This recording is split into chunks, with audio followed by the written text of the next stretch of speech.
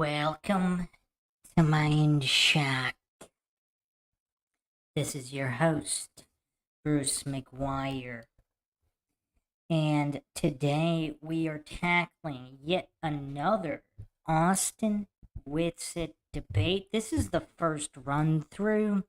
So what I've been doing lately is doing run through analyses just so I can get them done kind of quick and then decide whether or not to put in all the resources to run it through the logical fallacy system.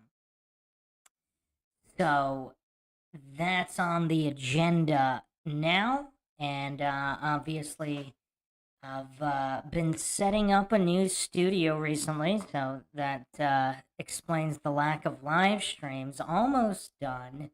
I know a lot of people like this setup and the way my voice sounds here, but many also complain.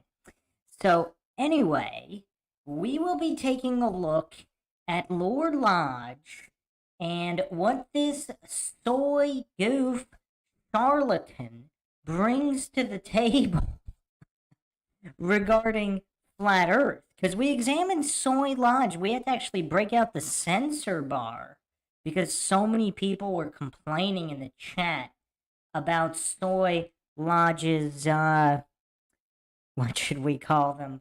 Chesticles. Here he's wearing a black shirt, so it seems to be quite obscuring. So hopefully this will be fine. Hopefully he learned his lesson. But it was quite painful. I mean, this guy stacks fallacies pretty high. He's revealed himself to be a true contender for the Dunning-Kruger crown, although not many can measure up to the Dunning-Kruger prowess of Craig of Fight the Flat Earth. But we will see how close this Lord Lodge goof can get. As always, if you find the MINDSHOCK podcast interesting and informative, want to help support the podcast, want to help see more logical analyses and help logic and reason return to a world where it is quickly going extinct, as Soy Lodge has demonstrated in the past, and we will see if he continues to demonstrate here. You can donate to our PayPal. Just check the link in the description. You can also become a YouTube member right here on YouTube. Help support the channel that way. Make sure to subscribe, like, and share. Twitter, Facebook, Reddit, Patreon.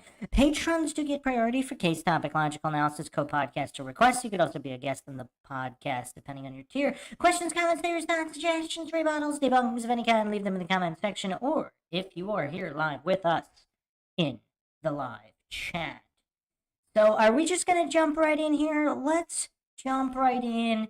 If this is the first Austin WITSIT debate someone is listening to, I mean, anybody who's a fan of debate, forget topic. Austin WITSIT is a savant. I mean, this guy's like the Michael Jordan of debate. Very, very impressive. Always interesting and entertaining to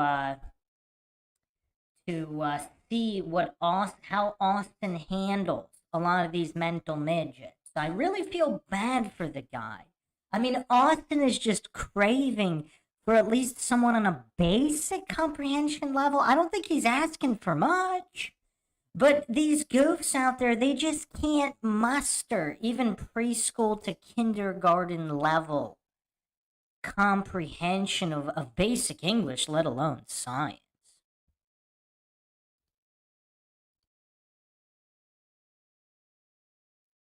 The official.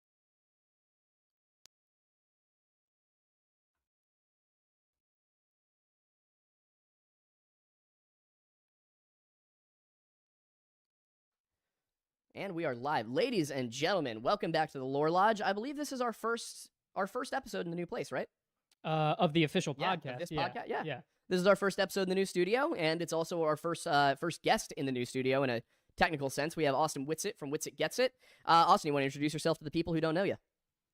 Yeah, my name's Austin. I, like you said, have a channel, WITSIT Gets It. Pretty censored, but more so by way of shadow banning. But yeah, so I primarily talk about cosmology. Alternative cosmology is what I like to call it. And just bring up some stuff people haven't always heard of. And yeah, it's an interesting combo. All right. So, and I think a good place to start with these, because it's like really any school of thought, seems like there is something of a there are sects. It seems like within your community, right? I've seen people say that the Flat Earth Society, for example, is a government-run psyop meant to trick people.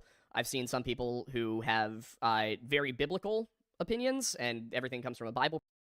Not sure what this has to do with anything. I mean, as we established when in the first analysis of Soy Lodge here, this guy doesn't even have the basics down. He doesn't understand burden of proof, and he's continuing to prove that here, or even the basic scientific method.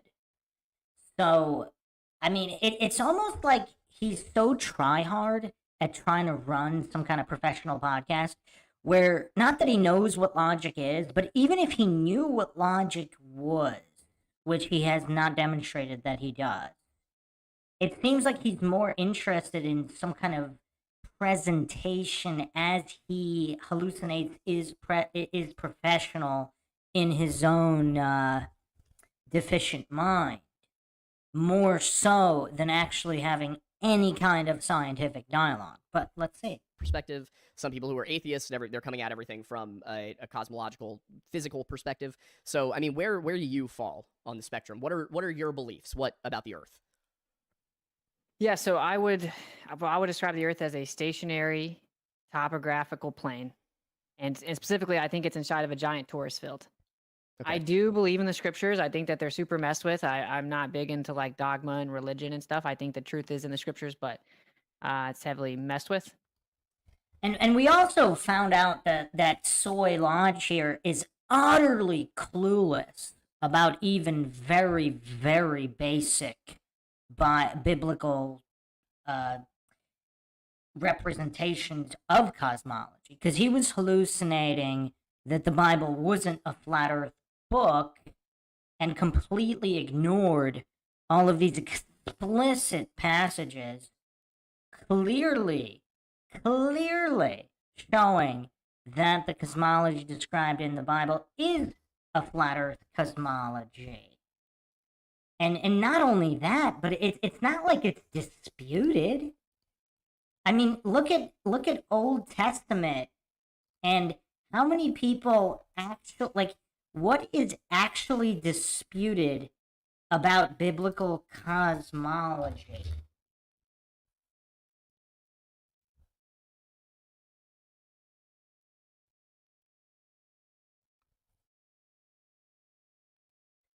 I'll bring up the graphic here.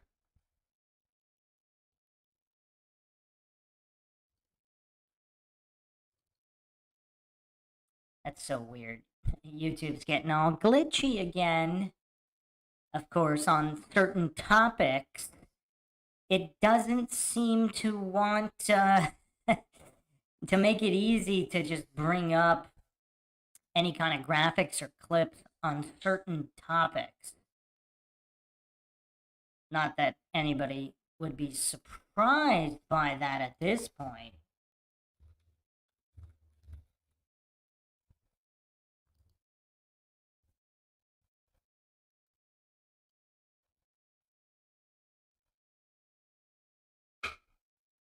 I'm gonna try to get it anyway. Brute force spam is how we gotta get some of these graphics up.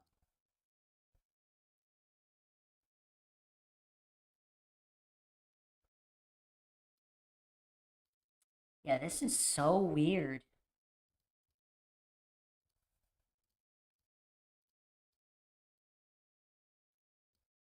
Give me another minute. I should be able to get it working.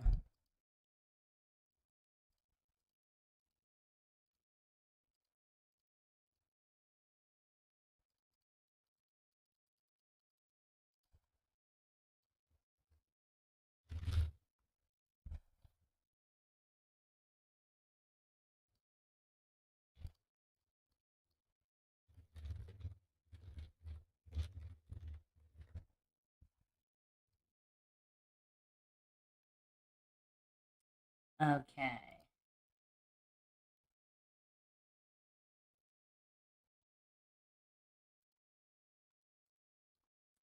One more. I got it. I got it.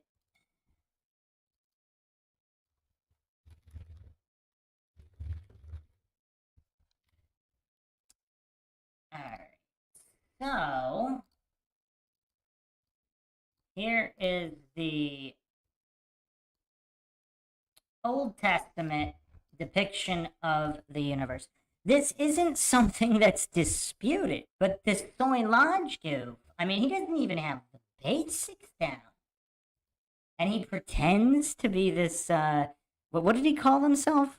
Some kind of Bible, I forget the credential he hallucinated for himself. Just give me a second. I want to make sure the stream is good.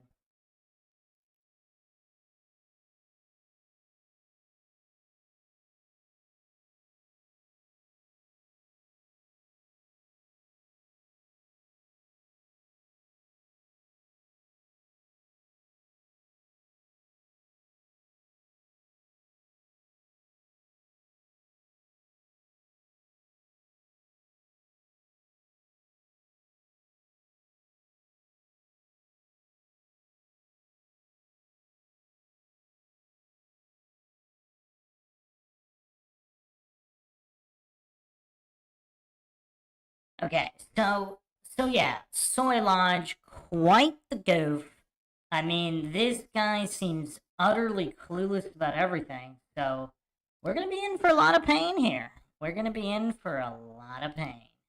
And just to tell you, like, so the reason people think Flat Earth Society is kind of misinfo is because it says some crazy things. You know, it says like the Earth's a disk flying up in space, and so most people, even flat earthers, think that's insane. Right. So they just kind of say that it's controlled op. And then, actually, I will also correct that there's really not very many atheists per se, because I guess if the Earth's in the center of the universe, the logical follow up is like, well, how to get there? You know. Yeah, But I guess maybe yeah, that's atheist, kind of a general. Maybe atheist wasn't the right terminology, but people who don't ascribe to any particular religion. Yeah, absolutely. Wait, what? So the guy doesn't know the definition of atheist? Oh, man. Oh, man. This is going to be quite painful. Big heads up, people.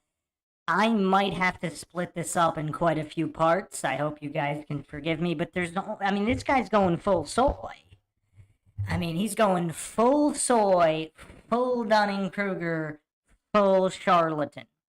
Absolutely. That's probably majority, actually. Okay, so because that was what was very interesting to me was as I was looking at some of the early stuff, there's a lot of Bible references to it, and I mean, I'm just for full transparency, I am also a Christian. I'm a Methodist. Is he really? Or is he doing the devil's work here, pretending to be a Christian while preaching everything anti-Bible, anti-Christian? Like a false teacher, false prophet, like Michael Knowles. If you haven't checked out Michael Knowles' complete obliteration at the hands of Pearl Davis, check that out. That's a good example of a guy pretending to be a Christian while doing the devil's bidding. Went to college for medieval studies and religious studies, so really shows how much that indoctrination facility known as college is worth. You know, I'm in the boat of being a Christian very much, but I perceive false premise, logical fallacy there. Of the scriptures a little bit differently than a lot of the flat Earth people do. But I guess to kind of dig down a little bit deeper in. Not comprehending basic English is what he calls digging deep. Being different, aka he doesn't have the basic mental capacity required to understand what the Bible clearly says. So he has to pretend that his view is somehow valid but different.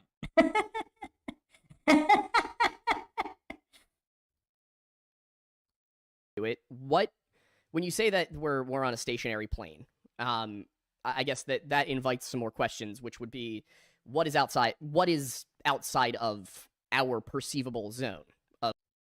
Well, why would you need to know that? So if you live on an island and you can determine it's an island, You don't need to know what's way across the ocean to know that you're on an island.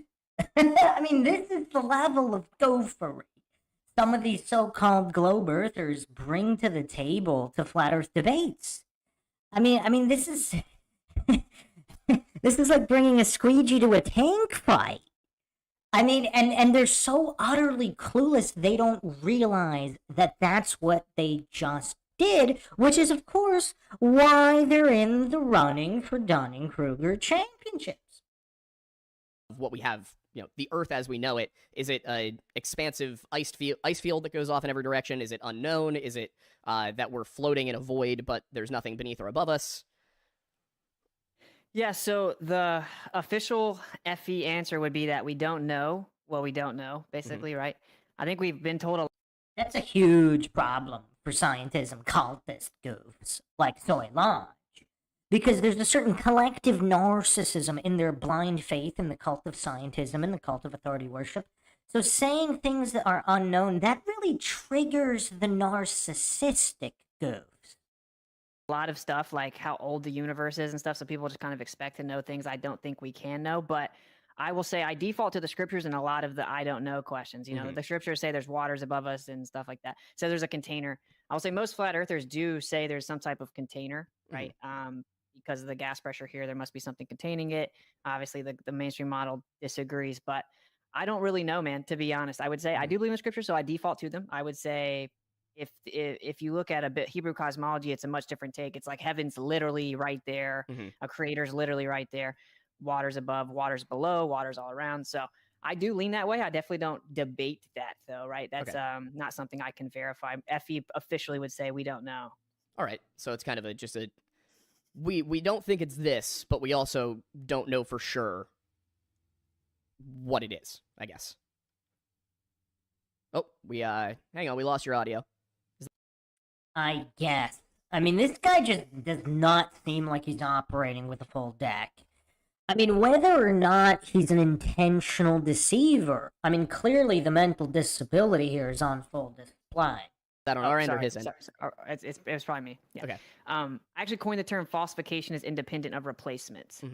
And so that's kind of like, I think, the way that most flat earthers approach this. You know, because like I could make up stories. I actually think I have pretty good ideas about what it could be to answer a lot of the questions, but I would like to be very clear and say this is speculation, man. I can't go below the earth. No one's been further than 8 miles. So anyone claiming to know what's below 8 miles is just guessing, right? Whether it's a model or whatever. So FE is much more like, look, let's test. I mean, look at that feminine adjustment of the microphone. I mean, he even adjusts his microphone with off-the-chart soy levels. I mean, you can see the soy practically oozing from his pores. I mean, this is going to be so painful. We're in for a lot of pain, people. I mean, I know I claim we don't know anything for sure here. The motto of MINDSHOCK is the only thing we know for sure is that we don't know anything for sure. I might have to break that motto. Because I think I'm pretty sure we're in for a lot of pain and a lot of soy. That's what we can, and it doesn't really comport with what they said is going on, and that's where we are, you know. Okay. I mean, is it just me, or the way that he's just curling his hand to adjust that microphone? I mean, I've never seen anybody adjust the microphone that feminine. Okay, gotcha. And so I guess the next logical step in terms of questions would be, and why does the microphone even need adjustment? I mean, it's on that stand. I mean, did his fondling of the microphone actually shift any kind of position or do anything? Like, what was the point of that? Or is he just this triggered at this nervous and he knows the obliteration that's about to come? I mean, this is a toddler. This is a toddler who got pushed onto the basketball court with Michael Jordan. Some of the really early flat earthers, the Robotham, the Universal Zetetic Society, and then after that, the International Flat Earth Research Society, which was Samuel Shenton, and I believe Daniel Shenton of the modern Flat Earth Society is actually not related to him, but Samuel Shenton in the 1970s or 1950s and 60s, and then after him, Charles, name's escaping me, Johnson. That sounds right. Yeah. After that, for the International Flat Earth Research Society, they had some pretty discreet, explicit beliefs about certain Discreet? Does he not know what the word discrete means? What? I mean, this guy's not even on a kindergarten level English comprehension ability. I mean, why is he even on the internet? I mean, is there nobody around him? Okay, does everybody around him hate him this much that they just want to laugh at him humiliating himself on the internet? I mean, is this what this is? Is his family and friends just playing a cruel joke on him right now? Things like where the sun and the moon are. So I guess my next question would be, in your flat Earth cosmology, where are the sun and the moon, and how big are they? I guess. He says "I guess" a lot. I mean, you can tell that he just doesn't have the mental capacity to speak clearly and succinctly. I mean, this is going to be so painful. Wow, this might have to be a 20-parter. I'm already having trouble here. I am having trouble here just dealing with this amount of soy and this amount of mental disability combined. Yeah, so like I said, I don't know the answer to either one of those things. Now he's playing with the cord, with his headphone cord. I mean, is like a woman playing with her hair. I mean, is he just that infatuated with Austin Witts? I mean, what is he doing with that cord right there? We have an angular size of the sun, obviously. Is everybody seeing this? I mean, he's playing with the cord like a woman plays with her hair. But how big the actual sun is, I have no idea. Mhm. Again, I default to scripture as to what I personally think when it comes to things like in the heavens, right? I think that there's a firmament, there are layers to it, there's the night light, the daylight, there are stars further than the sun and moon, etc. But I will say the evidence shows pretty clearly that the sun we see is just an apparent position. So basically, each observer kind of has their own personal sun. And even in the globe model, right? Oftentimes the sun isn't That headphone cord is still bouncing. actually where you see it. So really, regardless of what you think of the Earth, what we see in the sky isn't always what it's made out to be. Yeah, they make claims like 3,300 miles and 33 miles wide. I mean, think about the level of mental disability to not even be able to sit there in a composed fashion without fondling microphones, without curling headphone wires. I mean, wow. Wow. I don't make those claims at all. I don't think we know the actual position. The evidence shows that we couldn't possibly know those things. So I kind of stay away from like making definitive claims about the sky. That's what got us in this mess. All right. I think I can respect that a lot more than some of the other stuff I've come across. I can tell you that. When I read, I mean, look at the narcissism here. Because it's not about the truth for this guy. This guy's such a narcissistic goof.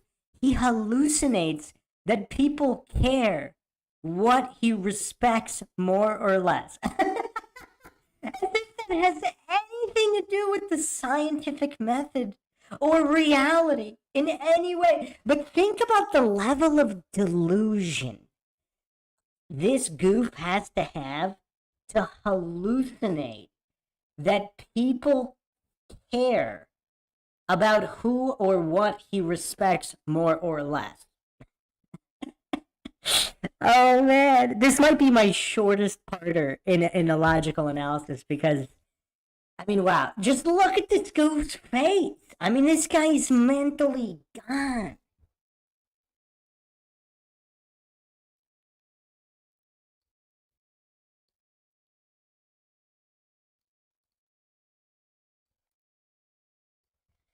I mean, does this look like a guy that's all there in the head? I mean, does it? Does it?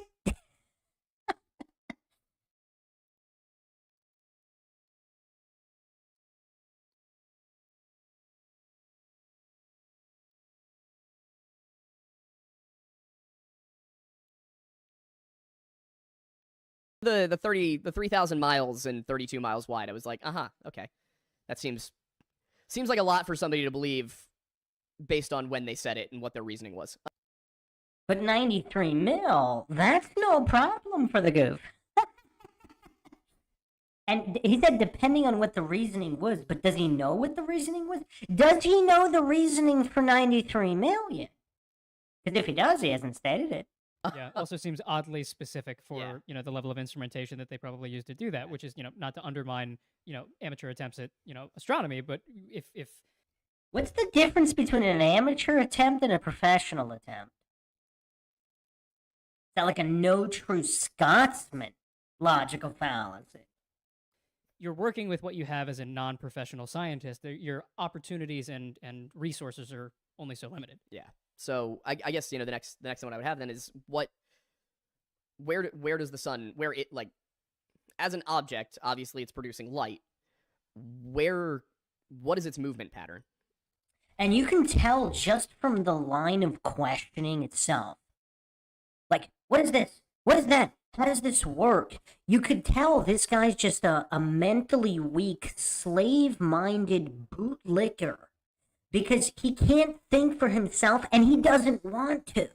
He doesn't want to. He wants a priest to give him the answer so he could put blind faith in the priest's answer instead of utilizing the scientific method. Instead of utilizing logic and reason to deduce for himself. That he can't do.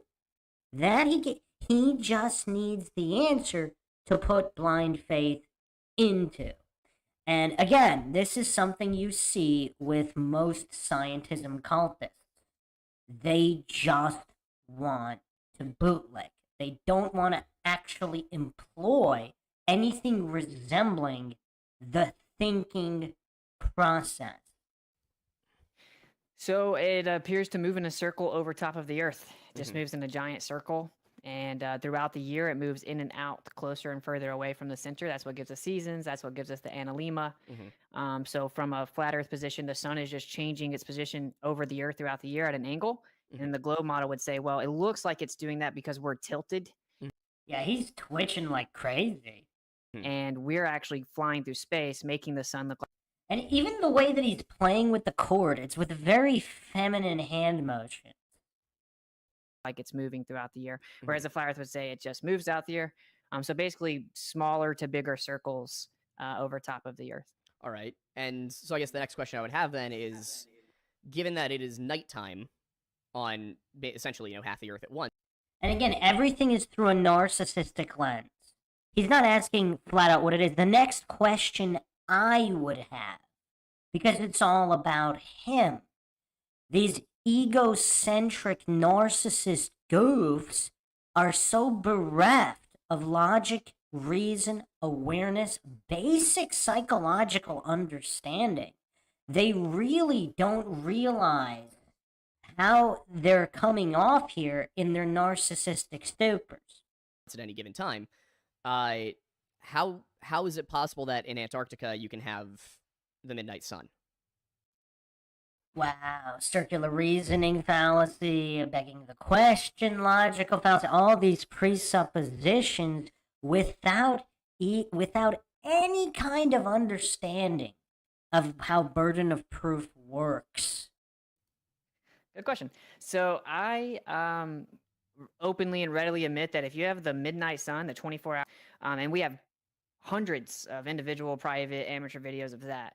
24-hour sunlight also wouldn't be a problem for flat Earth. There's something called coffee cup caustic. So if there's like a container, the light will reflect around the whole room. It's actually a very cool effect. It's called coffee cup caustic. So like if you have your coffee by the window, the light will come in and it'll light up the rim. So you could have 24-hour lights in the south, right, on the flat Earth. But as to seeing the sun in the sky for 24 hours do 360 around you, that doesn't really match what we say, right? But there doesn't really seem to be substantial evidence that exists. In fact, the popular video that got like hundreds of thousands of views was passed around everywhere. We found out was doctored. It was literally faked. They layered the top, they connected and looped the top to the beginning to the end. Then another one was faked. And so that's kind of sketchy. There's also 24-hour cameras in Antarctica from like a government research development facility, and it cuts out like 8 hours each day. It's supposed to be 24 hours, and we contacted them. They said they don't have the bandwidth to do the full 24 hours. So, so they have the bandwidth to do infinite television channel streams all over the world. There's bandwidth. I mean, there's broke people with webcams doing 4K, with cheapo 4K webcams doing 24-hour streams.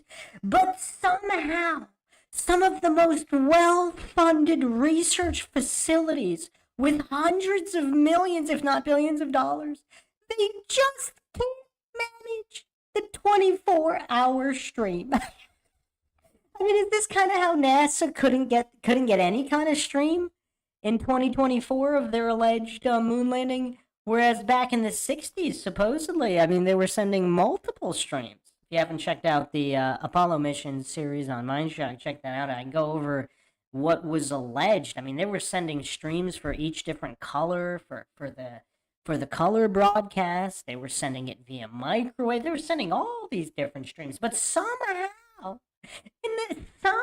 now today they just don't have the bandwidth. There's a reoccurring theme that when it comes to verifying that the sun's in the sky for 24 hours in the south, it's not the case. And one more thing, I know someone that used to work for NASA actually, and he was stationed in Antarctica for 6 months. Now this is anecdotal, obviously, but he did work for NASA verifiably, and he said he never saw the sun for 24 hours. So that's kind of the answer to that. And look at WITSIT calling out his own fallacy, the anecdotal logical fallacy, as he makes it. I mean, look at that honesty. You'll never find that kind of honesty from Soy Lodge. I don't even claim to have an answer as to why you would see that on a flat Earth. I don't think you would. I think you would see it set, and I think you would have daylight. And so yeah, as you know, I'm sure we can't really privately and freely explore there too easily. Hasn't there been somebody offering that for several years now, though, to do a guided tour across, like, to the South Pole? So that's some more claims. This is what's so interesting about this too. I mean, and look at the goof's face. He every time he opens his mouth, he clearly demonstrates he doesn't understand how burden of proof works. I mean, anybody can offer anything, but the burden of proof is on positive claims. One is not called upon to prove a negative. But this goof can't grasp it. I mean, he's too busy clutching his microphone in a feminine fashion. This always happens. So one guy offered to do it, and a bunch of flyers were going to go. A bunch of money got raised up, and he stole the money. I have the video slightly sped up just so it doesn't take forever.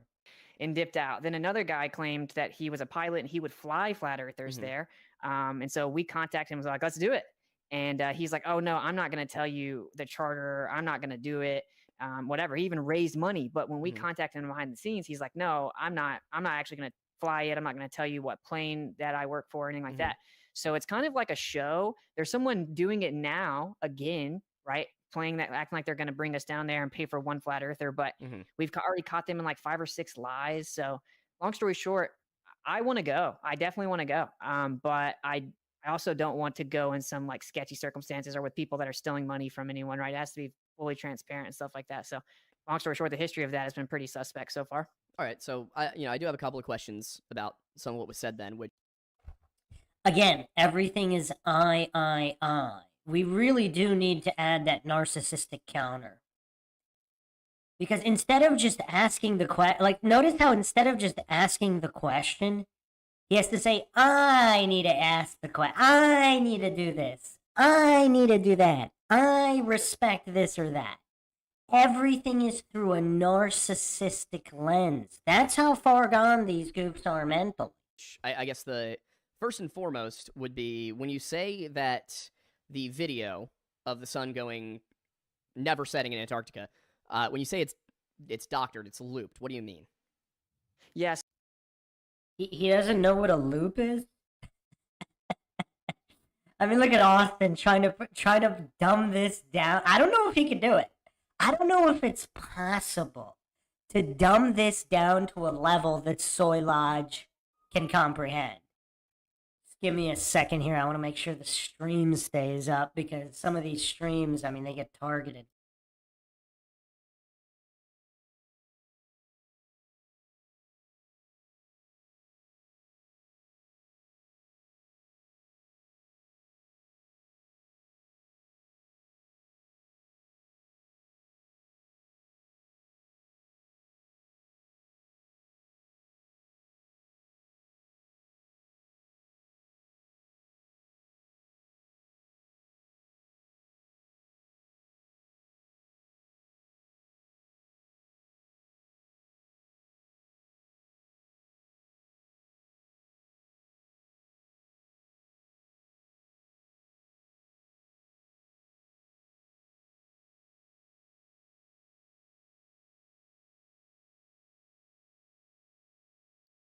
We should still be good.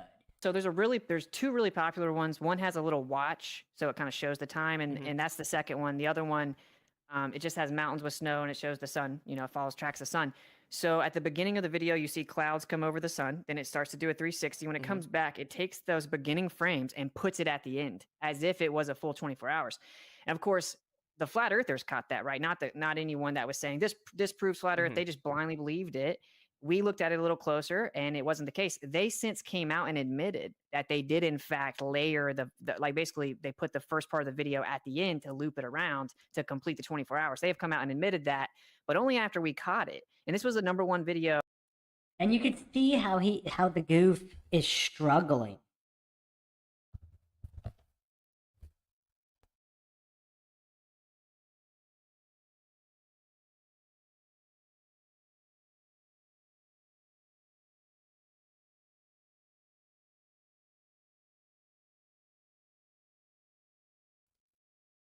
I don't think he can process any of this. Are we getting an echo here? I'm hearing an echo. Testing. Okay. Should be good now. Okay. Yeah, it's like he can't process that something could be faked by the scientism cult.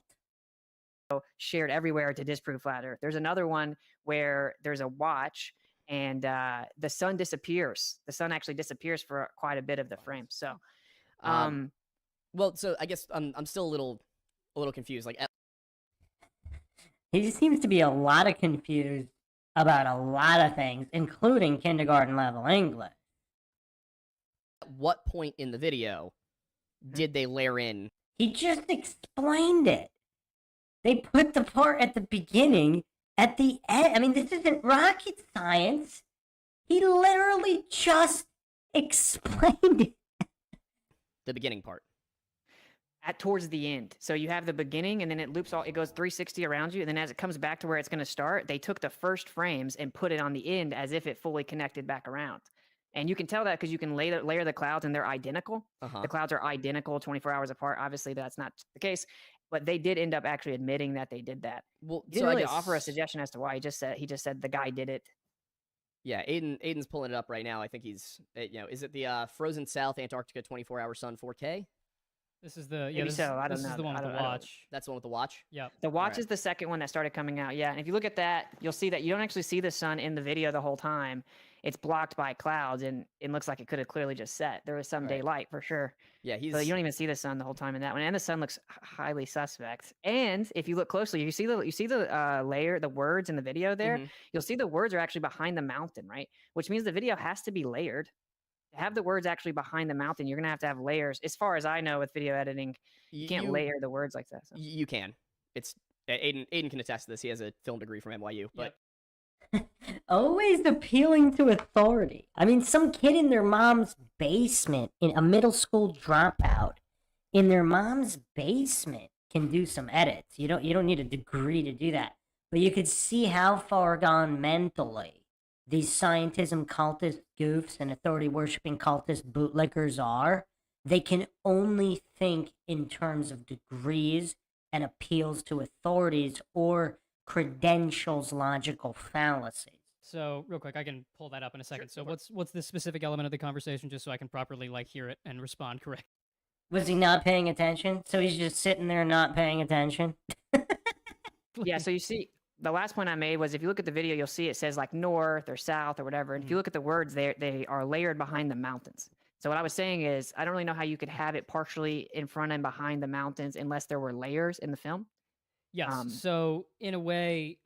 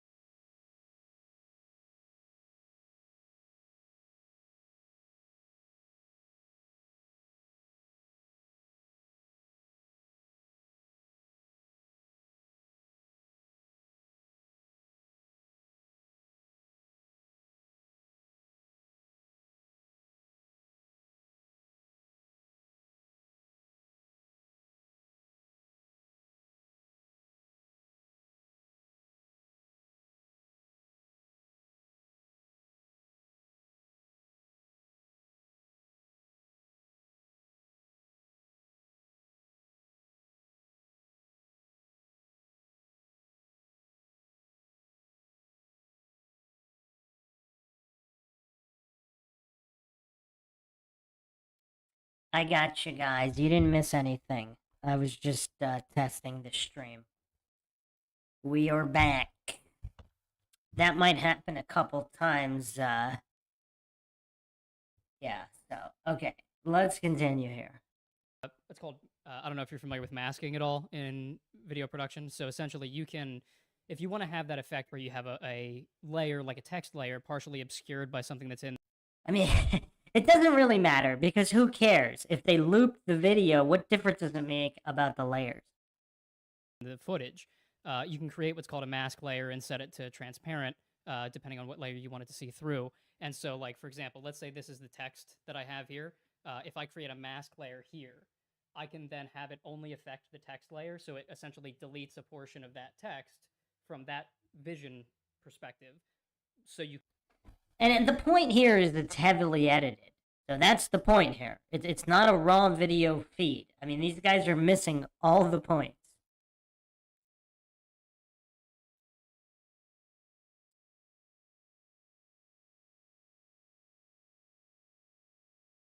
South to West says he went to Soyola University. can see the video behind it.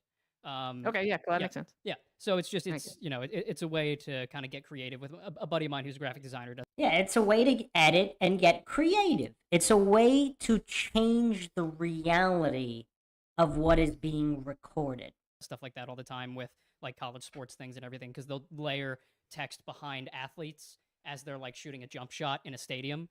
So it'll be in front of all the bleachers but behind the So again, the main point here, the video is manipulated and edited. athlete just as a way to kind of like make it a creative Yeah, that makes thing, sense to me. whatever. Yeah. Yeah. Yeah, cool. Obviously, the major problem with the video is actually that you just don't see the sun for 24 hours in the video. The sun itself isn't actually visible the whole Yeah. video. We're You'll see trying it, to- you see it's gone for a long Yeah, I'll time. pull it up here shortly. You could just pull it up over Austin. Yeah, but I'll do it just to He's playing around with the picture-in-picture settings. Yep. While he does that, because I want to make sure I understand. Yes, always improving in the chat. They are acting like they are correcting him when they are proving his point. Yes, but these narcissistic goofs are so far gone mentally into the cult of authority worship, they're only playing gotcha games to indulge their narcissism. Like, they think they got a brownie point by explaining how certain text masks can work and missed the entire point of what Austin was saying. And Austin never even argued with them about it. So, yeah, it's pretty hilarious. What you mean before I try to argue with it. But so I guess from what I'm understanding though, if somebody were to take you up in a plane and fly, from Chile or sorry, I guess Argentina. What's at the bottom of? It's Argentina, right? Yeah.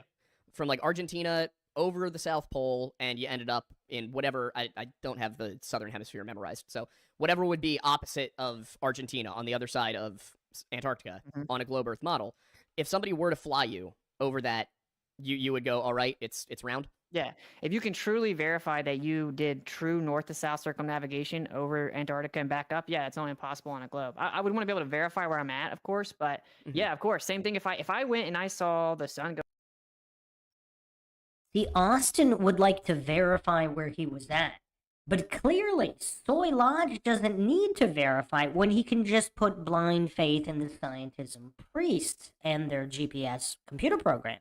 Around me 360 for 24 hours, right? Like I'd be like, okay, this matches the globe. It doesn't match the flat Earth. But again, the guy that got the north to south circumnavigation record actually went down, went to the South Pole, then turned around and went back up, and still was given the record, even though he didn't actually. His original route was to go over Antarctica and come back. He actually cut back up, and they gave him the world record for it.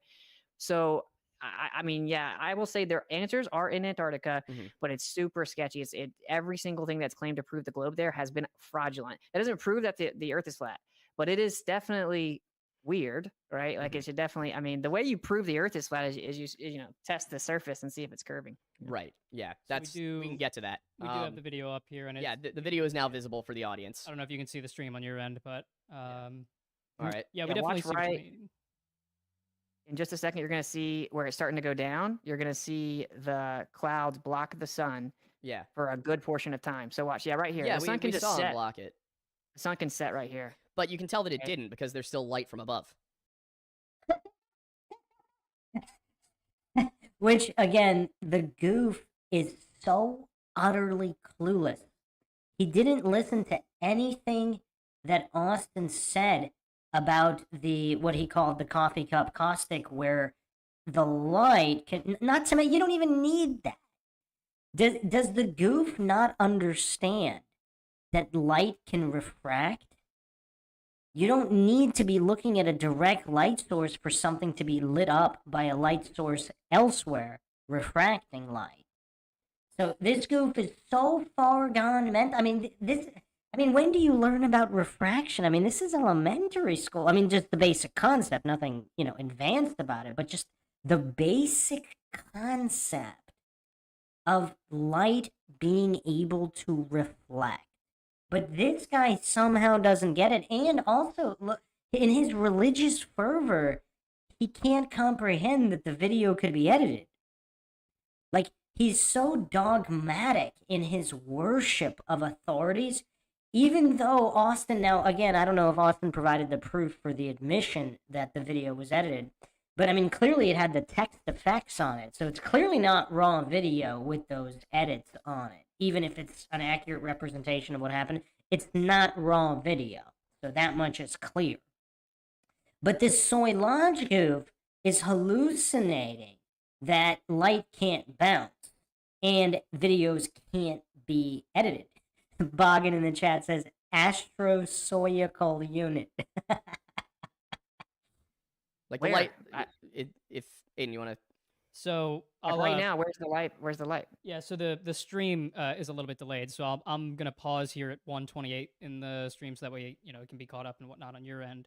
But so I'm gonna play a little bit, so you can See where the sun is. the bright spot behind the clouds here, and it kind of just remains there, and then also I don't see any bright spot where he put that mouse pointer.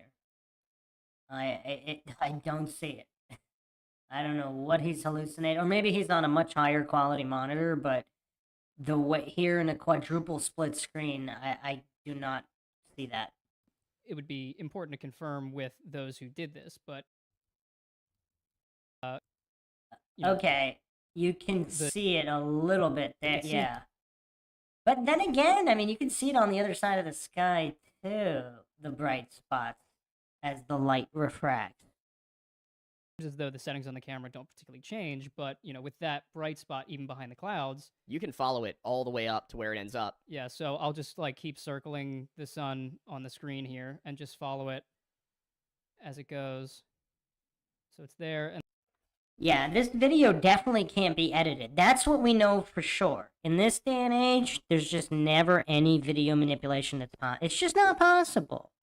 Pokemon Trainer 5678 in the chat is on point. It's just not possible. then you can see the bright spot still behind there. It's starting to rise again. There's the bright spot there. And then it's rising, it's rising, it's rising. And then you can see it's very faint, but Gonna it's come still out in just a there, couple and of it should seconds. come out right about up here. Yep. Yeah, I've seen the video probably 30 times, bro. Like, yeah, you don't see Yeah. the sun the whole time. If that cuts it for you guys, that's cool. It Yeah. wasn't for me. Well, if the sun had set, I mean, do all the Bigfoot and ghost videos cut it for these guys? Because if videos can't be manipulated, I mean, there's hundreds, there's thousands of Bigfoot and ghost videos. would it not have gotten dark?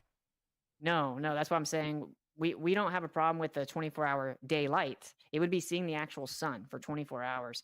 These have been doctored and faked. There are 24-hour cameras for a government institution that never shows the 24-hour sun. We've called them and they say they don't have. And look how these two goofs completely ignore the point Austin is making. Now, if Austin can back that up, but they're not even asking him for evidence. They're just completely ignoring all of this. They're just ignoring absolutely everything.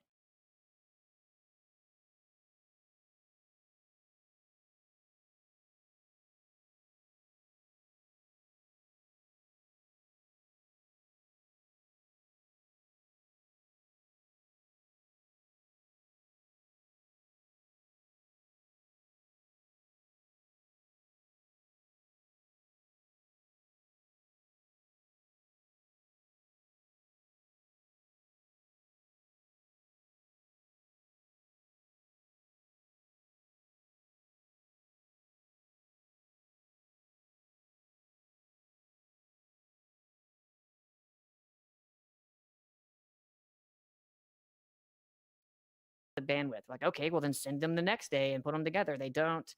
There are 10, 15 cameras that should catch this every day, all day. And then the one popular one that Pokemon Trainer 5678 starting to psychologically project here. We always appreciate the trigger Dunning-Kruger goofs that invade the chat. So hilarious. Proving the points against themselves better than anybody else ever could. Just like Soy Lodge here. got around was proven to be fake, only admitted fake once we caught it. Now we got this where the sun rays don't even change the whole time. So and then it goes behind the clouds and there's a hot spot there. So if I really wanted to believe the globe was true, I could look at this and be like, that's good enough. But for someone that's actually went and seen mountains from 300 miles away, right, I need legitimate evidence. Not So- like, I think the sun's probably behind the clouds when it could just be fake. I would argue it's not really a think here. It's a Yeah, sun's definitely behind the clouds. You can trace the hotspot all the way. That would be my argument. But I would also point out that like you can tell the angle of So his argument is that videos can't be manipulated. They can't be edited in the 2020s.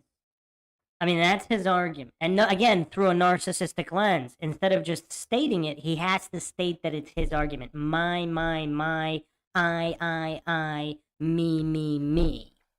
This guy's narcissism off the charts. the light, and it's clearly coming from above, not out. You know, in the video, it's if you look at where the light is coming from, the whole way through, you can tell it's coming from above, not outside. See light gets super close to the horizon, and then it basically gets dark where it gets more evenly distributed out.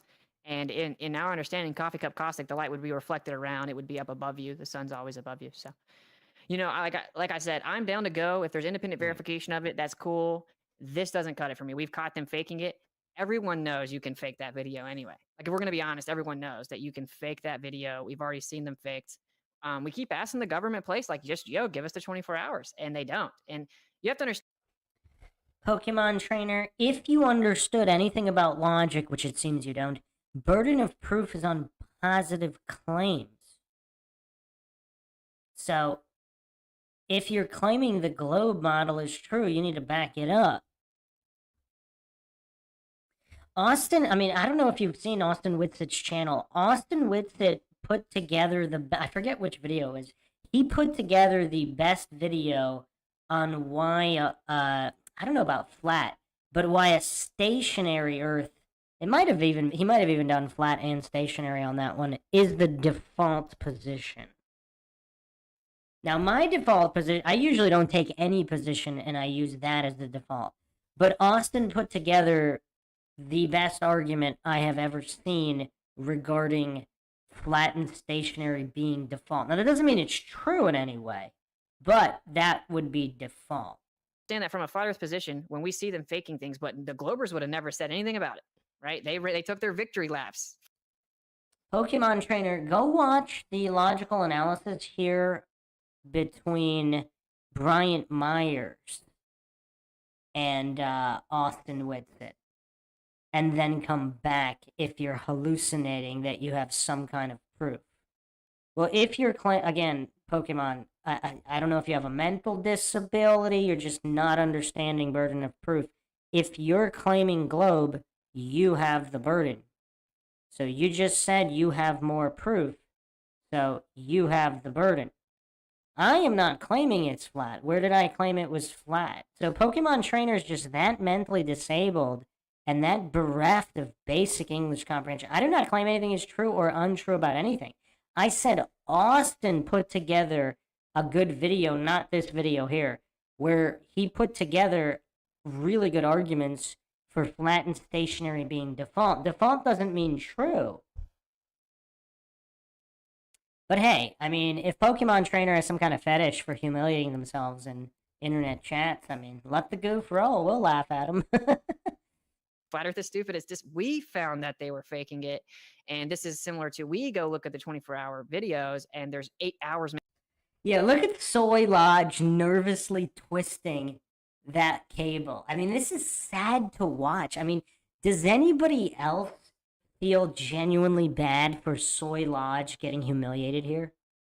I mean, his family and friends must just absolutely hate him. I mean, it's hard to blame them. I mean, who could put up with this narcissistic goof? Now, if he has a mental disability, it's not his fault. I mean, just he needs better tutors. He just needs better tutors to help him handle the narcissism.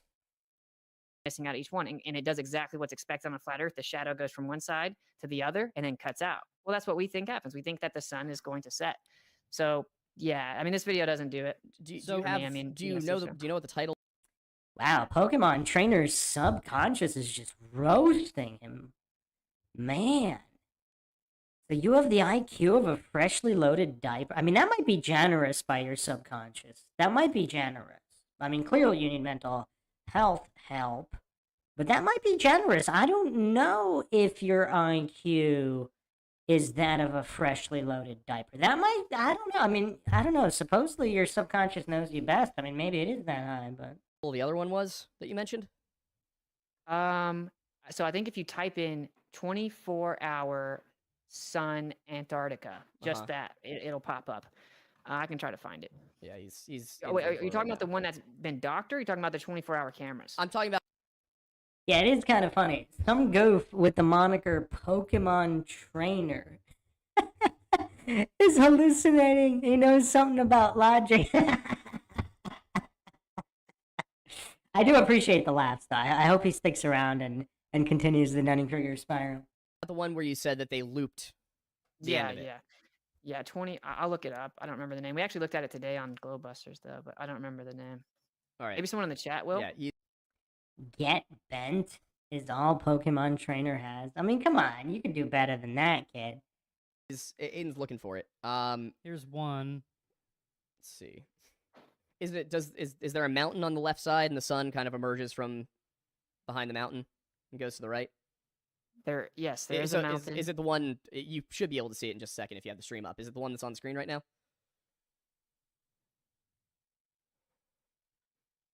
I don't see it yet. No. It's not this one? This one is in Alaska. This is actually in the north. Oh, Aiden. Oh, my bad. It's fun. No. That's funny. I mean, the guy is such a master. His degree from film school somehow his degree from film school is not enough to not understand that Alaska and Antarctica are not in the same place. I mean, he does have that degree from film school. Doesn't that make him infallible? According to Soy Lodge, that should make him infallible. It's not his fault. It's not his fault. It's not his fault. When you type it in, it brings up Alaska, which is super weird. Honestly, knowing how Google's algorithm works, I'm not surprised. They try to predict what they think you're actually looking for, and a lot of the time they're wrong. I used to work in SEO, so I got very used to. Here's a time lapse of the midnight sun. Following the time lapse of the midnight sun is seen from Scott Base. I wouldn't know. I don't know. Well, I'm thinking about if you have the stream, you might be able to share. Maybe if you share your screen with him so we can see what we're looking at. Yeah. Because I think this is an important part of the discussion, because you don't think it's weird that videos got hundreds of thousands of views and were faked? Well, that's the thing I'm trying to figure out, is was it actually faked? Because it's for sure they admitted. Again, a complete misunderstanding of Burner. I mean, were all those ghost videos fake? I mean, maybe they're all real. Let's just assume they're all real. That's Soy Lodge's position. It was faked, yeah. Well, when you say they admitted it was faked, is it that they admitted the entire video was faked, or did they say, well, yeah, at the end we looped in the... Wait, what's the difference? I mean, wow. I mean, this is so weird. He doesn't have the mental capacity to comprehend that doesn't matter. If someone makes a ghost video and they say, oh yeah, we looped this part, are you going to trust any of the video? I mean, is this like taking the serial killer's word for it in court? Like, he's going to provide his own security tapes of where he was. I mean, it should be good enough, right? Beginnings that it loops properly. Wait, so it loops properly? Why would it need to loop? Wait. This guy... So it loops properly? If you're presenting a 24-hour video, why would it need to loop, let alone loop properly? Wow, we're in for a lot of pain. I mean, I don't know how much longer I can handle this part, but yeah, I mean, this is tough. This is tough. This group's hallucinating it. I mean, this is just really tough. Like, does he not understand how dumb he sounds here?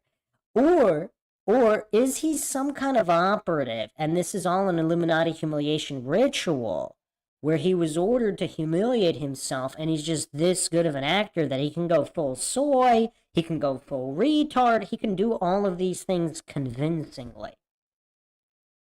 Because that's a different thing than it being totally fake, you know? Looping properly is a different thing than it being totally fake. Oh, wow. I mean, this is a red herring logical fallacy. I mean, yeah, a diversion logical fallacy. I mean, it's just, the guy doesn't comprehend when you're faking videos. How you fake the video is not really relevant, is it? Because it is not a genuine video. So does it even really matter at that point? Well, they claimed it's the sun for 24 hours, and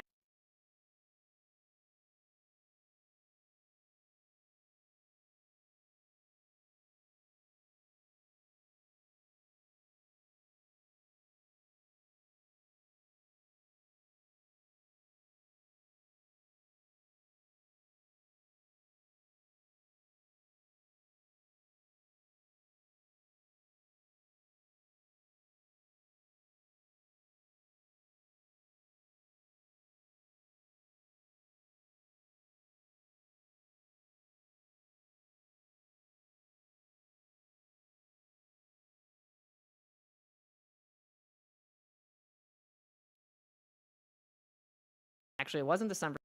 Don't worry, nobody missed anything. I just I pause the stream sometimes to get it to catch up, so it doesn't do any weird things. So if it goes silent for like 30 seconds or a minute, don't think that you're missing something.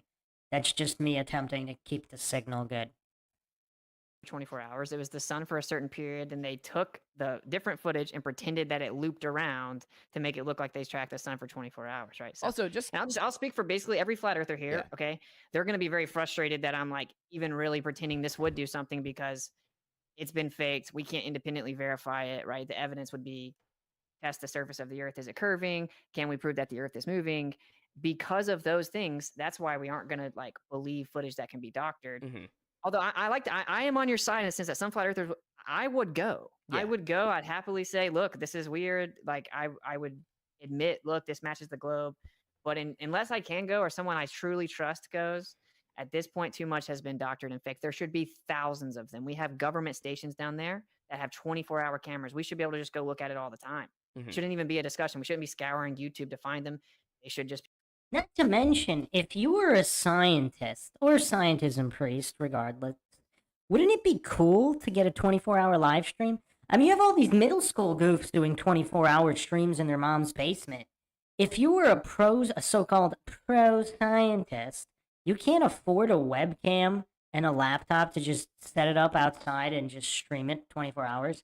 Like, wouldn't that be like a huge... Wouldn't that be just a huge feather in your cap if you're going to go work in Antarctica and to have a single... I mean, it's really not that hard. Again, I mean, people do this in their backyard. People do this in their basement. It's not that hard to do a 24-hour live stream. I think I have a 27-hour Jean-Benet Ramsey podcast stream somewhere. But, yeah, I mean, it's not like it's so prohibitive like it would have been in maybe like 1993 or something, where it might have been just too difficult to do, drop signals. I mean, anything post 2010, I mean, it would be easy to do a 24-hour stream. I mean, if it was legit, I mean, you would have dozens and dozens of scientists with that footage. Their own private footage, not even going through the facility. be readily available, and they're not, and that's weird, bro. Yeah, I can agree with you that like it would be nice if they were more readily available. I wish they would do that kind of thing. I don't know why. There's a number of reasons they might not that have to do with like national security, I guess. But Wait, they're filming. What are they talking about? National security? Nobody's talking about filming inside facilities. I mean, they're filming stuff all the time. Like They're taking pictures and video. I mean, why would there be national security issue about filming the sky? Like, if there's no national security issue for filming it for a couple hours, why would there be for 24 hours? Not to mention, like, what about the villages? There's actually... So you have here Villa Las Estrellas, which is in King George Island, Antarctica. It's a permanently inhabited outpost. King George Island, Villa Las Estrellas. And the inauguration was 1984. It has a summer population of 150 and a winter population of 80. So these random Chileans, like, they can't just get a webcam and film it for 24 hours. It's just impossible for some reason. It's just that impossible. I mean, what is this goof hallucinating? National security? National security in Antarctica? So American national security in Antarctica. We're not exactly the most trusting of the government here either. No, so definitely not. Just trusting of the scientism call. Either way, hiding something in Antarctica. Yeah, right? we're struggling to find the video. I would totally believe they're hiding something in Antarctica. I don't think it's an ice wall. I think it's. No, yeah. I like if the Earth wasn't flat, they're still hiding something in Antarctica. Like, they're doing stuff they don't want you to know about. Whatever, right? Like, yeah, they're definitely hiding something. We have officially reached common ground. Yeah, there we Yeah. go. Also, Well, just I'd to like to address do to address chat really quickly, when I said I work in SEO, I was actually agreeing with you. I was on your side there. Like, that's not something to make fun of me for. I was saying, yeah, Google has a funky algorithm, and sometimes they mess with you. Yeah. I'm on. Stop assuming everybody is your enemy about literally everything, because. Wow, this guy got triggered quick with that projection. Look at Austin. Austin looks like Jordan, who just slammed it in some goof's face. Just dunked on some goof. And the goof can't handle it. I mean, this guy is spiraling like a menopausal woman. Because it makes you look stupid. Not you, Austin. Whoever said that in chat. Oh, yeah. Specifically. People get extra on both sides of this. Yeah. Yeah. It's moot. But anyway, we're struggling to find the specific video you're talking about. So maybe if somebody in chat finds it, they can send it to one of the mods or something. It used to pop right up at the top, bro. But like I said, we found out it was fake. I mean, what do you think about the overarching idea? Because you put heliocentrism here. Have you guys ever maybe looked into that? You guys ever looked into the geocentrism thing? In what sense? Wait, this guy's this utterly clueless? He doesn't know what geocentric theory is? In what sense? He needs geocentrism explained to him?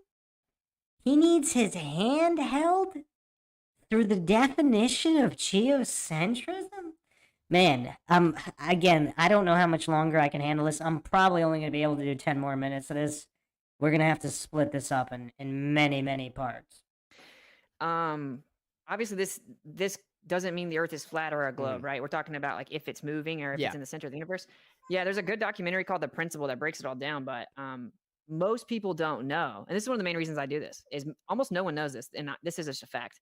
According to the mainstream model, everything that we see in the universe is identical to what we would see if the Earth was in the center of the universe.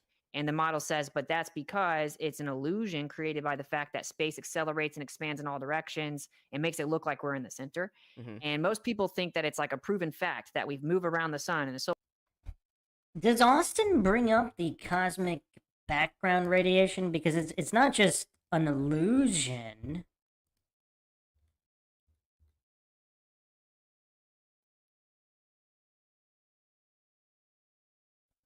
I'll bring up the graphics right now if YouTube lets me.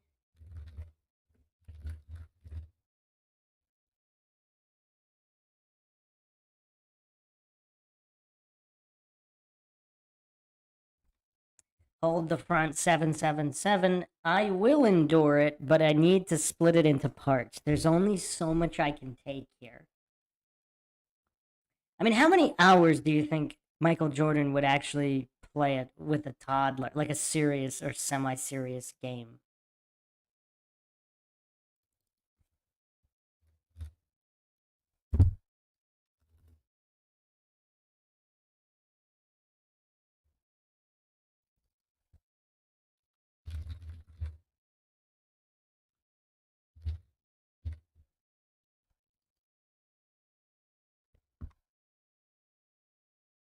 Yeah, I'm bringing up the graphics right now.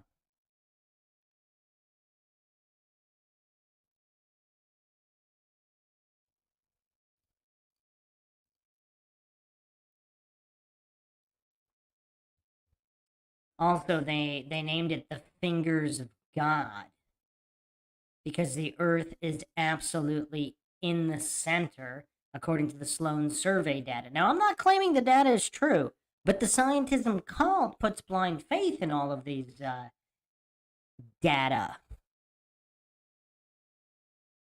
So this isn't some kind of assumption or hallucinatory illusion. The data that they supposedly got legitimately shows Earth as the center.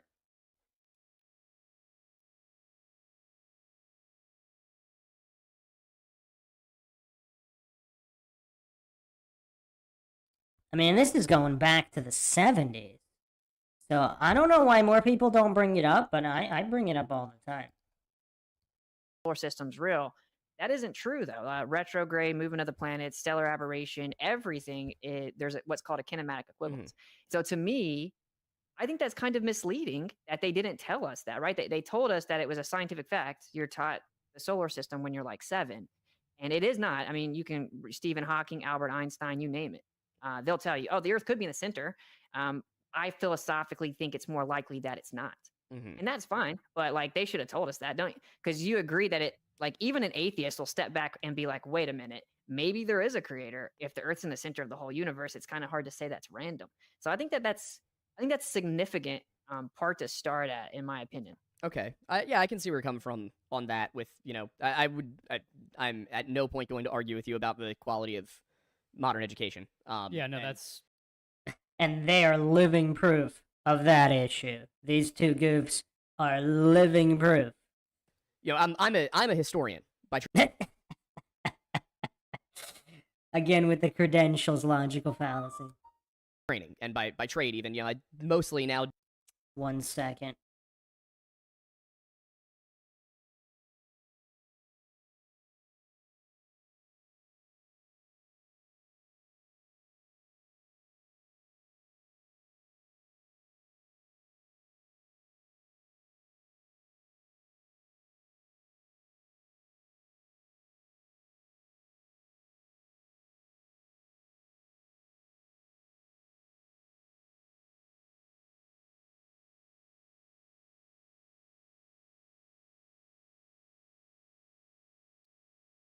Do investigative journalism of missing persons cases, but like I am a trained historian. That's what I went to college for, and That's what he went to an indoctrination facility for. looking at the way history alone is taught at the grade school level, it is you're not being taught history, you're being taught a narrative. Teaching history is Just like the scientism narrative. So you know what's weird here though? If he really does comprehend that the history, the victors write the history books, and there's an agenda and a narrative by the so-called powers that be, why is he this utterly clueless about recognizing corruption in the so-called field of science, aka scientism? Because if he can recognize it in one area, I mean, does this point to him being some kind of a shill, and this is all a mental disability act? Here's the primary source documents, here's what they say, here's how we combine them all together and look at the archaeological record and try and come up with that narrative that is then taught in the schools. Because, you know, when you go to school to be a teacher, you don't go to school for a subject and then become an expert in it, and then they send you out into the world with a lesson plan. They teach you how to teach, and then other people develop the lesson plan. And there's actually like entire national agencies that work on this that get they get professors and high school teachers and everybody together, and they say, all right, let's talk about, you know, how do we teach this? What does everybody need to know? And, you know, how do we temper it so that the high school level can understand it and it doesn't break their brains? Because honestly, if you study history for a living and you study it broadly, it breaks your brain. Like there are so many things that have happened. Over time, things happen. Shout out to Craig of Fight the Flat Earth, the one and only. Over time, things happen.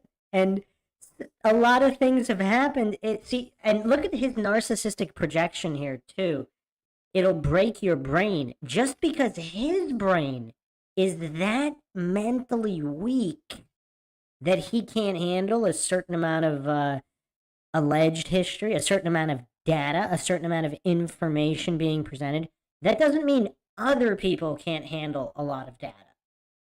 But again, his narcissism is so off the charts, he thinks everybody's as dumb as he is, and he thinks he's smart. That trying to connect them all together and understand everything will lead you to some weird places if you're not like well trained in it. So Even you can't just- give that to high schoolers. Even just something as funny as like everybody having that sudden realization that was it the fax machine, Abraham Lincoln, and samurais all existed Yeah. at the same time? And it's like that's just one of those nice little things where it's like, yeah, historically that's accurate, but like, Is it though? Is it? Or did they just put their blind faith in that? feasibly, they all seem like such drastically different things that they should not belong in the same moment on Exactly. a time scale. Yeah. So I'm with you guys on that. Well, and- we have some more middle ground. yeah, I figured we would. Yeah. I watched There's some. more narrative in the education, but like, this is the thing, man. I've been super centered for this conversation, and I would hope that's more middle ground that we have. If, say, for example, flat Earth is so stupid, the best thing to do would be to put it in front of everyone Mhm. and get it out of here, right? Yeah. And censoring it is not cool. And when they control how you speak, they control how you think because you have to think to formulate words, right? And that's why it's the First Amendment. It's the most important thing. So all that to be said, that is one of the reasons FE is going nowhere. Is it seems like almost everyone that argues against it's misinformed. The mainstream misrepresents it, and the preponderance of evidence suggests that we were being misled. So like, and this is I remember we were saying maybe we'll get to 8 or not. Really, there's so much to talk about, bro. Right, that we don't have enough time in the day. Yeah, I'm sure. But I will I'm sure there's a lot. I will we just could go say into. I will say this: we proved that the Earth is not moving in 1887 in something called Michelson-Morley. And the mainstream will tell you, no, that just disproved the ether. That's not true. I have conversations with PhD physicists on my show all the time. You can go listen to them. It showed the Earth wasn't moving, and everyone was really shocked. And so Einstein came in, and that's where you get relativity. And it changed all of physics. So we had an option: either keep physics the way it was or change everything about physics and keep the Earth moving around the sun. They obviously did the latter. And they said that time slowed down and that the apparatus contracted, but it'll look like it's the same time and it'll look like it's the same size. So it'll trick you into thinking the Earth's not moving. And that is a still man of the current theory today. And then we kept doing that test and we kept showing that the Earth's not moving. It's like, over 10 times more sensitive than it needs to be to detect the Earth moving through space, but it never does. Interferometry. So that's really where this rabbit hole kind of hit a wall, or more so this subject. It was proven, right? Like it was actually proven that the Earth's not moving. And that's why Einstein said, Michelson proved, this is a quote from Einstein, Michelson proved that nothing on the Earth occurs as if the Earth is moving, that everything on Earth occurs as if the Earth is in a state of rest. He said proved very specifically there, right? So I just think people should know these things, because I mean, we weren't told them. I think it would be important to contextualize that occurs as if is not the same as occurs because. Wow, the mental gymnastics here. As he's fondling the microphone in a feminine fashion, he's, wow. Wow. Wow. Again, diversion fallacy, red herring logical fallacy. I mean, he even, in terms of context, you might even be able to rope that into an etymological logical fallacy, because that's not even the point. Because if they don't know the because, all you have is the as if. So if you shoot somebody with a gun and they drop dead, they drop dead as if they were killed by the bullet. Now, maybe they had some kind of aneurysm right before the bullet hit their brain, and they died right before the bullet penetrated their skull. So maybe it wasn't the bullet. But it appeared as if. Now, that doesn't mean it was because of the bullet, but it was as if it was the gunshot that caused the death. And the level of goofery on display here by Soy Lodge and not comprehending that, I mean, it is absolutely astounding. Oh yeah, he thought the Earth was moving. Yeah. Right? I mean, specifically. But that's my point, is that that's what he had to come in and explain why everything showed the Earth not moving. right? He had to explain why every experiment, measurement, test on the Earth, optical, using light, whatever, it always showed the Earth wasn't moving. Their prediction was that you would detect the Earth moving over and over, but we never did. You have Aries failure. He took, these are more technical things, but he took a telescope, he had water in it. He looked at the star. The star, of course, light travels differently in different mediums. This soy logic who can't stop fidgeting, at least his sidekick can sit normally. So a guy that goes to film school can have the mental wherewithal and security to sit normally. Whereas this so-called historian, he can't, I mean, all he can do is these feminine fidgetings instead of just sitting normally. Right? So when the starlight comes into the telescope of water, it's going to slow down. Now they say light's constant, but it travels a greater distance in the water, blah, blah, blah, that it's going to slow down, right? So that means that as the Earth is moving, that the starlight will be deflected at a slight angle and it'll actually hit the side of the telescope. And so the heliocentric model had a specific prediction and it didn't happen. It didn't happen. And still to this day, no one's even offered an answer for that in physics, literally. And then you get Michelson-Morley, 1887. And he used interferometry to show the Earth was not moving. And that's why people think relativity is true to this day. So people should know that. People should know that there's something called a kinematic equivalence. And it says that you can't prove that the Earth is moving. Everything is going to appear that the Earth is not moving. And then I'll not rant too much, but what's interesting is, so they did put a Band-Aid on there and they kept it, right? They're like, well, time slows down and tricks you and whatever. It's called time dilation, length contraction. But then you get to Edwin Hubble. We got giant telescopes for the first time ever. We looked out further into space and we saw that everything in the universe moves around the Earth. Everything. Every distant galaxy, as far as we can see, moves in relation to the Earth. No one expected that. And so did they say, oh, maybe the Earth is in the center because that's what we see? No, once again, they made up a new story that it's an illusion and we're not really in the center, but everything's expanding and accelerating and creating the illusion. So there's this reoccurring theme here, right? Where they're just making up unfalsifiable claims to dismiss the evidence, but then they lied to us. They lied to us. They did not tell us this in school. So I know that was a lot. So whatever you guys want to say, sorry. Thanks for letting me get that all out. You're fine. I mean, I don't feel like there's no point in like cutting each other off constantly. Yeah. So there are some questions that I do have about that. But there were Again, the narcissistic lens. There's questions that he has about it. Instead of just asking the question, he has to make it all about him. I mean, this is just a downright pathetic. I mean, I don't really use that kind of phrasing usually, but I mean, this is downright pathetic. some other things I wanted to get to, before, because we do plan on going to a Q&A session. So is he just going to ignore everything WITSIT just said? But honestly, if the discussion continues going, and there aren't enough questions, then we'll probably just continue the discussion for the last half hour of the show at 8 to 8:30. But I wanted to, move past that for And there's the feminine fondling again. a little bit, because the one thing that you have kept saying is that the government is lying about it. So you completely, desperately dodged everything Austin just said about how everything is showing the opposite of what scientism claims. And he completely wanted nothing to do with any kind of honest, good faith debate of any kind. And I will not argue about the government lying, because the government does lie about And he's just going straight to this diversion fallacy. things all the time, constantly, and even things that actually don't really matter. It's rather incredible. But Like everything he's saying in relation to the topic of the conversation. the question I would have then is, the U.S. government has only existed in its current form even since, what, 1793? 1797? One of those two? Something like that. I think it's 93. Yeah, and then I think Bill of Rights was 97 or something like that. But so the U.S. government obviously has only been around less than 300 years. How is this relevant to anything? So he doesn't think kings and queens lied to their subjects? I mean, this guy's a historian. He doesn't think, he doesn't think all governments lied to their people. I mean, what is wrong with this scope? So who's behind the lie? Yeah, that's a good question. So I will say flat Earth was actually still even being taught in America in the 1900s in certain places. Wait, It wasn't hang on. necessarily the... When you say that, what do you mean?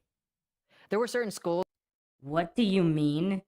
Flat Earth was being taught. What do you mean? Like, how much of more of an explanation do you need? I mean, this goof is mentally gone. That still taught like a geocentric flat Earth, There are articles about it you can find in the early 1900s. Which schools? Like colleges, elementary schools? Elementary, like more primary up to high school ages. Okay, I'm gonna have to... School was a bit different actually back then, but I'm aware. Yeah. You can look up newspaper articles, but it doesn't really matter. I mean, I will go ahead and tell you, it was more popularly held that it was a globe, right? For sure. But if you look, I guess to answer your question directly as to who's lying, I think almost no one's consciously lying. There are some people, right? There are some people. The government is not letting us go out past 60th south latitude. That's what I mean by the government's lying. The government's hiding what's past the 60th south latitude, and they went there in 1946, Operation High Jump, and that's after we brought the Nazis over here in 1945, Operation Paperclip, and then we came back and founded NASA and signed the Antarctic Treaty within 1 year of each other, 1958 and 1959. That's after Operation Deep Freeze, where we founded Little America and Antarctica there. So that's the government's direct contribution at this point, is they monitor the north and south, quote unquote, poles, and don't let free and private exploration take place. But really, I mean, it's kind of a misnomer. People think that the globe was proven 2,000 years ago and stuff like that. That's what Wikipedia will tell you. That is not true. Even if you believe the story of the Greek guy, which Eratosthenes, and speaking of primary documents, they were a Nothing? Nothing from Soy Lodge? Nothing? minority, even in Greece. Nothing? And the world did not think that. So in 1800s, it was popularly held that the Earth was stationary and flat in China. A Jesuit priest actually came and kind of brought them the globe, and that was more of the conversion point. So just to address kind of the misnomer, people have thought the Earth was like a globe flying through space for thousands of years. That isn't actually true. And then as to who's lying, I mean, you know how the government works, bro. Like, you're compartmentalized. You just do your job, right? Almost no one has to be consciously lying. True, but I think there's a massive misconception in your argument, which is that people in the Western world, and what you might call the Christian world at least, to use historical terminology, 100% believed the Earth was round 300 years ago, 500 years ago, 1,000 years. Well, where's that hallucination coming from? What? So has this goof never even read Lucretius on the Nature of Things? I mean, this is like a primary work in the field of science. I mean, this is crazy. This guy has a degree in history, and he's this utterly clueless. I mean, I learned about Lucretius, I don't know if it was middle school or high school. It might have actually been upper middle school. It might have been upper middle school. And, I mean, we didn't go over super deep, but just in general, we have On the Nature of Things, 59 BC, where Lucretius, in no uncertain terms, clearly states that the Earth is like a flat, stationary Earth snow globe type system. And not only that, he clearly mentioned that there were different schools. So there was a lot of dispute in ancient Greece and ancient Rome. Some schools taught the spherical globe model, others taught the stationary flat Earth model. And a lot of scientism cultists that are just completely and utterly clueless, like Soy Lodge, they don't even know, like, they don't even read On the Nature of Things. I mean, I think that should be required reading. I mean, it's just so basic. It's just so basic.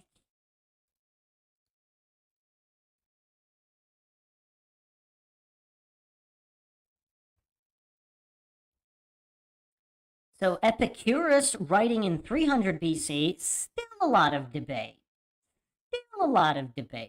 So I don't know where these hallucinations from this clueless Soy Lodge goof. I mean, this guy has a degree in history, and he's not even on a middle school level? I mean, wow.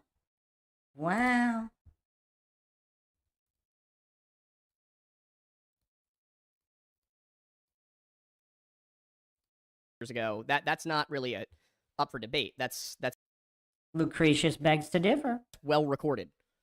By whom? Where? It's well recorded that they taught the flat snow globe model. Well recorded in one of the most well-known works in history. Lucretius is On the Nature of Things. So I'm kind of confused where you're getting that Well, he's confused about everything. I mean, he's not even on a basic kindergarten English comprehension level. That belief, because it's not just Eratosthenes. Eratosthenes was the one who proved it. How? Proved it how? So he's hallucinating that somebody proved something without primary sources? Not, and even if you had claimed primary sources, doesn't mean they're true. But you don't even have that. I mean, this guy's a historian and he doesn't even know the basics of how to determine whether something is true or not. And we don't have the exact, you're right, we don't have an exact primary source in Eratosthenes. We have, I believe it's Archimedes and Cleomedes. Cleomedes actually produced his own copy of the experiment, and it worked. It Evidence? was a more simplified version that wasn't as accurate as Eratosthenes. But I would argue that saying it was Eratosthenes that was first is the issue. So I guess where would you put it? Where, like the first mention of it? Good question. Yeah, I'm very skeptical of history, right? And so I don't know. I think that we have a very specific way we determine historicity, and it's try to get the primary source or get to hostile witnesses, corroborative, archaeological, anthropological evidence, blah, blah, blah. I grant the story because it doesn't matter. I grant the Eratosthenes story, any replications doesn't matter. Like you said, they proved it. Google will say that it proved it. That isn't true, though, right? Like even Michelle Thaler and Neil deGrasse Tyson, Michelle Thaler works at NASA. They did a Big Think video where they accurately described this.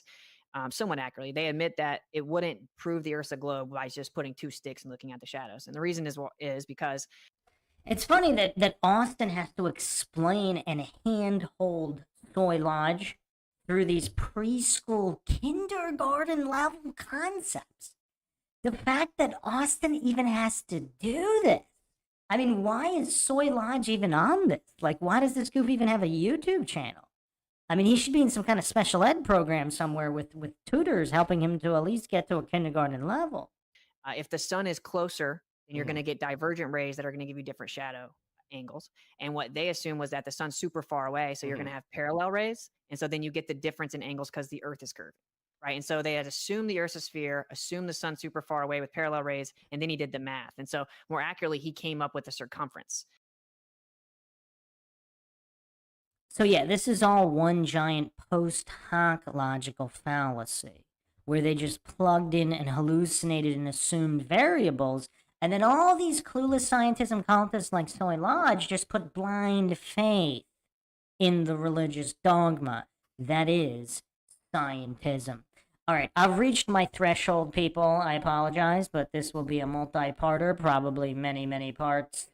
Soy Lodge is really pushing it here. Really, really pushing it. Maybe I'll be back tomorrow, but I will try to finish this up rather soon.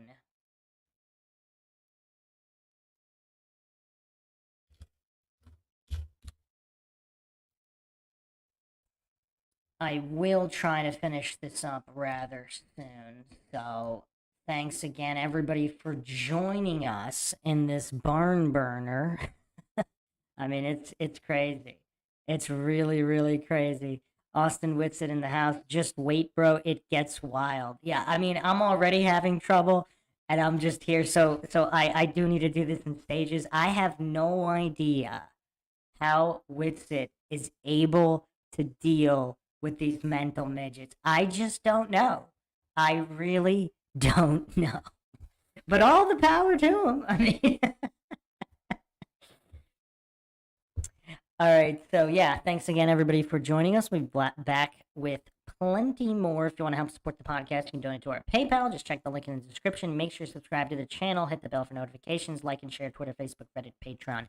This is Bruce McGuire signing off. Catch you guys next time.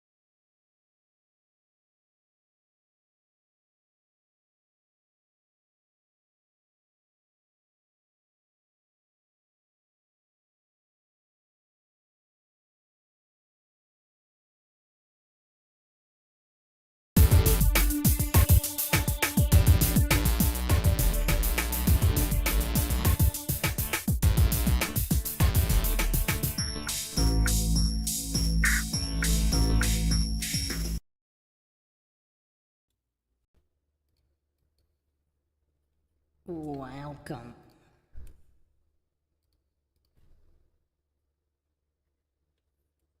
to MINDSHOCK. This is your host, Bruce McGuire, and this is the long-awaited part 2 of the logical analysis of the Flat Earth debate between the one and only Austin Whitsitt and Lord Lodge, what is now known as Soy Lodge. I mean, you could read the soy right all over this guy's face.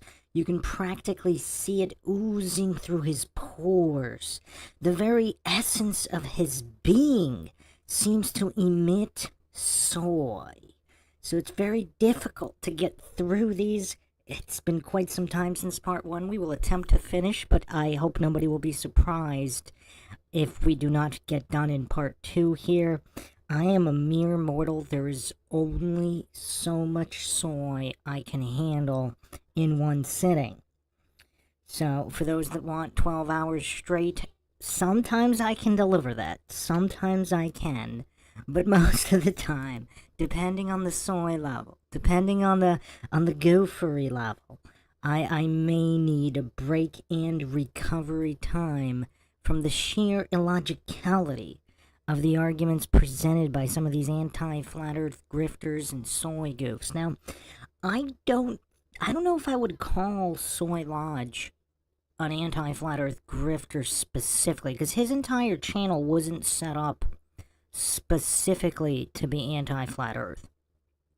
So he's not in the same category as some of these other goofs like McToon, Fight the Flat Earth, just a lot of these other goofs who are going full-time in humiliating themselves in flat earth debates. Soy Lodge does not appear to be such an individual, but goofy nonetheless. Again, I am not a flat earth proponent, I am not a globe earth proponent, I am only a proponent of logic and reason, which is quickly going extinct in our world, as videos like these definitively prove. So if you want to help support the MindShock podcast, you can donate to our PayPal. Just check the link in the description. You can also become a YouTube member right here on YouTube. Help support the channel that way. Make sure you subscribe, like, and share. Twitter, Facebook, Reddit, Patreon. Patrons do get priority for case topic, logical analysis, co-podcast requests. You could also be a guest in the podcast depending on your tier. Questions, comments, theories, thoughts, suggestions, rebuttals, debunks of any kind, leave them in the comments section. Or if you are with us live in the live chat, I'll try to get to all of them. So, we have some of the usual suspects in the house and some newer people who I don't recognize. I'm not saying you weren't here before. Obviously, Run Boston Bear here. I am Ion's cat. Dr. Boss. Don't remember. Dr. Boss saying the soy lord gets his panties in a bind while Whitsitt kindly presents facts and carefully expresses a logical train of thought. Soy boy soiled his britches. This guy a poet? Soy boy soiled his britches at the end. Definitely epic Glober display of emotional ball fetish. Interesting. Tony Coriolis in here as well. Johnny Sizzlechest. Haven't seen Johnny in a little bit, I don't believe. Rig 5. Jess Palmer. DITRH.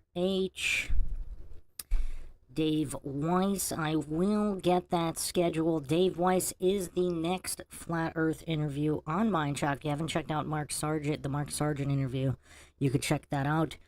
There are some tech issues occasionally, not just in YouTube, but I will schedule with Dave soon. Swirly in here. David Mills. Heracles, Justin Johnson, Jeremy Bird, Mr. Air. Haven't seen Mr. Air, I don't believe. Jonas Zen, also been a while. Okay. Texas Rose. So, let's get started. If you haven't checked out part 1, check out part 1. Austin Whitsitt, of course, the best debater I have ever seen. There is no close second. No, that doesn't mean I think he's right about his conclusion. Doesn't mean I think he's wrong. Same thing with Soy Lodge. No matter the mental disability, he could still be accidentally correct about conclusions. For the triggered Dunning-Kruger crowd, the coincidence there's the authority-worshipping cultist, scientism, statist bootlickers up in here. I don't know how many times I have to say this. This is not about conclusions. I'm not pushing any conclusion. This is all about logical argumentation and debate. Who is committing the fallacies? Now, obviously, there is the fallacy, which clearly explains just because you committed a fallacy doesn't mean you're wrong. Well, most people think 1 + 1 is 2, therefore it's 2. Well, it is 2, but that's not the reason why. Because if most people believed it was 3, it would still be 2, regardless of what most people believe. That would be an appeal to popularity logical fallacy. So just because you're using a fallacy to support a conclusion, the conclusion could still be true, but you're still fallacious. And that's what these analyses are all about. A lot of people get triggered by that.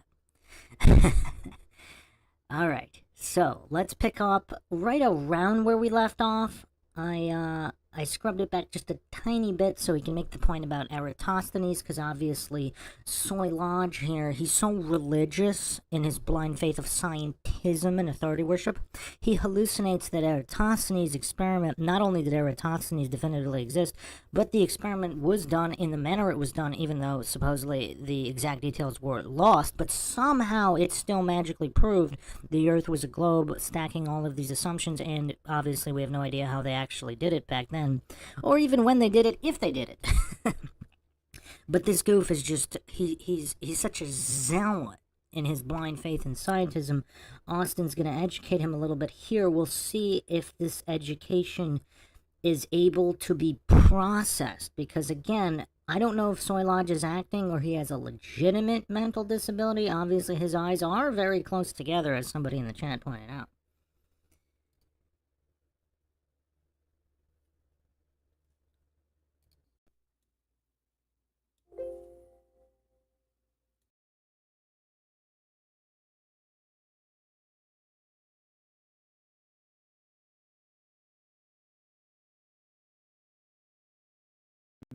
that belief, that because it's not just Eratosthenes. Eratosthenes was the one who proved it. And we don't have the exact, you're right, we don't have an exact primary source in Eratosthenes. We have, I believe it's Archimedes and Cleomedes. Cleomedes actually produced his own copy of the experiment, and it worked. It was a more simplified version that wasn't as accurate as Eratosthenes. But I would argue that saying it was Eratosthenes that was first is the issue. So I guess where would you put it? Where, like the first mention of it? Good question. Yeah, I'm very skeptical of history, right? And so I don't know. I think that we have a very specific way we determine historicity, and it's try to get the primary source or get to hostile witnesses, corroborative, archaeological, anthropological evidence, blah, blah, blah. I grant the story because it doesn't matter. I grant the Eratosthenes story, any replications doesn't matter. Like you said, they proved it. Google will say that it proved it.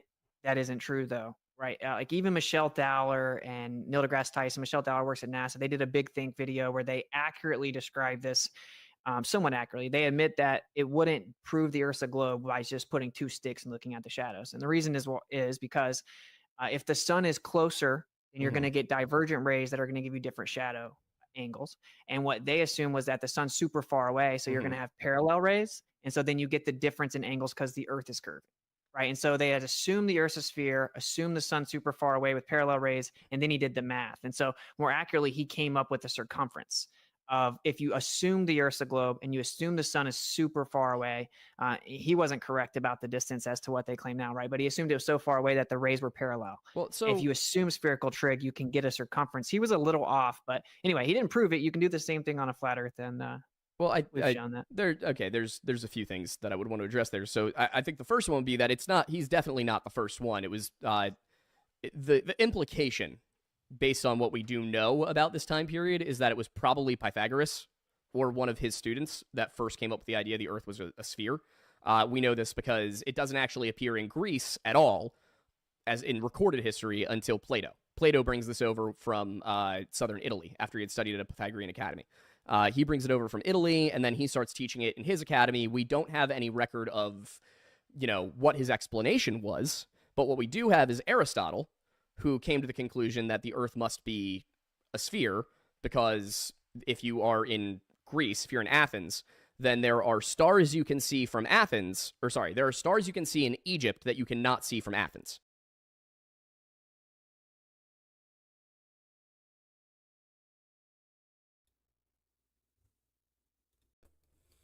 Oh, this is gonna be painful. Wow. Okay. Wow.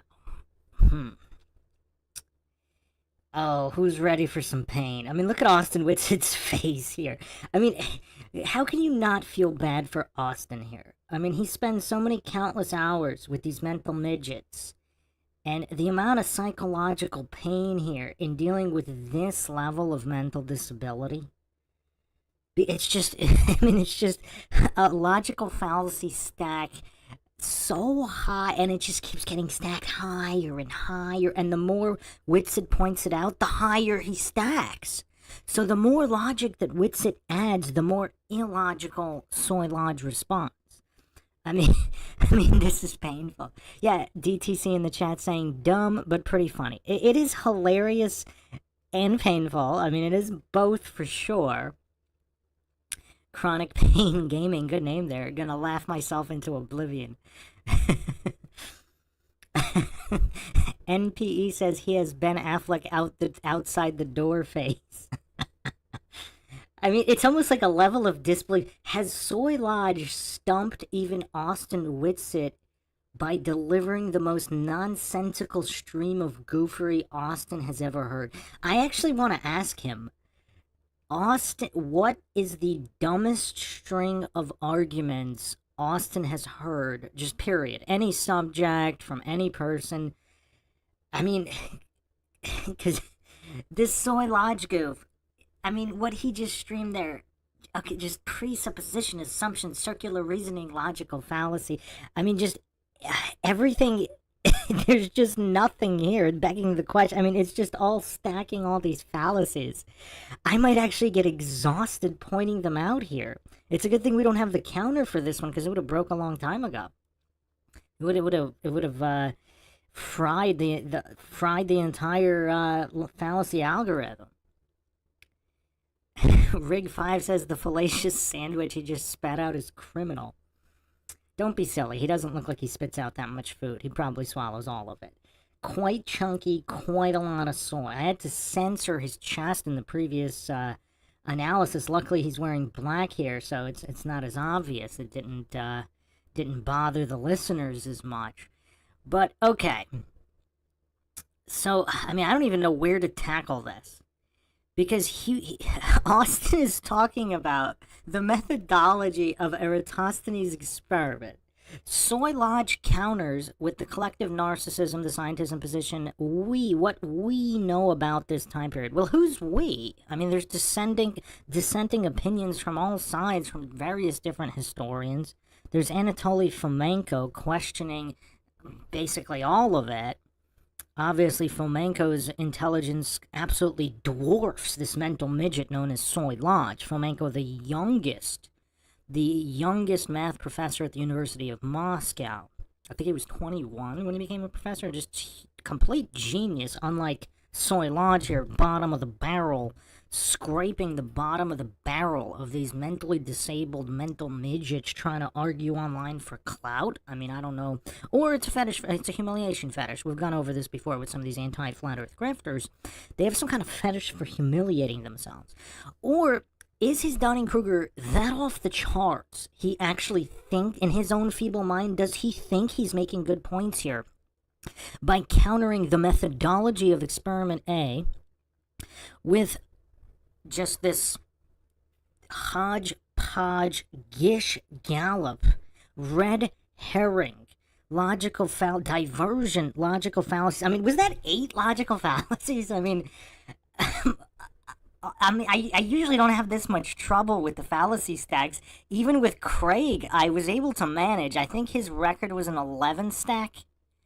I think Craig of Fight the Flat Earth hit an 11 stack in a single point. I think Soy Lodge here is up to 8, but it's not just the 8. It's the manner in which he's delivering them, because he's talking about Aristotle.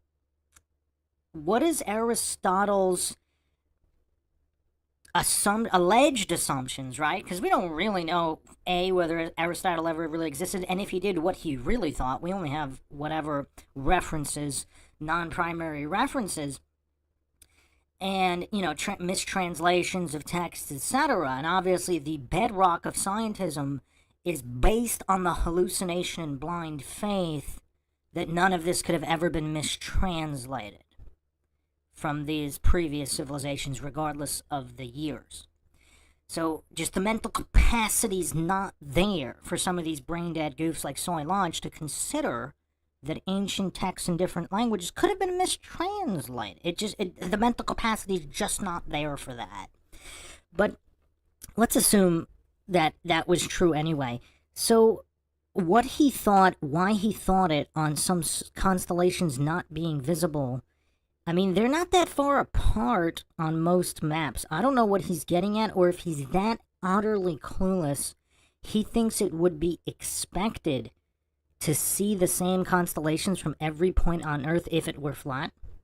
I mean, has this guy never even been in a Home Depot or somewhere where, let's say, there's like a broken, some kind of, the light fixtures are different in one part of the Home Depot warehouse versus another. You go far enough, you're not going to see it.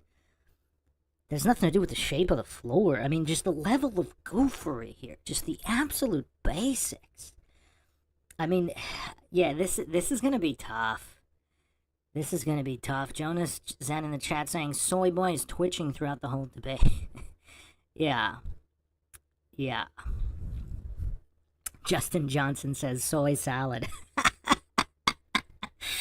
Oh, man.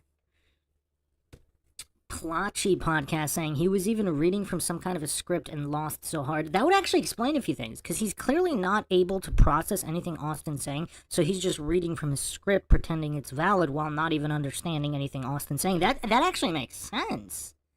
That actually makes sense of this whole thing. Just because it makes sense doesn't mean it's not painful.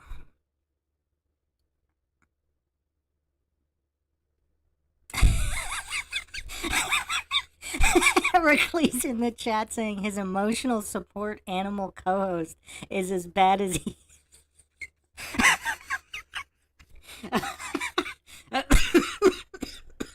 Oh, man. Yeah, he'll be on the... That guy will be on the screen in a moment at some point. Yeah, wow. Okay, let's try to continue here. I mean, I think I've referenced this many times. I think I've even put it on the screen in part 1.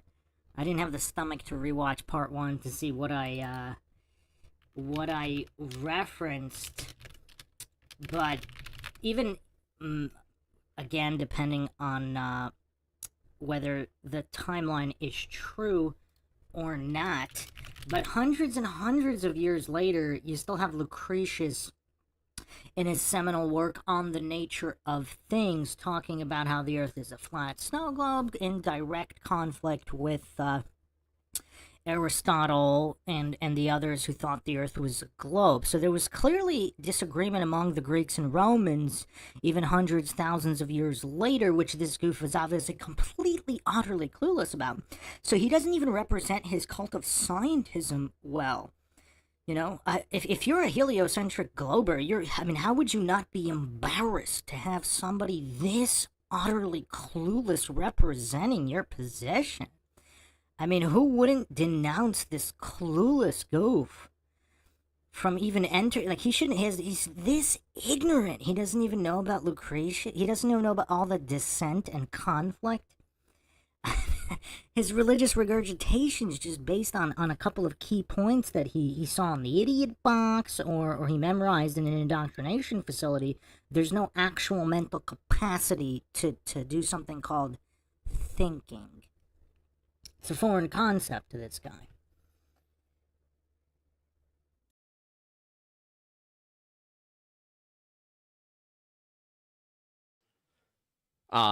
So that was... ships. Yeah, Ships over the horizon. Ships over the horizon. Another one actually comes from Herodotus. It's unclear if it's a true story or not. It's something that he claims to have heard. We're not sure about if it actually happened, but he claims it did. And the way in which he actually claims it didn't. He's like, we heard this story from Egypt. We think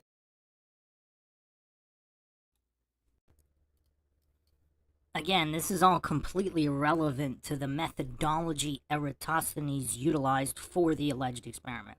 So he's so off in the weeds here with these red herring and diversion fallacies. Then he got lost with his own like he went off a diversion fallacy into another diversion fallacy. He went off in the weeds and then went off into the weeds among the weeds.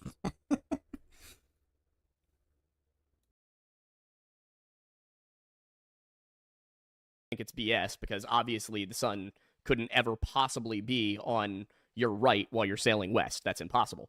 And what he said was that there were a group of Phoenicians hired by an Egyptian pharaoh, Necho II, I want to say, something like that, who were hired to sail down around Africa and come back up through the Pillars of Heracles, the Straits of Gibraltar, and then to the Nile.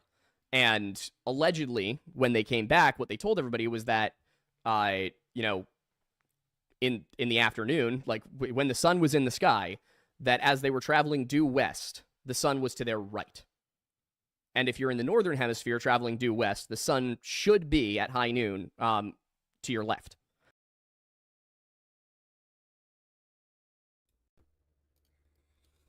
Again, this has been gone over countless times. This clueless goof is just this utterly mentally disabled. He doesn't comprehend that without verification of where you are in relation to continents, in relation to the alleged hemispheres, all of this means nothing. This is just one gigantic circular reasoning logical fallacy. This is why I've said this so many times. Like, Austin is so done with this guy. Look at Austin's face. I don't know how Austin does it. I really do not know. I just don't know.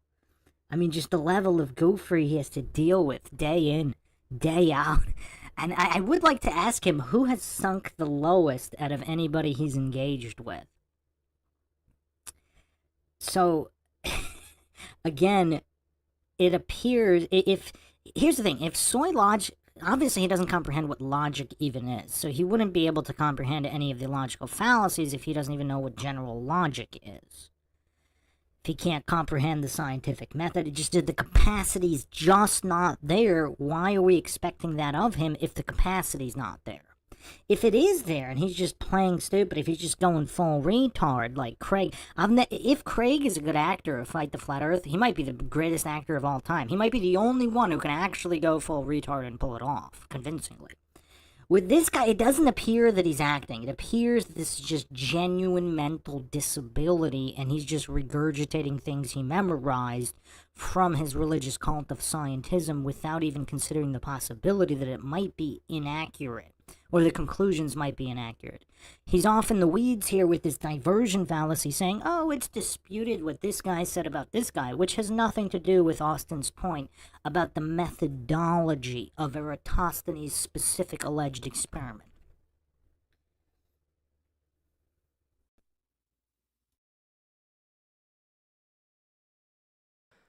In this case, they claimed that it was to the right. Now, of course, that is Herodotus telling a story about some guys who said something. But because he's saying it probably didn't happen, it does suggest, in fact, that it did in a weird way. I explained that in a little bit more detail in our video on the topic. Yep. But so I wanted to, that's important because the way this comes down to us is that we have Pythagoras, his school of his academy seems to have produced this idea. Plato brought it to Greece. Plato gave it to Aristotle. Aristotle produced the actual... Aristotle's arguably the first quote-unquote scientist in Western history and European history because he actually sat there and went through the concepts of what science is and how things work. He was wrong about a lot of it. He thought that everything broke down to... The term atoms comes from him. He thought everything broke down to one of four elements. So it was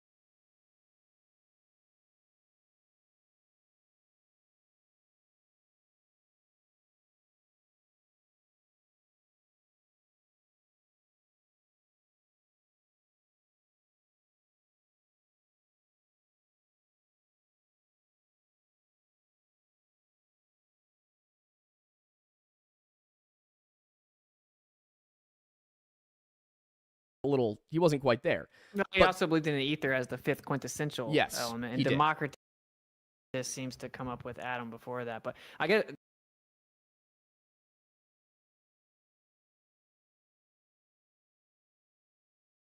I wanted to run that a little bit because I wanted to see if Austin would correct him on this Physics 101 basic that Soy Lodge got wrong, completely wrong. It wasn't Aristotle, obviously. It was Democritus and possibly actually Leucippus.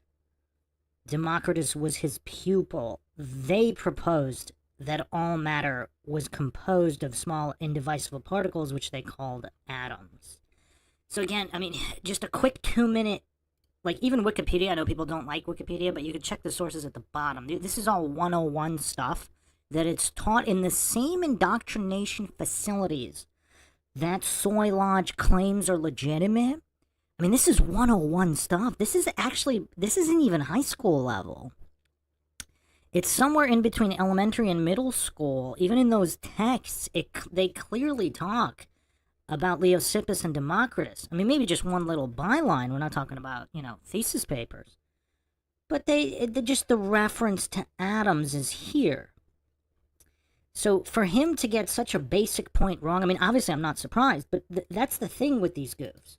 These clueless, narcissistic goofs who want to argue who want to argue on flat earth, they don't even have the basics of their scientism religion down.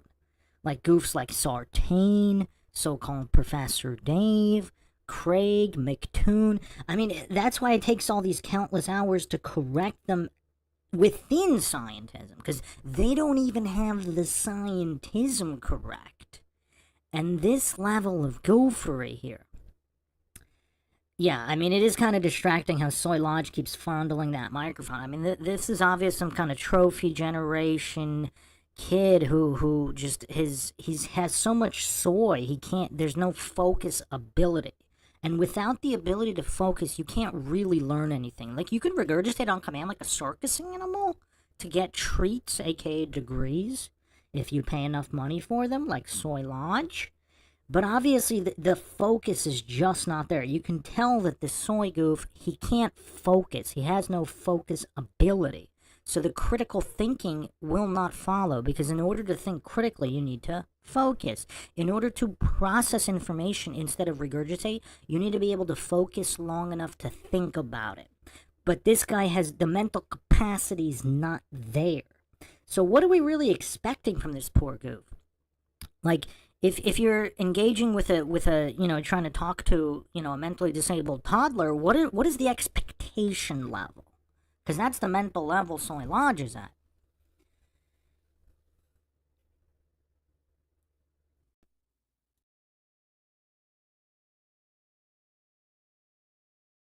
they're not to cut you off, but just to point out, like, none of those things do prove it, right? Like, this kind of makes my point stronger in that sense, because yes, if those stories are true, what they thought proved the Earth's a globe didn't, right? Like, Eratosthenes doesn't prove the Earth's a globe at all. You can replicate it on a stationary flat Earth with a local sun. You have to prove because that there's a local sun first, though.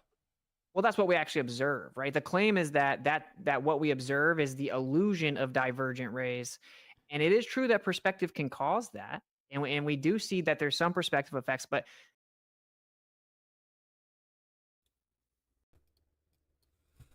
the other thing that's interesting here, because we can call Soy Lodge a lot of things. We cannot call him a brain-dead vegetable. We can't.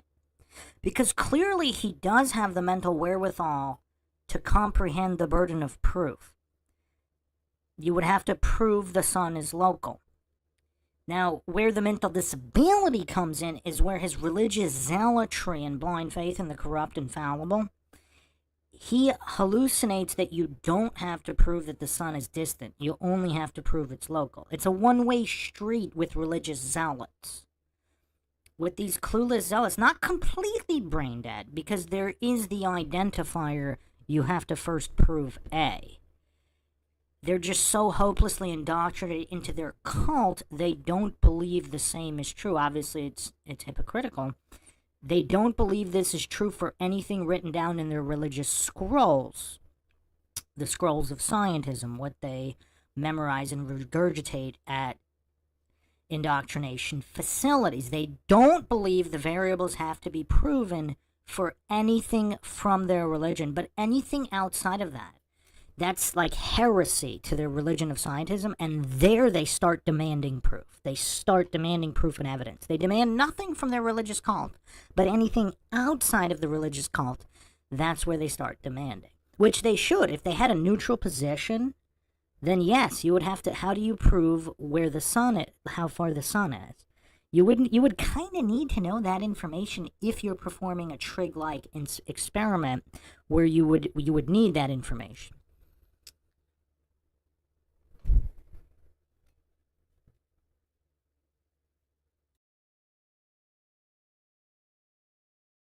We observe divergent rays that center onto the sun. The claim is that they're actually parallel. So you would have to prove that, right? I mean, what we see is a local light source. We see it get warmer when the sun's closer to us. We see it get dark as the sun moves away and it gets cooler. Like what we observe is that there's a local light source. And then we talk about like it was more of an ontological premise, really. So it was like they thought the sphere was like the perfect shape. And as to whoever came up with it whoever came up with it first, who cares, right? Like Aristotle, who they'll tell you, and supposedly looked out and saw a boat disappear. Well, okay, well, too bad he didn't have a camera or binocular. He would have saw the boat again, right? So his assumption that the boat disappearing proved the Earth was a globe was incorrect. And every single one of these ancient stories are wrong. Now that doesn't prove the Earth is flat. What it proves, though, is that these mainstream propaganda stories were told about how they proved the Earth was a globe back then didn't prove the Earth was a globe. It's not accurate, right? And like obviously you can't just assume the outcome at the onset. Like if I use spherical trig and assume the distant sun, I can make the Earth a globe in math and then claim you prove it. And long story short, man, we went and tested it. I mean, the Earth cannot be what they said. We falsified the radius, right? With long distance observations and microwaves and radio waves, and physical tests have shown the Earth's not curving at that rate. So I mean, that's the real crux of the issue is, I mean, would you agree? I don't know if you've ever thought of this, but like it boils down to, if you wanted to be very efficient, you would go straight to the R value, the radius value of the Earth. If the R value is wrong, right, everything else is wrong because everything uses it, right? We use it for everything, for the distance of the sun, the moon, and gravity, and everything. When you use it to calculate curvature, when you're looking out over a distance, it works. It's right.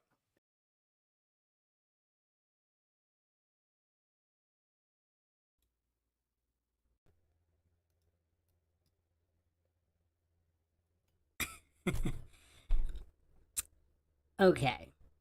So, see, this is where I have trouble. So, is this a combination of being legitimately mentally disabled, but then playing even stupider than you are? So, he's a special kind of stupid. I mean, he's bottom of the barrel. But is he pretending to be even dumber than that? Like, so, he's already extremely dumb, but is he putting on an act of being dumber than he already is, which is already low? Because who is to believe he's never seen... He's never looked at any flat Earth content. He's never seen any of that where the 8 inches per square mile gets decimated. So what math is he hallucinating works? Not to mention, we don't even need to get into the infrared and all of that, but I wonder how WITSIT is going to handle it. He almost has a look of disbelief here, as if like this guy has done zero research on flat Earth while entering a debate with one of the lead proponents. I mean, again, this is like a toddler going in the ring with Mike Tyson because he was cheerled by his other brain-dead followers, or if his followers aren't brain-dead, they just wanted to see him get destroyed because they don't like him. I mean, it is kind of hard to imagine anybody genuinely liking Soy Lodge. Like, we're talking about just in general any of the content this goof produces. Because it's just drowning, it's just drenched in his narcissistic stupor. It's just, who wants to deal with that much narcissism, even if he's accidentally correct about certain things? I don't know the entire span of topics he covers on Lore Lodge, aka Soy Lodge. But he covers, I mean, Flat Earth, I don't think he's done that many videos on Flat Earth. Flat Earth is definitely a minority when it comes to this span of topics he covers. I mean, does anybody genuinely like this guy? So they basically goaded him. They know he's dumb, so he believed when they said, oh yeah, you'll definitely beat Austin Whitsitt in debate, go debate Austin Whitsitt. And now they're just laughing as he's getting thrashed. I mean, think about how mean his followers must have to be to throw this mentally disabled goof into the ring with Mike Tyson and just watch the aftermath of that. I mean, it's sad on so many levels.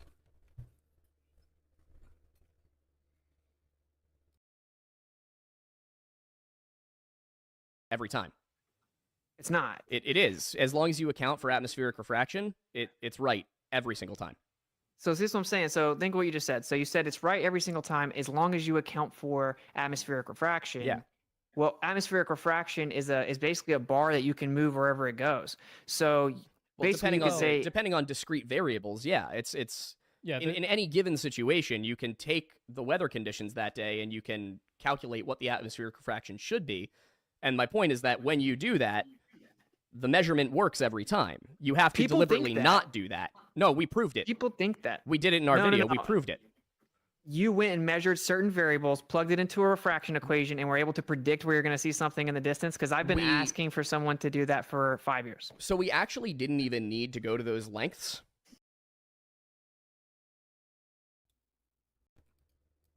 So he didn't actually have to do it. He just pretended it worked. He didn't actually have to go through the lengths of backing up anything he said.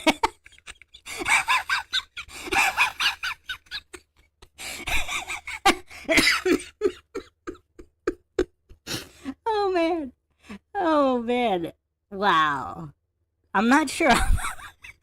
I haven't seen anyone dodge and cope quite like this. To admit that you were too lazy and too incompetent to even actually do anything to back up your hallucinations, your post hoc logical fallacy, where you just plug in whatever the difference would be to magically pretend it matches. First of all. Second of all, it doesn't do that every single time anyway. Even when you account for refractions, there's plenty of anomalous observations that don't match, even with the alleged refraction. Obviously, this goof, because he's like a 4-year-old. Either this is the best movie of all time or this is the worst movie of all time. This appeal to extremes, false dichotomy. I mean, his brain is not mentally capable of understanding pretty much anything. So he has to pretend in his emotionally triggered state, oh, it works every single time. Every single time. There's not a single dissenting example, even though there are many.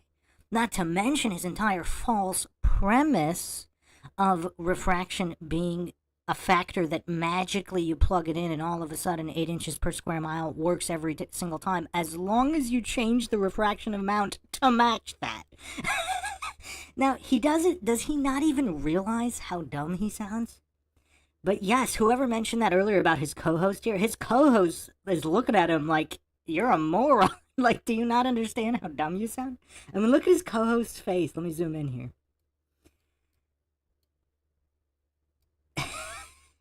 He's like, what are you doing? He looks kind of mad at him that he said that. Look at his co-host. His co-host looks like he's capable of some kind of brain function. He's like, what?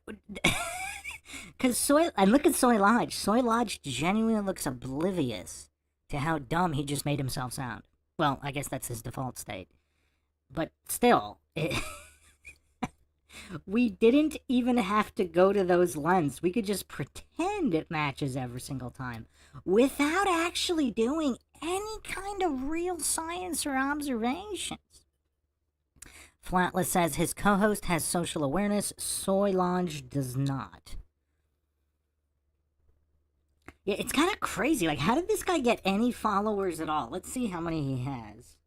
I almost typed in Soy Lodge. Lore Lodge, 547,000 subscribers. So, I mean, I guess he just bought a lot of subscribers. Does he have, like, rich parents or something? So he just bought a bunch of subscribers. Because how does somebody with, who's basically almost flatlined mentally, able to amass, I mean, I know there's a lot of, there are 547,000 dumb people out there, but the chances that they all find and subscribe to his channel, I mean, what are the chances there?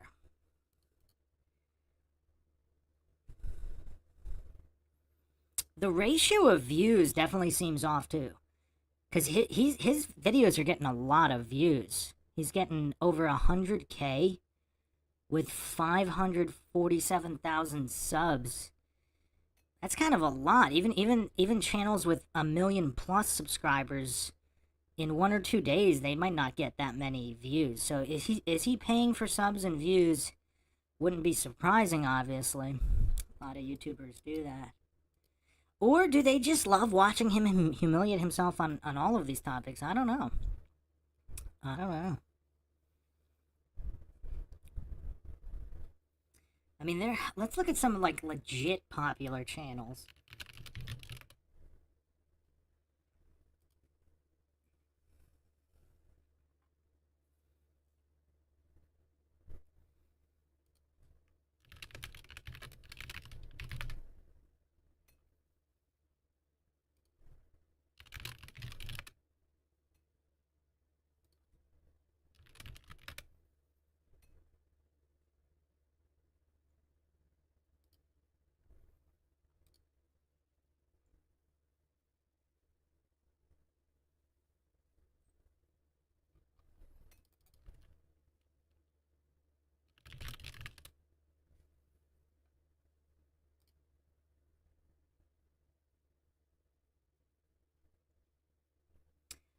Yeah, so Joe Rogan has 17.3 million subs, and he's only getting a couple 100,000 views. So he's only getting about maybe twice the views, having way more almost 20 million subscribers. Soy Lodge is at 300-something thousand, getting half the views as somebody with way more subs.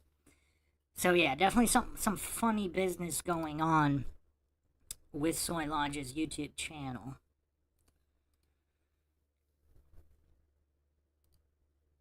Let's continue here.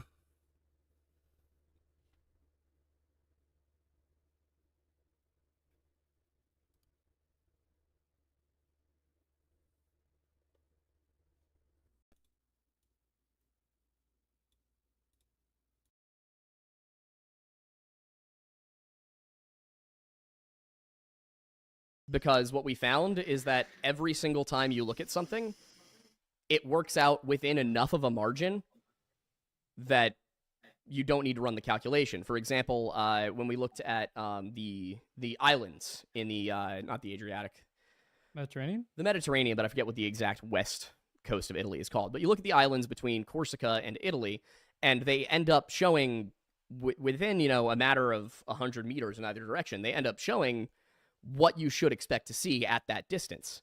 We copied it. We looked at it with Philadelphia. We looked at it with Manhattan. We looked at it with Chicago. In every single instance.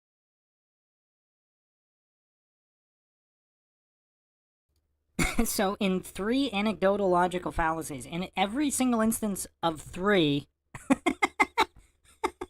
when you magically plug in the difference to account to make it match the 8 inches per square mile calculation, it matches.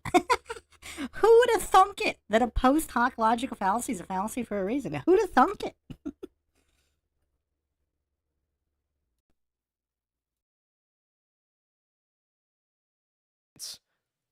It matched what the equation said it should be.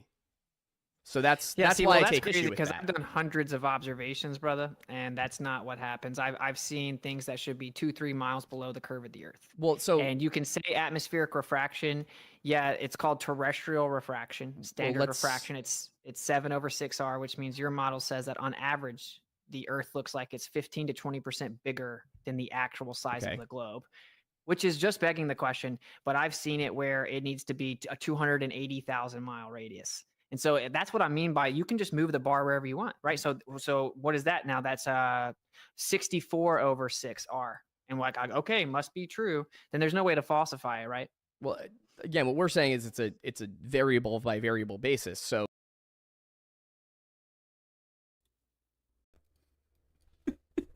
A variable by variable basis?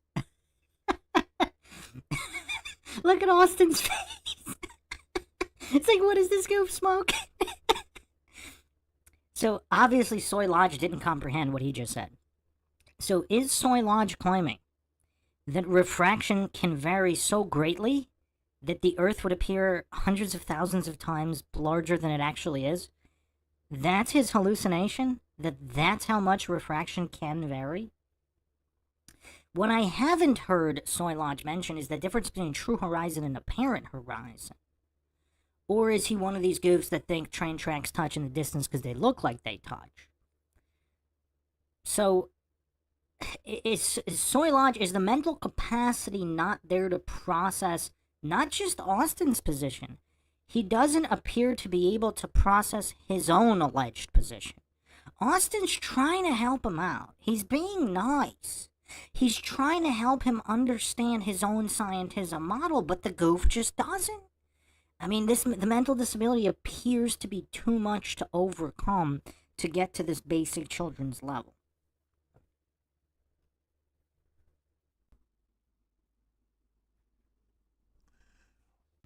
Court of Public Opinion says, Boer Lodge. I've always found him dull. I mean, he's nowhere near as entertaining as Craig and his Dunning-Kruger stylings.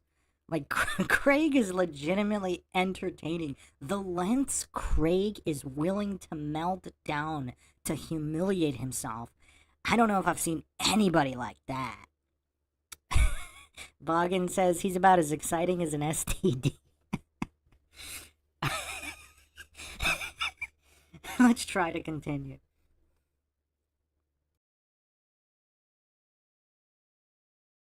You need to move the bar because the conditions would differ in any given situation. But I guess when you say that you've seen things that should be miles beneath the horizon, what are you talking about?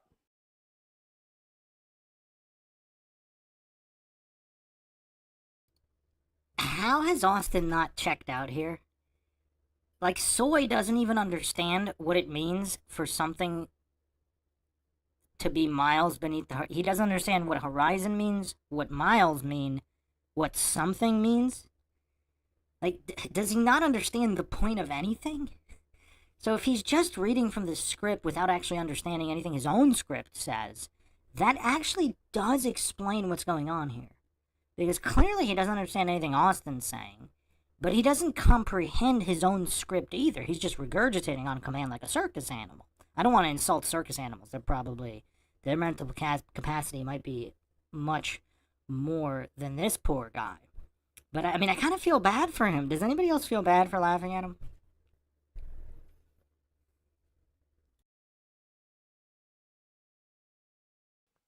Yeah, so for example, one of the most famous observations is because a lot of the stuff that I've seen, I don't have all of it recorded. So we'll just go with like the most famous recorded ones, like Canigou Mountains.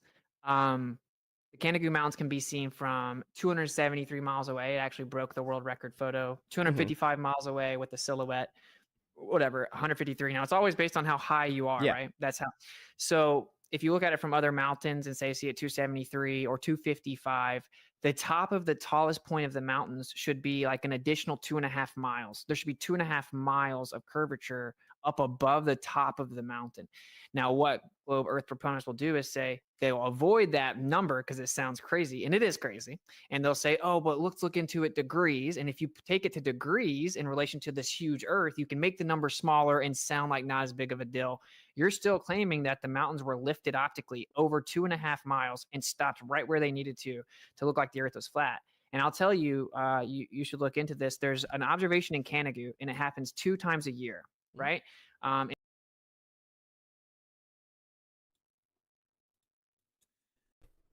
And this is very telling here. Immediately, Soy Lodge goes to Cope. He immediately goes to Cope and try to find something, try to make Austin wrong instead of trying to process what Austin just said and have an intellectually honest, scientifically logical conversation or debate. You can tell that's not what Soy Lodge is here for. He's here to indulge his narcissism and to maintain the faith of scientism. He's clearly not here for any kind of honest conversation or debate of any kind.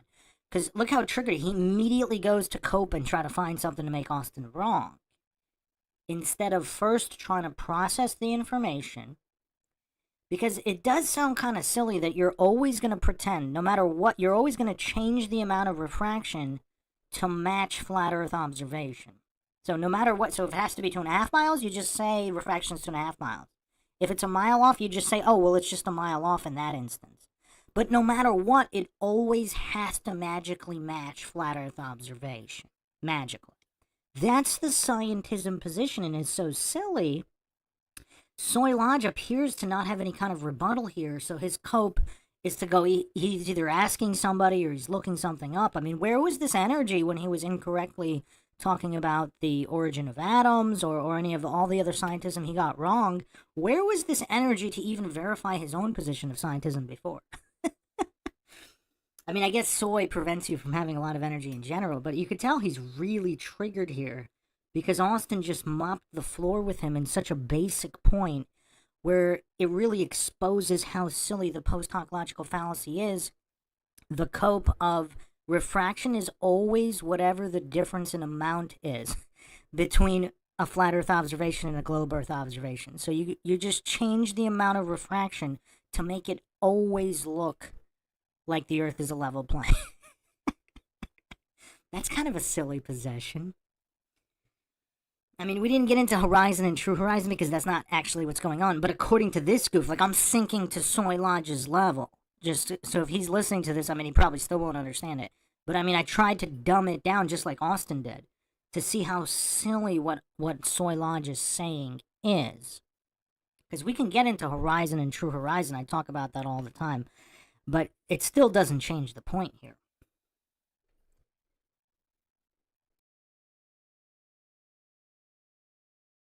In February and in September. And so based on where the sun sets, we know that the sun's going to set behind the mountains on those days, right? Because the sun changes throughout the year, right? With its ecliptic path. And when the sun sets, so you won't see Canigou, but then the sun sets behind it and you can see it, right? Because it backlights the mountain and now you see the silhouette of it. And you can see these mountains predictably on these very exact days that the sun's going to set behind it. And it's should be miles below Earth curvature.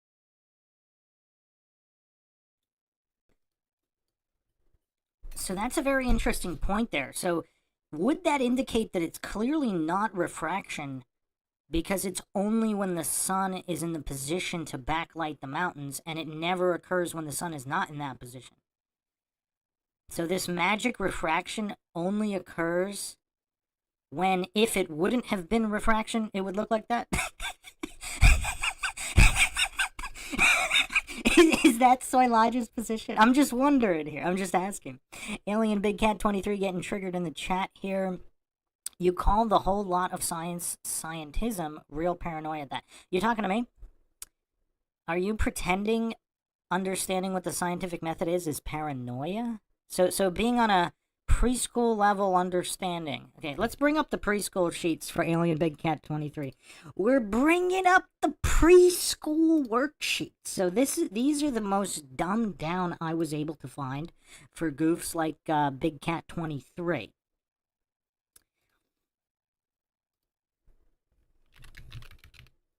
So this is as dumbed down as it gets. So I don't know if Alien Big Cat 23 has been around for a while, so he's probably just trolling. But if the goof doesn't know what the scientific method is, anything that science is a methodology that matches the scientific method. So let's bring it up here.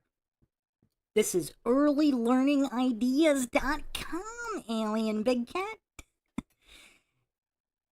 Earlylearningideas.com, scientific method for kids. The scientific method for preschool kids. It's easier than you think.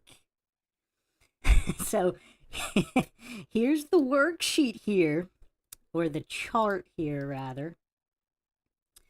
I'm going to bring it up in a second. I mean, hey, we got some slow people in the chat like Alien Big Cat. Let's try to accommodate them. I mean, he's probably trolling, but let's try to accommodate. So this is the preschool level. Okay? So here are the steps of the scientific method.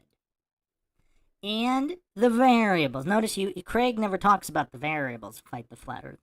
So you need purpose, research, hypothesis, experiment, analysis, conclusion. The variables here are dependent, independent, control. Okay, so if you have those and you account for them, you're engaging in science. If you're just pretending refraction always matches, that's not science, so it's scientism.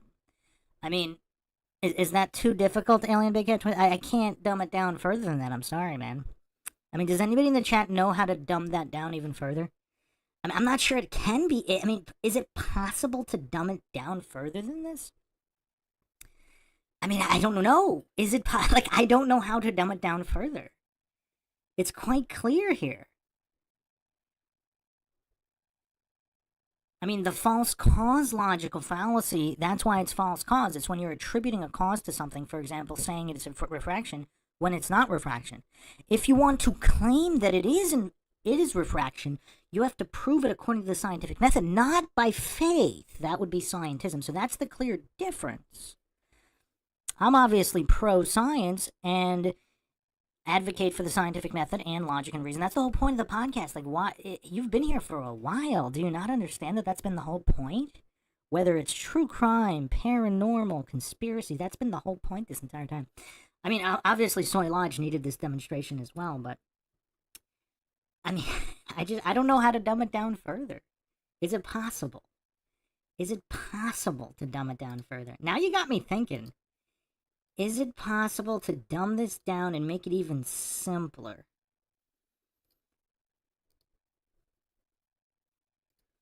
I mean, here's another chart. It looks like it's relatively preschool level. An observation leads to a question. Research, hypothesis, experiment, data, conclusion. Now, in order for an experiment to be valid, do you know this one, Big Cat? What is the difference between a valid and an invalid experiment? Can you answer that? Because if you can't even answer that, I mean, none of this is going to make sense.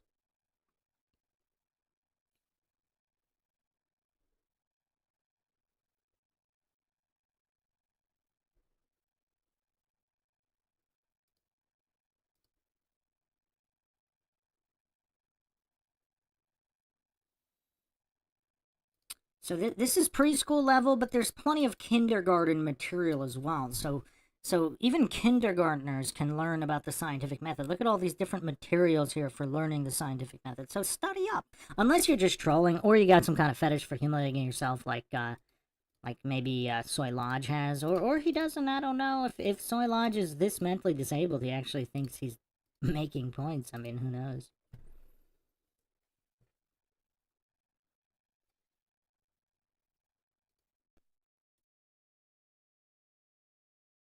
So and what you have to claim is that it's refraction that we can coincidentally predict, and it's a silhouette, which is the absence of light, right? It's an absence of light. We said this was how many miles? So one of the videos is 153 miles from, I think, 1,000 feet up, and then one of them is 255 miles. I just don't remember the observer height for that one off the top of my head. There's also one that's 273. And how tall is the mountain? I can't remember off the top of my head. What was the name of the mountain again?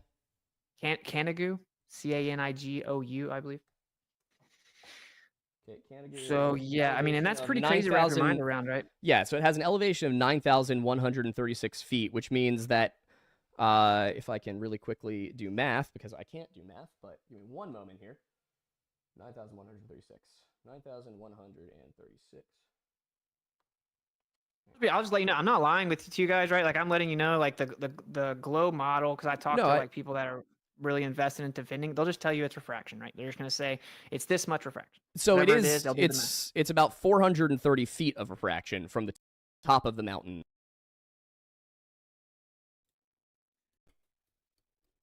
Look, this guy's legit mental disabilities. He just calculated the difference off of what you see versus not see, and he just pretended that was refraction. See, this is an example of scientism, Alien Big Cat. Because calling something something to match something, that's called a post hoc logical fallacy, and a false cause logical fallacy, stacked on what is a false premise logical fallacy. That's a triple stacker. And also, actually, it's also a false dichotomy, because there could be another variable that's causing that that's not refraction. So that's a quad stack. That's a quad stack. So Alien Big Cat 23 was not able to answer the difference between a valid and invalid experiment. What makes a scientific experiment scientifically valid? Alien Big Cat was not able to answer and is saying you got nothing. Not arguing those points. So you don't want to argue the points of the scientific method? You don't want to argue the points and the difference between science and scientism while pretending you know what the difference is. But yeah, this was a quad stack, and look at Soy Lodge's face here. It's almost like he's proud of himself for doing the math. So he just took the difference between what should be observable and not, and pretended the difference was refraction. Like, it couldn't be anything else. It can only be refraction, and refraction has to be the exact amount to make it look like you're viewing it on a flat Earth. This is the very essence of scientism. You want scientism, Alien Big Cat 23? You got it right here. Pretending something is refraction without demonstrating how, while ignoring all other potential variables, that is the religious cult of scientism.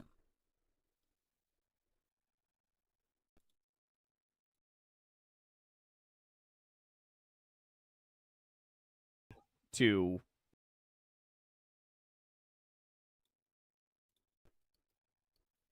Actually, I was incorrect. That's a quint stack, because that's also a circular reasoning logical fallacy.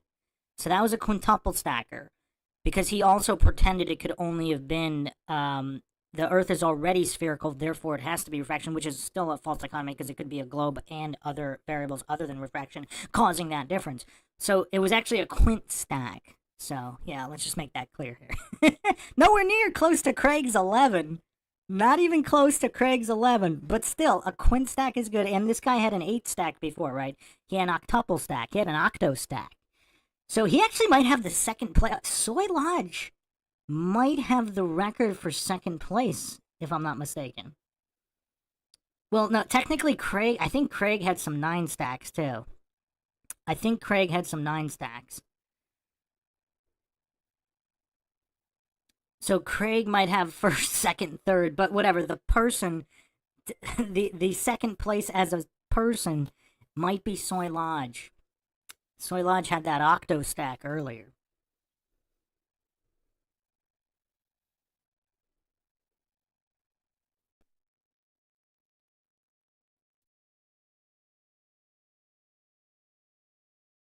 where it should be visible. It's not 2 miles. Wait, for which one? For the closer number you gave us, the 153 miles at 1,000 feet, you should you should be able to see anything that is over 8,700 feet tall. Okay. And Mount Canada So is over 8,700 feet 2.5 tall. miles number is certainly going to come with like the 255 value, right? Okay. 2.5 miles above the top of the mountain specifically. That is, yeah. What elevation was that? I don't remember them. I don't remember the elevation. I have all this information, right? With the, it was not even a flat earther that did it. I talked to him though, but it doesn't matter exactly what the values are, right? My point is very simple. Even the globe Earth proponents agree that, for example, even the one that's closer, okay, the mountain shouldn't be observed. No, the mountain And should let's have just about the mountain should have 430 feet of observable peak. Okay, but you shouldn't see all the mountains. Okay. You should see all the Shouldn't mountains see that all are. I mean, you should see what's in front of it, like what's closer to you. You have shouldn't be able to invoke- see.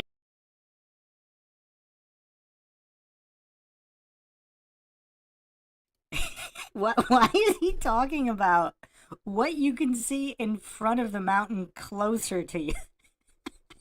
Like, the subject is how much of the mountain can be visible. So, I mean, if you hold your hand in front of your face, obviously you're going to see your hand in front of the mountain. What does that have to do with anything? Wow. Austin Witsit in here saying, this is where he acts like it's a big gotcha because only 90% of the mountain should be below the curve. Yeah, I mean, there's definitely some kind of something going on, but to hallucinate that it's miles and miles and it has to perfectly match in every instance with zero evidence, I mean, that's definitely a scientism hallucination, Alien Big Cat. Are you still in here? I don't know. I think Alien Big Cat's just trolling in here.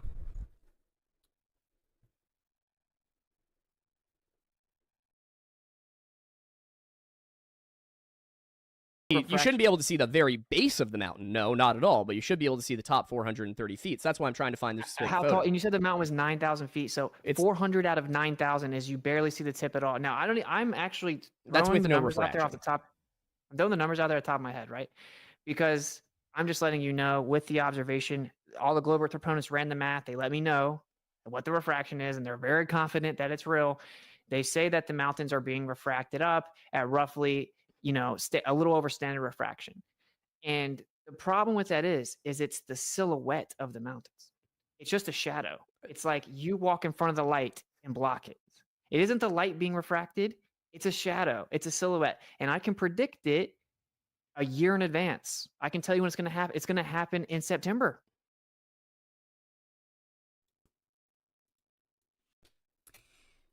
So, well, it appears that Soy Lodge doesn't know what refraction is, or backlight means, when an object is backlit. Well, I mean, he doesn't appear to know what anything is, but yeah, he's having some real trouble here. I mean, look at his face. I don't think this is acting. I do not think this is acting. I mean, it's just a lack of mental capability. I mean, it's just emptiness inside that. Like, look at his eyes. Like, there's just no processing going on here. It appears that he just doesn't understand any of this.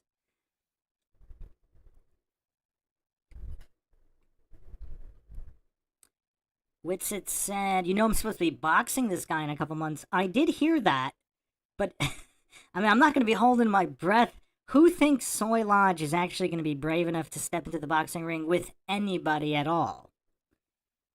I mean, has this guy done any physical exercise in his life? I mean, I don't know. Maybe he has. I'm not claiming he has or he hasn't. I'm just asking the question. Does this guy look like a guy who exercises? And how much exercise can you do with that much soy flowing through your veins? I mean, I'm sure you could do some, but I don't know. Yeah, so it appears he can't process. He doesn't know what refraction is. He doesn't know the difference between a backlit object and an object that is not backlit, that is being affected by refraction or rarefraction or any of these variables, plus all these other variables it could be that is not refraction or refraction. This is tough. This is really tough. But yeah, it's almost like he's like a 4-year-old toddler who's just getting decimated and he doesn't want to admit that he's getting decimated. So he has to pretend he understands what all of these things are without understanding them. But this is tough. This is tough.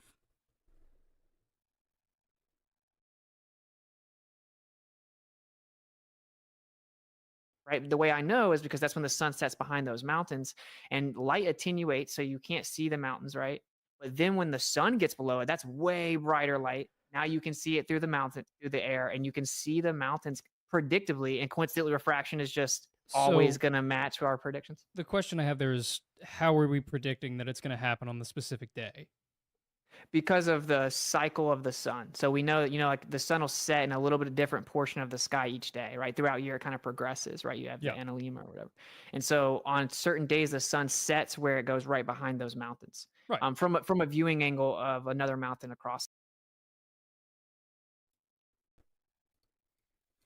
While we got you here, Witsit, what I asked a question earlier when you weren't here. What is the dumbest line of argumentation you've heard in any debate ever? Like, who was it that gave you the dumbest stream of arguments? Because at the beginning of this, Soy Lodge did 8 logical fallacies stacked. I actually forgot. I was so astounded by the amount of fallacies. I forgot what point that was. Does anybody remember? Was that Was that I think it was on Eratosthenes when he yeah, I think it was regarding Eratosthenes. He went off and stacked 8 logical fallacies. But I would be curious to know what hurt Austin's brain the most and caused him the most pain, the dumbest stream in an argument on any topic. Hopefully he'll answer, because I'm curious about that.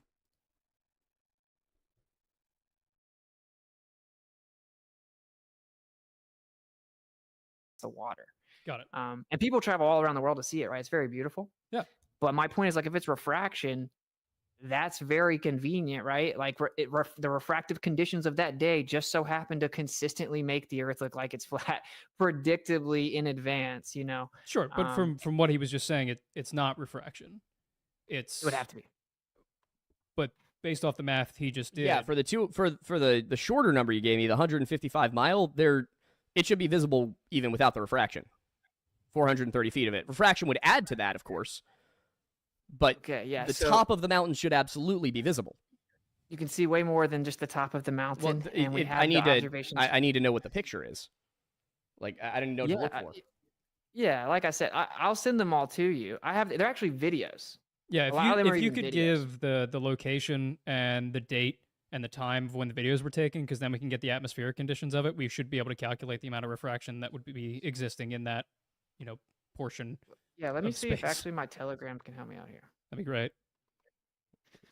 Okay, let's see the actual numbers. So, but yeah, and like I'm not trying to pull a fast one on you guys. I'm just letting you know. I know. Like no, you're good.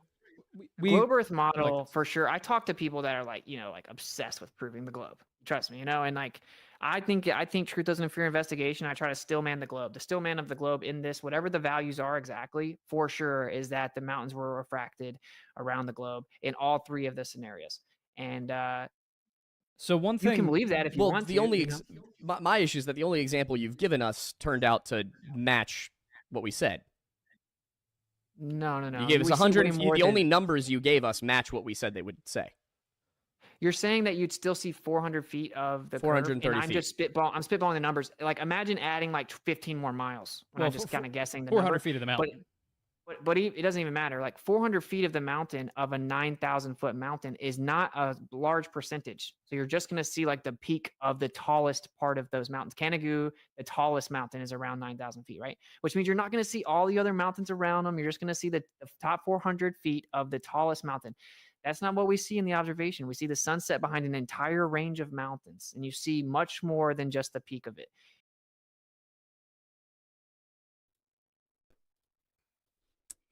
Yeah, this is tough. I don't know if the information Austin is saying is just not processing, or if they're just that dishonest and bad faith. He's just desperately trying to find something to account for that, instead of addressing what he just said. Obviously, there's a lot of goalposts moving here, but Heracles in the chat saying he thought WITSIT was a midget. Wait, so the only reason Soy Lodge wants to box Austin WITSIT is because he thought Austin WITSIT was a midget? That's interesting. Very revealing of character, if true. Where's that information coming from?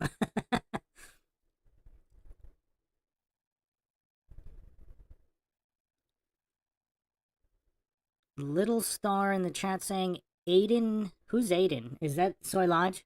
Claims he's a 3rd degree Mason. I think the cross is part of that, but I don't know.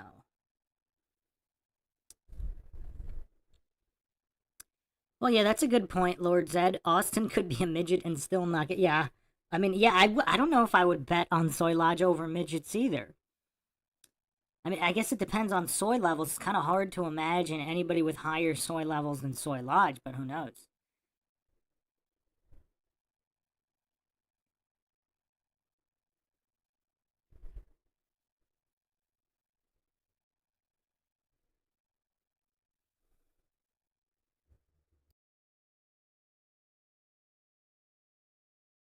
And the official globe position is that the mountain's being refracted up.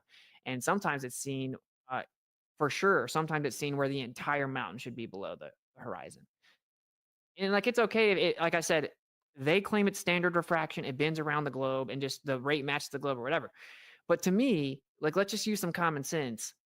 you can book a flight right now for September. And as long as it's not super cloudy, you can go look at the mountains set behind Canigou, and you can reliably see them from behind the curve.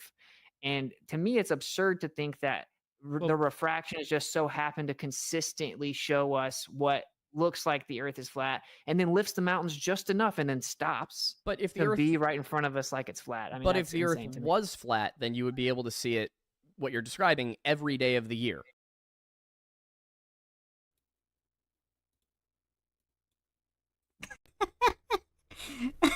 The fog has to be the same. There's no such thing as a visibility index. This is like Bill Nye. Well, like a lot of these goofs saying you should be able to see Paris from New York if the Earth were flat. Like if the Earth were flat, precipitation would have to cease to exist. I mean, does he not realize how dumb he said? This is just insanity. I mean, this is just straight up insanity. The level of goofery here, this is flatlined goofery here. Soy Lodge here with flatline. Look at Austin's face. He's having trouble dealing with this level of goofery. I don't know if I've seen this many troublesome expressions from Austin before. He doesn't know what to do with this level of mental disability. This is crazy. This is crazy. If the Earth were flat, precipitation would not exist according to Soy Lodge. There would never be any fogs. It would never be foggy. The visibility index would be identical every single day. Wow. I don't know how much longer I could keep going here.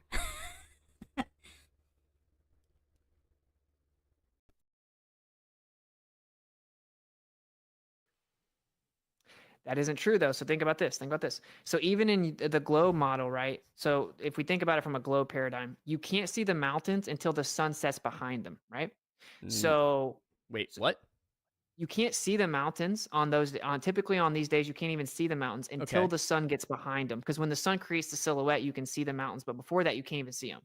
The reason is because light gets absorbed into the air, to the atmosphere, right? So like it's called attenuation. So it's just kind of like how if it's foggy, you can't see as far as if it isn't, right? So the light's going to get absorbed into the medium, and it doesn't make it to where you can see the mountains. It's not resolvable information anymore. The sun is so bright, though, right? So when the sun gets behind it, it adds all this new information, like way brighter light, and it can make it through the attenuation of the atmos. And whether it's globe or flat, both explanations are the same there. Because, like, obviously, if we can't see on the globe until the sun gets behind it, the same thing is happening, right? Well, Like the light's being attenuated. just really quickly, that confuses me because as the sun reaches lower in the horizon, it has to go through more atmosphere, which would then cause more attenuation. And so, I mean, I understand what you're saying here. To me, it sounds less like the light would get more intense because that's not what would happen. It sounds more like because of the absence of the light behind the shadow of the mountain, it's a lot more visible because you're dealing with sunlight and attenuation versus no sunlight at all. It makes it easier to see it because of that. But I don't understand how it would be the opposite scenario, considering, you know, on either model, as the sun is dipping towards the horizon, there is more atmosphere that it has to go through. Yeah, that's a good point. You have to think about it, though, right? So the light is actually when we just look out and we see the mountains, the light is reflecting off. The sun's coming to the mountains, then reflecting to us, right? So by the time it reflects and gets like diffused reflections off the mountains, it comes to us. It's decreased in like magnitude a lot, right? Like the strength of the light has gotten a lot less by coming down. The sunlight's coming down, reflecting off the mountain, and then back to us so we can see it. In this scenario, the sun is in our direct line of sight behind the mountain. So we're seeing the actual source of light as opposed to the reflection of the light. So it's way stronger. And yes, it's in the dense part of the atmos, but the light always is, right? Like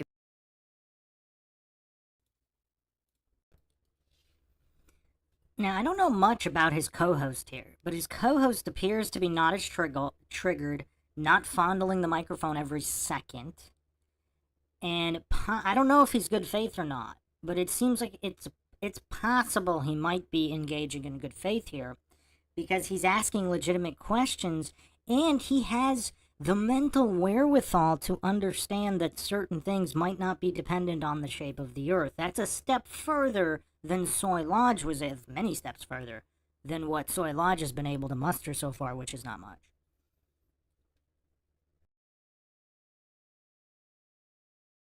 in this scenario, we're looking at the mountains through the most dense part of the atmos anyway. So it's just that it's a line of sight with the sun as opposed to it being up here and reflecting back down. And like I said, this is the same on both models because you can't see the mountain until the sun gets below it. And the reason I brought that up, though, was to kind of address your idea of like, well, shouldn't we always see them if the Earth is flat? Most people don't really think about or know about this, right? It's called attenuation of light. It exists on both models. You definitely would not see forever if the Earth was flat. The light attenuates. So real quick, on both situations. I would like to shift gears a little bit here just in terms of atmospheric elements, because that reminds me of something that I saw a little bit earlier, which is, so I'm very amateur into meteorology, partially because I like to spend a lot of time on the water, particularly on the ocean. And it's very important to understand how meteorology works in that regard, because not only, are you surrounded by water and a lot of, things can happen very quickly, but it's also just generally preparing for it and understanding why things are happening quickly and things like that. But just a little brevity on that. One thing that occurs on the Earth that we see in hurricanes and typhoons is hurricanes. I believe it's in the northern hemisphere, especially around the Florida area, because we see them a lot in that area given the atmospheric conditions.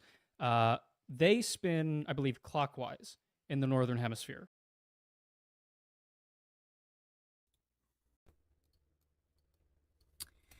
Oh wow, he's using this old, easily debunked argument. So they spin both ways in both alleged hemispheres.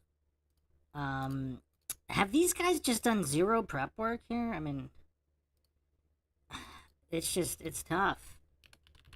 I mean, there are definitely, more spin.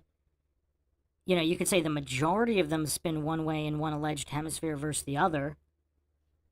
But obviously, they've been observed. I forgot which analysis I went over all that on. I mean, if these guys are just keep using the old tired, it almost like you need someone like Dave Weiss with like a little 5-minute presentation, easily debunking all of these points, and then they'll just look dumb when they bring them up again, because this is all from, they have NOAA data, like this is all from scientism sourced data, like a so-called official sources.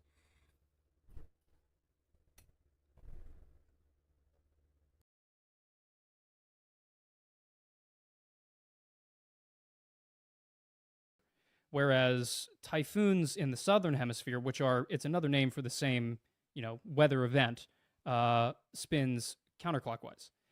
And the globe model attributes that to the Coriolis effect, which is due to the Earth as a globe being, spinning on its axis, and the equator being slightly larger, things like that. All those little details taken into account, because of the way that the spin affects the atmosphere, it causes a divergence in atmospheric conditions based on its direction and distance from the equator.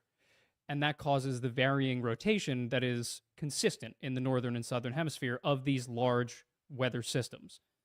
So, is there any flat Earth argument to explain that phenomenon? Yeah. So it's important to understand the variables from the other side. So we can lay this out. I'll do it pretty quickly. So, like, for example, the spin of the Earth, right, is actually the spin of the universe, right? The sky spins instead of the Earth spinning, right? So this generates real inertial forces. So you will have like forces generated if the whole like sky spinning around you, right? So to keep that in mind. Also, you have the sun. If we're tilted, you mentioned the tilt, right? So we're on a tilted axis in the globe model. On a flat Earth model, the sun is just at an angle, right? So the sun itself is at an angle and the Earth is horizontal. And then the globe says, well, it looks like the sun's at an angle because we're tilted. So you keep that in mind. It seems like as the sun moves in and out and in its angular relationship to the Earth, that it's like the flow, the energy flow from the sun can directly affect the Earth at the angle at which it has an ecliptic path over top of us. And when it comes to the overall rotation of the universe, I don't want to get too technical, right? But that generates like inertial forces. So you would have centrifugal forces, right, with the angular momentum of the universe spinning around. And then you would have Coriolis forces. So not to be confused with the globe version of Coriolis, which is an apparent deflection because the Earth is supposedly spinning, but an actual Coriolis force, which would be twice the magnitude, which would create an inward force. And then you would have people call them Euler forces with satellites and stuff. We won't get into that. But long story short, there are real forces generated on a stationary Earth as the sky spins around it. The stars in the sky and the sky spins around it, creating real forces. The sun's at an angle and it has real forces as well that are going to interact with us in relation to that. That's going to give you all of the weather patterns that we have. And then the globe interprets it through the lens of, oh, well, the reason there's a tilt is because we're tilted, right? The reason that there's a spin is because we're spinning. And so they just attribute the effects to something different. Does that make sense? Yeah, it does. I do have one other question and thought. Okay. It's similar to this. So I want to get a preface of your understanding before I ask the question. So in terms of the atmosphere, since we're on that topic, how does that separate in your version of the flat Earth model from ground to atmosphere to space of the universe? Because I want to clarify that before I ask my question. Yeah, good question. Like basically, how do you have a gradient? Yes. Yeah, so obviously we would say that the antecedent to gas pressure is a physical container. The globe kind of claims, well, no, it's not true. Ours is gravity or whatever. And it would kind of be the one exception. You can't replicate it, whatever. Special pleading is what I would say. But long story short, so I would say gradient is change in pressure, right? And so that's delta X. And so you need X to have the delta X. So you need the gas pressure to have a change in the first place. I would say that's our argument. Most people kind of divert to gradient. Not saying you're doing that. Obviously, you're just asking a question. So anyway, I would say that we have, for one, it's relative density layers, right? Obviously on its base. So like they sort out based on density. And so then the question would be like, well, what is density? What gives something density? What gives something weight? And these are good questions. I could answer them all. Density is compactness of matter. So there's an electrostatic bond that holds them together. Weight is mass times gravity. So that's volume and density times the fact that things fall down at an average. All electric. So I don't want to get too in the weeds. Well, Quickly I would like to. There was one thing you said that stuck out to me, which was the density issue. So, if density is ultimately what causes things to fall, then theoretically, things that are different densities should always fall at different rates, right? No. So to clarify, I'm not even saying that things only fall because of density.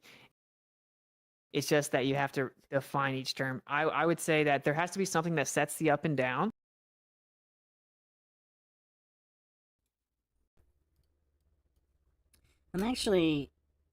So they just jumped off that topic so quick. So, in terms of the jet streams and air pressure, obviously that all has to do with formation of storms.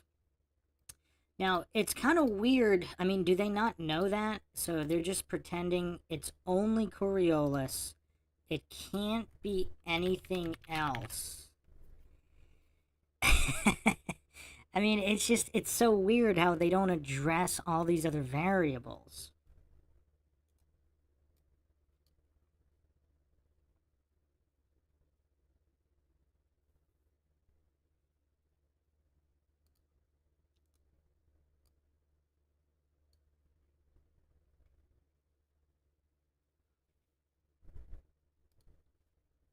So I'm just going to put these two images on the screen real quick. So, again, regardless of flat or globe,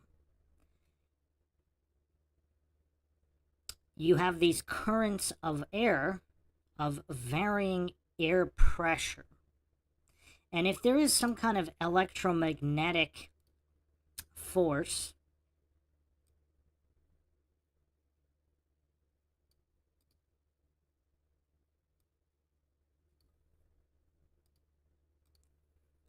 YouTube's getting a little laggy here.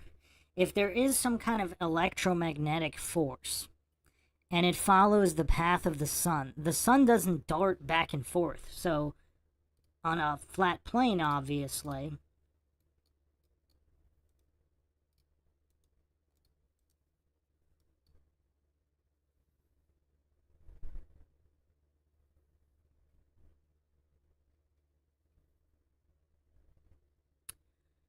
give me 1 second. I'm trying to get this other image here.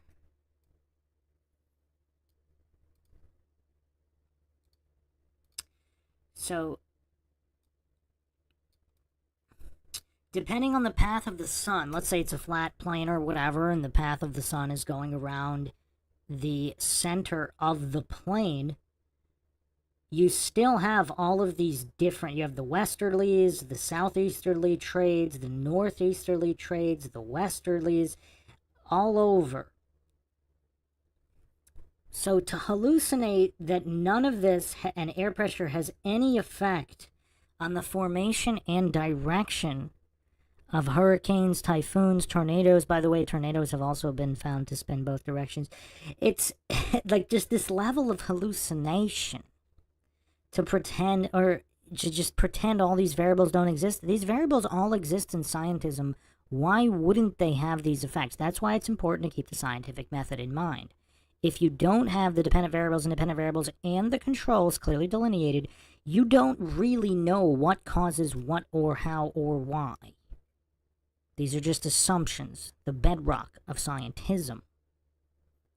But clearly they have some kind of an effect.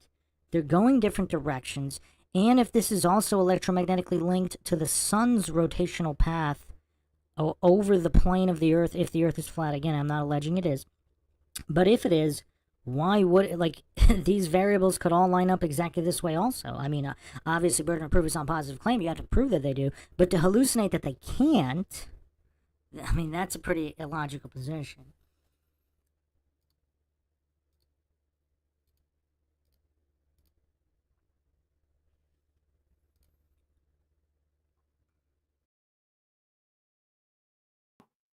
And I would say that that's electric in nature. We have a downward electric current on the Earth. It's 10 microamps per cubic meter, so it's very small, but it's measurable. You can actually run a generator off of it. It's pretty fascinating, just off the sky. Long story short, it's nearly constant, right? And that sounds familiar, right? Because the rate at which things fall is nearly constant. It isn't exactly 9.8 constantly, right?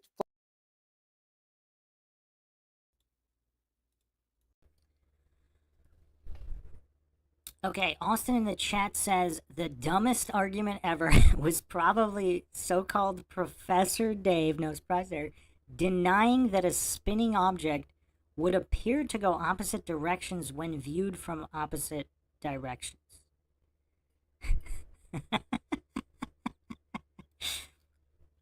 Because he then held a globe up to the webcam and spun it, providing a live demonstration as he simultaneously mocked it.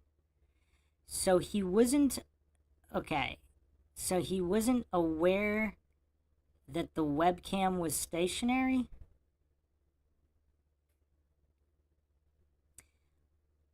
The perspective example I always use, I mean, if you just point at an object, if you're in an office chair with wheels, you could just go spin to your right while pointing at an object between your feet while spinning in the chair. Then look up and look at the ceiling.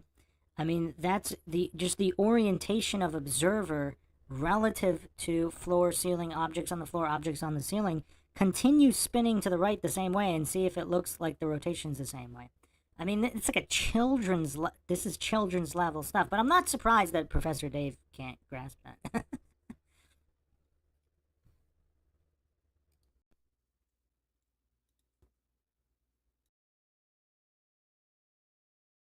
Fluctuates slightly based on where you are and if there's, electrical field conditions, blah, blah, blah. So I would say it's there's an electric bias. We have tons of electromagnetic energy coming from the sky, measurably. It sets a downward bias. There's a downward electric current. And then everything kind of sorts itself out with density relative to those mediums, meaning it's going to choose if it goes up or down relative to its medium after the electric current has set the up or down. And once it goes down, it's just going to go at general rates, right? It can only go so fast, basically. Once it goes down, it goes down. If it goes up, it goes up. So yeah, that would be the answer. You're asking obviously a very deep question, which is basically what a if replacement for gravity. Well, no, well, I'm trying to get to I have some something. thoughts as What if there's no medium? What if it's a vacuum? So, okay, good question. So, well, for one, obviously, if you pull the air out of a vacuum chamber, like you just made it less dense, right? Like, so removed all matter. Well, obviously, there's no such thing as an actual perfect vacuum, but even if you were able to remove all matter, my point is, say you drop a brick, it's more dense than the air, right? If you put that brick in a vacuum, it's still more dense than the vacuum. You actually just made the medium less dense, right? So it's still more dense is what I'm saying. Well, but yeah,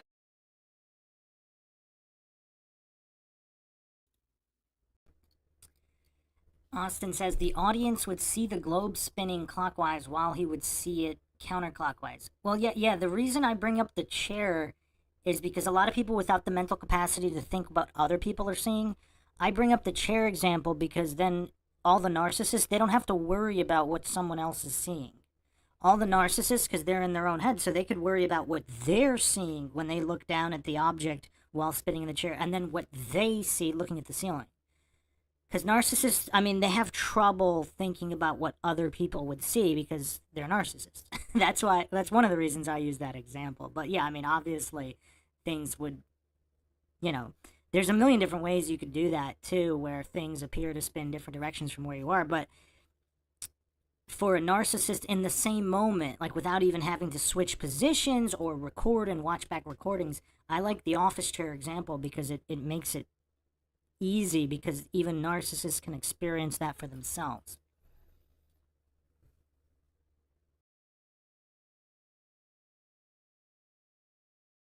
Yes, but what I'm asking is if you have a brick and a feather in a vacuum, Yeah. should they not fall at the same rate? If density is all it is, or should they fall at different rates? If different is what I meant to say. If you have a brick and a feather in a vacuum and you drop them, they should fall at different rates, right? If density is the issue. And again, we're saying a near perfect vacuum. Yeah. Yeah, because that's all it exists, right? But no, I would say I don't think so. No, because once it goes down, and so it starts to increase its speed as it can, its acceleration down. Obviously, they only would drop at the same rate in a vacuum, right? Because you have air resistance. If you don't have that air resistance, the feather's more dense in the air, the brick's more dense in the air, so that's just going to decide that it goes down and or up, right? And then it's going to fall in relation to that medium. And also, in a vacuum, you still have electric fields. So there's something called the free impedance of free space. So you have electric permittivity, magnetic permeability. Even inside vacuums, there's this electric interaction going on. The feather is electrostatic, right? The brick is electrostatic. Even in the vacuum, it's electrostatic. You can get all into the weeds with that. Like we have already proven that there's electromagnetic fluctuations in a vacuum. There's basically a background that energy comes from. Quantum physics calls it many other names. But all that to say, So all these guess play a role. But then my question would be,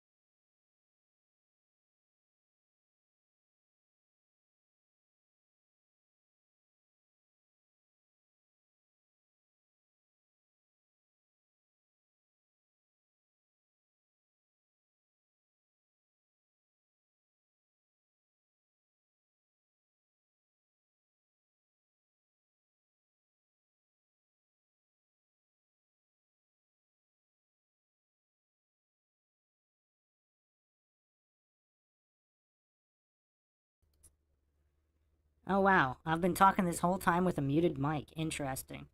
So, Val said, MindShock, please do some reviews of the germ theory and virus discussions. I did an extensive podcast on that. Louis Pasteur versus Antoine Béchamp, germ theory versus terrain theory. YouTube took it down. Perhaps I will re-upload it on Rockfin or Rumble. And WITSIT said, did this guy just deny that bricks were electrostatic? Well, this guy obviously doesn't even know what electric means. He doesn't appear to know what forces are. He obviously doesn't understand the scientific method. So it would just take these many 10-hour, special ed classes to get him up to speed on all of the individual building blocks required to have this kind of conversation. So I don't know what can be done here with Soy Lodge.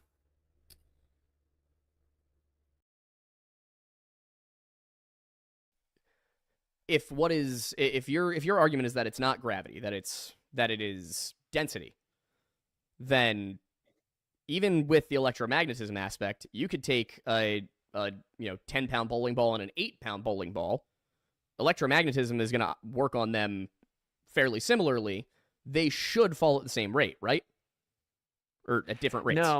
No. I mean, to maybe I could just ask you the same question, right? So, like, if you think that gravity is causing it, if there's a more dense object and a less dense object falling, how does gravity make them fall at the same rate if they're just different densities? Because Is gravity pull one density, stronger than the other? Because density isn't the issue. Gravity. Yeah, no.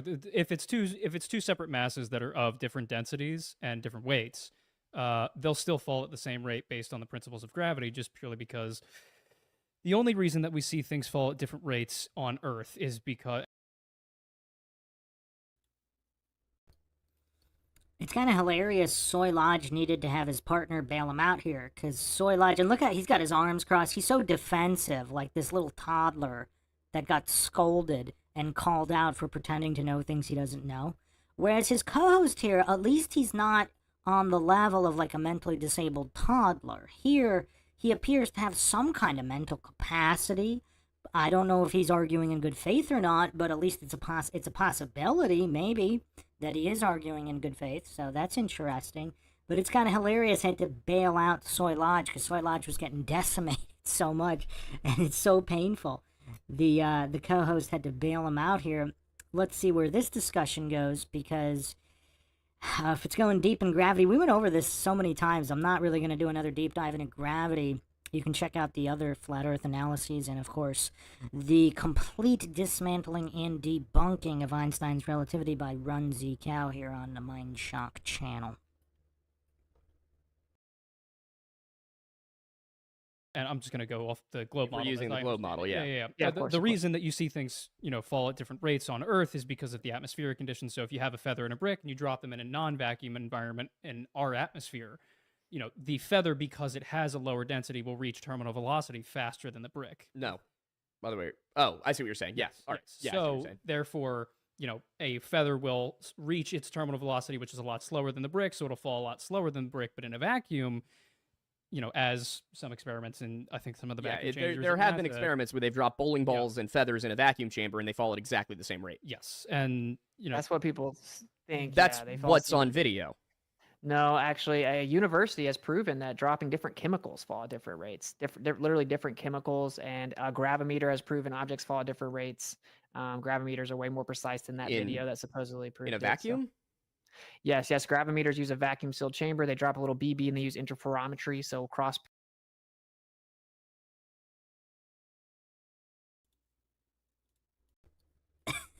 I mean, look at Soy Lodge's posture. I mean, at least his subconscious knows he's being absolutely obliterated here. I mean, point by point by point. He doesn't even have the scientism position correct. I mean, that's what makes it even funnier. That's the same thing with all of these debates. These people arguing on the side of the heliocentric globe, they don't even have their own religion accurate. Austin has to educate them on their own position.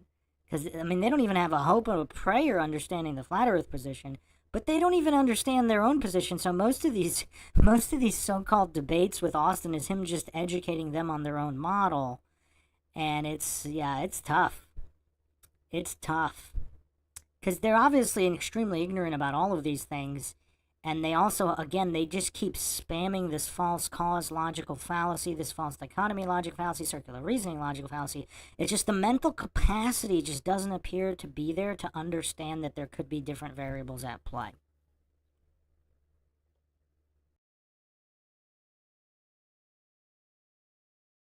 Cross patterns of lasers and interference patterns to actually Mhm. measure things falling, and so they fall at different rates. And outside of the margin of one being released a millisecond before the other, or are these rates that are we talking about like they hit a certain laser at a different time, or are we talking about they pass through Well, a set of lasers at different rates? I'm specifically just pointing out that the rate isn't constant; it changes. So, like, Mhm. you can drop the same objects at the same place, and over time, at different times, it'll be different rates Mhm. inside a vacuum chamber, right inside a warehouse, and it's actually because everything's electric. If there's slight fluctuation in the electric field, it'll cause it. Actually, university proved that by monitoring thunderstorms in relation to the vacuum chamber. But anyway,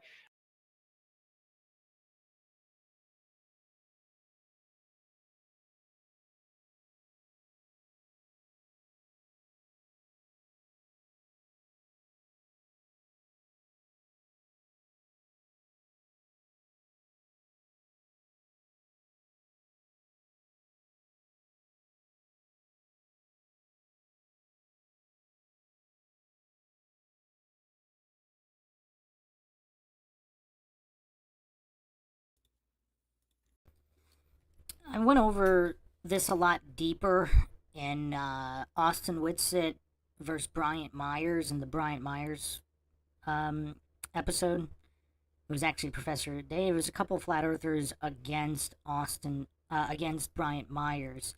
And Myers just kept spamming that gravity's a constant. Now, this has been, it's been known for quite some time that it's not a constant, that big G is not a constant. I believe. I mean, this was all theorized earlier, but this source I have on the screen right now is kind of mainstream.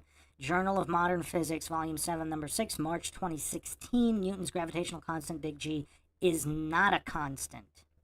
And then, of course, this has all been reaffirmed many, many times, all in the mainstream.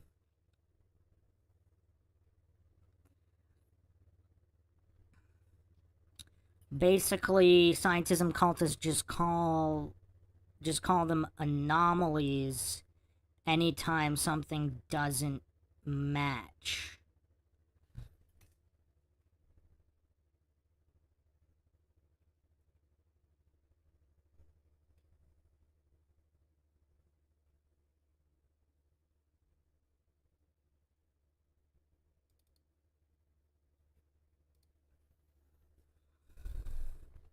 I had another good example here. Trying to.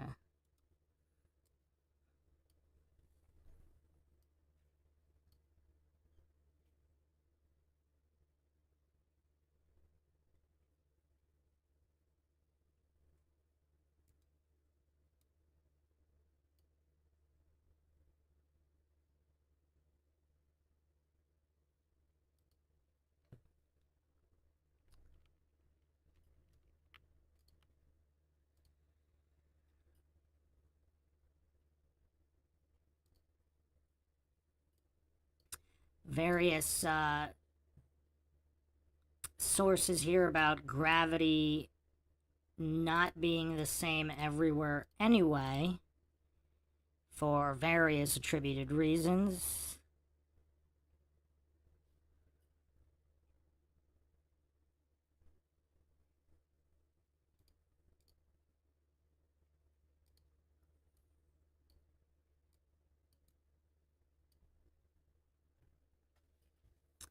So there are extreme differences in gravitational acceleration.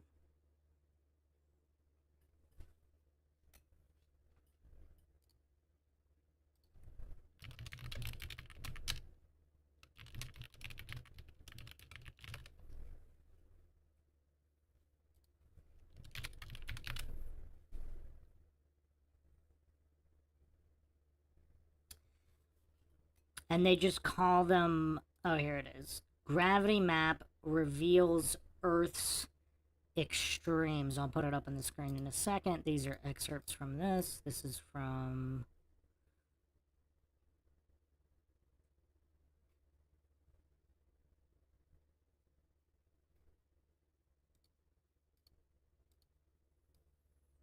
this article here on New Scientist.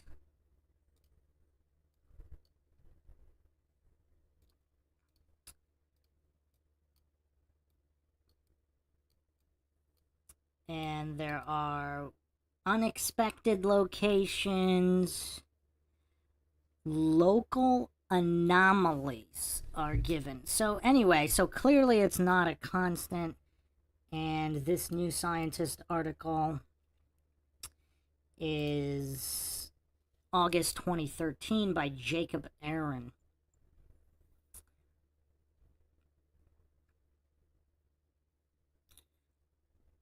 And this is all using data from NASA, European Space Agency, all the favorites of the scientism cultists. So even the scientism cult itself, clearly Soy Lodge, is not up to date here. And his co-host, they're not up to date in understanding that the acceleration is not constant.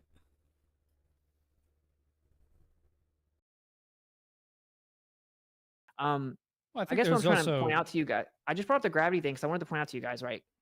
Most people think gravity's a force that's pulling everything down. That isn't really what the globe model claims anymore. That doesn't work. So gravity isn't a force that pulls anything anymore in the globe model. It's the bending and warping of space time. It creates a gravity well and it guides things down to the ground. So what I'm trying to explain is there isn't a huge difference in the sense that, well, what is mass? Mass is volume times density. That's what mass is. And then it's times the average rate at which things fall. And things fall at roughly the same rate because once it's determined it's going to go down, it's just more dense. There's a buoyant force, which is much stronger, and it goes down to the ground to find equilibrium. And it isn't constant. It changes. That actually supports my point much stronger. Why would the rate at which things fall change if gravity's constant? Air resistance. Inside a vacuum chamber. Inside of that's what I'm saying is it wouldn't. If you drop a feather and a bowling ball in a vacuum chamber, they fall at exactly the same rate, and it's on video. It's been proven numerous times. That's why what I'm saying confused. is it's been proven at the highest levels, like universities, that the same object dropped at the same place in a vacuum chamber will change how fast it falls. Okay, Well, I mean, we're there talking was- about comparative. We're not talking about the same object. We're talking about dropping two different objects of very different densities. You might expect that, you know, if there's force applied to something, or if even something gets stuck, if there's a little bit of friction at the top, yeah, you're going to get tiny, tiny, tiny little variations every time you repeat something. The more sensitive your instruments get, the more you're going to pick up on it. I think, if I remember correctly, PCR tests early in COVID were dialed to be too sensitive, so they were detecting fragments of COVID DNA, or mRNA, I guess, in people who did not have COVID.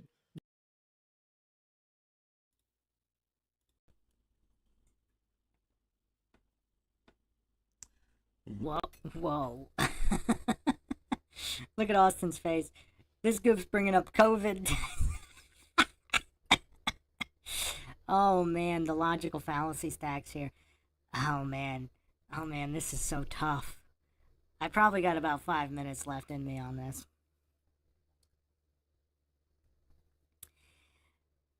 Again, I mean, the only thing I'm going to mention regarding the PCR, I'll put it on here just for, I'm actually not going to explain it. I am only going to put this on here. I am only going to put this one image on here. Obviously, Soy Lodge is not going to be able to put 2 and 2 together in regarding what this would mean for all PCR tests. That's all I'm going to put up. That's it. But clearly, Soy Lodge is a goof.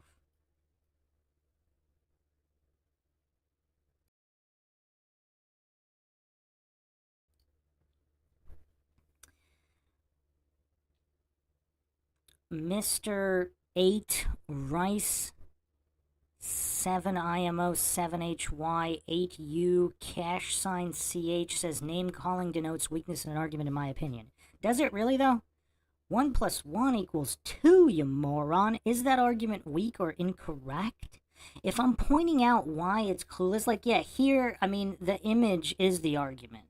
So I can call him, now if I called him a goof without the image, I mean, I want people to think for themselves. Usually I'll go through it. I mean, I just went over all this stuff with all of Soy Lodge's goalpost moving and all of his other logical fallacy stacks.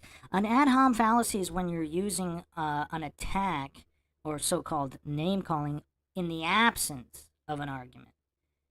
If you're using it in addition to your argument, it is not fallacious.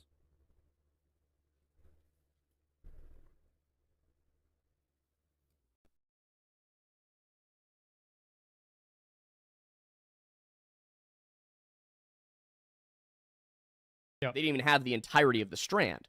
So that's why that's what I'm saying here is if you make your instruments too sensitive, you're going to catch things that aren't really there.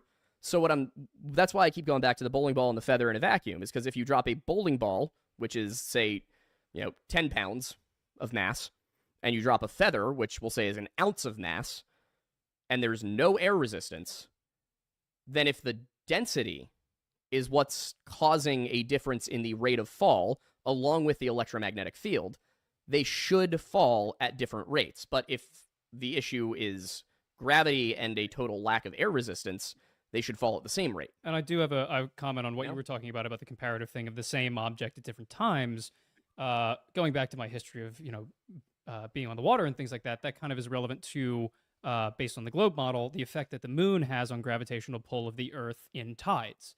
So the whole reason that in the globe model that we have different tides at different times of the day, and the reason that the tides change by an hour every day, is because they are directly correlated between the moon and the sun, in the way that in the globe model we revolve around the sun and the moon revolves around us. And that's the reason why not only do the tides change per time of day on a roughly hour daily cycle basis, and you can reliably get a high tide and a low tide every 6 hours from each other. Roughly, it's a little bit more because of that extra hour, because of the revolution of the moon. That's also why we have spring tides, and I can't remember the name of the other tide, but why the height of the tides change on that cyclical pattern, because when the sun and the moon are aligned within our rotational period. Okay, I have to check out here, because, even though this guy isn't Soy Lodge, again, just the level of goofery in not being able to mentally process that if the sun and the moon are involved in electromagnetic processes, then the water would indeed be affected. That's presupposing the moon even affects the tides, which, there's research on both sides of that, even from the scientism position. So, yeah, this all goes back to false cause, false dichotomy, as if there can't be other variables involved, as if that's the true cause, as if that has that can't happen on either model. Because even if, let's say, the moon does affect the tides, it could be in a manner completely unlike what the scientism cultists claim, even if the Earth is a globe. Similarly, flat earther explanations for this could be completely wrong. The Earth could still be flat, and it's by a completely different methodology. But again, these are absolute basics that Soy Lodge and his cohort are missing here. Just the absolute basics of logic. Nothing to do with the shape of the Earth.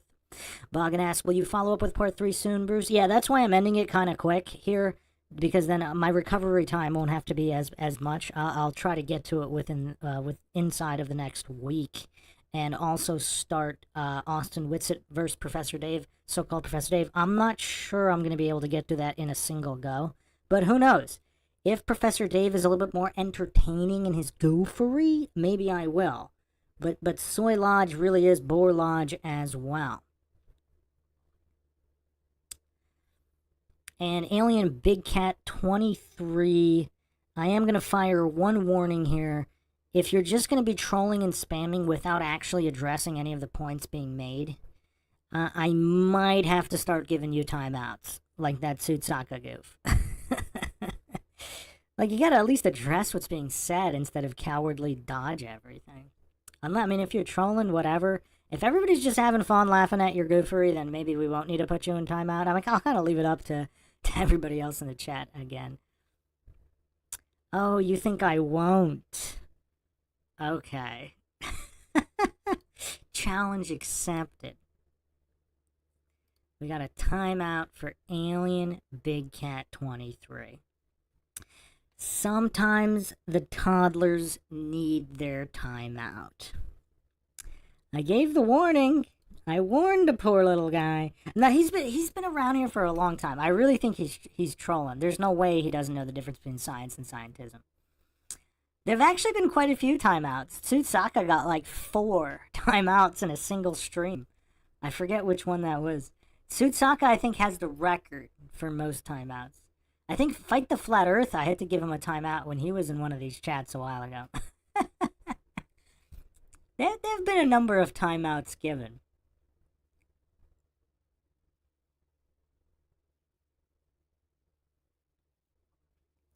Salt says now he's going to say he was banned for nothing in his Discord. Alien Big Cat has his own Discord? I didn't know that. That's funny. Really? Now, he's been around for quite a while here. He's never trolled to this level. Usually, they're just random comments. But he's only been actively trolling, like, the past few streams. But he was getting a little too brazen. A little too audacious. Sometimes you gotta smack him down when that happens.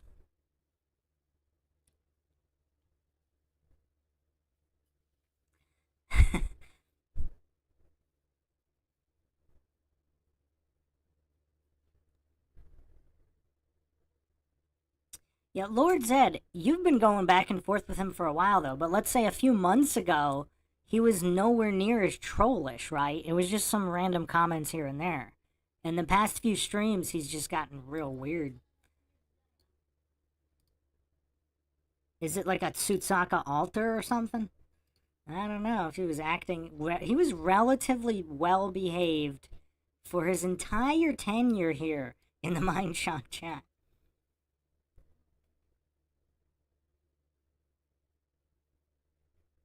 Oh yeah, Lord Zed noticed the switch up. I liked Alien Brews, so weird the switch up. Yeah. He definitely got weird the past few chats.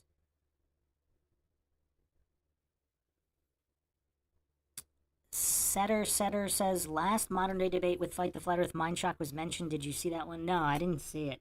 It's only so much of Craig one can handle. I watched some of his, what was it, MindShock Mondays or something. They were kind of funny. They were pretty funny. I was thinking about possibly doing some analyses on them. But we'll see. I mean, there's only so much goofery one can handle. There's only so much goofery one can handle at any particular time.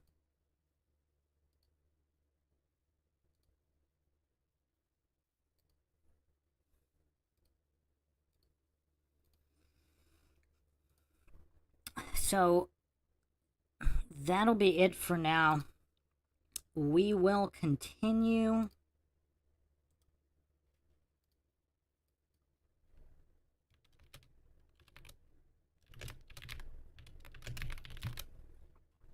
Pretty soon. Hopefully I'll be able to finish this one pretty soon, and we will get to many others. So thanks again, everyone, for joining us. I have another stream coming up later today. Very, very critical. One of the most important ones ever. So whoever shows up for that one later today, that will be of the utmost importance in the realm of logic and reason. If you want to help support the podcast, you can donate to our PayPal. Just check the link in the description. Make sure you subscribe, like, and share Twitter, Facebook, Reddit, Patreon.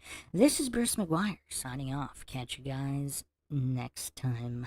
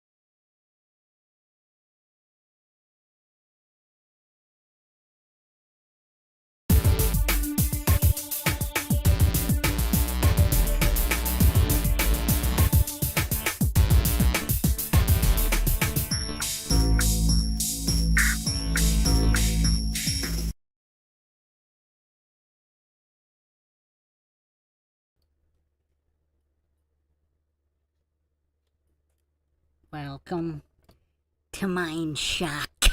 This is your host, Bruce McGuire. And this is the one and only Austin Witsit versus Soy Lodge Part 3. And you can tell by Witsit's face that he's getting pretty done with just the level of soy goofery presented here by Soy Lodge. I mean, it is quite painful. It's taken us months just to get to this part. And there was quite a bit of soy overload. Soy overload. Yeah, it was pretty funny. As soon as I posted this link on Twitter, my Twitter immediately got restricted. Like, instantly. Like, on the click. I think it's still up.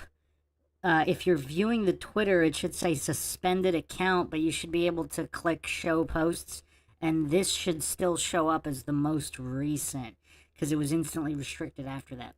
So, yeah, definitely free speech. Thank you, Elon. Anyway, we are going to continue our logical examination here of the scientism position defended by Soy Lodge and the pro-science, pro-logic position exhibited by Austin Witsit here.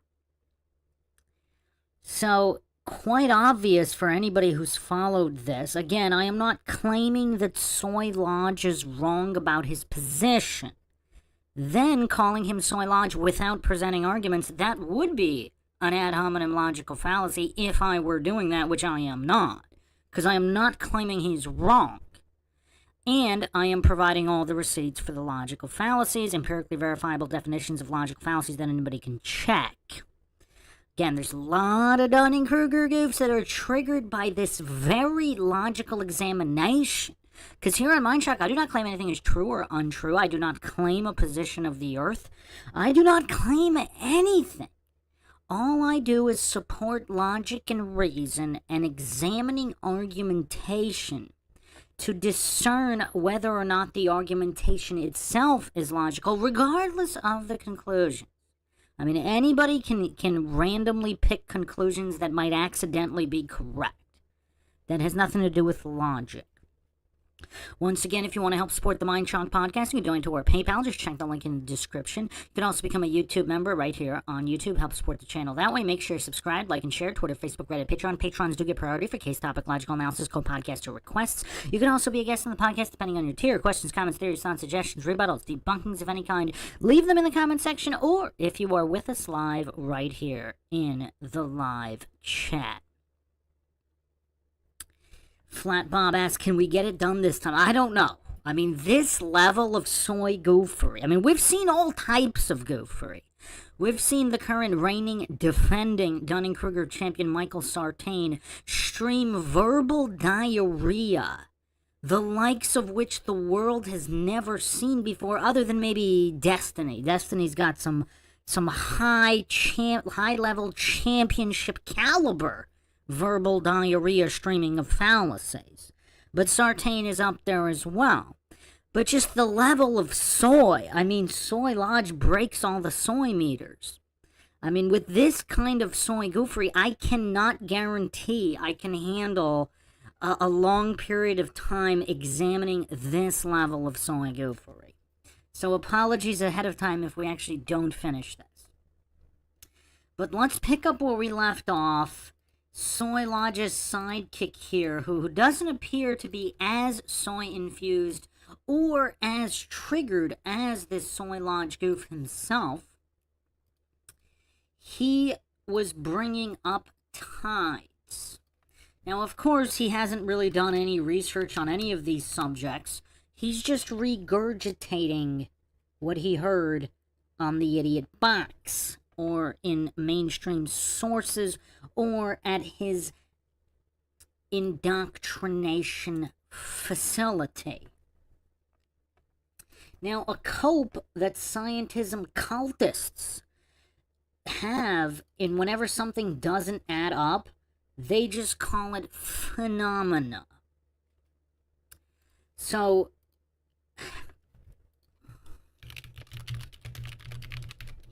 not to mention, they're not even really... They're not even really up to date with their own scientism. So I will bring up some more receipts here, because I brought this up on other logical analyses. I don't know, I don't remember which one, so I'll just bring it up again right here. For all the receipts, for all the goofs that hallucinate that the moon or the gravity from the moon somehow affects the tides. Because a lot of goofs still maintain that. And that's not even scientism's position. So that's what's so silly about all these. Like goofs like Soy Lodge, they're the worst representatives for the cult of scientism. Because they didn't even memorize and regurgitate the scientism propaganda correctly. Like, these goofs aren't even on a preschool English comprehension level, let alone competent enough to defend any of these positions.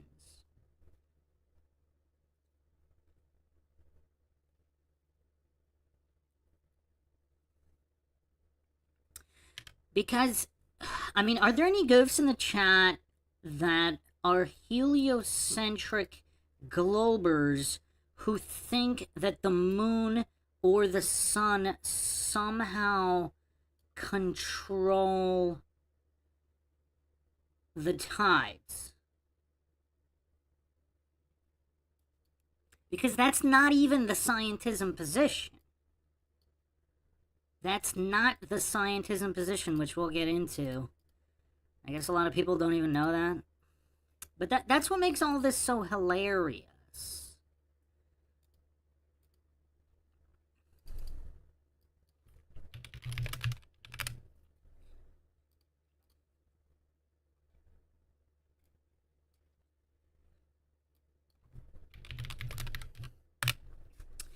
So let's pick up right where we left off, and we'll hear what the sidekick goof has to say.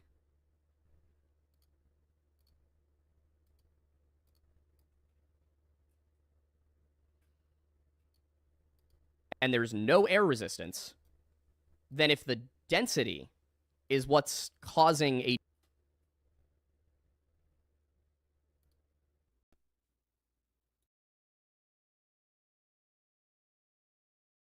difference in the rate of fall, along with the electromagnetic field, they should fall at different rates. But if the issue is gravity and a total lack of air resistance, they should fall at the same rate. And I do have a comment on what you were talking about the comparative thing of the same object at different times. Going back to my history of, being on the water and things like that, that kind of is relevant to, based on the globe model, the effect that the moon has on gravitational pull of the Earth in tides. So the whole reason that in the globe model that we have different tides at different times of the day, and the reason that the tides change by an hour every day, is because they are directly correlated between the moon and the sun.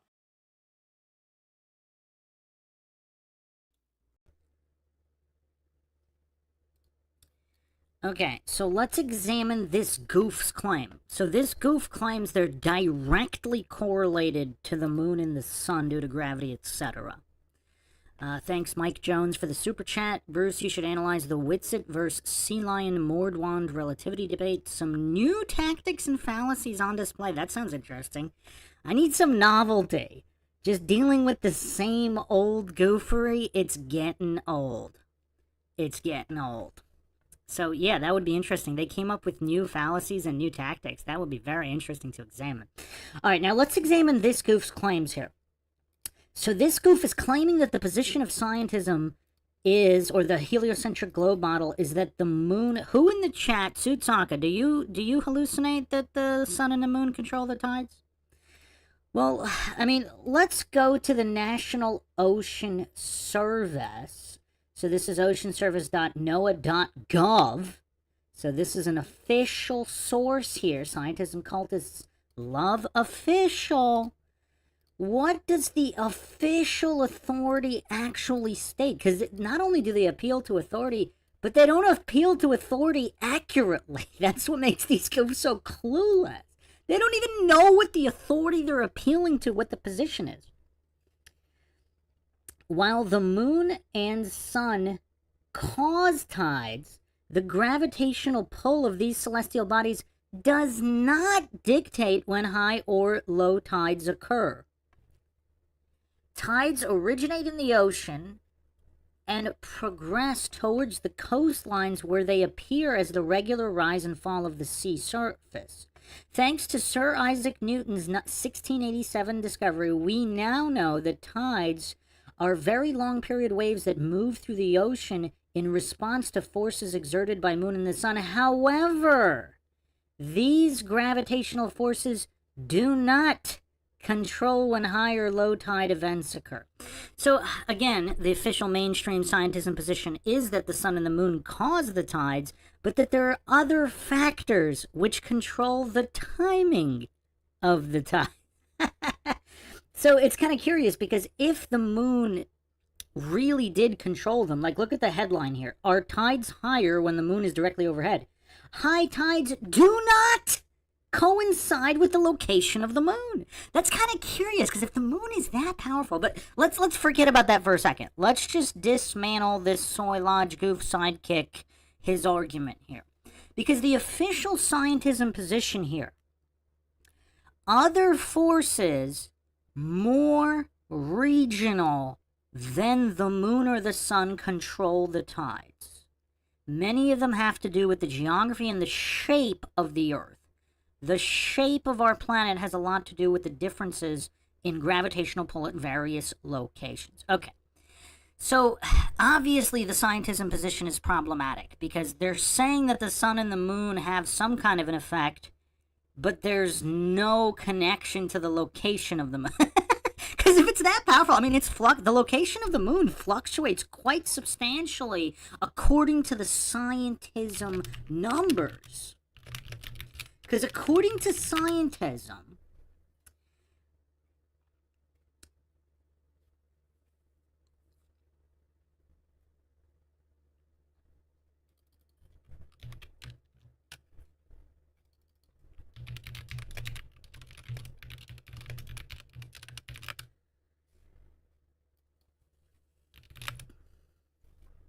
the moon fluctuates between 226,000 miles and 251,000 miles. It's quite a severe fluctuation, and yet there's zero effect when directly overhead. Okay, anyway, this isn't what that's about. But the official scientism position is that other forces more regional than the moon or the sun control the tides. Other forces. So the official scientism position, which I am not claiming is true in any way, because that would have to be demonstrated using the scientific method, not faith and fallacy, but that's the official scientism position. So this goof is hallucinating that the sun and the moon and not local forces, so regardless of what the forces are, you can call it gravity, maybe they're electromagnetic forces, regardless, the official position of NASA and NOAA and the official scientism position is that regional forces control the timing of the tides. So this clueless goof doesn't know that. I don't know if he's just, I mean, they don't really teach that in like first or second grade, I guess. I mean, I don't know what kind of definitions this goof is working with, but he doesn't even comprehend the official scientism position. That's what makes this all so pathetic. I mean, can you think of worse guys to have this debate? Like, if you're a heliocentric glober, I mean, how many heliocentric globers, I mean, with brains, would they not be embarrassed to have goofs like these? Just these clueless, brain-dead goofs who don't even know the official positions, defending so poorly, and let's say WITSIT's wrong, or WITSIT or whoever is wrong about their conclusions, they're still getting absolutely obliterated in this debate because WITSIT is actually having to educate them on their own position in addition to providing his argument. I mean, this is all very, very sad and pathetic.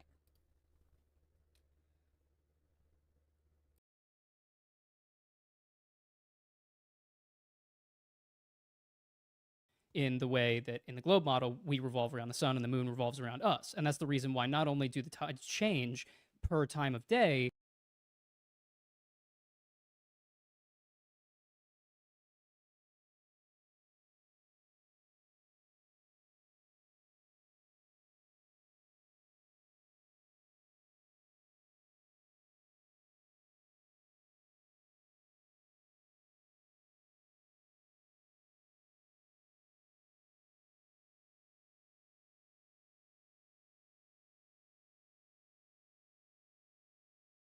on a roughly hour daily cycle basis, and you can reliably get a high tide and a low tide every 6 hours from each other. Roughly, it's a little bit more because of that extra hour, because of the revolution of the moon. That's also why we have spring tides, and I can't remember the name of the other tide, but why the height of the tides change on that cyclical pattern, because when the sun and the moon are aligned with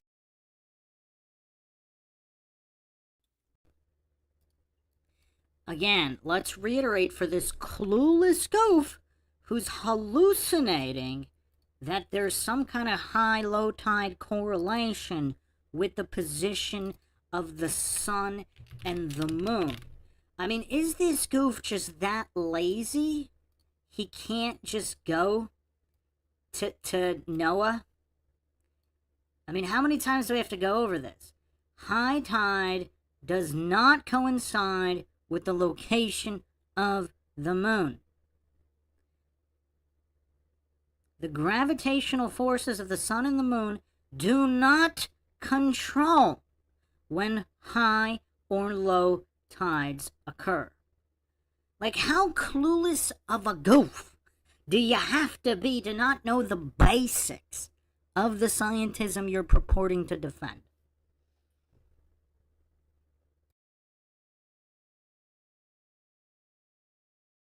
within our rotational period, the tides will be higher because the gravitational effect of the sun and the moon against the earth and the water on it is stronger than when they're opposed. Yeah. This is a theory that was proposed by Newton a long time ago. Yeah. And it's not perfect or anything, right? There are major issues. There are tidal nodes that can't be explained. You can look up a paper by, I think it's a Stanford professor, says a century of tidal theory failure. It doesn't completely work. It lags behind it. There's a whole thing on that. But you're basically saying that it would have to correlate to the moon, that the object falls at a different rate. And that's not what they observed. What they observed is when the electrical field changes, even if there's thunderstorm activity or whatever, that object, although in an isolated vacuum chamber in a warehouse, would change how fast it falls. When it comes to, and the point is also, like, density is what's going to sort all of it out once it has that downward bias set. And I get you're saying, well, why don't things fall at different rates? That's why I'm trying to see what the disconnect here is. For one, there is tests that have shown that different chemicals with different densities fall at different rates. And so I'm talking about highly precise measurements, not like a video that got millions of views and they just show you slow-mo and it looks like they pretty much fall at the same rate. I expect them to fall at pretty much the same rate, right? Because as you brought up the idea of terminal velocity, we are in a vacuum chamber, but just imagine an object's falling as it gets closer and closer to its the idea of its max speed, right? It's going to start to increase much slower. Its speed's going to increase much slower as it gets higher up to its like max, right? So these objects they could fall at different rates. And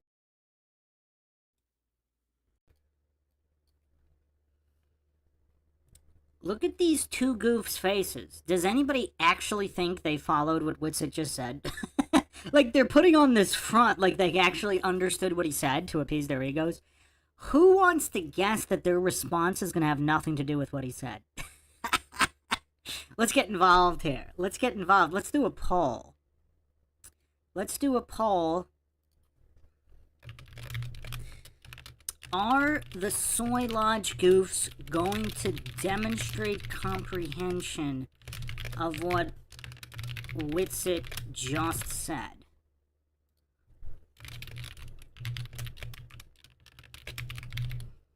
Let's do this poll. Let's get everybody involved here. Just based on their faces.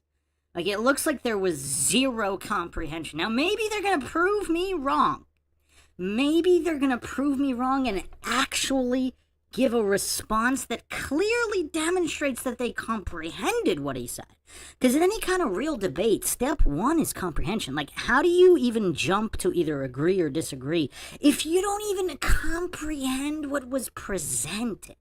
And that's what we have in a lot of these debates, particularly Soy Lodge. I mean, this is definitely one of the goofiest of them. I mean, just the mental capacity's just not there. Even the regurgitation of the scientism priest scrolls isn't even accurate, as we went over. Like, this goof thinks that the moon affects high and low tides. I mean, even the official scientism position from NOAA and NASA isn't that. It's that local forces, not the sun and the moon, control all that. So let's see the result here. Wow. A resounding 94% say that the soy lodge goofs are not going to demonstrate comprehension.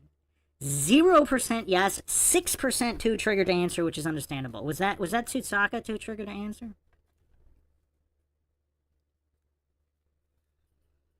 I mean, this is a very basic concept. If you can't even comprehend any information or any arguments, how is one to give any kind of rebuttal or counter if the comprehension isn't there in the first place? Now, let's say for the sake of argument, these soy lodge goofs are correct about the conclusion. That doesn't change that they're unable to have a debate, a logical good faith debate, because the mental capacity's not there to process any information or arguments. Oh wow, we finally got someone. Yes, was that Tsutsaka? So we have at least one person who thinks that the soy lodge goofs are going to demonstrate comprehension of what WITSIT just said. And the too triggered to answer jumps to 13%. Okay, let's see what happens here. Let's see what happens.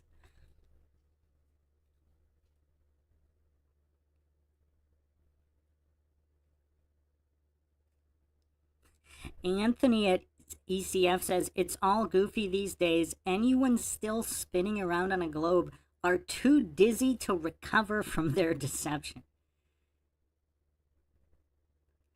Matari Sensei says, I didn't like him at first, but I'm too honest to act as if he doesn't provide extensive logical arguments. You're talking about WITSIT? I mean, like I said, this is the very first thing I said about Austin WITSIT. Even if he's wrong about every conclusion he ever has in any debate on any topic he participates in, he is the absolute best debater I have ever witnessed. He is the Michael Jordan of debate, and there is no close second. I can't think of anybody that is even close to Austin WITSIT's debating ability. I noticed that, I don't even remember what the very first debate I saw him on. But I am not easily impressed. I don't know if I've ever really been impressed. The only other individual is maybe Andrew Wilson of the Crucible. I was a little bit impressed with some of his arguments on some topics, but he's nowhere close to WITSIT either. I mean, not even close. That's probably the only other guy that might be mildly impressive, and maybe Ben Shapiro in certain basic arguments, but he's usually going against mental midgets. Well, so is Austin, but... Well, and so is Andrew Wilson.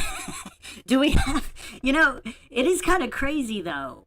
Do we have, have any of these guys, has Austin WITSIT, Andrew Wilson, or Ben Shapiro, have any of them ever debated, have a single one of them ever debated anyone who had some kind of mental capacity to at least comprehend their positions?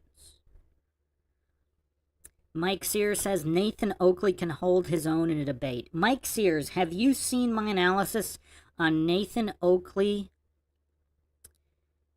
versus David Whitehead? Nathan Oakley's pretty good with advanced logical fallacies, but he's actually not that great at basic ones. He committed a lot of basic logical fallacies. Anthony at ECF says he goes by North Star, a better debater. The problem is they believe the same way. Wait, who's North Star?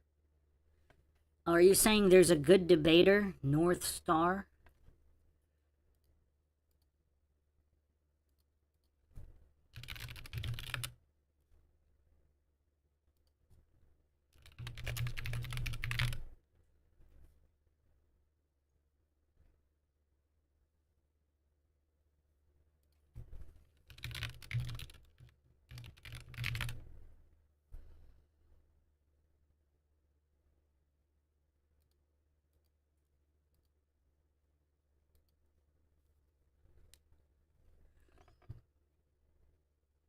Actually, Tsutsaka, I am impressed with your dedication to humiliating yourself.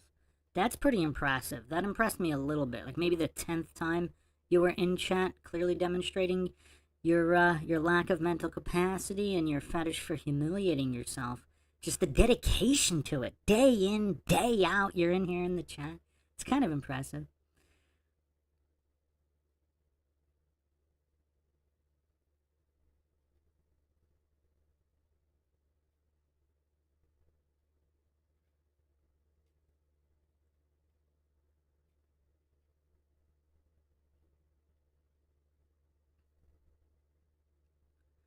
Boggin says, I'd love to do a drop test. I'd drop soy from the Hoover Dam.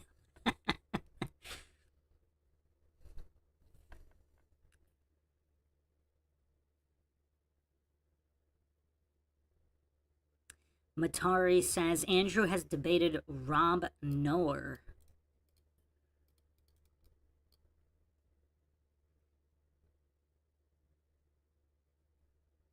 Not familiar with him, I don't believe either. They do a whole bunch of different topics, don't they? Boggin says, Oakley is a toxic moron. I don't know if I'd call him a complete... He actually is... His knowledge of advanced logical fallacies actually is impressive. But his debating itself is not that impressive simply because he falls for all these basic logical fallacies. His ability and comprehension of advanced fallacies actually is impressive. It's impressive. But his debating skills aren't really, because he still falls for very basic fallacies. And he's just very emotional. It's like a child, a relatively smart child with a lot of blind spots, debating and getting all flustered, and yeah, his debates are tough to watch. Mike Sear says, I did not hear your response about Nathan Oakley. I just gave a second one. Justin Johnson in the house, lurking while working. Oh, Anthony says, has to be found on Discord, North Star. So nobody's uploaded anything from North Star. I'm kind of intrigued about North Star now. Is North Star this incredible debater? Flat Bob says, Nathan Oakley is a clown NGL. I have to give him credit. His knowledge of advanced fallacies is impressive. His either lack of knowledge... I don't want to call him an actor or intellectually dishonest. I don't know if they're legit blind spots. It's kind of hard to imagine he's going to legit fall for basic fallacies and make himself look that dumb. So they might be legitimate blind spots in a lot of the basic fallacies. Because he was actually in a MINDSHOCK chat once or twice humiliating himself, not understanding what ad hom... Like, he doesn't even know what an ad hom logical fallacy is. Ad hom is name-calling in place of an argument, not in addition to an argument. So me saying, I mean, you can call anybody an idiot as long as you also provide the argument. And then it's not an ad hom. Again, such a basic concept like goofs like Craig of Fight the Flat Earth. A lot of these goofs, they don't understand that. Ad hom is only this alleged insult or offensive statement or insult, name-calling type insult, when used in place of an argument, not in addition to one.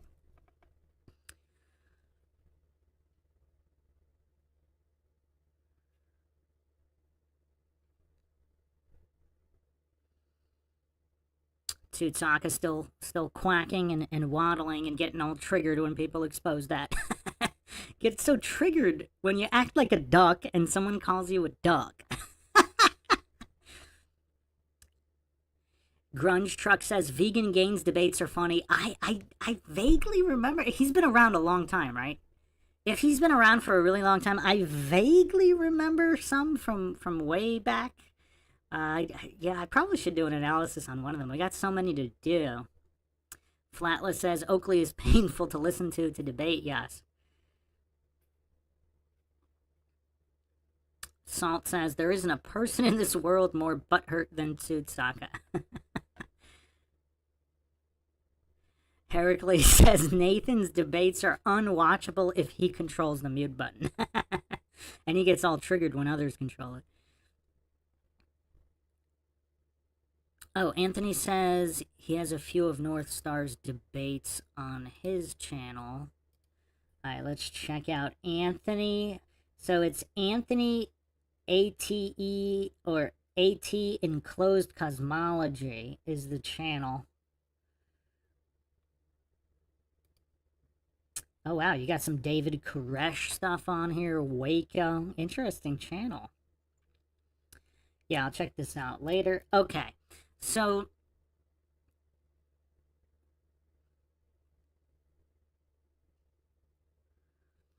Mike Sears says any of the weakest flat Earth debaters are miles ahead of the best globe debaters. Like I said, if that's the true psyop, if that's the true conspiracy to make, regardless of whether the Earth is actually a globe or flat, that doesn't factor into this conspiracy, that they want to destabilize everything and make as many flat earthers as possible. So they want the worst globe debaters out there to create as many flat earthers as possible.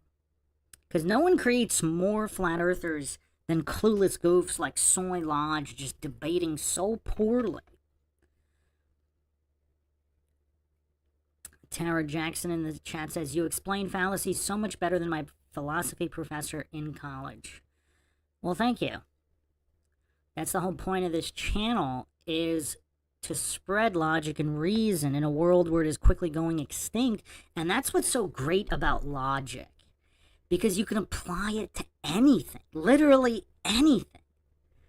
And logical fallacies are the greatest tools to examine what is or isn't valid and why.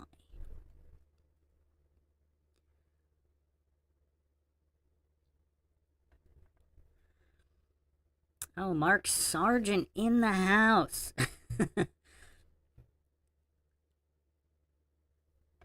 Mike Sear says, I enjoy your Reddit flat earth stuff. The globe trolls are easily triggered. Yes, the subreddit, just r/flat earth, it's run by a bunch of clueless goofs. I mean, if you want projection and Dunning-Kruger stylings, I mean, that's a go-to. There are so many clueless goofs. It's so hilarious because they're laughing at flat earthers for their own incomprehension. I mean, yeah, that's always a good comedy stop. That's a great comedy stop. Really, Matari? He says, if I'm not mistaken, Andrew has argued flat earth for fun. Andrew Wilson? Oh, I would definitely want to check that out.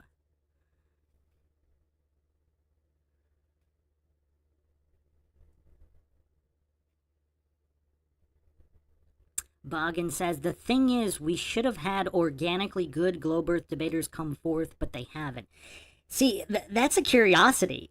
My guess, because I actually know a few, my guess is not to the point where I could get them to come on and do it, but I think they're having too much fun just sitting back and laughing at all of it, and they don't want the comedy to stop. Because highly intelligent people, they do have a sense of humor. Unlike goofs like Neil deGrasse Tyson, or, I mean, look at these Soy Lodge goofs. Like, there's zero sense of humor here. So highly intelligent people do have a sense of humor. So all of the fairly intelligent globe earthers, I don't think they want the comedy to stop. Just one of my pet theories. Again, I'm not claiming it's true or anything.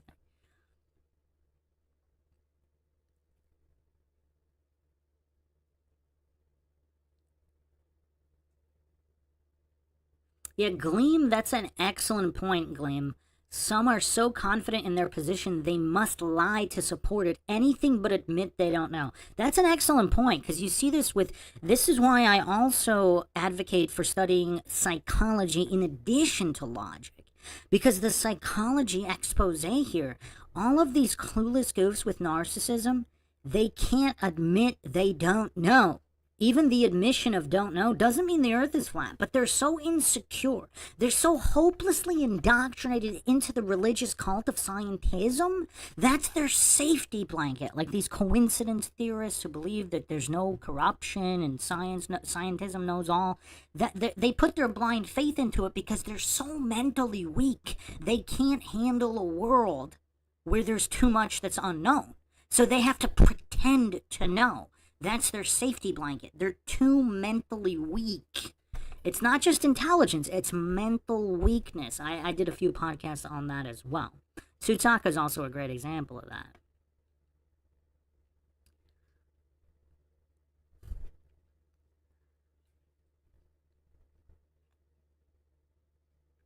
Squire Bear up in here. Never see you live. Just wanted to say what's up. Great stuff as ever.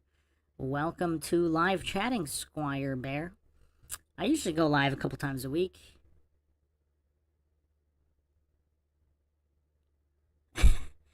Mr. I always have so much trouble reading these names that don't use that use numbers and symbols. Mr. Bryce, is that Timothy Bush? You may be extending them too much credit, Bruce. Hey now. I'm the one that thinks McToon is the good guy. I think all he feels is shame, and he wants to argue as poorly as possible to blow the whistle. That's his cry for help. That's my theory, and I'm sticking with it. I think I didn't finish that one. I think we still have one more part on the Anti-Flat Earth Grifters Exposed series.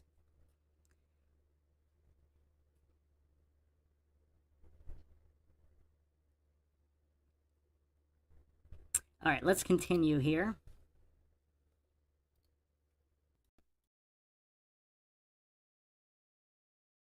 In fact, the way that you have to prove it is drop them in a vacuum chamber at an insane distance. And by the way, that has never been done, right? It has never been done. And we actually have videos of objects in vacuum chambers falling at different rates, noticeably on the video. The interferometry shows they fall at different rates. There's a drop tower at a university that showed different elements with different densities fall at different rates. And we've proven that the same object at the same location will fall at different rates, even during thunderstorms, because the electrical field changes. We'll tell you, I've also done a test where I've manipulated the weight of an object. I've manipulated how fast the object falls. I've been able to make the object float and go up by using a Van de Graaff generator, which is electrostatics. And What was the object? So I used iron filings, I used styrofoam, I used wood, I used like a bit of paint, like dried paint. My Van de Graaff generator wasn't huge, right? But I used insulators, so styrofoam and rubber, and then I used iron filings to show that it affects all the materials.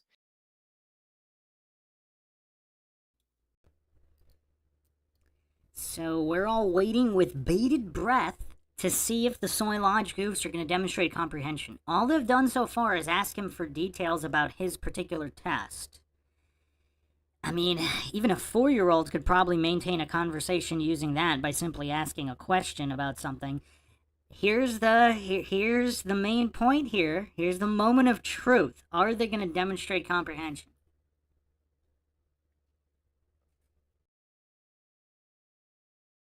And you can change its actual weight that's registered on a scale, right?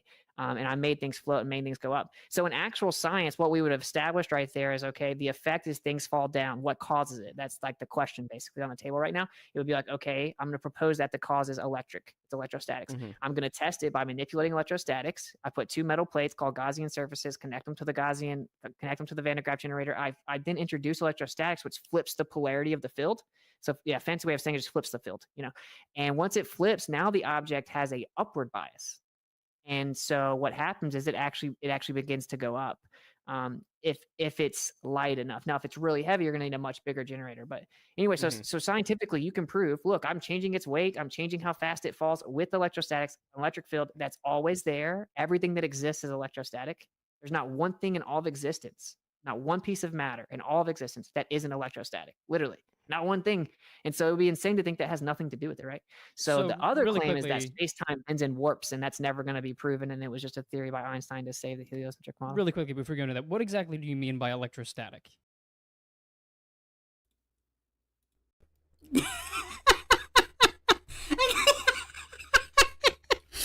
Okay, so they failed the test. So not only did they not understand anything he said in the past several minutes, but they don't even know what electrostatics are. Oh, man. Oh, man. See, that's, like, I was just reading their faces, and I saw that there was no comprehension. That's why I put up the poll. Again, this is why psychology, I might even do a podcast on why I mentioned why flat Earth is one of the best topics, regardless of which side of the fence you're on, or on any side at all. It's one of the best topics for developing logic. I also think it is absolutely one of the best topics for learning about psychology. I mean, what other conspiracy? I mean, there's a few. There's moon landing, there's Tartaria, maybe quaxines. There's a few that really trigger the goofs, but flat Earth is up there. I mean, Tartaria might be even higher, because there's flat earthers that get triggered about Tartaria. But anyway, just in general, flat Earth, particularly before the Tartaria rollout of those theories, I mean, it's probably the best topic to understanding human psychology. Because we could read it on the soy lodge goofs' faces that they couldn't process anything WITSIT said. And now they don't even know what electrostatics are. Okay, I can't speak for other people, but that was elementary school for me. Not early elementary, that was late elementary levels. Probably in the U.S., elementary is, I think it might even depend on the school district. But I had elementary until 5th grade, I believe. So this was around 5th grade science, electrostatics, possibly 4th. I don't remember too well. But it was pre-high school. It was pre-high school level physics. Now, obviously, you don't get super deep into it, but just the basics of it. And this goof doesn't even know what electrostatics are, and he's debating the shape of the Earth, gravitational forces. I mean, just the level of goofery here. And obviously, the most ignorant people are the most confident. So the arrogance and confidence here on full display, as well as in most of these so-called debates. Yeah, I'm not sure how much, again, I apologize, there's only so much soy goofery I can handle. So I don't know how much longer I can go. We might not be getting to this soy lodge meltdown that everybody says is coming, and the reason this entire debate was requested. I mean, I can go a little longer, but there's only so much I can do with that. There's only so much I can do. Now, Tsutsaka, WITSIT's definitions of electrostatics are exactly as they are empirically defined in any physics textbook. I've actually put physics textbooks pages on the screen. You can revisit with your tutor. You can revisit the Bryant-Myers debate. I actually put physics textbooks pages on the screen for goofs to see what the definitions are.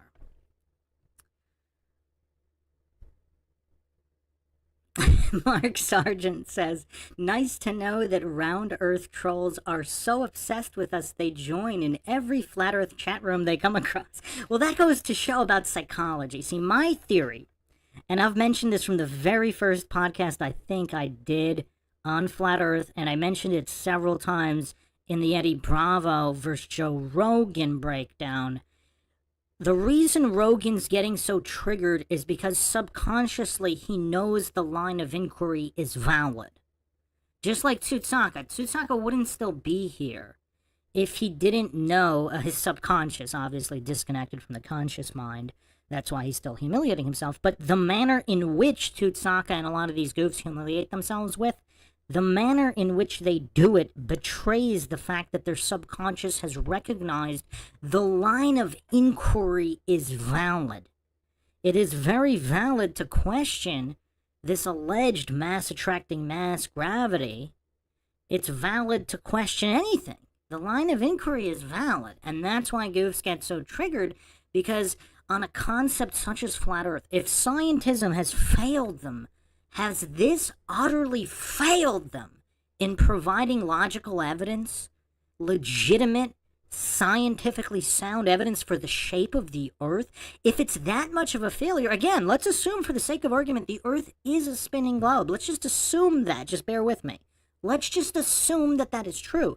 The fact that the cult of scientism has utterly failed, the authorities they bootlick have utterly failed to provide legitimate scientific evidence, evidence that aligns to the scientific method with clearly delineated dependent, independent variables and controls. The fact that they've utterly failed to provide that, that's why these goofs are getting triggered. Because authorities are their safety blanket. Coincidence theorists and authority-worshipping cultist bootlickers, this is their safety blanket, these corrupt authorities telling them things. Because they can't think for themselves, because critical thinking, not an option. Logical processing, not an option. No understanding of logical fallacies. All they can do is defer to this blind faith in these authorities they worship, this religious cult of scientism. So if this cult has failed them this badly, that's why they're getting this triggered. Tsutsaka, again, perfect example that we have here on all of these flat earth breakdowns.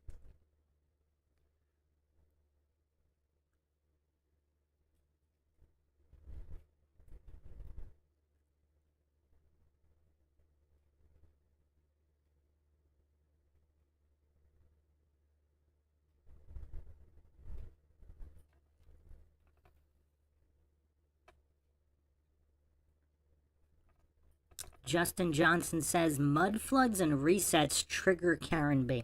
Well, here's the thing. Like, I don't know, again, I don't really know any of these people personally. I haven't met, I'm trying to think. I don't think I've ever met a flat earther in real life. In person, not on the internet. I don't think I have. I mean, I've met plenty of people who weren't anti-flat earthers and are not married to the spinning globe. I know of quite a few intelligent people, and I've had some conversations with them. They wouldn't, they wouldn't identify on the side of definitively flat, though. But they welcome lines of inquiry. They welcome it. They don't get triggered over it because they're not narcissists. Only narcissists would get triggered to this level, like Tsutsaka and all these anti-flat earth goofs.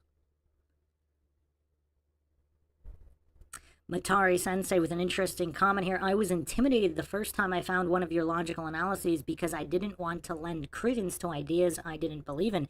Well, now it's a great time for this quote. I think it's attributed to Aristotle. It is the mark of an educated mind to consider a concept or idea as true without believing in it. Without believing in it. And that's a great foundation.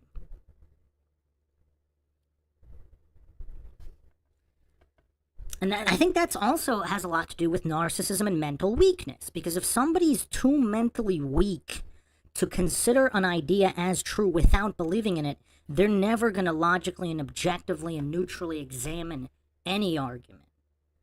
They're only going to want, they're going to be so steeped in confirmation bias and normalcy bias and all their cognitive biases, they're not going to be able to actually be logical.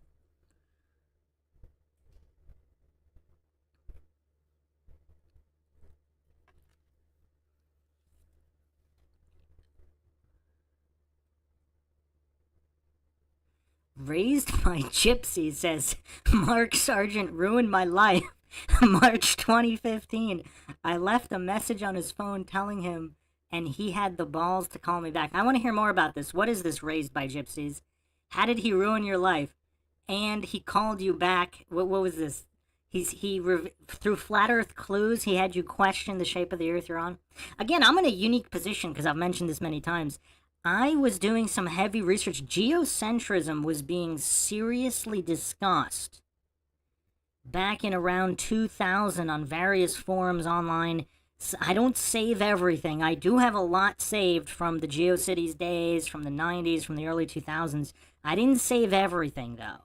And I don't remember the name of the forum, but it was some kind of physics forum with a sub-forum on geocentrism where approximately 200 current physics professors were seriously discussing geocentrism to the point where they considered themselves geocentrists.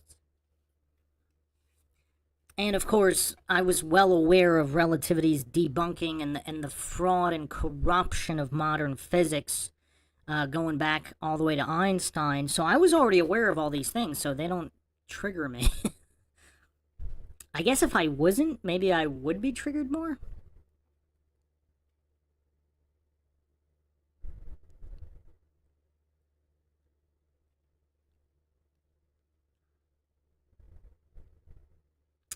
Salt says, you can't argue logically with people who have an emotional investment in the topic. That's why I call them space fetishists. Oh man, that's funny.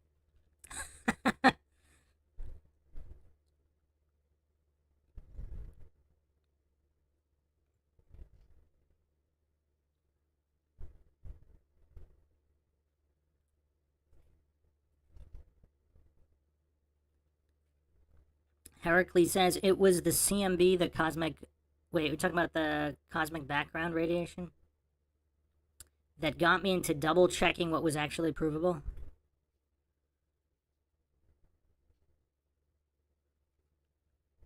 Yeah, that's a good one. I was actually once a pretty devout atheist, actually.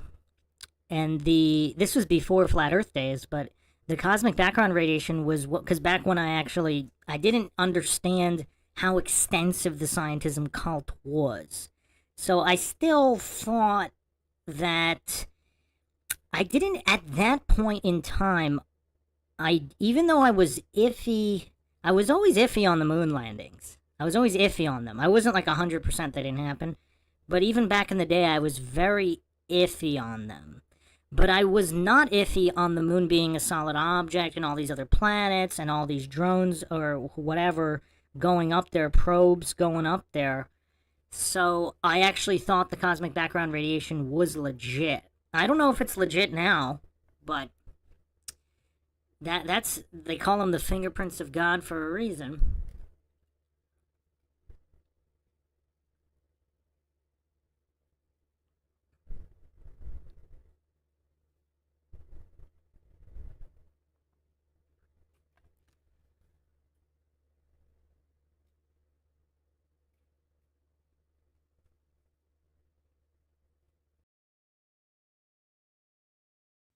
Yeah, that's something I'm because as my understanding is, another thing I was going to bring up in relation to what you were talking about things, either being able to float based on reverse polarity and specifically dropping the elements in the vacuum chamber and them falling at different rates.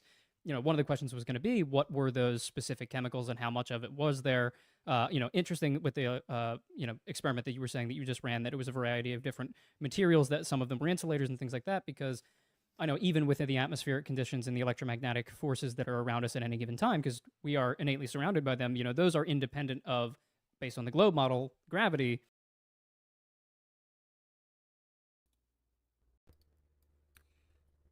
Okay, so he did appear to understand the overall topic of what was being discussed. Look how done Austin Whitsitt is with this goof. I feel so bad for Austin. Oh man, to have to listen to this. So he doesn't know what electrostatics are in general, but he does understand at least a little bit that electric forces exist, but somehow he's saying that they're completely independent of everything. I mean, yes, Matari, his co-host is way sharper, no question. His co-host is not a complete vegetable, and he doesn't appear to be that triggered. But he still is nowhere close to he's nowhere near the mental capacity required to even have this discussion with Austin.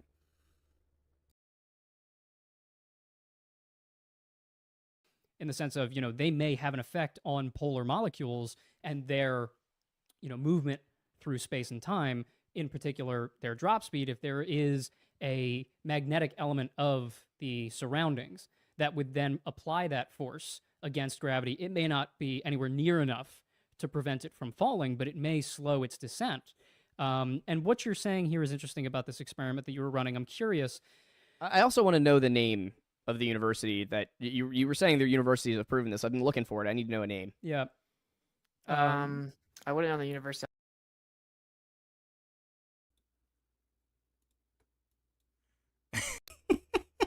Look at Soy Lodge, the Soy Lodge goof, his desperation to appeal to authority. He needs the name of the university. He's too brain dead to actually discuss an argument based on the merit of the argument itself. He needs to have the name of a university. I mean, just the level of goof here. Again, I apologize. I don't think I'm going to make it all the way through here. Just the level of soy goofery is too extreme here.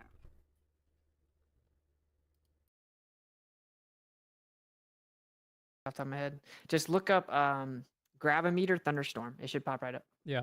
But so this experiment that you were running specifically is interesting because I would again I'm going to give him a second to look into this a little bit, but with the electrostatic element, because from what you're describing, especially with some of these things that would then float and begin to rise, like for example, I have so I bought my girlfriend for I think it was Christmas a year ago. It's a little moon lamp, and it's a floating moon lamp, and it works because there's a magnet in the bottom of the moon, and then when you turn it on, you have to place the moon down slowly because it needs to work with the electromagnet that's in the base, and then when it creates that strong field, then it floats above the base. And it the material is mostly plastic, but because it has that magnet in the bottom, that works. I'd be curious how then yours works, because if the field is flipping just the one time. Look at Soy Lodge pretending to understand what he's reading on the laptop. I gotta zoom in here. Look at Soy Lodge pretending to understand what he's reading.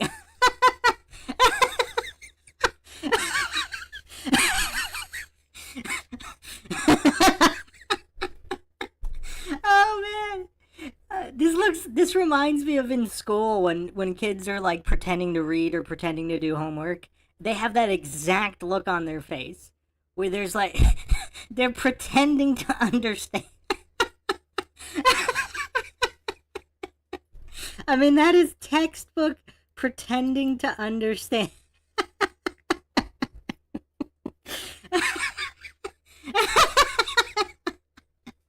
Oh man. Oh. And his co-host going on with this anecdotal logical fallacy, completely missing the point. I mean, it is tangentially related. I mean, I don't know, maybe we can call it a red herring fallacy, not a diversion fallacy, because he thinks it is related. But let's see where he goes.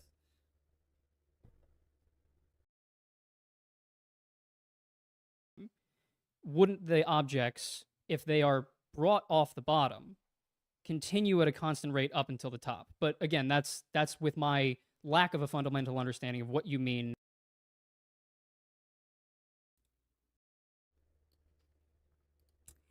I had to stop this again because now Soy Lodge has moved on to getting frustrated that he didn't understand. So he was pretending to understand what he was reading, and now this looks like legitimate frustration that he's too dumb to understand what was presented. I mean, look at his face here. So he was pretending he was understanding, and now he's just overcome with frustration, and his soy levels are so high, he can't hide that because he's so emotional due to the soy, like a menopausal woman. I mean, just the emotion runs so high within Soy Lodge.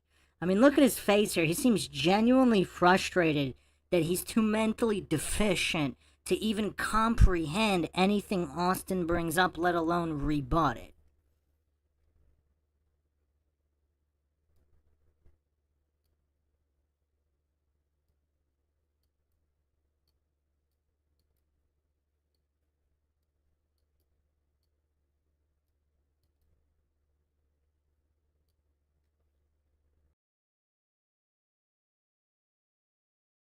By electrostatics. So I think it's important to describe what you mean there.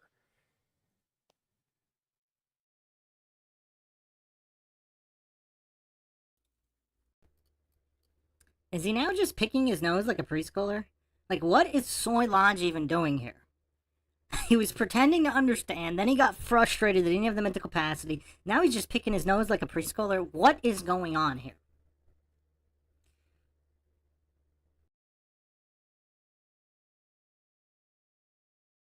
Oh, you've muted. Yeah, my bad. I'm gonna drop now. I'm not trying to overload you, but here's like a compilation of papers regarding the gravity things I was just talking about. I dropped them in the messages. There should be a few papers. I don't know how many actually dropped, but there should be way more.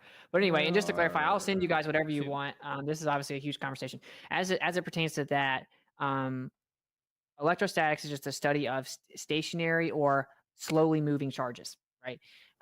So yeah, static means not moving, but technically, of course, we know that when it comes to static electricity, it's actually still vibrating. It has a resonance. It can transfer. It's just we call it static electricity because it's the study of stationary or barely moving charges. Of course, that's just the process of if I scoop my feet on the ground, I can grab a doorknob and get shocked. I can stick a balloon to the wall once I rub it to my hair. That's static electricity, right? It's charge interacting from surface to surface. So that being said, I'm pointing. You're saying you're using the moon thing. Like, yeah, but well, you're adding a magnet. So to basically still man, what I think you're trying to say and what the globe is like, well, yeah, you can use other forces like magnetism or electrostatics that can basically overcome gravity, but gravity is still there. Yeah, that's the story. But what I'm saying is I can isolate the variable and prove it causes the object to fall at a different rate and even go up and change its weight. And that isn't like I just added a new force that wasn't there. It was already there, right? It's all molecular and intermolecular attractive forces are electrostatic in nature. It's just a fancy way of saying literally all material is held together by electrostatic charges. Like that's how it's held together. All of it can induce electrostatics. And so I'm saying if you manipulate that variable that's built into the matter and every medium has an electric field that can interact with it with electrostatic induction, you can change the direction things go. You can change its weight. You can make things levitate. There's another claim on the table that's like, yeah, sure, maybe that's true, but I promise there's something else. And it's called space-time and it bends and warps. And there is no test that can do it. Most of like mainstream academia now knows relativity is wrong, right? So they're proposing replacements, modified Newtonian dynamics and all these things. And so it's never been verified. Long story short, your model does need it. It needs it to explain away Michelson-Morley. It needs it to explain the convexity of water bending around the globe. It needs it to explain lots of things, but there's no actual evidence for it. There is evidence for what I'm saying, right? Which is that everything's electric. We have a downward electric current on the Earth, I can keep going. We have horizontal equipotential. I understand surfaces. that. What I'm still stuck on though is the fact that in a vacuum chamber,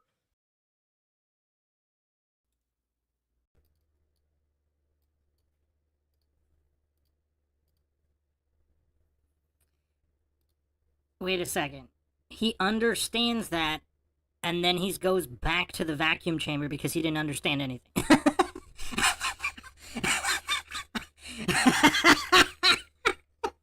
Oh man, if he understood that, why would he even have brought up anything he brought up? So he has to pretend he understands by saying he understands. Notice how his co-host is not that much of a triggered narcissist that he has to pretend to understand what he didn't. Now, he might genuinely not process that he didn't understand, whereas Soy Lodge clearly betrays himself here because he knows he's too dumb to understand it, so he has to pretend he understood it when he didn't.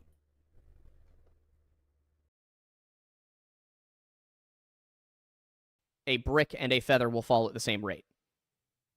Every time. I mean, you might be able to find tiny fluctuations with super sensitive instrumentation, but those can likely be accounted for by minor variables like them being dropped a millisecond apart, something like that. If you look at I'm not seeing how what you're saying explains why a bowling ball and a feather in a vacuum drop at the same rate.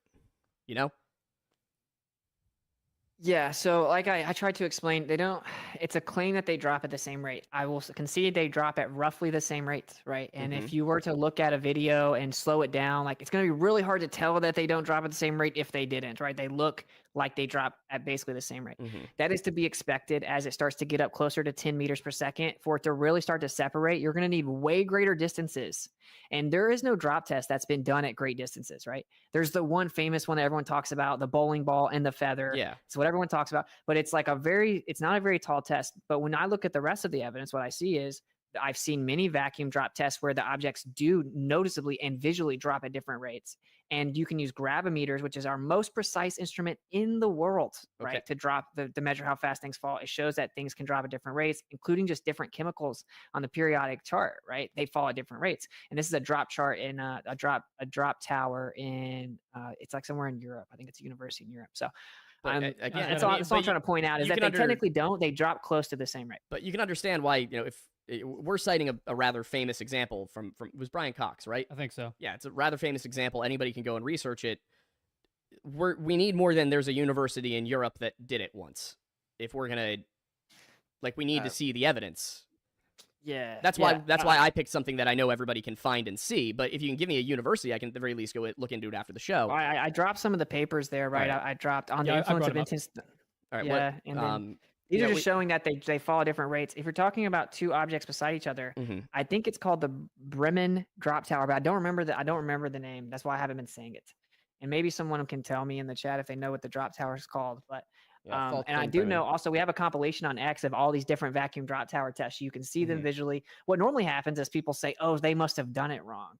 It's like this real consistent, like kind of begging the question thing. But my point is, dude, yeah, things fall at roughly the same rate, 9.8 meters per second squared. It fluctuates a little bit, but it's roughly around there. And we're trying to figure out what causes it. And what I'm explaining is everything's electric. There's a downward electric current that's nearly constant. Like, what a coincidence that there's a downward electric current that's very nearly constant.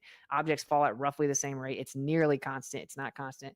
And it's not just based on density, right? It's based on many things. And what is mass? Mass is volume times density. It's based on its electric interaction with the medium, etc. So that's what I would say. I would say this is a much more complex and nuanced phenomena than they teach us in school, which is just mass attracts mass, gravity pulls things to the earth. So. Sure. I guess there's I don't know if are you hard on 8:30 being a stop time? No, I'm chilling, man. I'm chilling. Right, I would say 2 hours maybe. So maybe not 30 minutes. Would be hard because there was one thing I did want to come back to that I wanted to dig into a little bit because just 'cause I'm trying to understand it. Which is, obviously we briefly went over like when did the Earth being round become the paradigm, and my research suggests it's sometime in the second century BC that we start to see people accepting, we believe the Earth to be a spherical object. It's Aristotelian. It is, kind of arguably we would say it's been proven by Eratosthenes. So the Greek world, the Greek-speaking world, which is at the time the quote-unquote civilized world, as far as the Europeans are concerned, they held to the belief in a round spherical Earth as early as the 200s BC.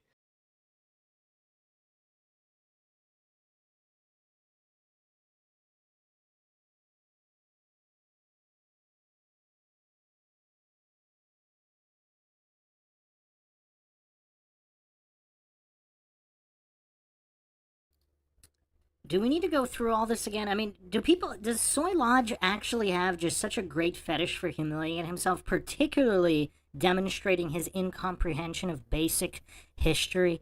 I mean, this is mainstream narrative history, which you can't even get correctly. Yeah, Flatless says, slides right past all the points Witsit dunked on them. Yeah, I mean, he doesn't even go back to discussing the actual topic.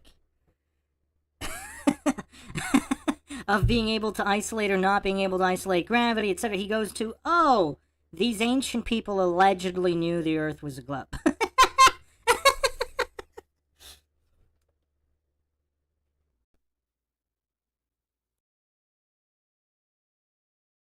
Then we have, that kind of continues. Ptolemy's map. Ptolemy's geocentric, but he places Earth as being a sphere, and that's in the 1st century AD. We get to Aquinas, arguably the most influential Christian theologian and writer of all time. And in the 1200s, he's writing that everybody's known the Earth was round back since Aristotle.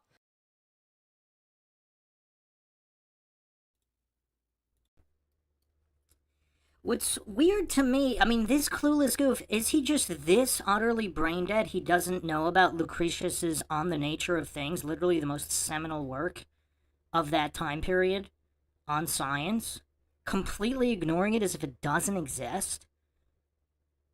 And Lucretius arguing for a snow globe, flat Earth, and, I mean, we're in Roman times now, where the debate is still raging, and this clueless goof completely ignoring all that. I mean, how has he not heard of it? So is he really just that dumb, or is he being intellectually dishonest?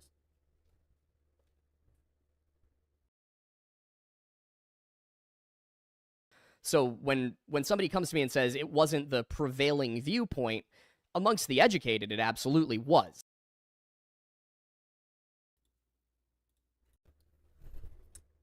Wow. So he went false dichotomy, hasty generalization, logical fallacy. I mean, cherry-picking logical fallacy. I mean, this is insane here, the logical fallacy stack. Because clearly it wasn't. I mean, the jury was out for quite a long time, number one. Number two, how reliable are any of those ancient sources anyway? I mean, does he have anything of substance instead of appealing? So everybody knows the victors write the history books, yet this goof is still appealing to the history books, and not even correctly, while ignoring some of the most, allegedly the most important history books of all time, like Lucretius's On the Nature of Things. So just the clueless goofery on display here is hilarious. He has nothing of substance to support his position. And he doesn't appear embarrassed about it either.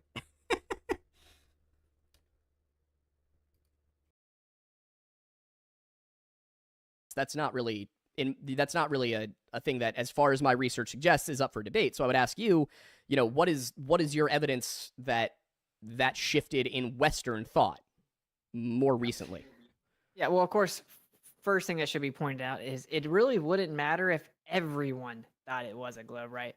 That would be an appeal to consensus. True, kind but of an appeal to authority, this is. It's all good. It's all good. I'm not. But dismissing I your just want to point. clarify something, because I think it's important.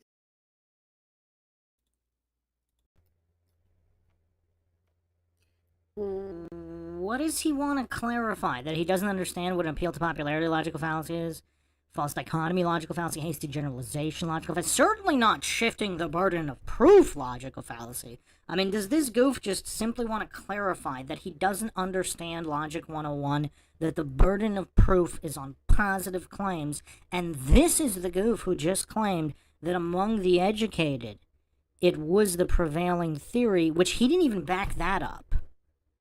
Because whether it was true or not, obviously that would be an appeal to popularity logical fallacy and appeal to authority logical fallacy. But not, and he didn't back any of that up anyway. But he's so many steps behind here. It's just crazy. I mean, this really is one of the poorest performances I've ever seen, because he's just that many steps behind, and he seems to be, his Dunning-Kruger is so off the charts. He seems to not even comprehend that. Like, he's fully in vegetable territory.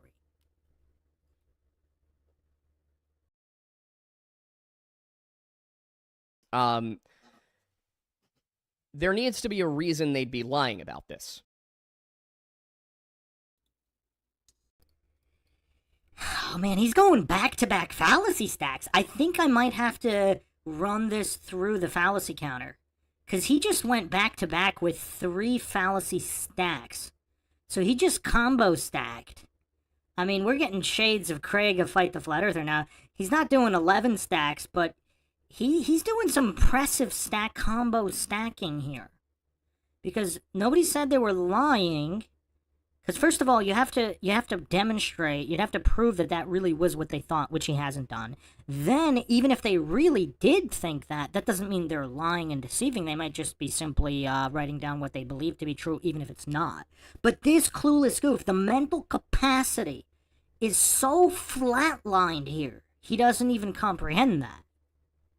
Because he just keeps stacking these circular reasoning logical fallacies, these presuppositions and assumptions, as if humans can't be mistaken, they have to be lying. According to this soy goof, humans aren't allowed to be honestly mistaken. They must be lying. This is the level of mental deficiency we are analyzing here.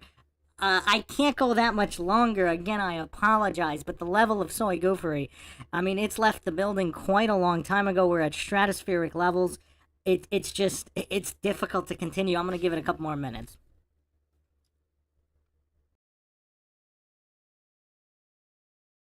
Otherwise, they wouldn't lie about it. So we got to figure out who started lying about it and when. Otherwise, it's hard for me to grasp why this would ever have come about. So it's hard for him to grasp basic science and logic. He only has appeals to motive. So again, this great example from Eddie Bravo, you walk into a room and you see a bludgeoned body.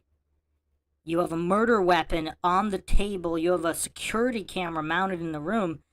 But there's no motive for the murder, so we just can't grasp investigating the murder or admitting it occurred, because there's no motive. The motive's not there. And he's hallucinating they're lying in the first place. They couldn't have been mistaken because, they had to have been lying. And if we don't know the reason for the lie, it's hard for him to actually engage in any kind of critical thought or logic or the scientific method, any kind of scientific inquiry of any kind. It's too difficult for him unless he has some kind of a motive for something that might have not even happened, because if they're not lying or if those figures never even existed in history. I mean, this is impressive fallacy stacking and fallacy comboing. It's kind of impressive, I have to say, because up until now he hasn't been able to chain his fallacy stacks. But now he's chaining the fallacy stacks.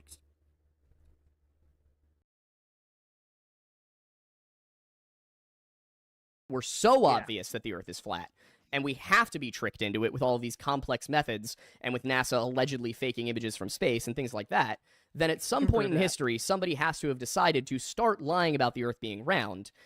Yep. I want to, because I don't think we're going to get anywhere on the topic of the physics aspect, because because he doesn't understand basic physics or basic logic. So he has to only focus on the motive. He has to go kindergarten level. Why did you do this? Why?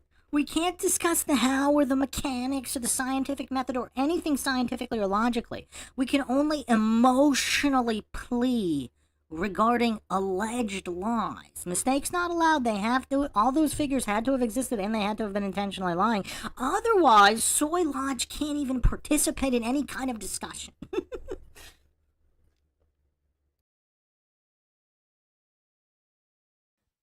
I think we just simply disagree on what the facts are when it comes to that.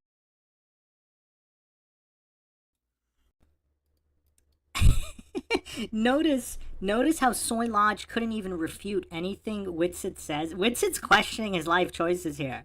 WITSIT looks like he's really questioning why he ever bothered to debate these mentally disabled midgets here.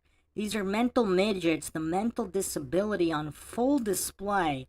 WITSIT is questioning his life choices. Because Soy Lodge here, in his narcissism on full display, he's hallucinating he knows what a fact is, let alone any of the arguments and whether or not they were fact-based. Soy Lodge is so mentally deficient. His Dunning-Kruger is so off the charts because he doesn't even know the definition of the word fact. So he has to pretend they're disagreeing on the facts. Is this his only cope? Is he just this bereft of logic and reason? Is he just this soy-infused and emotional? This is the only way he can think of coping and saving face, by pretending it's a disagreement of the facts. Because he didn't have the mental capacity to comprehend any of the arguments. He didn't have the mental capacity to refute any of the arguments. He didn't even have the mental capacity to even engage on any level with any of the arguments. His co-host was the only one who was even able to have any kind of modicum of exchange with Austin, and it wasn't not really either, but at least he tried. At least he wasn't narcissistically triggered. At least there was some kind of attempt. But Soy Lodge was able to offer nothing, like a toddler in the ring with Mike Tyson. There was no, so now he has to pretend it was a disagreement of the facts while not even understanding what the definition of a fact was. If I were WITSIT, I would ask him what a fact is, but, Austin's just really questioning his life choices here.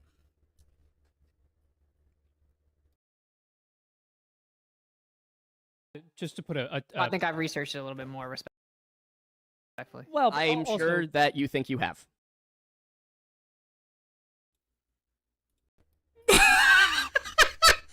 Soy Lodge is sure that Austin thinks he has, while Soy Lodge doesn't even know what electrostatics are.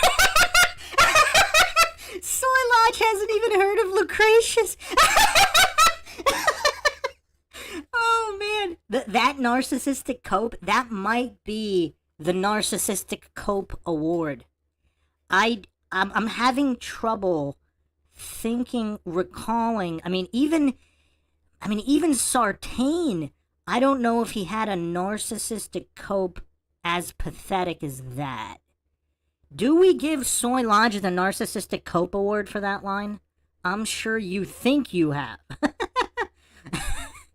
I mean, Soy Lodge was so obliterated.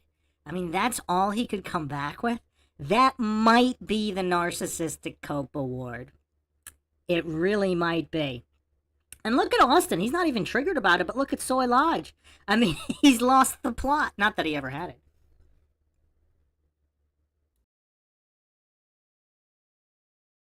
I am But sure that is true. I think but The thing is evidence the that I have. I think you said several things that both of us would argue were patently, blatantly, factually the incorrect. core Like what? What was a single thing Austin said that they pointed out was blatantly factually incorrect? I mean, maybe Austin did say something that was blatantly factually incorrect. Where did they point that out? Like, where did they demonstrate that? Or did they just pretend and hallucinate that to soothe their cognitive dissonance and their mental weakness and narcissism? Because their blind faith in the religious cult of scientism is so unshakable. I mean, they are so devout in their scientism cult worship. They might have had to pretend they were factually blatantly false, but where was the demonstration of that?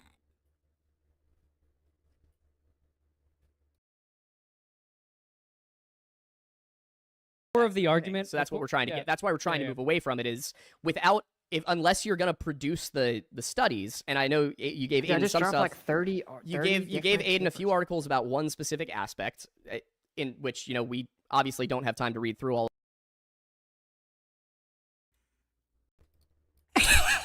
Wait, his cope is we don't have time to read through it. He literally sat there and spent 5 minutes reading and not understanding. Now he has to pretend there was no time for it. Now, pretending there's no time for it, I mean, they've spent what? This is over an hour into it. There was plenty of time. And the goof literally sat there and pretended to understand on his laptop. He literally looked it up. He attempted to read through it. His facial expressions, his micro expressions gave away the frustration at not having the mental capacity to comprehend anything in that study paper article. So now he has to pretend there's no time. There's a big difference between pretending there's no time and someone saying something that was blatantly factually false.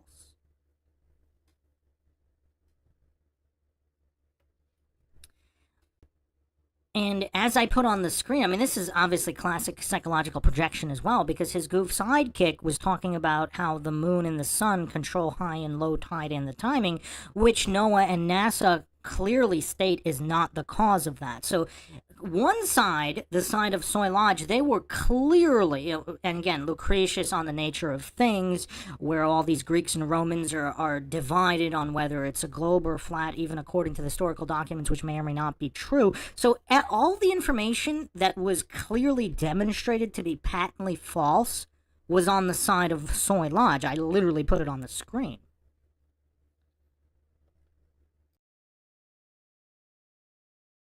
From the reason I say this is because in a lot of discussions I've had with flat earthers, not you, but other flat earthers, all the time they'll be like, oh, well, this is true, here's a source. I then read the source, and what they've done is they've taken 2 sentences out of it, taken them completely out of context.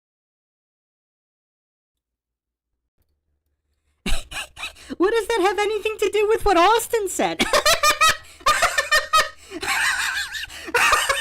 So the reason he's saying what Austin said was factually untrue is because of what other people said with other sources that weren't the sources that Austin provided. Oh man, I was not expecting this. I mean, even a small child wouldn't use this dumb of an argument. I mean, this is hilarious. This is hilarious. The reason he's saying that Austin said blatantly factually untrue things was because of other people who were not Austin provided sources that were not the sources that Austin provided, and they may or may not have been wrong about them. Clearly, Soy Lodge doesn't have, like, if he's the one attempting to discern what is or isn't true, clearly he doesn't have the mental capacity to discern that. But let's, for the sake of argument, let's say Soy Lodge isn't completely brain dead, and let's say those other flat earthers really did give inaccurate sources and inaccurate information. What does that have anything to do with what Austin said and the sources Austin provided? Like, he's even saying here, not you, Austin, but these other people, that's why you. I mean, this level of gophery here. I mean, wow. I think I really do need to run this through the fallacy counter. I mean, I don't know. He doesn't have the verbal diarrhea game that Sartain has. That's the only thing. He doesn't have the verbal diarrhea game, and even though he did stack fallacies and combo them, I mean, he's nowhere near Craig. I mean, Craig can stack and combo better than anybody I've ever seen. So, I don't know if he would beat out Sartain or Craig, but he appears to be top 3. He appears to be top 3 for the Dunning-Kruger Championships. Because just the vegetable status is just so extreme.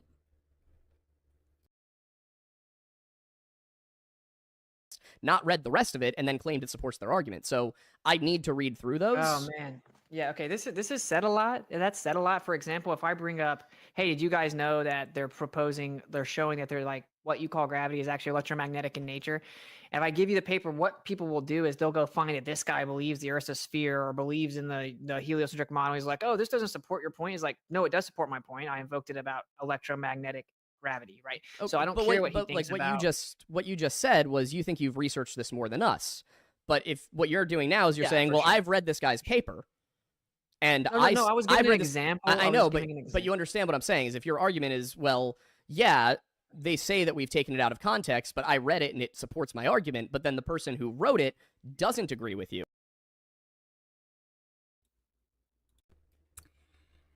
Wow. Oh man, this diversion fallacy is so extreme. This might actually be the most extreme example of a diversion fallacy I've ever seen. Because he doesn't want to actually talk about any of WITSIT's arguments. He wants to talk about other people, and now he wants to talk about the belief of the author of a paper, which has nothing to do with the science itself. Because if the scientific experimentation was valid, if there's dependent variable, independent variable controls, and the data is valid, it doesn't matter what the author of the paper believes or doesn't believe. Like, you could see the mental weakness here of goofs like Soilage. They have this mentality of being such bootlickers. They need someone to believe. They need someone to give them a conclusion. They need someone to have blind faith in. They can't actually examine the data for itself. They can't actually parse or interpret any data or arguments for themselves. They can't do it. The mental capacity's not there, and they're too mentally weak to do it because the ramifications of doing that, if it shows that their blind faith in whatever model is illogical, they can't even take that chance. They're too mentally weak to even open the door. So they have to cling desperately to the beliefs. They have to cling desperately to these appeal to authorities. They want to know what the author of the paper believes. They don't even care about the content of the paper. That's the level of brain-dead goofery we've gone to with Soy Lodge here.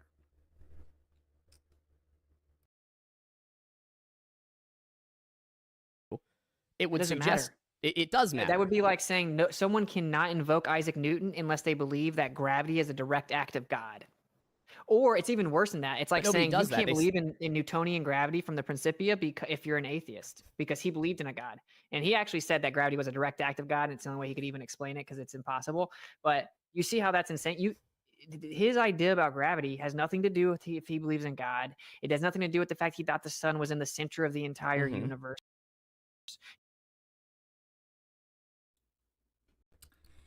And you know what else is really sad? That Austin even has to explain this. That Austin, he's doing his best to dumb it down. I don't even know if it can be dumbed down further. Soy Lodge still appears to not be able to comprehend. But the fact that Austin even has to explain these preschool level concepts, that's what's sad about all this. The fact that he even has to explain it.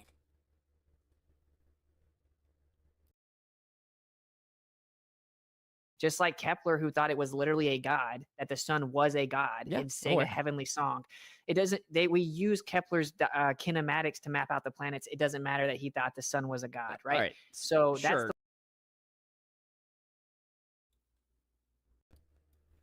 Whoa, sure. Like, is that an honest? Look at the shame on Soy Lodge's face.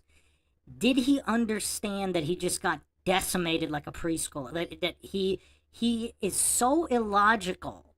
I mean, he is so utterly brain dead that he needed to have that explained. Was that an honest sure, or is he about to deflect here?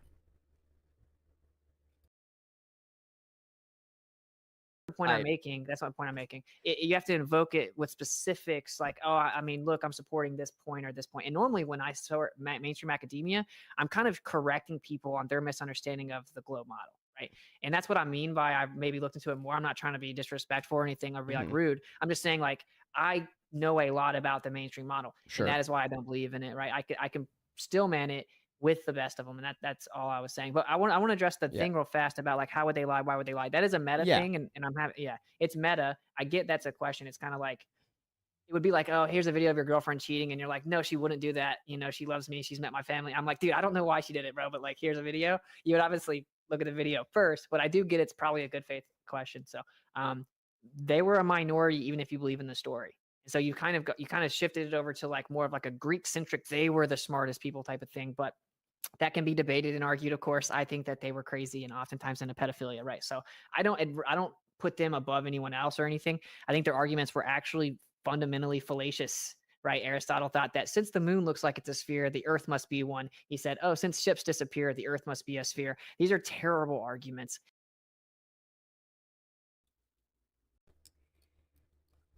Oh, wow. Austin WITSIT blaspheming against the ancient Greeks. So, few issues here.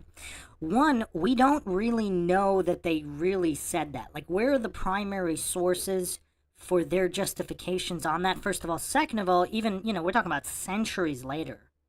Centuries, possibly a millennia later, there's still dispute and different schools within the Greeks and the Romans. Some of them believe in globes, some of them believe in flat earth snow globe model, like firmament snow globe model. So there was dissent among them, something, again, soy lodge is too clueless to comprehend. Also, that actually is an interesting point, though, because obviously hypocrisy isn't unique to anyone. The Greeks, regardless of how smart, they could still commit logical fallacies, even being the alleged, I don't want to say inventors of logic, but they placed logic quite highly. They, according to the official narrative, they developed the pillars and foundations of logic and philosophy as we know it today, according to the official narrative, which is I'm not claiming is true. But regardless of whether that was true or not, even because that is kind of fallacious, the appeal to similarity, just because the light bulbs are globular, that must mean the floor is globular. That's obviously quite silly and fallacious. I don't know if they really used those arguments, though. Those could be mistranslated text, etc. So that is important. But even if they did, that still wouldn't make them not fallacious.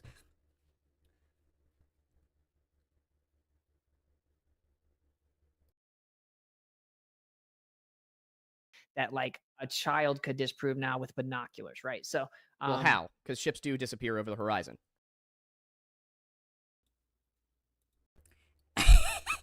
Okay, I'm calling it. I gotta be out.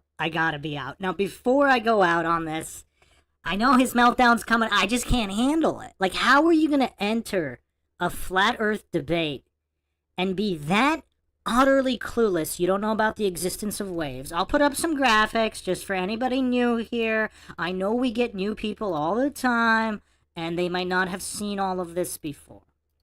So, one of the things, I mean, it's just kind of weird how goofs don't know that waves exist. Like, has Soy Lodge never been out on the water? So if waves are blocking the bottom of a boat that's right in front of you, that's literally feet in front of you, how are they magically not going to block the bottom when they're further out in the ocean with much higher waves? I mean, just the level of goof to not know that waves exist and to not know that waves block the bottom of boats straight in front, 2 feet in front of your face, and they're magically not going to do that with waves that are much higher further out? I mean, what level of goofery is this? I mean, also to not know about true horizon versus apparent horizon. I mean, I bring this up all the time. The level of goofery is so extreme here. I go over this extensively in the David Whitehead debate. This image is from that debate. First of all, if ships disappear over the horizon, do train tracks touch in the distance? So they look like they touch. The ship looks like it disappears over the horizon, just like over the apparent horizon, not the true horizon. Just like train tracks look like they touch in the apparent horizon, not true horizon. So do goofs like Soy Lodge think the train tracks actually touch in the distance? They don't understand anything about convergence. They don't understand anything about the difference between true horizon and apparent horizon. The reason why some of these mirages occur is because the true horizon is never where it looks like it is due to something called precipitation. Do brain-dead goofs like Soy Lodge really not understand the concept of precipitation, the concept of visibility indexes, or even haze? I mean, you don't even need the ocean. You don't even need the ocean. You can just go out on a road when it's hot and hazy. Where's the horizon? It can be kind of hard to tell. And when you have light poles, like look at this haze effect on the image I have right now. It looks like the light poles, the bottom of the light poles being blocked in the distance. It's not actually being blocked. But there's something called precipitation. What a foreign concept to brain-dead goofs who don't understand the difference between apparent horizon and true horizon. And again, regarding the boats, there are things called waves. If waves block the bottom of the boat right in front of your face, why would they not be, with much smaller waves, why would that not happen further out with much larger waves? Again, this ain't rocket science. We're talking about simple children's level concepts that goofs like Soy Lodge, they just don't have the mental capacity. I don't think he's faking here. Call me crazy. I mean, maybe he is. I don't think he's faking. I think he actually is this mentally deficient. I mean, look at the look on his face here. He's saying it with a straight face, just completely ignorant. Just the level of ignorance and stupidity on display here.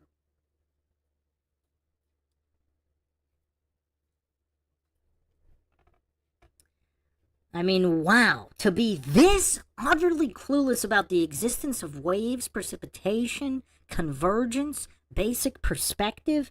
I mean, these are children's level concepts, and this guy's telling Austin that Austin believes he's done more research than he has. This goof hasn't even done Flat Earth 101 research, and he's saying that Austin believes he's done more research.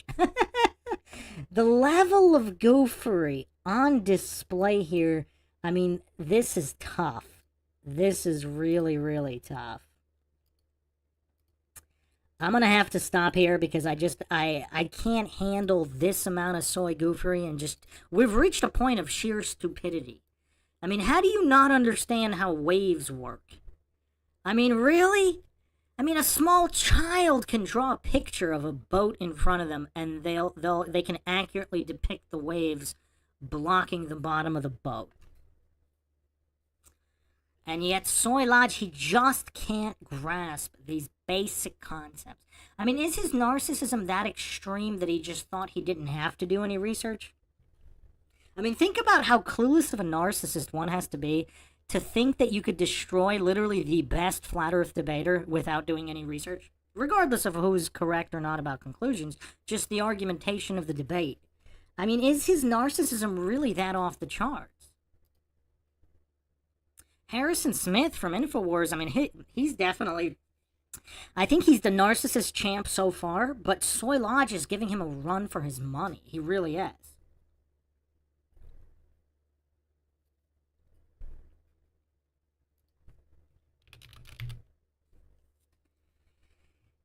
I mean, yeah, this is really tough. This is really tough. I'm definitely going to need a couple days to recover from this. But we will definitely finish this in the next part, because I think the meltdown's coming up right here. So I think we can definitely finish this up in the next part. I'm going to need a couple days to recover from this level of soy goofery and sheer stupidity. I mean, we've reached sheer stupidity. I don't usually say that. Again, if people have watched my logical analyses, I usually don't even say the word stupidity, let alone sheer stupidity, but that's what we've reached here.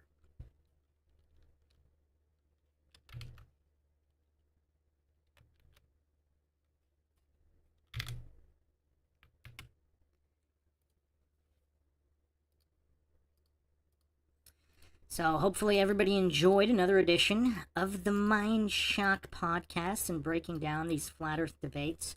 I think Austin Whitsit's face here is a perfect representation of what's going on and what he has to deal with.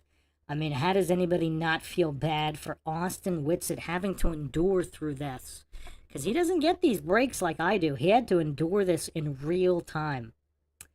So, heart goes out to Austin Whitsit for having to endure this time and time again. If you want to help support the MindShock podcast, you can donate to our PayPal. Just check the link in the description. Make sure you subscribe, like, and share. If you're not getting notifications, like, comment, share the videos more. You could also become a free patron on Patreon, get updates that way, or you can just go to youtube.com/MindShock. You could also become a YouTube member right here on YouTube, help support the channel that way.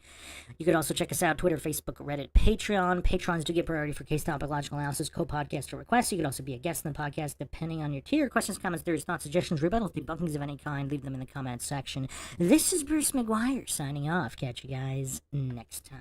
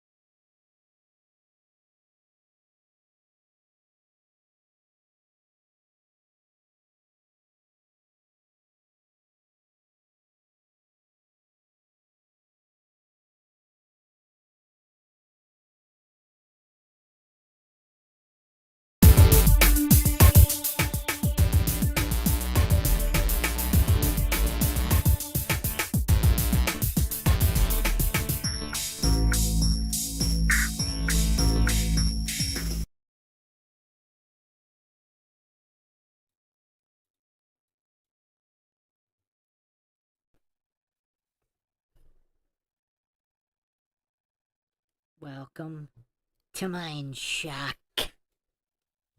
This is the thrilling conclusion of the showdown between Austin Whitsit and Lore Lodge, aka Soy Lodge, who's introduced a new style of goofery, soy goofery, which brings him into legendary status regarding the Dunning-Kruger Championships. Now, I don't know if he's good enough to unseat Michael Sartain, to compete with the likes of Craig of Fight the Flat Earth, but he is a true challenger, a champion caliber competitor in the Dunning-Kruger Championships. His style of soy goofery is revolutionizing flat Earth debate. And we will continue to examine what he brings to the table in the direction of logic or otherwise, because we've never seen something quite like this before. I mean, just the amount of soy oozing through his very being, his mannerisms of fondling microphones. I mean, it's very, very curious. And all our hearts have to go out to Austin Whitsit for putting up with this. I don't know how this man does it. I really don't know. Very, very difficult task for Austin Whitsit. I have to split this up in different parts because there's only so much soy gopher I can handle in single doses. I am a mere mortal. Not everybody can handle hours and hours of this level of gophery.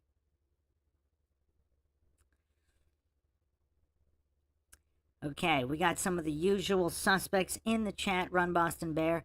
Kyle says, I have been looking forward to you breaking down this meltdown all week. Thank you for making my day. Well, we will attempt to do it in a logical, objective fashion, as we always do on MindShock, attempting not to fall for any logical fallacies like pretty much all other media out there. If you want to help support the MindShock channel, you can donate to our PayPal. Just check the link in the description. Make sure to subscribe to the channel, hit the bell for notifications, like and share, Twitter, Facebook, Reddit, Patreon. Patrons do get priority for case topic, logical analysis, co-podcast requests. You can also be a guest in the podcast depending on your tier, or you can support us by becoming a YouTube member right here on YouTube. Questions, comments, theories, thoughts, suggestions, rebuttals, debunkings of any kind, leave them in the comment section, or if you are with us live in the live chat, and I will attempt to get to each and every one of you, even our resident Dunning-Kruger goof to Taka, who's in the chat as well. Hello, Joby Barr, Aaron Plochi Podcast, Run Boston Bear. All right, so let's pick up right where we left off.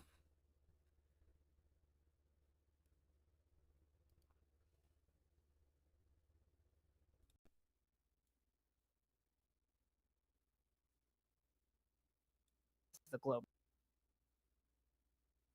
model, right? And that's what I mean by I've maybe looked into it more. I'm not trying to be disrespectful or anything or be like rude. I'm just saying, like, I know a lot about the mainstream model. Sure. And that is why I don't believe in it, right? I can still man it with the best of them, and that's all I was saying. But I want to address the thing real fast about like how would they lie, why would they lie? That is a meta thing.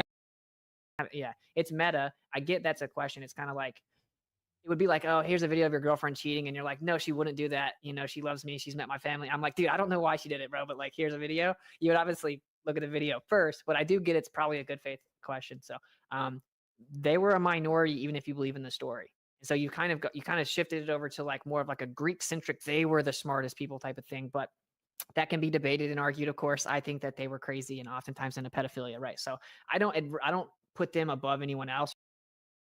I think.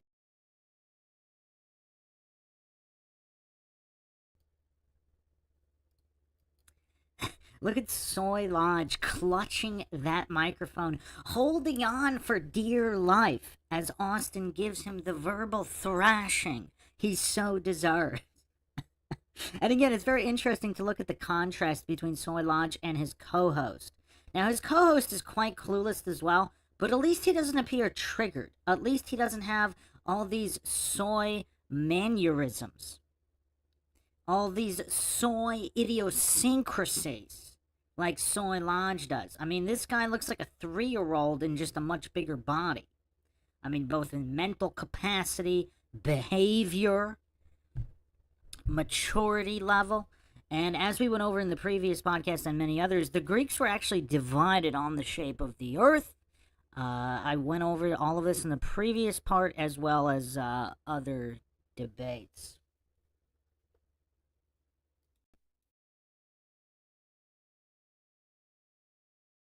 Their arguments were actually fundamentally fallacious, right? Aristotle thought that since the moon looks like it's a sphere, the earth must be one. He said, oh, since ships disappear, the earth must be a sphere. These are terrible arguments that like a child could disprove now with binoculars, right? So, well, how? Because ships do disappear over the horizon.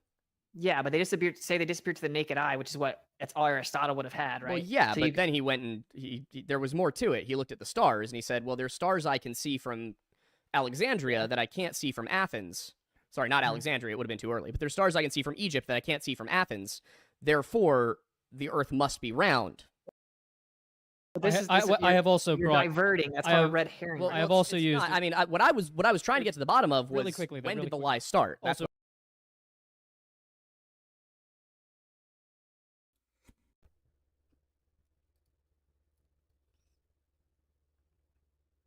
The amount of goofery here is just astounding. This is astounding goofery. I mean, even Austin looks like he's having a little bit of trouble with the amount of goofery on display here. He goes from, Soy Lodge goes from ships disappearing over the horizon to, wait a second, forget about that. Look at the stars. Oh, wait, forget about that. Why would they lie? So he's gish galloping all over the place, spamming red herring logic fallacies and diversion fallacies, with a fundamental lack of understanding of basic logic. I mean, we got false cause logical fallacy in here, false dichotomy logical fallacy. I mean, the amount of logical fallacies here, I mean, that was at least a quint stack.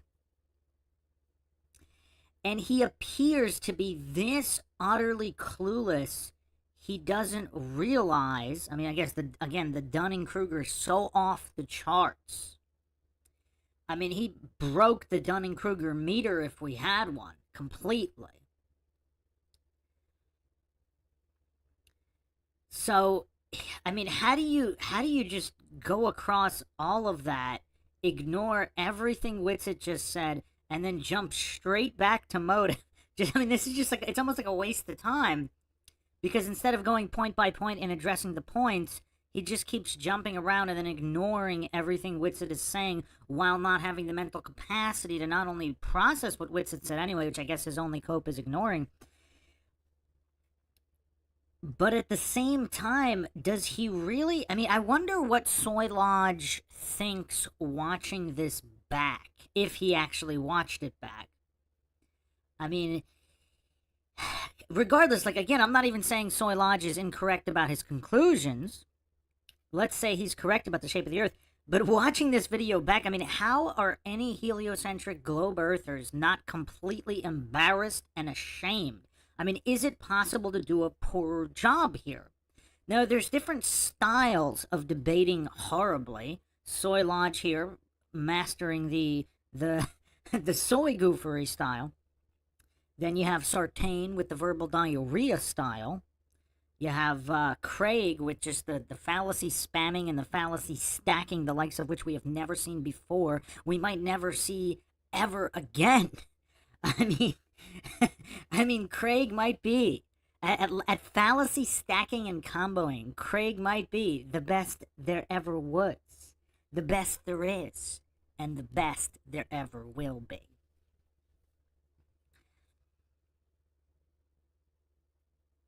So, yeah, I mean, that's why it's difficult, it's exceptionally difficult to break this one down. Because Soy Lodge is just jumping all over the place. I mean, even Craig and Sartain didn't jump all over the place this way. They at least pretended to understand any kind of counterpoints. They at least pretended. There was some kind of air of pretending. And Soy Lodge is just this utterly clueless with zero awareness. I mean, he's not even putting up a pretending front. He's just like a little 3 or 4-year-old who can't stay on one topic and doesn't even comprehend how none of these points have anything to do with each other, not to mention how easily debunked they are. Did I play this video in this particular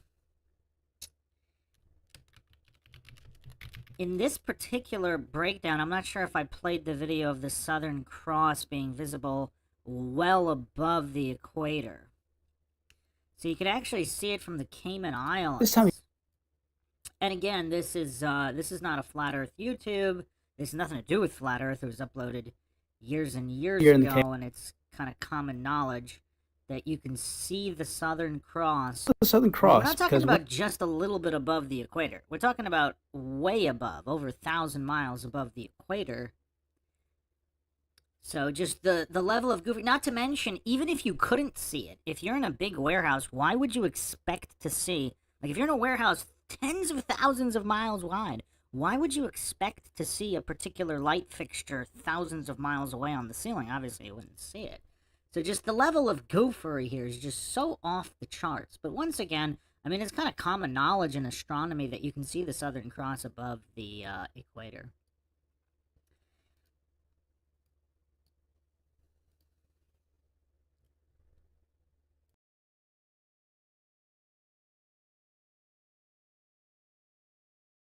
I want to know. Really quickly to address that comment, I have personally been on a boat out several miles with binoculars and a telescope just for the purpose of trying to find like whales and birds and life in order to find fish. And I personally keep note of when I can see. There's 2 specific towers in one of the shorelines that I go to, and there's also water towers in each town in South Jersey. And as I go further and further out into the ocean, I lose sight of the houses, but I can see the water towers and the tops of these 2 towers on the shoreline.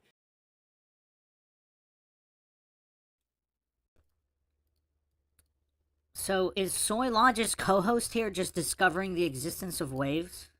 I mean, I guess that's impressive. I mean, I don't know. We're going to be impressed by that? That Soy Lodge's co-host has figured out that waves exist. I mean, does he deserve a round of applause? That objects closer to you, even if smaller, will block objects further away, even if larger. I mean, it's kind of weird because, I mean, even small children, they play the game where you like squash someone with your fingers. You just put your index and thumb in front of your face, and you could squash like humans in the background. So 6-foot tall humans, you could squash them between your index and finger and your thumb when you're holding your thumb and index finger right in front of your face. But these clueless, I mean, have they never done that? Are they not even at like a 3-4-year-old mental capacity? Obviously, smaller objects like waves block the bottom of boats right in front of you. Are these goofs hallucinating that much larger waves wouldn't do that farther away? Like, what is the basis of these Dunning-Kruger hallucinations? I mean, again, small children understand that smaller objects can block larger objects further away. And then obviously have the visibility index. I mean, have these goofs just never looked at a weather report? Visibility is different at different days. And then, of course, the main crux of the issue that a lot of goofs can't... I don't know why. I mean, these are such basic concepts. Just super basic concepts. But just because train tracks look like they touch in the distance, that doesn't mean they actually touch. Just like, a boat might look like it's going over the apparent horizon, not the true horizon. The apparent horizon. Again, these are very basic concepts. But these goofs just have so much trouble. And what's even more astounding is that, again, if they don't have a fetish for humiliating themselves, because if they do, they obviously wouldn't have done any research, right?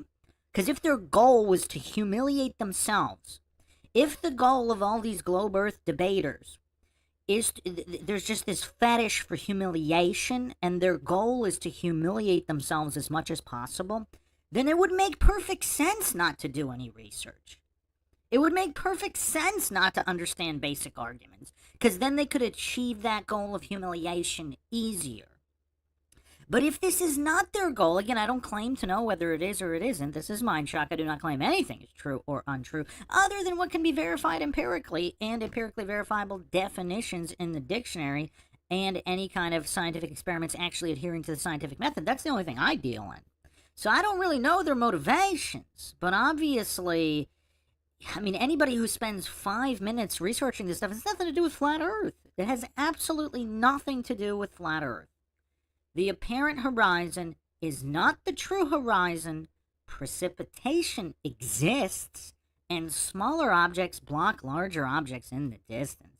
These are very easy concepts, but these goofs just not a lick of comprehension. I mean, it's tough. Not a lick.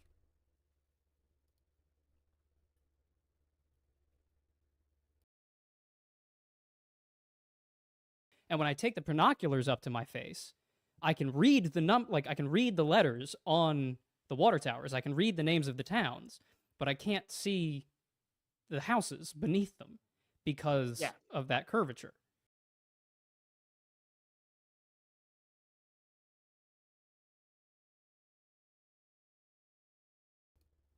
So he's saying because of the curving, again, false cosmological fallacy, because even if the Earth were a globe, it wouldn't be because of the curving.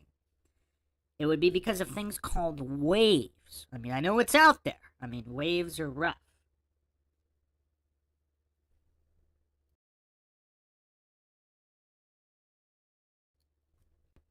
It would be because the apparent horizon is not the true horizon and precipitation exists. But this goof is just hallucinating. He's just hallucinating that all these other factors don't exist. That's why this would be a false cause logical fallacy, a reductive logical fallacy, as if it's just that simple, which it clearly isn't. So waves existing is not curvature of Earth. That's waves existing. Precipitation, apparent horizon, true horizon. These are all very basic concepts, but these goofs, they're just having trouble.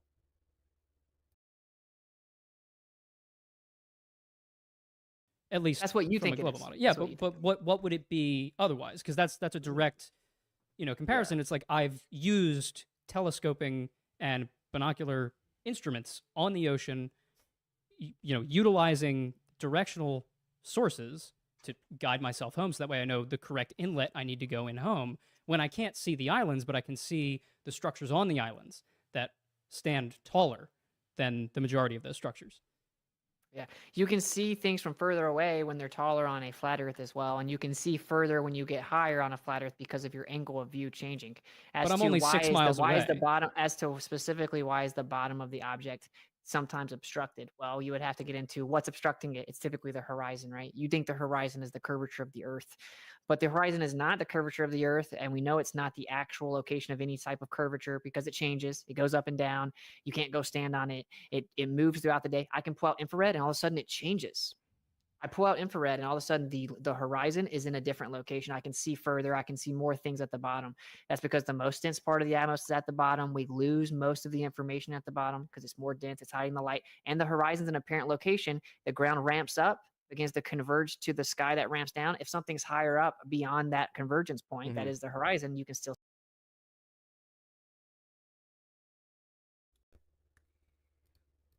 Do we have any bets on whether or not Soy Lodge processed anything WITSIT's saying as he's fondling the microphone? Like a small child, like he needs some kind of soothing mechanism when he's getting obliterated intellectually? Not that that's difficult to do. Again, notice the contrast between Soy Lodge and his co-host.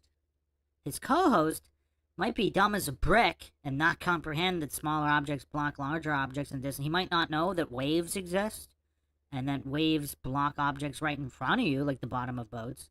So obviously they would do that further away when the waves are even bigger. I mean, he might be dumb as a brick, but he doesn't appear to be triggered. That's the difference here. Whereas Soy Lodge is just fondling, soothing, whatever, and there doesn't appear to be any processing in the brain. It's almost like he's given up on even trying to pretend he understands anything Austin is saying. I mean, just look at his face. It's just completely blank. There's just nothing.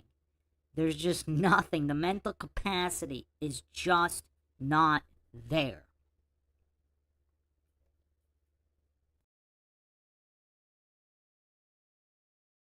To the top of it. And there's obviously Rayleigh's criteria is also involved here. The angle of view from your eye level to the bottom of that object in relation to the top of that object is different, and that's relative to reception and propagation angles, which is called Rayleigh's criteria, of course. So, what isn't the I just ocean? want to clarify, Aiden, what you're saying is that when you're out in the water, At sea, yes, let's see, 6 miles from shore, roughly. when you look through your binoculars, you can see what?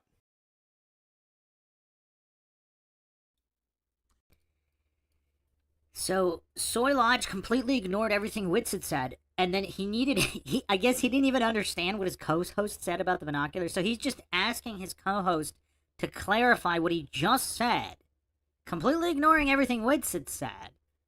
I mean, we've never seen goofery quite like this before. I mean, again, does one laugh or cry in this situation? Does one weep for the human race when you have goofs like Soy Lodge actually participating in any kind of debate? I mean, forget the subject matter. I mean, this kind of goofer, is there any subject? I mean, maybe reality TV shows, but even then, even then, is Soy Lodge... Who thinks Soy Lodge is qualified to do some kind of debate on Real Housewives or something? I don't think he would be qualified for that either. I think he'd be laughed out of any debate on any subject. Is there any subject that Soy Lodge can actually debate? Because from what we've seen here, even his English comprehension isn't even preschool level. So how would he be able to debate any topic? I mean, it's just rough.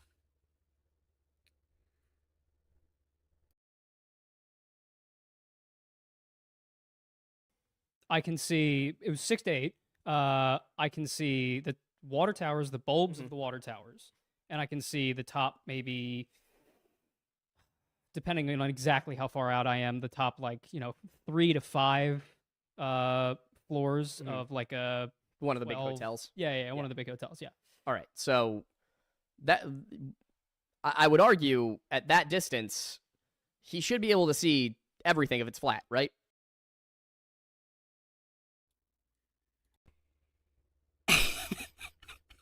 So,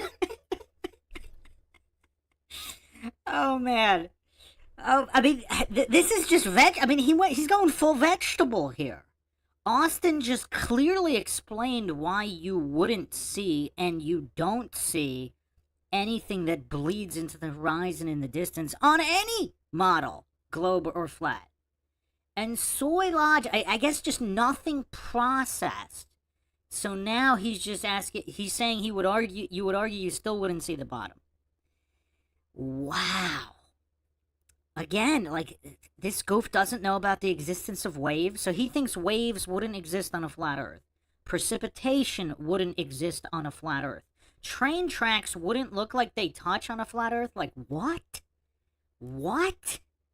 Like, the level of goofery on display, I think he might win the award for just being the flat-out dumbest.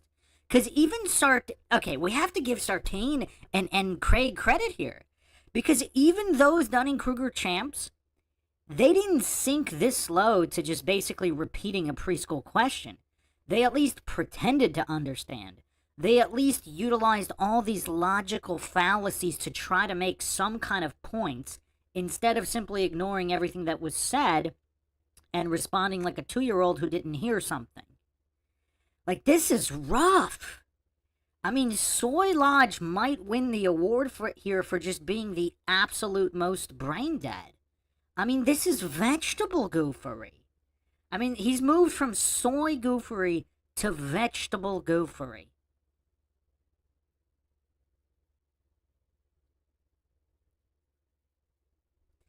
Ready Geezer 1, did you not listen to anything Austin just said?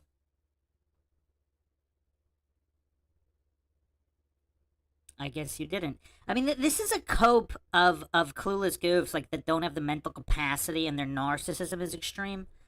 Like, even Soy Lodge here, I'm not even 100% sure he's exhibiting narcissism here. This is just flatlined vegetable goofery. He honestly might have not been able to process anything Austin just said, because if the mental capacity is not there. Yet Ready Geezer 1 seems to have a mental disability.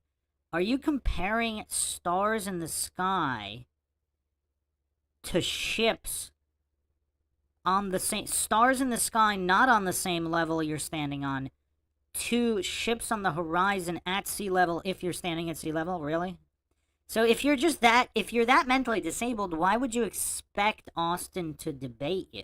I don't know who Ready Geezer 1 is. Maybe if you had a big channel like Soy Lodge, because obviously Austin debates, brain dead goofs all the time with mental disabilities like Soy Lodge. But I guess you'd have to have some kind of channel. I don't know. Is Ready Geezer 1 some kind of famous YouTuber or personality? I don't know. Sphinx Bear says, Geezer, that was the dumbest thing anyone has ever said. Congrats.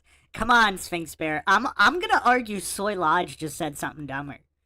I'm gonna see, because at least Ready Geezer 1 at least spammed a fallacy there. Whereas, I mean, Soy Lodge couldn't even muster a fallacy. I don't think we've ever been in this territory in debate before. Soy Lodge has reached such a flatlined level of mental disability I mean, he couldn't even muster a fallacy. Like a new fallacy. Because he was basically saying, I mean, obviously, that's a fallacy stack, but it's not, he didn't pretend to understand. That was almost like an honest question. Yeah, obviously, Geezer's up there. That's definitely one of the dumbest, that non-congruent argument is definitely, that might be one of the dumbest non-congruent arguments, if we get specific. That Ready Geezer 1's assertion that teeny tiny stars, first of all, you don't know how big they are. According to scientism, the stars could be quite large.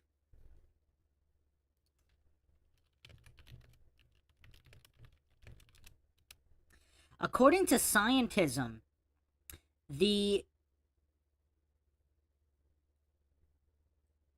1.3 million Earths can fit inside of it. Is that a teeny tiny star?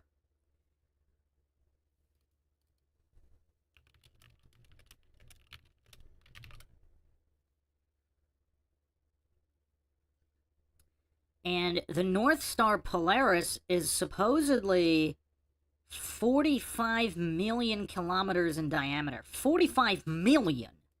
I mean, are these teeny tiny? Even according to your religious cult of scientism, these are not teeny tiny stars. And then obviously they're not on the same level that you are when you're observing them. So that is one of the dumbest non-congruent logical fallacies I've ever heard. Might be the worst. It might be the most non-congruent argument ever utilized in any kind of debate. But in terms of just dumbest across the board, I'm going to argue what Soy Lodge just did here because of context. Because Austin clearly explained all these other variables, and he didn't. I think it's possible to break it down dumber. You know, obviously waves exist. If waves block the bottom of the boat 2 feet in front of your face, why wouldn't they be blocking the bottom levels of floors across a larger body of water with much bigger waves in the distance? I mean, it's just plain common sense. You don't even have to get into science for this. And again, obviously, true horizon versus apparent horizon, which Austin did explain the difference. And if you're using infrared, you can see more of the bottom. Now, Soy Lodge completely ignored all of that. That's why this is flatline goofery. This is flatline brain-dead goofery now. I think I have to give the award. I think Soy Lodge might be the dumbest individual. Again, even if he's correct, this is why this is not an ad hom logical fallacy. He might still be correct about the shape of the Earth being a globe, but we're just examining his arguments for logical validity. There is none. He might be the dumbest. I mean, does he even have a 2-digit IQ, or is he single-digit IQ? Is Soy Lodge single-digit IQ? Is that the point we're reaching here?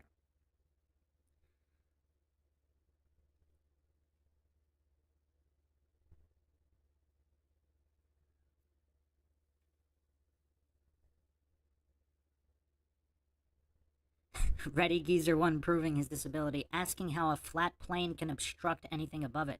That's not what we're talking about.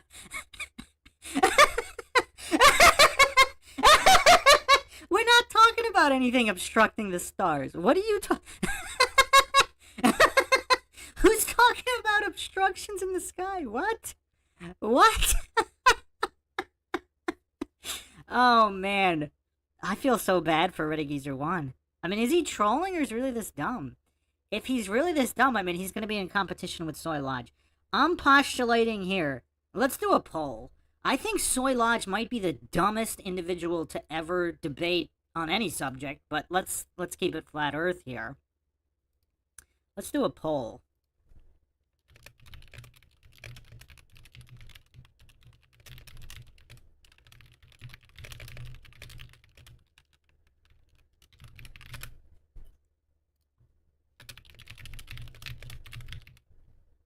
So what does everybody in the chat think here?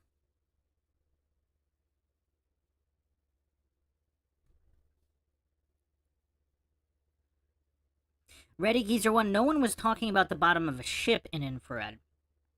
At least not a small ship, because, you know, there's things called waves. The infrared will cut through the precipitation in the air like a haze. So you'd be able to see more of a building or a city with infrared in the distance that that haze would be blocking. Again, if you don't know the difference between apparent and true horizon, you're just going to continue humiliating yourself here. And this obviously has nothing to do with the shape of the Earth. Sphinx Bear said, "Stop making me laugh, Bruce. I'm in a position where laughing out loud would be inappropriate." Are you at work? Where are you? Where's Sphinx Bear? Heracles here. Oh, wow, interesting. Heracles says, "There was a debate on Jaren's channel yesterday between Shane and Alan of space audits and a certain physicist and another goof." The debate was on relativity and ether. Oh, man. I did not see that, but I can imagine. Wow, I can imagine there's a lot of goofery there.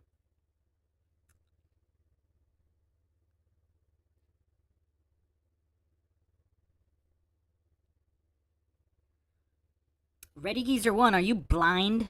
Look at the screen. You don't know that waves exist? Waves obstruct boats 2 feet in front of your face. Waves would exist if the Earth is flat, waves exist. If the Earth is a globe, waves exist. So if you don't have the mental capacity to understand basic waves blocking the bottom of objects, do you also think train tracks touch in the distance because they look like they touch and they would be impossible on a flat Earth as well? Oh, Ready Geezer 1's already retracting comments. Okay, anyway.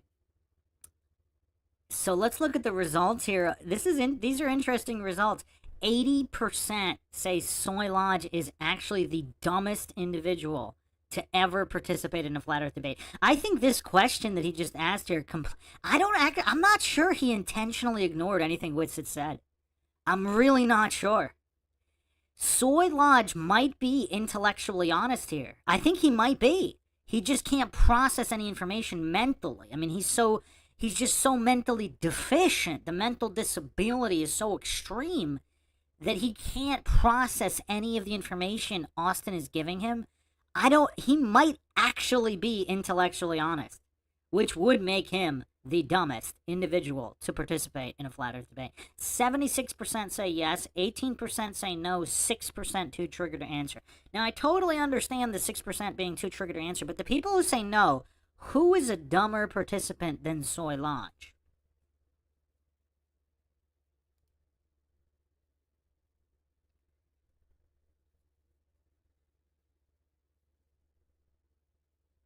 Does anybody know? For the people that voted no, is Ready Geezer 1 a Soy Lodge alt account? Or a Craig alt account? Sphinx Bear says, "I think Soy Lodge's problem here is his inflated ego. He doesn't even realize how dumb he sounds." That's true. I mean, he's definitely a narcissism.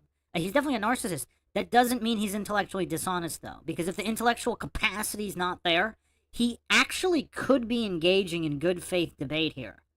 It's just he's so brain dead he can't process any information, so it doesn't really matter. Wait, Awesome O says Craig is dumber. I don't think Craig is dumber than Soy Lodge. I mean, first of all, Craig actually has a larger vocabulary than Soy Lodge, just on the surface there. Craig is pretty good at pretending things, intentionally ignoring things. Now, he might be really dumb. I mean, yeah, he might have a severely mentally disabled. He doesn't understand concepts, Craig, or he's pretending, or he's really smart and a phenomenal actor, Craig. So, but Craig has never asked such a basic question while ignoring everything that was said. Yeah, Sphinx Bear says, if Soy is truly being intellectually honest, this is just sad. I think he might be, just based on that question. He really might be. The real Tommy in the chat says, Soy Lodge needs to go on a fast and detox. I've heard people have cured their dementia, and I feel like he just has a big toxin buildup. His brain is definitely not functioning correctly. Well, and obviously his hormones. I mean, when you have this much soy, I mean, you can practically see the soy emanating off of him. I mean, that can't be healthy. But I don't know, maybe when you, with this level of mental disability, I mean, it's so extreme. I mean, that opens the door to many possibilities. I mean, was he dropped on his head as a child? Did his mother just drink that heavily? I mean, we don't know. Again, I don't claim anything is true or untrue. We don't know. I mean, his eyes are obviously very close together, but we really don't know what happened to him either after birth or before birth. So we really don't know. I'm not 100%. I mean, obviously, clarity can come with a nice detox. So he could get better. Obviously, people can always improve and get better.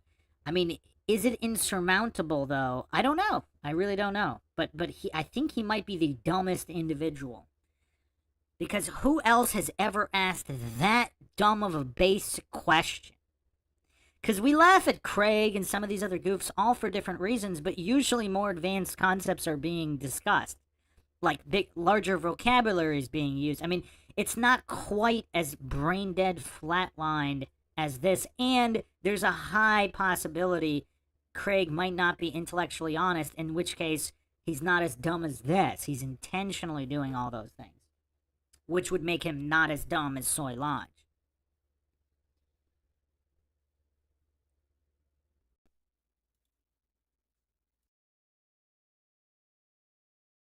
And if not, then why? I didn't hear the distance. 6 to 8 because I miles. feel like 6 to 8 miles, depending on the trip that day. Sometimes I go and further. you're out but- on the water, right? yeah, on the On a ocean. boat. Yeah, this is great. Yeah, it's a very simple thing. So if I put my thumb up, I can block a 30-story building, right? Like I can stand on my knee and I can block out a 30-story building with my thumb. Mhm. Obviously, because my thumb is so close to me, right? I can block out something that's further away.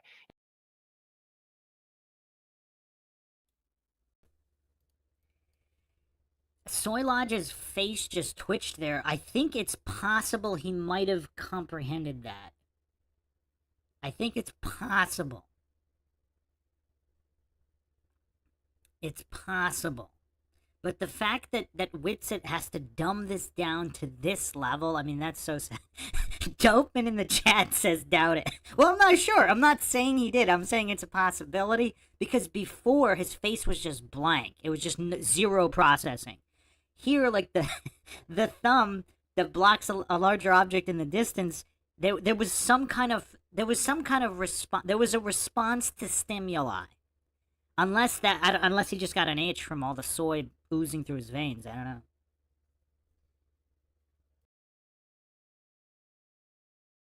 If you're out on the water, typically where people bring this up, obviously the water is not perfectly static. There are waves. The actual average of waves is anywhere from 2 to 5 feet. Okay? No. So, yes. No. In the same way you said you think you've researched the gravitational stuff more, I can promise you he knows more about water than you Yeah, do. so I've been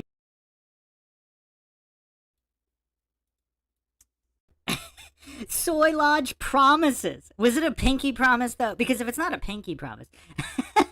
Soy Lodge promises. How much is that promise worth? Because first of all, I mean, think about the delusional narcissism here. He has no idea whether how much time WITSIT has spent researching anything out on the ocean, just regarding waves or anything, or B, how much time WITSIT has personally spent on a boat in the ocean observing these things. But Soy Lodge promises despite not having that information. I think that answers our question here. I think Soy Lodge really is the dumbest individual. I've never seen anyone this dumb on any subject of debate, and I've been involved in watching, analyzing, participating in debates for quite a few decades. Soy Lodge has just won the crown, not the Dunning-Kruger Championship crown, but he's not the logical fallacy crown, but he's won the crown of the dumbest debater in the history of modern debate. If someone has a video of someone dumber than Soy Lodge participating in any debate, I've actually never made this bold claim before, Dope Man. I've never made this claim before. I think we have a winner. I have never seen anyone dumber than Soy Lodge. Yes, I've seen Nathan Oakley debate Reddy Geezer 1. Check out the analysis versus David Whitehead.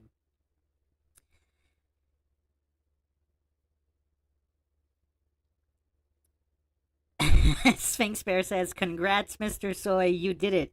You have arrived." Soy Lodge has finally accomplished something. Soy Lodge has captured the crown of the dumbest debater in the history of modern debate. Now, again, I haven't seen every single debate on every single subject ever, but I've watched some dumb ones. I've watched some brain-dead goofs debate on some of these dating podcasts. People want me to do logical analyses on those. I'm not sure I can. Like Fresh and Fit and whatever podcast. I'm not sure I can handle that. If more people request it, maybe I'll try. Some of those brain-dead goofs actively drinking alcohol and on drugs didn't ask questions this dumb as Soy Lodge. I think Soy Lodge is the champ, the dumbest debater ever.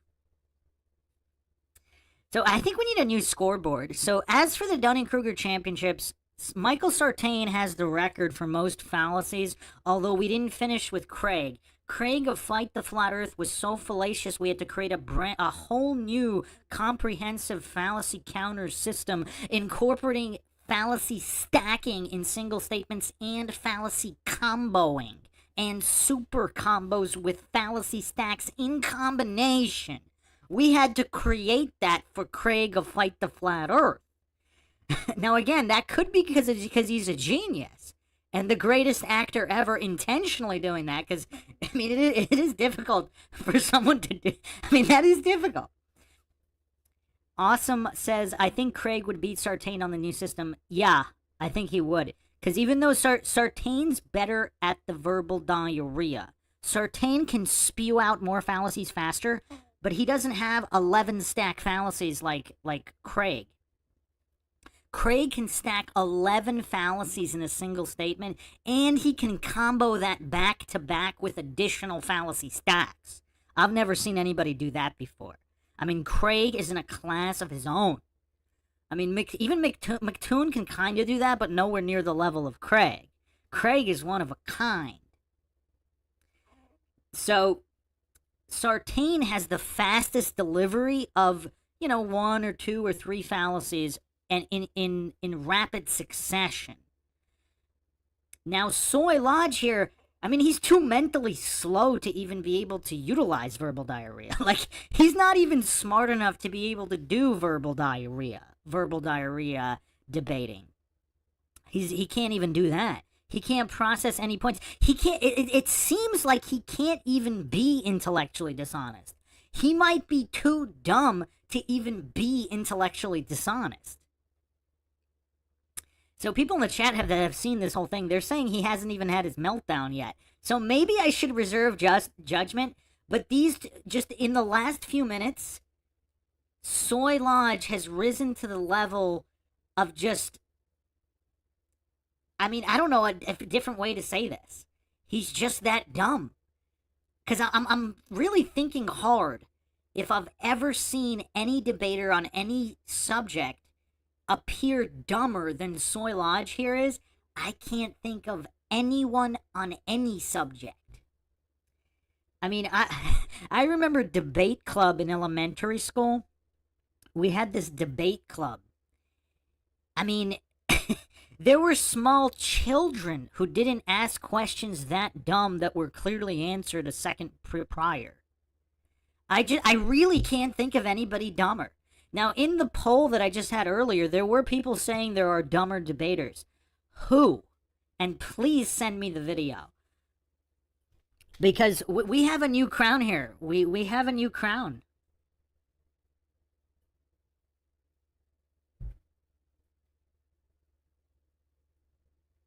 Sphinx Bear says, plus Craig is really good at flinging out dingers.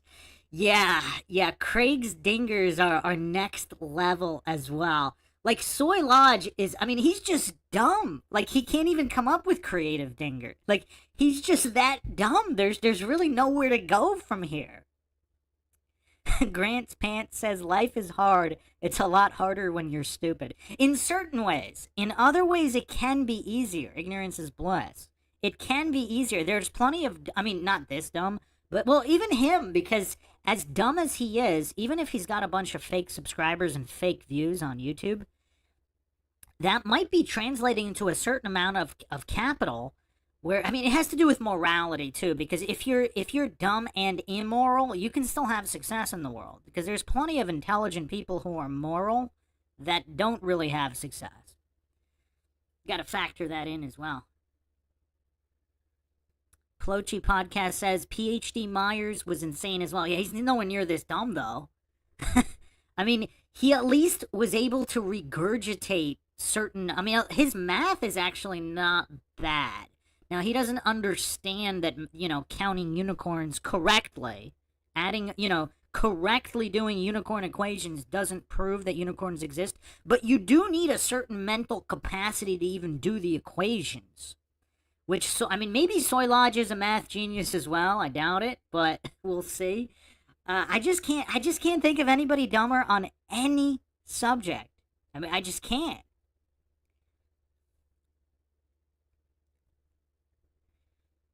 So I think what we'll have to do, maybe I'll do a community post of the current reigning champs. So I do have to, again, like I said, I'm just a mortal man. There's only so much I can deal with. But as of right now, Sartain is still the champ. Craig is up there, and he might be the champ on the new system. And I don't think Soy Lodge's narcissism is as extreme as Harrison Smith. Because in Harrison Smith's debate with WITSIT, I mean, his narcissism was so off the charts, I think we might have to have him as narcissism champ. You know what we'll do? I'll do polls in the community tab. As of right now, here are my rankings. Sartain and Craig are the Dunning-Kruger champs in terms of logical fallacies.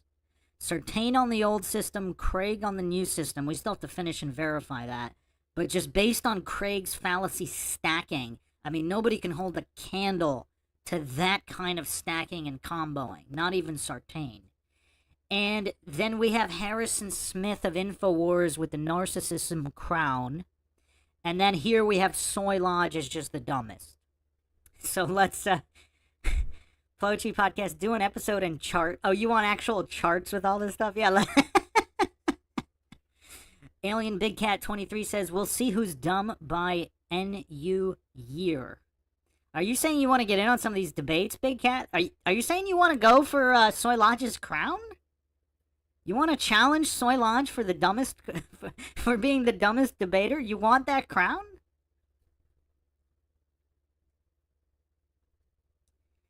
Dope Man says, are you ever going to do a dedicated podcast on MK Ultra? I know you mentioned it a lot, but I don't think you've done a dedicated episode. No, I haven't done a full comprehensive. I touched upon it pretty heavily in the Britney Spears podcast, actually. I think I went over it on the JFK podcast, and then touched upon it briefly in other podcasts. I haven't done a full comprehensive A to Z on MK Ultra yet. I went over it actually a bunch on the Dahmer podcast as well. And actually, in the Columbine series. So yeah, I did touch upon it sometimes heavily, but not a comprehensive history from A to Z. Haven't done that yet. Alien Big Cat 23 really demonstrating how he's vying for Soy Lodge's crown here. The final experiment will show what's what, dummy. Actually, it won't. And by thinking it will is why you're vying for Soy Lodge's crown. Pelochi Podcast says, how will final observation change their logic and critical thinking? Well, if they don't even understand reductive logical fallacies, false cause logical fallacies, false dichotomy logical fallacies, because if you can't even verify where the continents are in relation to Antarctica and all those distances, I mean, what are you going to do there? It obviously wouldn't prove anything either way. Yes, Alien Big Cat, you've been here for such a long time, I can't help but think you're trolling. Because if you've been here for this long, you should have at least gotten some basic understanding of fallacies by now.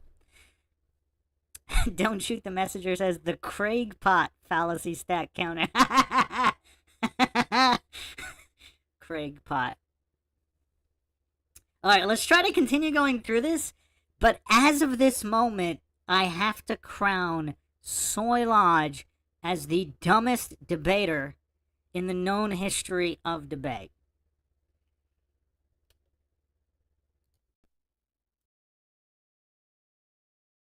Okay, raised what's on the the water on my average weight of what's the average height of the of the wave in an ocean? entirely depends on the conditions that day. I've been on the ocean That's 10 what miles average out. means.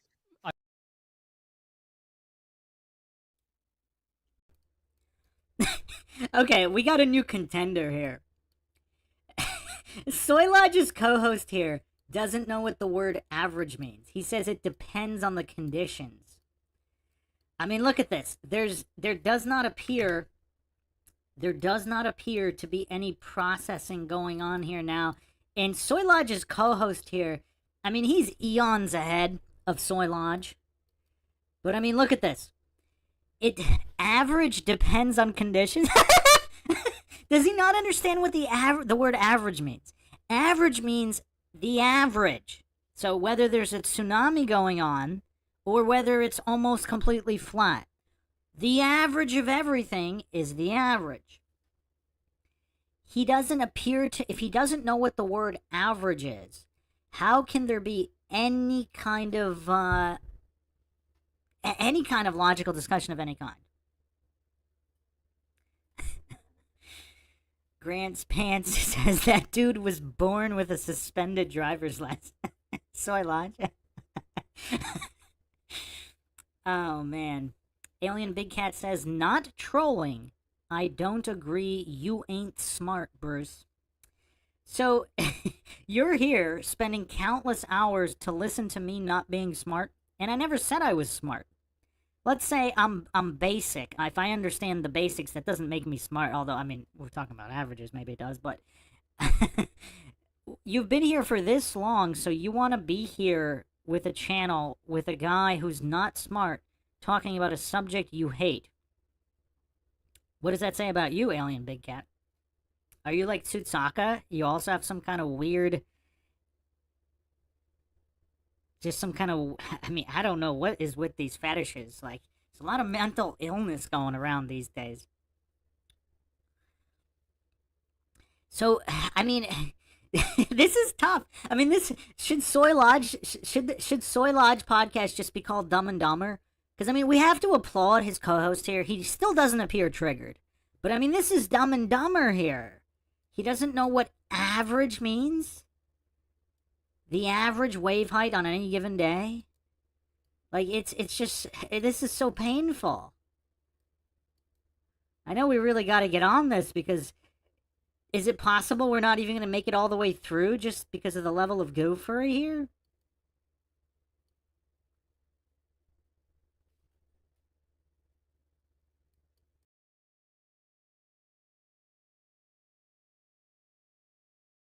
I've been on the Yeah, ocean. but average at that level is useless. I've been on the ocean 10 miles out and taken it 10 miles out.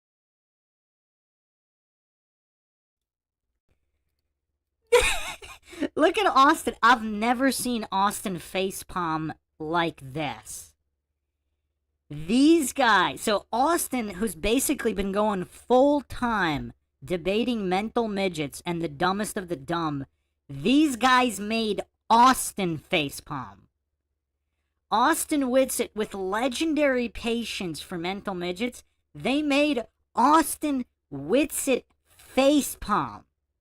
I mean, these are the depths we've sunk to. They think the wave height doesn't make a difference regarding objects on the ocean and their visibility. Wow. Wow. I mean, wow. I think we got number one and number two. Okay, here's the next question. Okay. We need a new poll here, people. Is Soy Lodge's co-host the second dumbest person to debate Flat Earth? Because, I mean, this is so tough.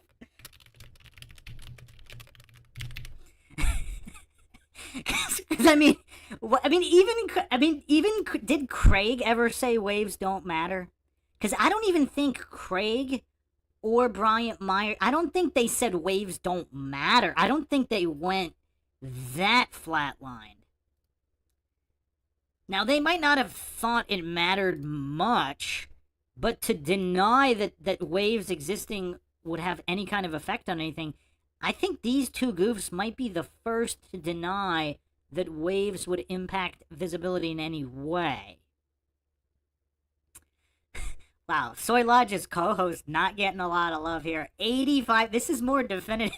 This poll is more definitive on Soy Lodge's co-host being the second dumbest person to debate Flat Earth. More people are confident of Soy Lodge's co-host being the second dumbest than they are of Soy Lodge being the dumbest. Oh, man. Sphinx Bear says, Soy Lodge and co-host are just two young kids who have been gassed up at every stage of their lives to think they're incredibly intellectually gifted. Someone close to them should be honest. But at this point, even if someone close to them was honest, I mean, if their narcissism is that extreme, it wouldn't process. It wouldn't process anyway. Wow, so we have 78% here. Wow. Okay. I mean, this level of good... I mean, they made Austin facepalm. I mean, Austin might have only facepalmed a few times in his entire career here over years. This is like the biggest facepalm I've seen, where it's not... I mean, wow. I mean, where do you go from here? Where do you go from here? Grant's Pants says, autism speaks flat earth. I don't know if they're autistic. Autistic people can be very intelligent, actually. I mean, these guys are just brain-dead goofs. I mean, there's a difference between being autistic and being a vegetable.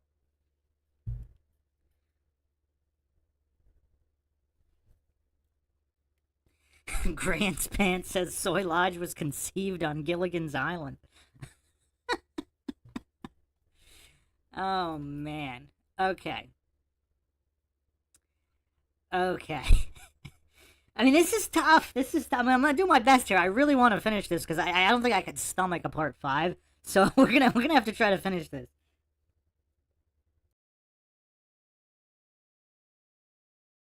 On a day in which it is entirely flat. I've also been in the ocean when the waves are 10 feet tall. Careful with your terminology; they're going to take you out of context. Yeah, right. It's no, level. it's. I've been on the ocean when it is literally like glass, and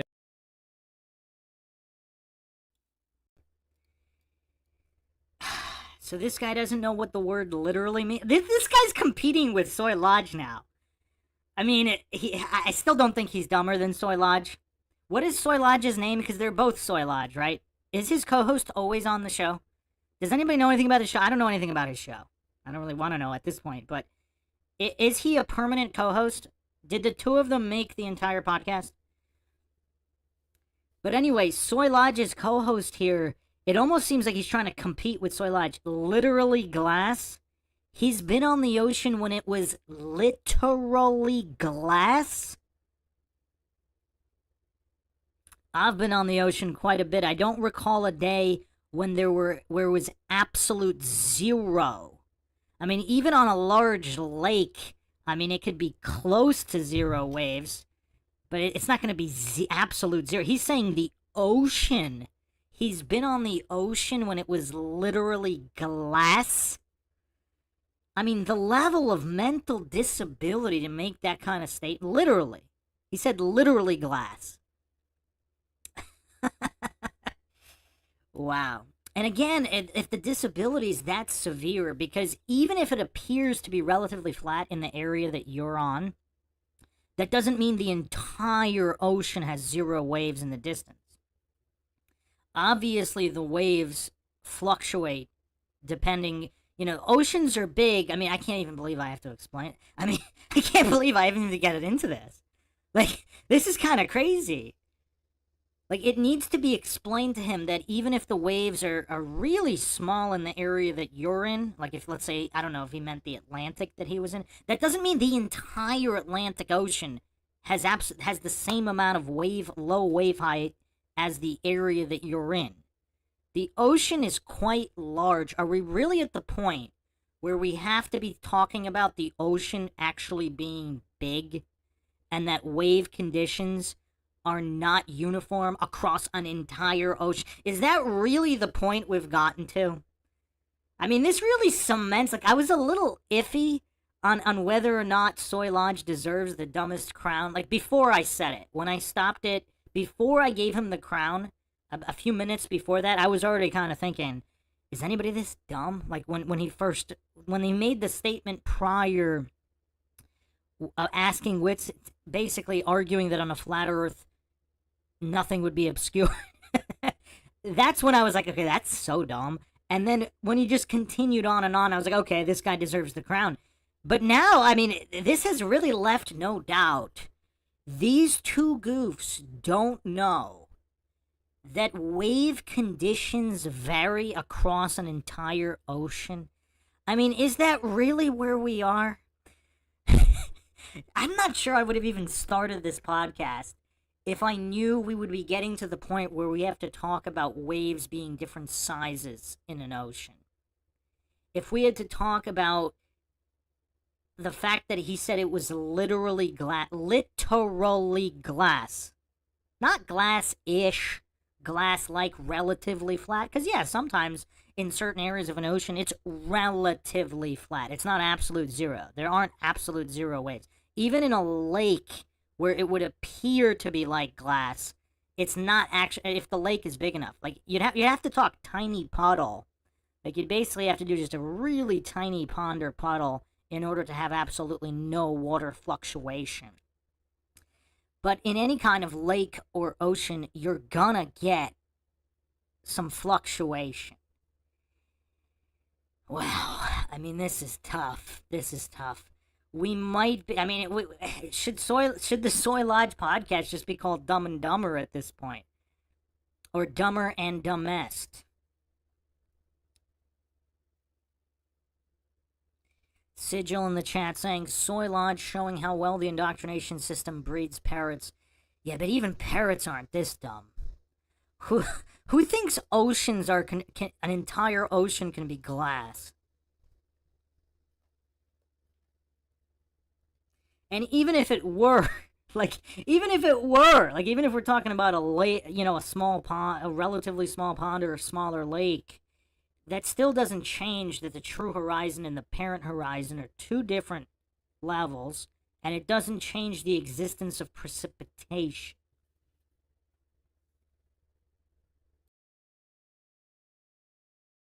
There are no waves, and I've been on the ocean when it's 8 to 10 feet waves. It varies every day. It varies every hour.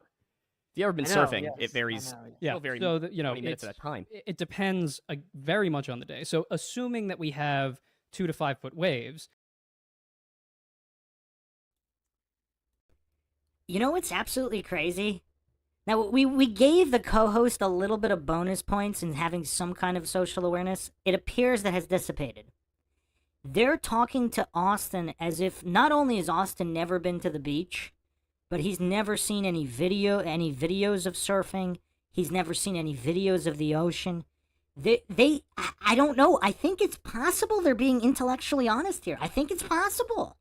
I mean, look at Austin's face here. We need to ask, did I ask Austin? I asked Austin what the dumbest point anyone has ever made was, I think. I'm not did I ask him just the flat-out dumbest debater?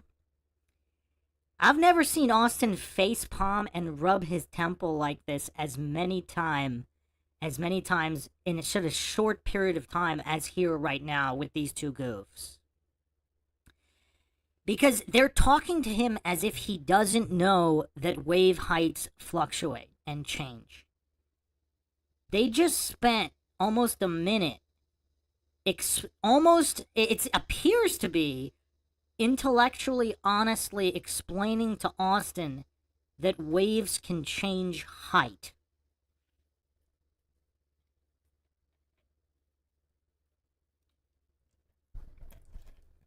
I mean, that's where we're at. So, I guess it's cemented. This might be number one, number two. I'm still not sure about the co-host, because he did exhibit brainwave activity earlier. Soy Lodge didn't, but his co-host did earlier. Now he appears to have flatlined as well.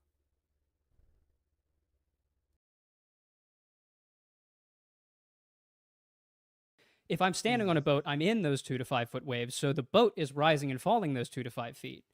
So I should, yeah.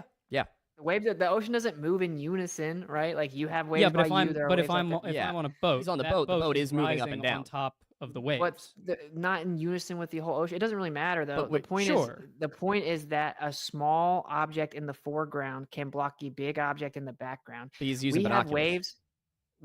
We still have waves. It's very simple. We still have waves, but it's not even just that. I already addressed it. I don't know if you guys heard me or not, right? But I brought up Rayleigh's criteria, the convergence of the floor, the ocean floor, the ocean surface. The reason why I'm bringing up the fact that the boat rises and falls along with the waves in the area, assuming that the average height is 2 to 5 feet of the waves in the area, if I'm looking through the binoculars at the shoreline, the westward shoreline, no massive change occurs from when the boat is on the top of a 2 to 5 foot wave and in the trough.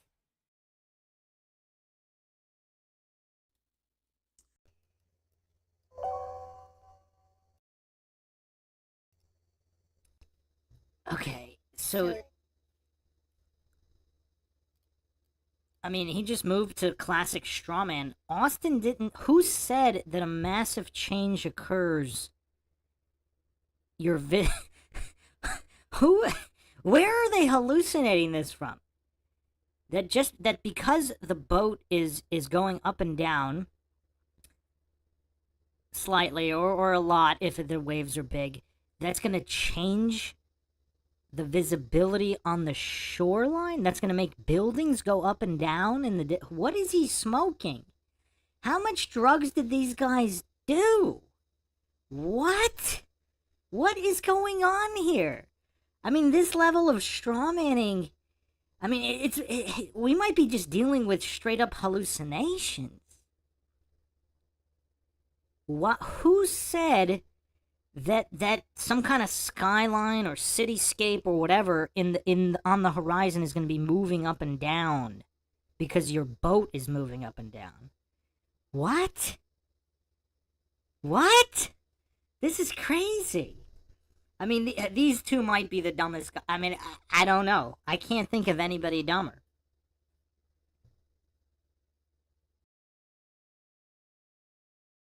From 6 to 8 miles out, at what I can see of the buildings. Because I've done this. For sure, what you can see of the buildings changes throughout the day. I live right down the street from the ocean, man. I'm not foreign to the ocean. Sure. What you see in the distance changes not only every day, within minutes. How far you can see, how much of the building you see changes throughout the day. But not from the bottom up. The distance you can see changes for sure. But from bottom up, generally not much. Because in the shore that I go to, there's a large city a couple towns up where sometimes on a clear day you can see all of the buildings, and sometimes on a not so clear day you can't see any of them. Yeah. But there's never a time in which you're saying that you can never see more or less of the bottom. So you're on the one place on Earth where the...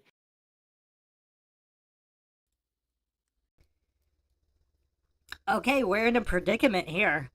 Soy Lodge's co-host is coming for Soy Lodge. He just said there are no conditions in which how much of the bottom you can see changes.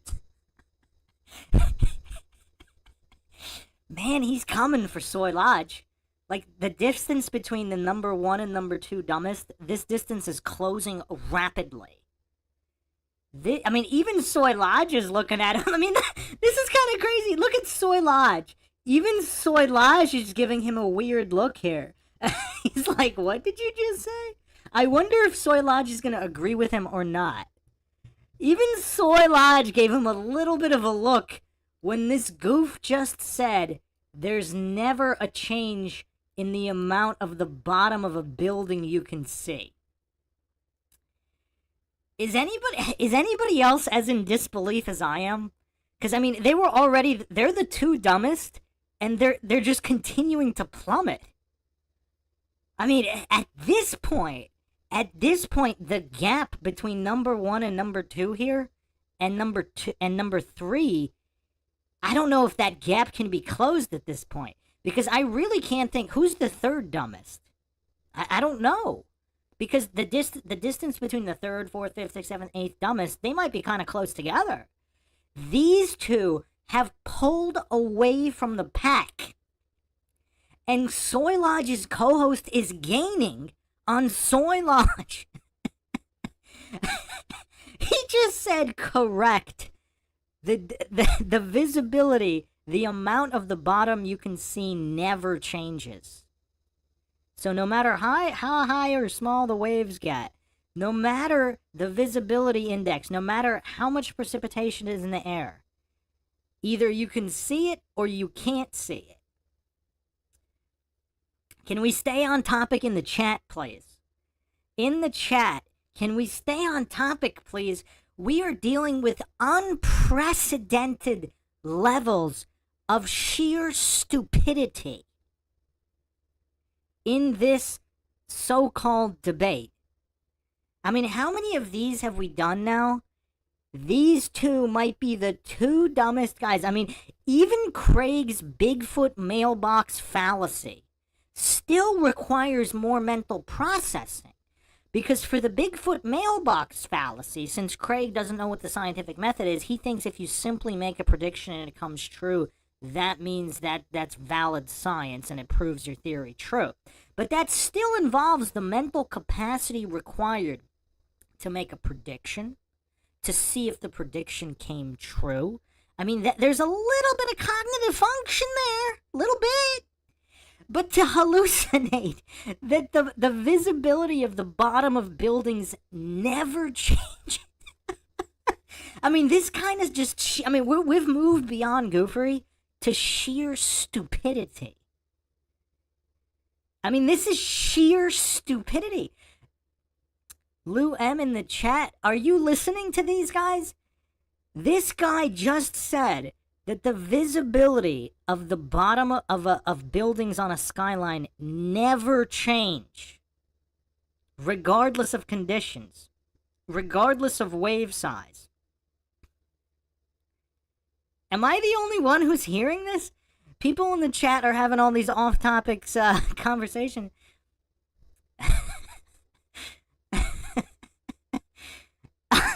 Has anybody heard anybody say something dumber than this?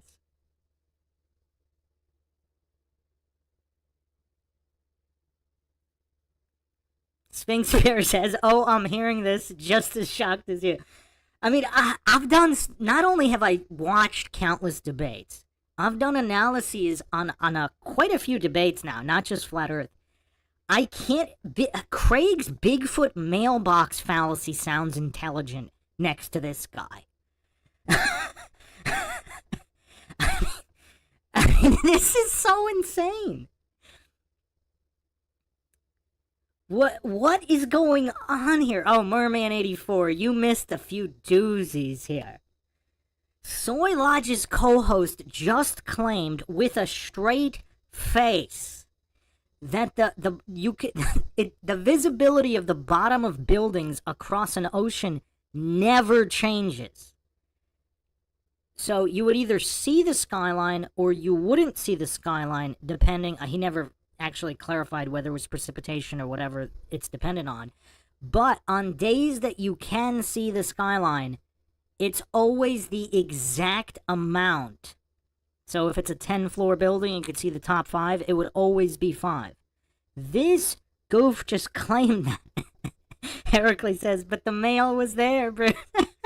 Craig's Bigfoot mailbox fallacy is legendary. It is. But it still requires some kind of mental function. I mean, there's at least 2 points within that concept. You have to make the prediction, then you have to check to see if the prediction came true. That's more mental function than this guy. I mean, this is just so crazy. I mean, we got champ number 1 and champ number 2 right now. I mean, literally, watching back Bryant Myers would seem like a genius after watching this debate. Bryant Myers going on about equations adding up, that's eons ahead of these two goofs. I mean, I thought the Bryant Myers debate, Michael Sartain is more intelligent than this. At least he pretends and hallucinates all these other factors are valid, and he does have a half-decent vocabulary. These guys make Michael Sartain look intelligent. GA in the chat says, I wonder if Bruce will ever use that scoring system he used in the Matt Walsh Moon debate. That system was so funny to watch. Yeah, that's the new system. It's just really complicated, and the algos glitch out a lot. That is the new default system that we have to give thanks to Craig for creating. I have 2 other debates that I was still doing with the old system. Craig versus Caleb. I will finish that one with the old system, then I'm going to have to redo it with the new system. And then I also had a Zerka debate with the old system that I'm partly through. I was probably going to finish that, then I guess I'd have to do that again with the new system as well. Lou M in the chat, thanks for the super chat. Look to Top Craig is next level. I remember watching it for the first time thinking, wowzers, Witty has got some serious patience and tolerance going on. Did you just get here? These guys just made Austin Witsit facepalm and rub his temple in less than a minute.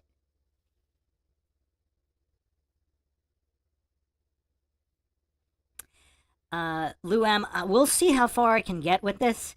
I mean, this is so painful, but the idea of having to do a part 5 on this, I don't know if I could stomach that, so I'm gonna go as far as I can here.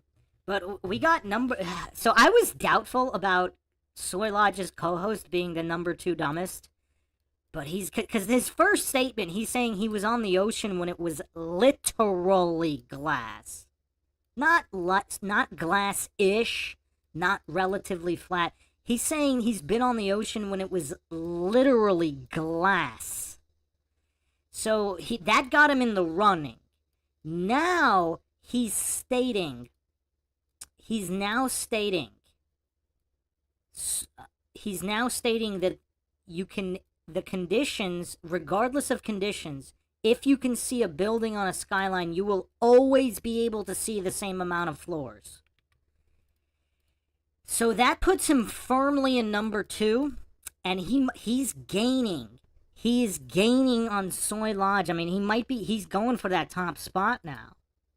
I thought this was going to be a Dunning-Kruger championship. This has turned into a straight-up stupidity championship. And you guys have never heard me talk like this before. I usually don't even use the word stupid. But I'm going back in my mind. I'm going back decades. I've never seen people this dumb before. I mean, I kind of feel bad that I'm saying that, but I'm always about the truth.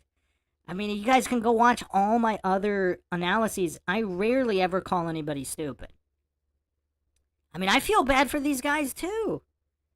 I mean, I feel bad for these two because, again, these are participation trophy generation products. They're products of the participation trophy generation where they've been gaslit into thinking their opinions have always been valid and deserve equal weight to other opinions. And that gave rise to the narcissism. Now, Soy Lodge's co-host appears to have some kind of level of social awareness, but all right, let's keep going here. This is tough.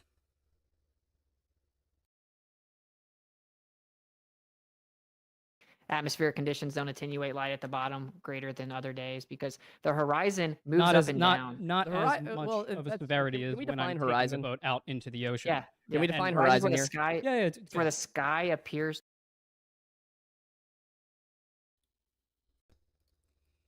Did anybody hear that mumble from Soy Lodge? I think Soy Lodge just can't... I never thought this was possible. I think Soy Lodge just disagreed with his co-host, because I think even Soy Lodge Okay, this is crazy. I think even Soy Lodge realized how dumb what his co-host said just was. I mean, this is crazy. Even Soy Lodge, the #1 dumbest debater in history, just corrected his co-host. I mean, this is bonkers.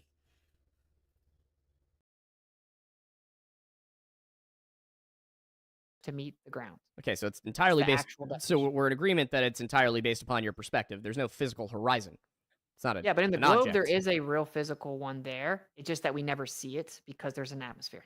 Right? Well, In the globe, there's a real curve of the Earth called the geometric horizon Yeah. that's like actually physically blocking things in the distance, right? Sure. So we see the apparent horizon, but there's a real one there. We can just never see it because there's always an atmosphere, is the claim. Of course, at first we were all told that we can know that the Earth is curving because we can look out and we know that, the curve of the Earth is blocking things and we Mhm. can see the curve just by, but then they changed it in around 2017 when we found things from way too far away to, well, no, we never see the actual geometric horizon. Just trust me, it's there. All right. Then And then I think I want to spend. We got 15 minutes left. I want to come back to this last thing, which is really what I've been trying to get to the bottom of because I have yet to have somebody just say it. Which is you're saying they changed it. You're saying they're hiding it. They're faking it. Who in this instance? Because we're talking about again 2,500 years here, where I mean, again after 200 BC in the Greek world, and then the Roman world, and then the European world as a whole, every educated person, and really most Christians, because the Christian church was teaching this, Can you believe the Earth to be a discuss sphere. little bit about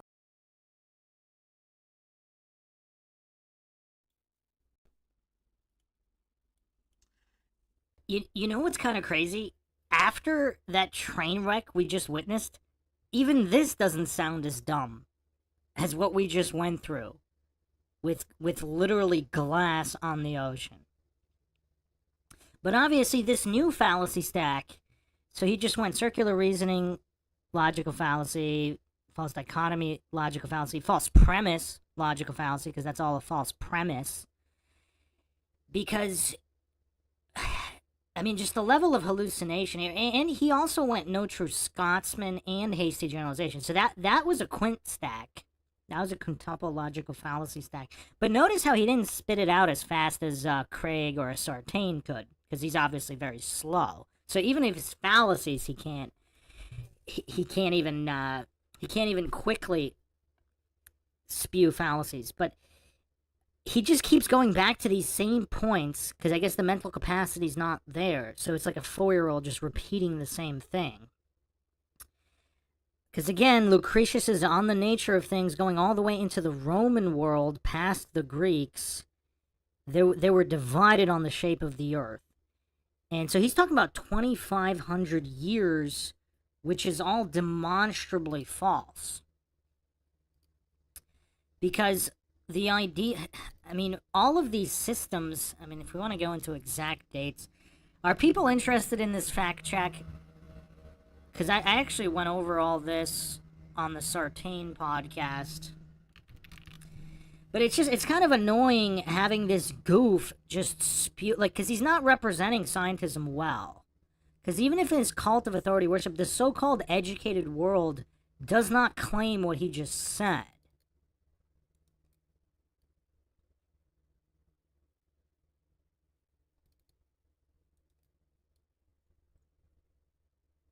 I'll put it up on the screen again. It's just, I mean, like, fact-checking this goof is just exhausting, because he doesn't even know what the mainstream position is, the official narrative. He doesn't know or comprehend anything about the official narrative. He doesn't know or comprehend anything about the flat earth theory.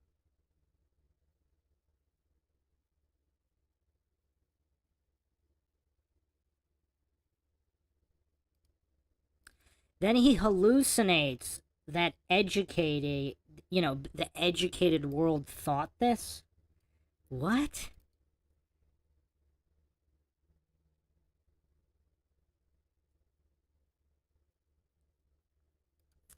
So again, I will put up. You could look at Wikipedia. This is there's no real division on this. You can go to Encyclopedia Britannica. You can go on any history of physics and astronomy. And these are the approximate dates. So this goof is spewing 2,500 years when the Greeks, the divided Greeks, were the only ones who were even considering a globe Earth.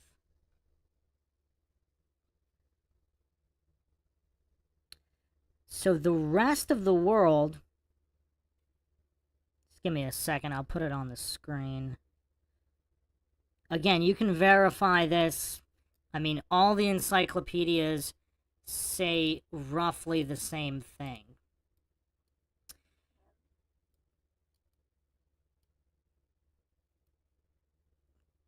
I mean, there's literal essays. I lifted this from one. This is all mainstream stuff.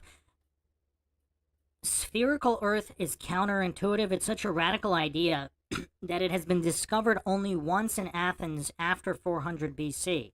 The concept of the Earth being round didn't appear in any other civilization. India and the Islamic world would learn it from the Greeks, while China had to wait until the Jesuits arrived in the 16th century and turned the Chinese view of the universe upside down. So the Chinese, one of the most advanced civilizations in history, they didn't even learn about it until the 16th. This is mainstream. I'm not claiming anything is true or untrue. I'm going by this goof. So Soy Lodge is so utterly clueless about basic, super basic, mainstream establishment science history. The entire educated world didn't even get to the concept of globe Earth. China didn't get to it until the 16th century.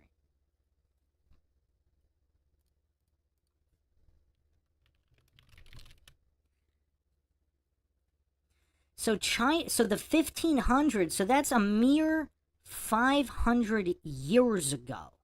He's saying 2,500. I mean, his error rate, we're talking hundreds and hundreds % error rate. He's hallucinating that all these civilizations, all of the educated, or in what he's talking about, edumacated, we could call it, indoctrinated into these cults. Not to mention, again, as Lucretius on the Nature of Things, one of the most seminal works in all of establishment science history.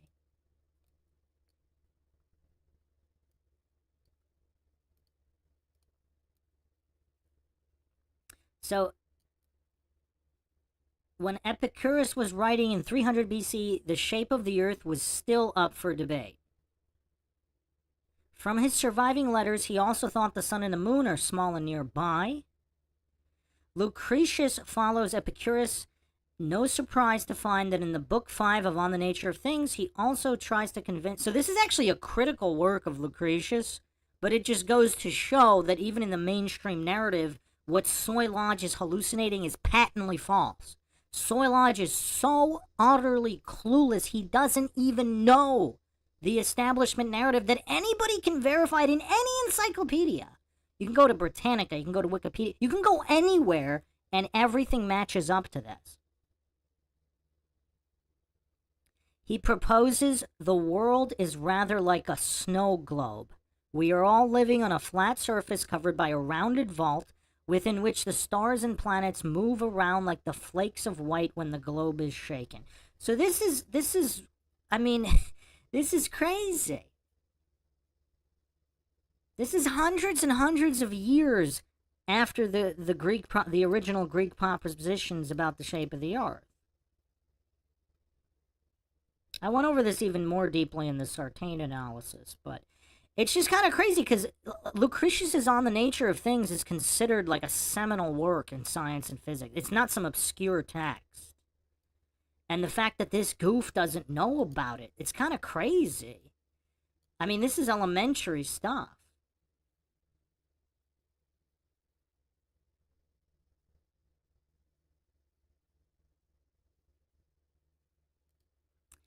And the only reason, and again, from the known works here,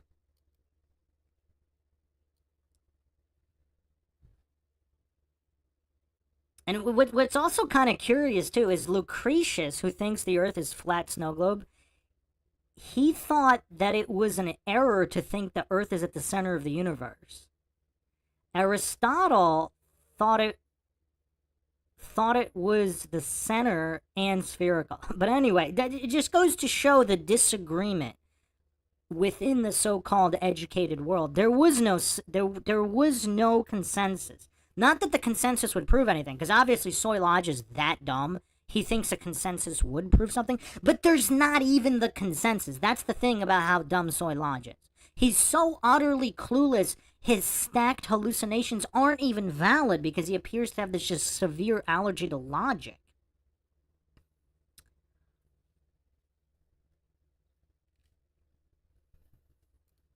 But anyway, again, I just wanted to touch upon that yet again because this goof just keeps repeating.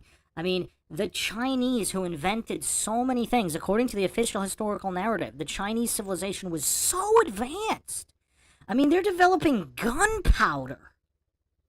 And they didn't even get the concept of a spherical Earth until the 1500s.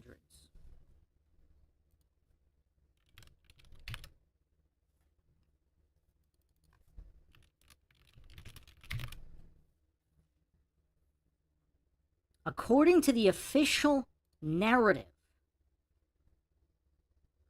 the precursors to gunpowder, it could have been as early as the 9th century. There's even a written formula for gunpowder from 1044 AD. So they invented gunpowder thinking the earth was flat. And this, according to the official narrative, and this clueless goof, our champion of stupidity, the dumbest person ever involved in any debate, is saying that the entire educated world knew for 2,500 years. Can he not spend 2 minutes looking at any encyclopedia? Justin Johnson in the house here. So, Justin, if you just got here, Soy Lodge has established himself as the dumbest debater on any topic in the history of debate. I have given him that crown. And his co-host is sitting firmly in number 2 position.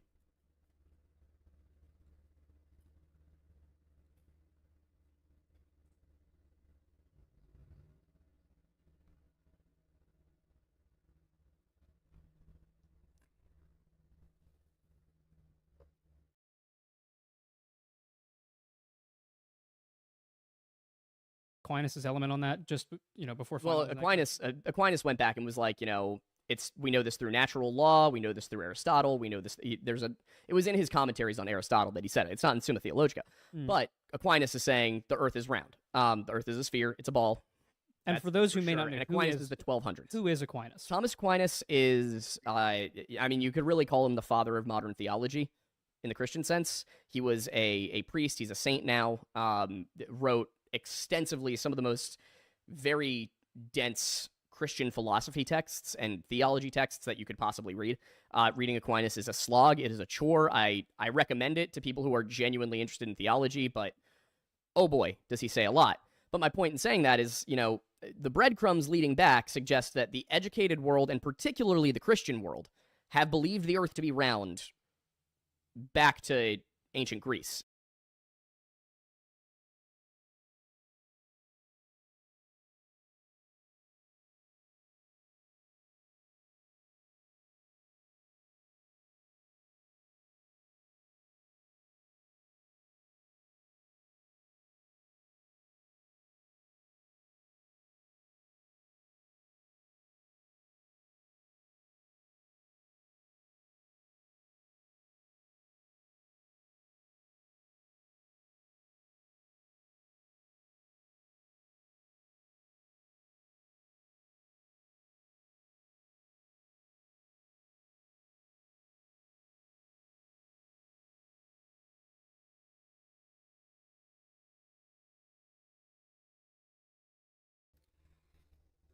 This is so hard. I mean, how many times is this goof going to demonstrate his utter cluelessness of basic history?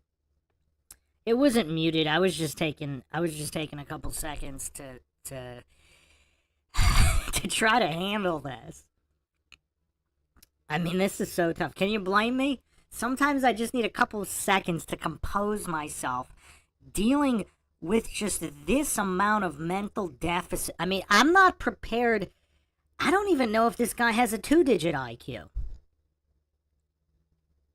I mean, how many times is going to repeat this nonsense? Like, he spent all this time on Aquinas, and he's this utterly clueless about Lucretius, about the basic timeline of the concept of spherical Earth.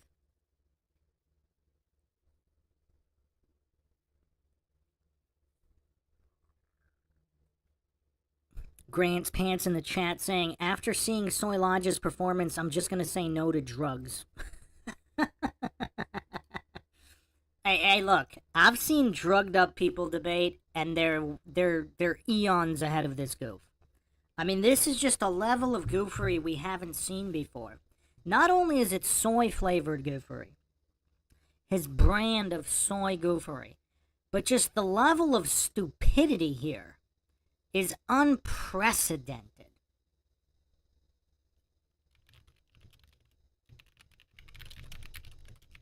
I mean, it's just absolutely unprecedented.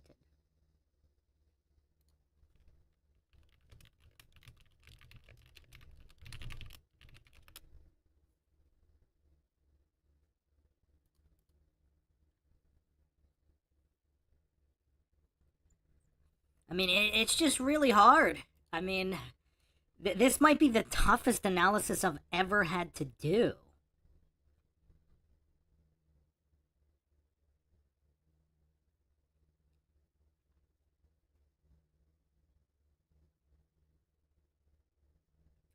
I mean, it's just tough. I mean, obviously, within religion, because this goof is also hallucinating that in religion, religious people thought the Earth was a globe, which, I mean, that's, again, according to what is recorded, that's also incredibly inaccurate. I mean,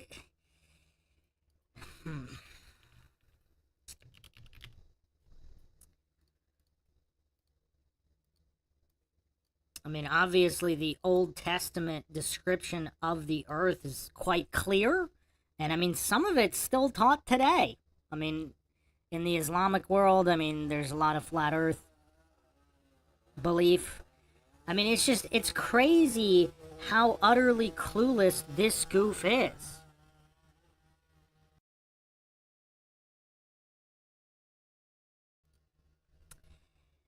I mean, it's crazy. This is gonna be tough to get through. I mean, I'll do my best, but...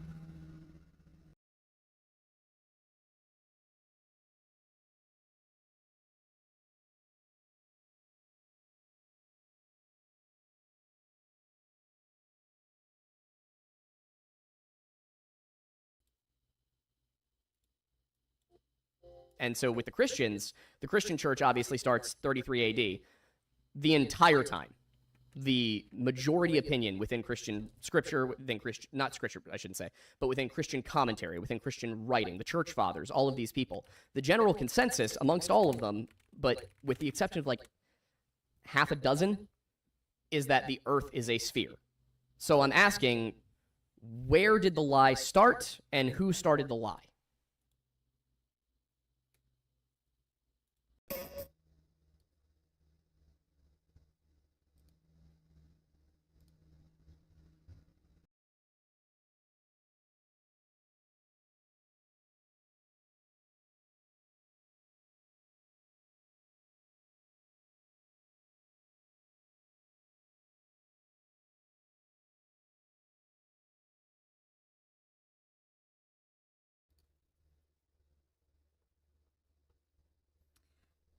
Just give me 1 second. I'm about to just utterly demolish this fool.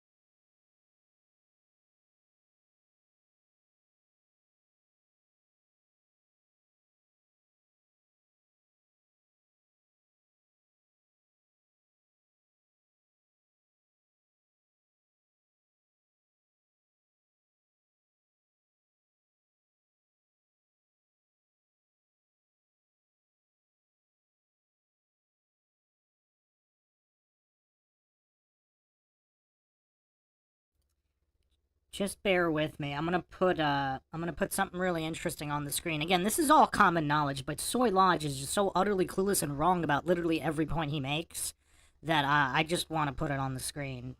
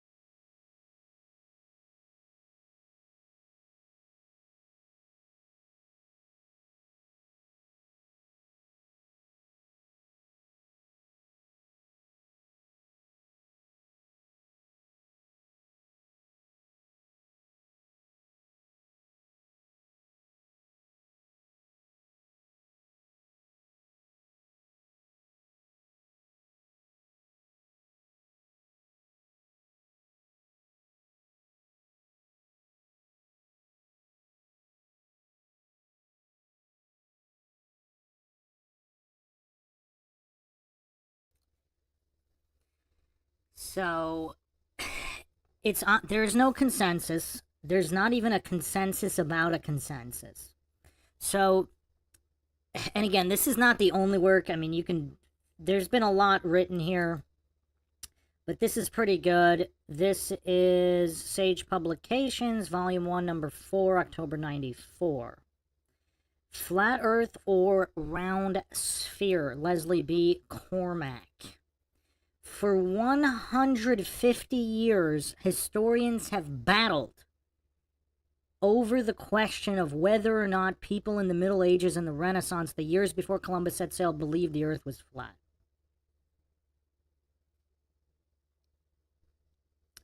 So again, this is a debate that has been raging over what these people believed. We're going into the Renaissance now, just a few hundred years. So it's not clear what people believed a few hundred years ago. Now, everybody knows that. But even within the academic world, it's not clear. Even within the mainstream. So Soy Lodge is so utterly clueless in all of his fallacies, begging the question, logical fallacy, circular reasoning, logical fallacy, false premise, logical fallacy, strawman, logical fallacy. He's just stacking all of these fallacies. Not to mention, it's also appeal to extremes, no true Scotsman, thinking that it's only the educated, etc. There's clear uncertainty over what anybody believes, regardless of whether it's true or not. So, regardless of what the Earth actually is, there's no consensus on what anybody believed, even just a few hundred years ago. And even according to the mainstream narrative, the official narrative of academia or quackademia, whatever you want to call it, even the Chinese who created gunpowder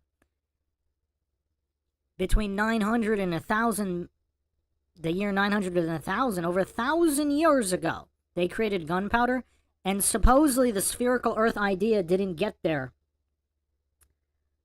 until well into the 16th century. Hundreds of years after they developed all these advanced technologies. But this clueless scoop, the champion of stupidity, the dumbest debater in the history of debate. Should I just leave this up on the screen as well? Because he just keeps repeating this nonsense. I mean, even the official narrative, even his cult of scientism, even academia, he can't even be accurate about academia. I mean, is it possible to debate dumber than this guy? Is it even possible?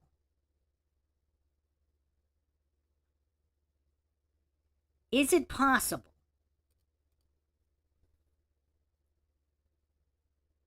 Oh, wow. Heracles says, Bruce, I voted no, and I just remembered who the dumbest debater I have ever seen defend the globe. It was by far and away T-Jump. Oh, I totally forgot about T-Jump. You got a point there. Wow. I'm actually glad I forgot about T-Jump. Yeah, that guy's severely mentally disabled. I'm trying to... I don't think I even got through a single debate with T-Jump. Ooh, that's tough. I think I might have to, just now, because now I really want to know who the dumbest is now. I really want to know who the dumbest is. T-Jump is up there. You gotta admire T-Jump's dedication. It's like he just wants to keep doing debates until he finally wins one. Did he realize it's not gonna happen and he stopped?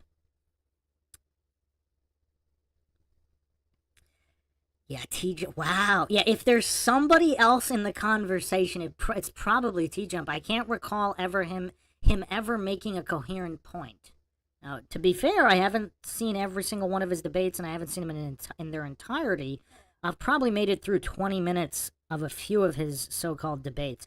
I don't think I've ever heard him make a coherent point or demonstrate comprehension either. It's tough. Yeah. I mean, as of right now, just because I don't know. T-Jump's in the conversation for sure. I'm not sure if he's dumber than this, though. I don't know. I'm going to have to do a T-Jump analysis just to see if Soy Lodge can retain the crown. Sphinx Bear says that Daryl guy who someone mentioned earlier who debated Austin was up there too. Yeah, I started that. That was tough. That was so tough. The thing that makes some of these vegetables less entertaining, though, is if their narcissism isn't at a certain level, then it's not as funny. It's not as entertaining. But I mean, I don't know. Soy Lodge is pushing he's pushing it here. Heracles says, good idea, Bruce. We need to know. Yeah, I agree. I think the world needs to know who the dumbest debater of all time is in any debating category. Right now, Soy Lodge number 1, Soy Lodge is co-host number 2. In order to verify that definitively, we do need to re-examine T-Jump.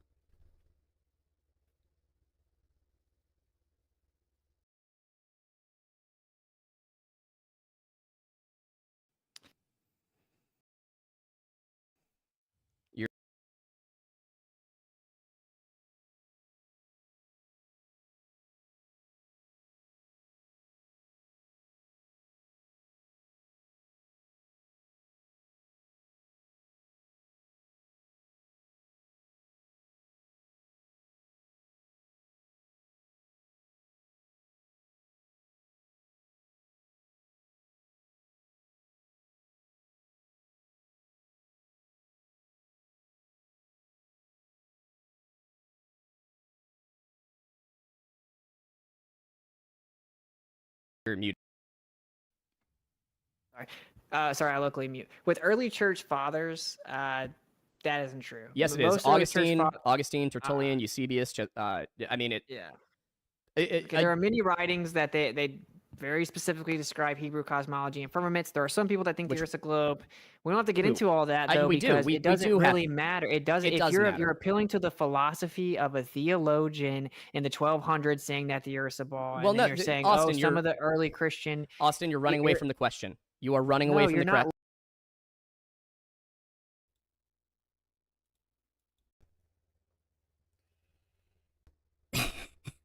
Austin is running away from the malformed, fallacious question, like a quintuple logical fallacy stack question.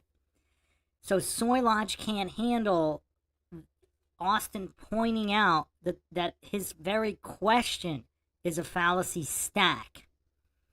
I mean, does Soy Lodge's ignorance know no bounds? Grant's Pants says Soy Lodge's parents have been running away from him since birth. I mean, how can you be this clueless as to not know that that it's unknown what people believed? Some people believed it was a globe, allegedly. Again, we can't verify a lot of these texts. But we're talking about the mainstream official narrative here. We're talking about the mainstream narrative here. I mean, there are entire papers written on this.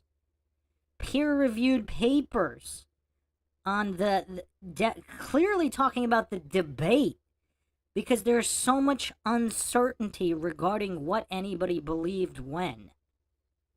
So it might have been as late as the 15th century when the globe caught on more. Who knows? We don't really know, obviously. But clearly there were very conflicting viewpoints.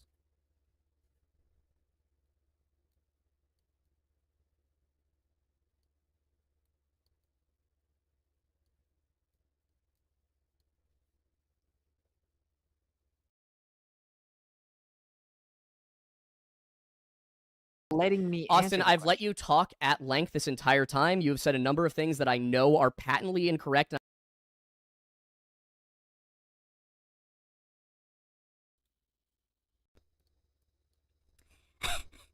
Soy Lodge knows they're patently incorrect, yet he can't point out how anything is patently incorrect. All we've seen is Soy Lodge make statements that are patently incorrect. All right, what do you guys in the chat want? Do you want me to run? Everybody's saying he's about to blow a fuse and have a meltdown. Do you want me to just let the meltdown run and not stop it and give my thoughts on it? Like, how long is the meltdown?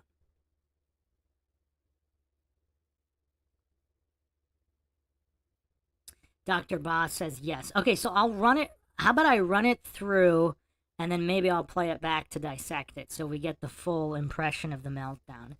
But it's interesting. It's really interesting that this guy's so utterly clueless, and his narcissism is up there as well. Because he's hallucinating what Austin is saying is patently false, I guess, to maintain the faith in his cult of scientism. But notice how he not once was able to point out how anything Austin said was false. When all I've done is fact-check this goof, and everything he's saying is false. I mean, has Soy Lodge said anything that wasn't false? I mean, maybe some of Aquinas' writings, but what does that prove about anything else?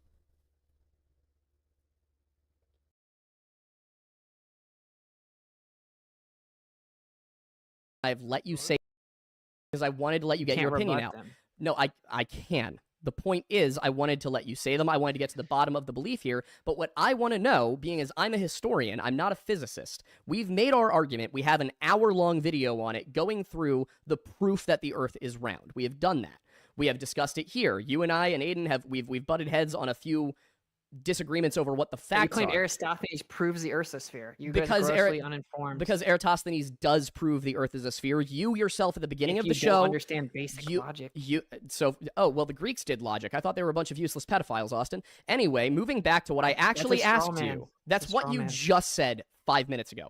What I'm trying to get to here, and I'm frustrated because you've been running away from it the entire stream, is... You keep interrupting me. I didn't. I asked you, when did the lie start? And you said it doesn't matter. It does matter.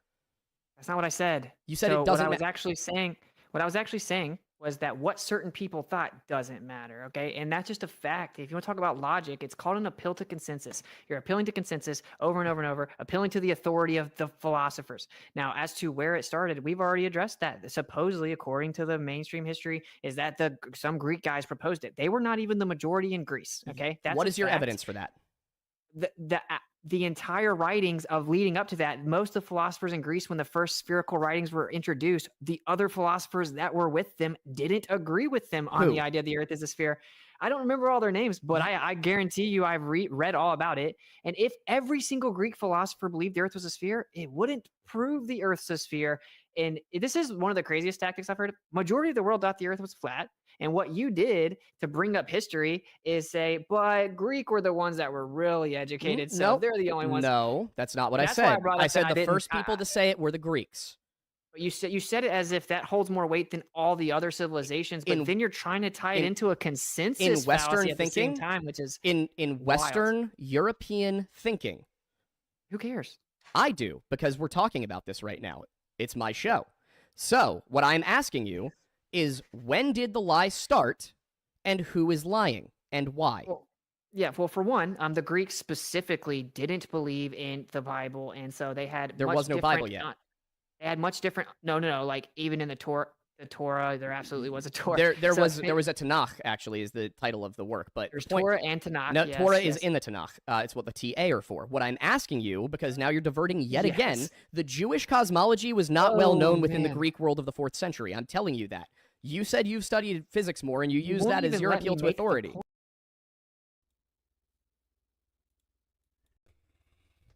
I have to stop it here. So he's saying the Greeks, the Old Testament was not well known? Didn't they literally translate it, and the oldest texts are in Greek? Like the Greek Aramaic translations? So they translated it perfectly, yet it wasn't well known. This is according to the mainstream. I'm not claiming that's true. But according to the official narrative, so the translations from the Aramaic, they didn't know. So they translated all without knowing it?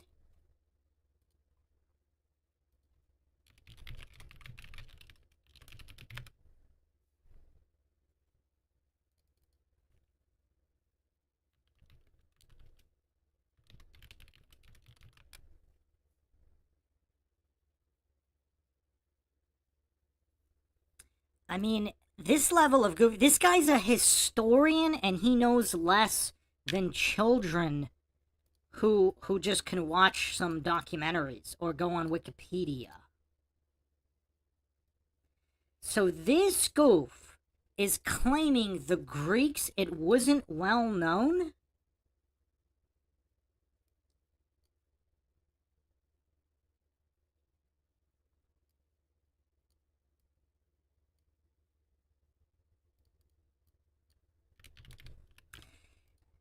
I mean, this guy's really living up to his title. I do not regret, like, I mean, if anything, this guy is just cementing the fact that he is the dumbest debater in the history of debate on any subject. I mean, everything he's saying is patently false as he projected onto WITSIT. I mean, this goof can't spend 5 minutes doing a basic search. This is a historian? The Dead Sea Scrolls, thousands of years old, allegedly. 2,000 years old. Most of the scrolls are in Hebrew. Some of them are in Aramaic and Greek.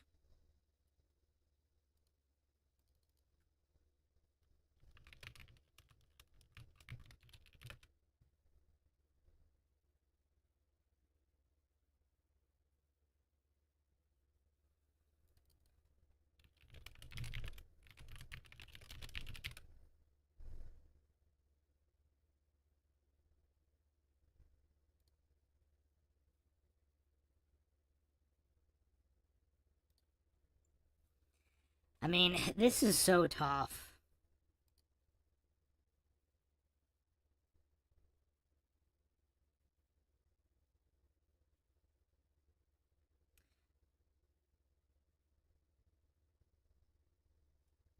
So we're going all the way back. I mean, apparently there are full translations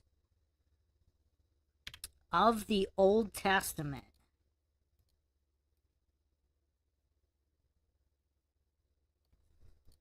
I mean, so Soy Lodge is a historian who's so dumb, he can't even spend 5 minutes on looking through any encyclopedia before humiliating himself like this. This goof is supposedly a historian.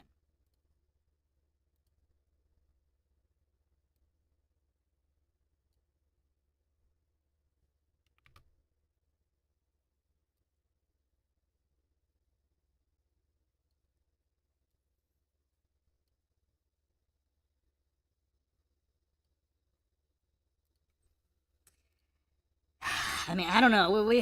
I don't know. This is so hard. I mean, is it possible to be more utterly clueless? I mean, this combination of sheer stupidity and narcissism.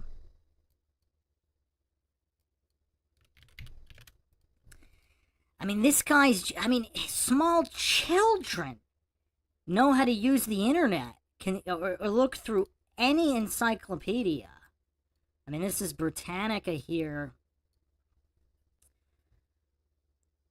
I mean, there's Greek translation. Like, so there was a translation 3rd century and a complete translation by the 2nd century. I mean, the level of goofery here. I mean, Soy Lodge is supposedly a historian, and he's this utterly clueless about the basics of history. I mean, these are basics. He doesn't know who Lucretius is. He doesn't know that there was dissent among the Greeks regarding the shape of the Earth. I mean, this guy's so utterly clueless. He doesn't know that the Chinese never even heard about globe Earth until the 16th century. I mean, according to the official narrative that he claims he believes in. I mean, the level of cluelessness here. Can anybody? I don't. Is T Jump this dumb? See, I think Soy Lodge is dumber. Does T Jump claim to be a historian? What is T Jump's profession? What is his profession? Because we kind of need to know that. Because if Soy Lodge is a historian and he's this utterly clueless about everything, that has to be the leg. That's dumber. That has to be dumber than a guy like T Jump if he just lives in his mom's basement. That's what it looks like, but I don't know. Because if you study, if your main field of study is history and you don't know any, and you're completely wrong about all of it, and you're doing debates, that's dumber than a random guy in his mom's basement not knowing about history.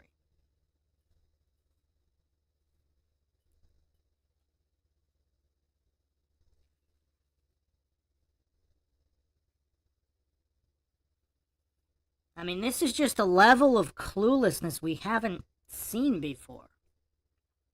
I mean, Sartain is really dumb regarding astronomy and history. But yeah, I don't know. This is tough. I don't know. I haven't seen anybody dumber than Soy Lodge.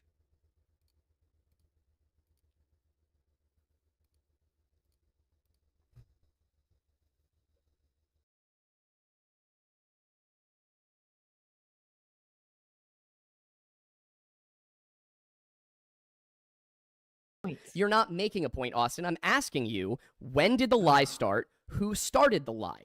You keep going, well, you keep talking about the Greek. No, when did the lie start and who started the lie? Okay. You're going to interrupt me again because you're getting really emotional. So I'm not getting really emotional. I've been watching you sit there and laugh and smirk and smug.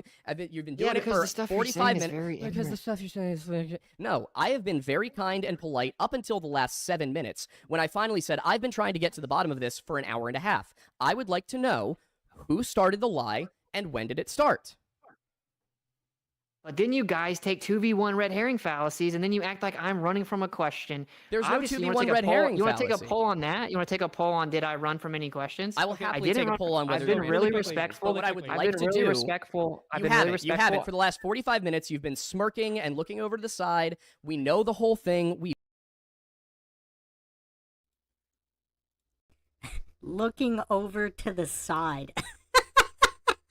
That's disrespect. You're not allowed to turn your head.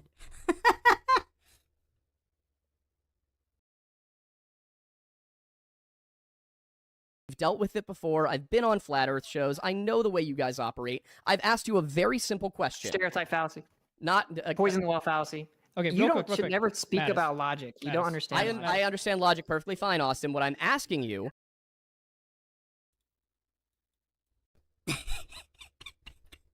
I couldn't get through that. Soy Lodge understands logic perfectly fine. Who thinks Soy Lodge can even define logic, let alone apply it? Soy Lodge understanding logic. Look at his co-host.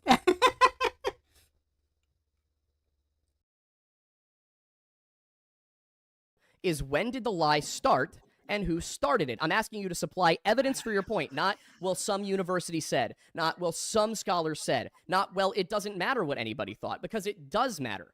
It does matter that the Earth, what you're arguing is that there is a grand conspiracy at the highest levels of all governments around the world to hide the fact that the Earth is flat. That's a major claim. That's a major claim, Austin.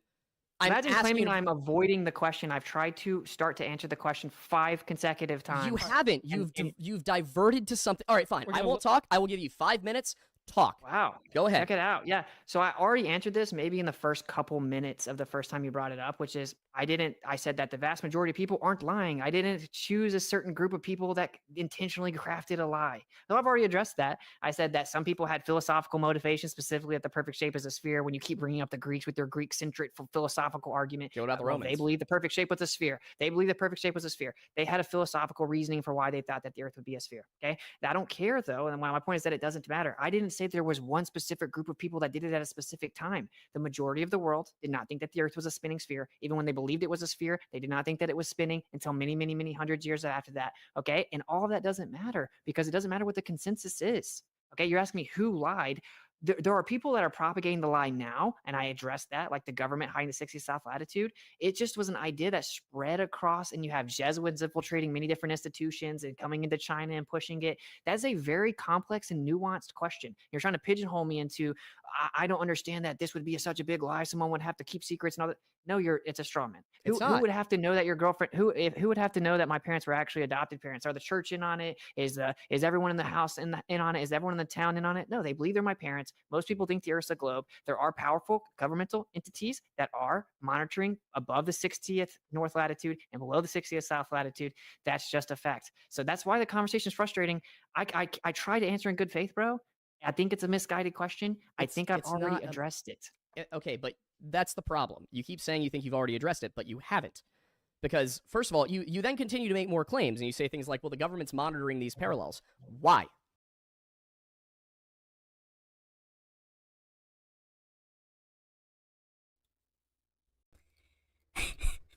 So, Soy Lodge's cope is pretending Austin didn't answer simply because he doesn't have the mental capacity to comprehend how his question is not only a malformed question but a giant logical fallacy stack. WITSIT clearly pointed out why it was a logical fallacy stack. Now, Soy Lodge is getting triggered because WITSIT won't play pretend and pretend the question isn't fallacious. Austin is refusing to play pretend. So Soy Lodge is like a little 3-year-old. He wants to play Power Rangers or whatever and pretend that they're real. And Soy is saying, well, this was a fictional TV show. I'm not going to play pretend with you. And he's getting all triggered and he's like, no, you didn't actually play. Like, you have to play pretend with me. Power Rangers are real. You've just diverted the question. Why won't you play Power Rangers? And he's getting all triggered. No offense to Power Rangers. Power Rangers is awesome. I might even do a podcast on Power Rangers. But anyway, it's just the behavior. You could really see, like, not only is this guy's mental capacity, this is preschool level, but his maturity level is practically non-existent. He's also got the maturity, he's got the intellect and maturity level of a preschooler. I don't want to insult preschoolers because he might not even be at a preschool level. Like, maybe I'm giving him too much credit here. I don't know. Now, is he pretending that there is no monitoring of the parallel? Because he's asking why. Is he asking why because he doesn't believe it? And again, like, this is so simple because, is Soy Lodge just that brain dead? He doesn't know how to do Google searches. He can't check any encyclopedia. What is the deal with Soy Lodge? Because you can verify any of these, you can verify all the terms of the Antarctic Treaty quite easily. If you have internet. Little Star says, stop insulting my preschooler, Bruce. I apologize. I might have overestimated Soy Lodge's ability. But anybody can verify the terms of the Antarctic Treaty. It's not a top secret treaty. All of the entire treaty is listed in full on the Antarctic Treaty website, the official website. None of this is, it's kind of crazy because it's like none of this, like, this is all easily verifiable. Article 6 clearly outlines the provision of the present treaty shall apply to the area south of the 60th south latitude, including all ice shelves, but nothing in the present treaty shall prejudice in any way affect the right or exercise the right of any state under international law with regard to the high seas within that area. The Antarctic Treaty is unique because its administration does not fall into any one country. It is protected as a natural reserve dedicated to peace and science. It is regulated via the Antarctic Treaty. The environmental protocol and regulations have been agreed to between the treaty and enacted in their domestic law. Strict penalties may apply to any vessel or any person on an expedition proceeding south of 60 degrees south without authorization or permit. So is Soy Lodge that utterly clueless and mentally brain dead? He can't do a simple search, like he can't just read the Antarctic Treaty. he has to pretend that everything WITSIT is saying is patently false. And he has to just hallucinate his everything he's saying isn't logically fallacious, and everybody should play pretend alongside. Now, again, am I using him? Is Soy Lodge identifying as a male or female? I'm saying he, but maybe it's a she. So if Soy Lodge believes that Soy Lodge is a woman, or let's say, I don't know, a dinosaur. If Soy Lodge identifies as a dinosaur, are we supposed to play pretend and call him a dinosaur? Then he's going to get all triggered when everybody's not playing pretend along with him.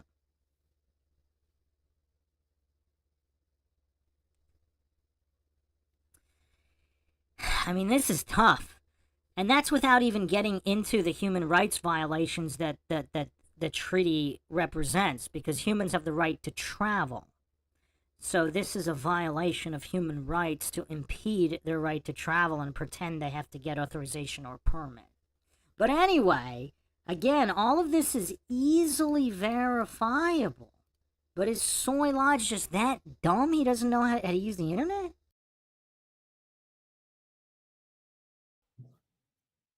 Well, good question. I mean, like they have excuses, right? They say they want to protect the penguins. They, when the government tells you can't privately explore somewhere, I obviously don't believe their narrative.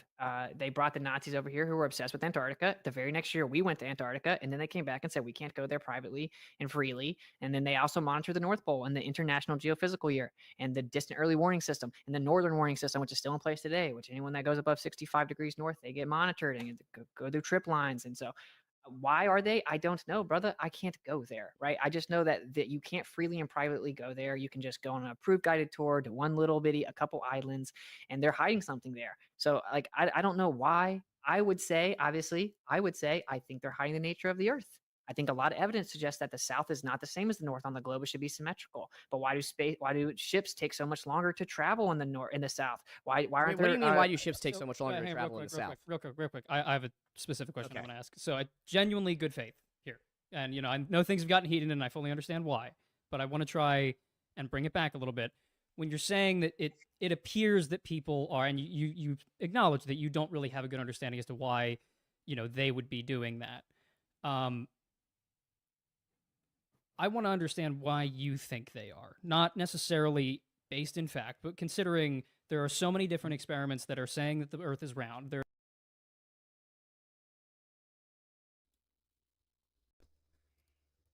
I know I keep stopping this, but this is just so difficult to get through. I mean, look at Austin's face right now. He's just bewildered by this level of goofery, because now Soy Lodge's co-host, he's like some kind of menopausal woman. He doesn't want to talk about realities. He wants to talk about feelings and why you have feelings. Like, reality be damned, who cares about the reality of any situation? They want to know why Austin believes this or that. Like, they don't actually want to talk reality. Like, the amount of soy here, like, I mean, Soy Lodge's co-host has quite a lot of soy as well. I mean, look at this. Would anybody describe this individual as a manly man? And my apologies, if he identifies as a female, I don't know. I'm kind of making assumptions here. Or I'm making assumptions they even identify as humans. I don't know. Maybe they both identify as female dinosaurs. I don't know. I don't know this information. But look, this guy, this individual, he wants to talk feelings? That's what we've descended to? He doesn't want to talk facts and reality? Like, how much soy is in the air in that studio? And look how bewildered. Like, has Austin even ever had to deal with, like, menopausal type arguments? Look at Austin's face here. It's like, why do these guys want to talk about my feelings and why I believe? Like, why don't we just talk about facts and reality and empiricism? Look how bewildered he is at this individual's request to throw aside fact and talk about feelings. And look at Soy Lodge. Soy Lodge looks like he has no problem with this. Let's talk about why beliefs and feelings and meta conversations instead of actual reality, instead of focusing on actual science. I mean, this is number 1 and number 2 here. I don't know. I think it's possible T-Jump might be number 2 and Soy Lodge's co-host might be number 3.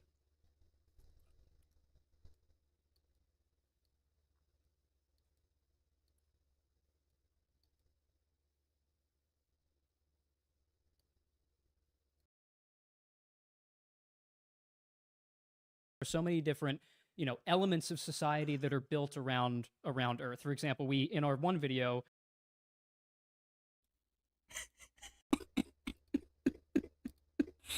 There are so many elements of society built around Earth.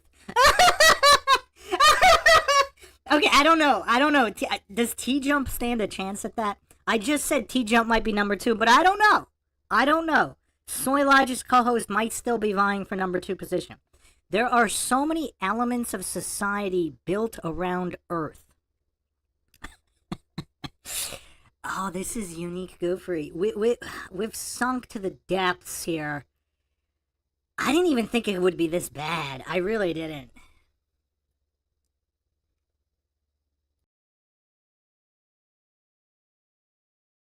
Had an element in which people who were building railways had to account for the curve. People who build, civil engineers have to account for the curve based on their textbooks.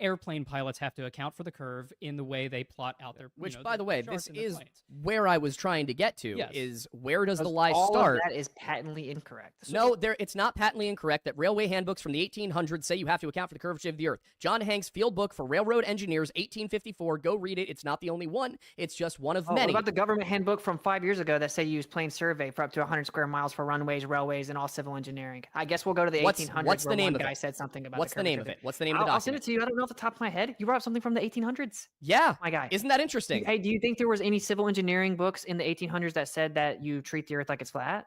For railroad engineering, not that I could find. You don't account what you do small line segments that are horizontal in a railway, so you don't have to worry about it. The globe model says that since it's small segments. That's why they account for it. Well, how'd they do that? How do they account for it? It's on page 84. I'm not a mathematician. What do they do? There's a whole series of equations that I, as a non-railroad engineer, don't understand. Yeah, they use horizontal line segments on the globe model would say.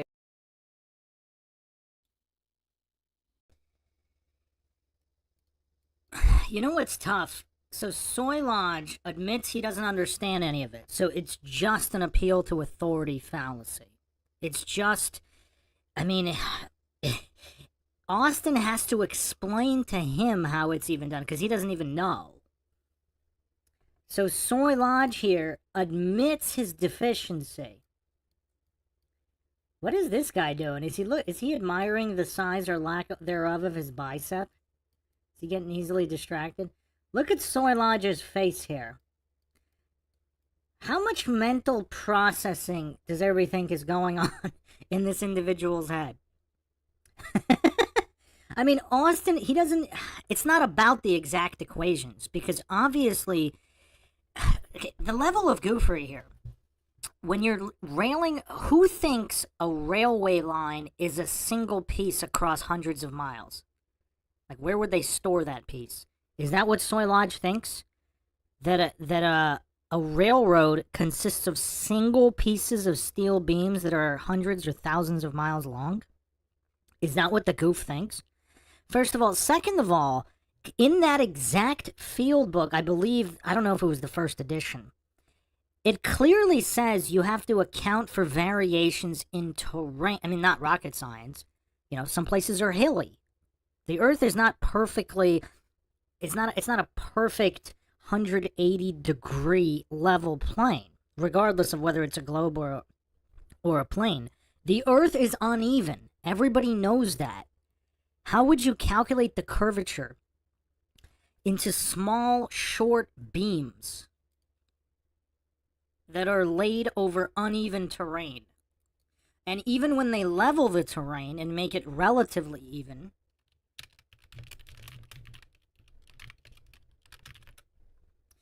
the average railway beam is 60, well, that's interesting. It's 66 feet in the UK, interesting number.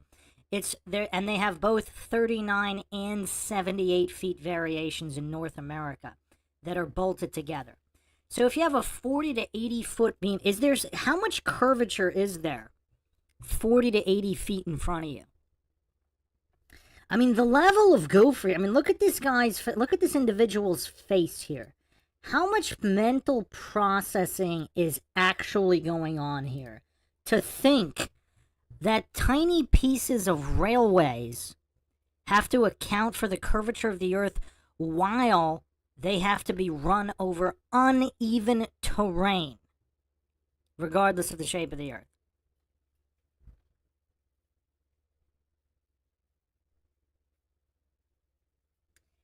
I mean, imagine the level of goofery. I mean, oh man. Oh man. Jeff in the chat says the fact that Lore Lodge is a Freemason says he is a liar and a deceiver. I'm not sure. I think he possibly could be being genuine here. I think it's possible he's being intellectually honest and he's just this dumb. I mean, he's bringing up railway lines with 39-foot long railway pieces are going to prove the curvature of the Earth.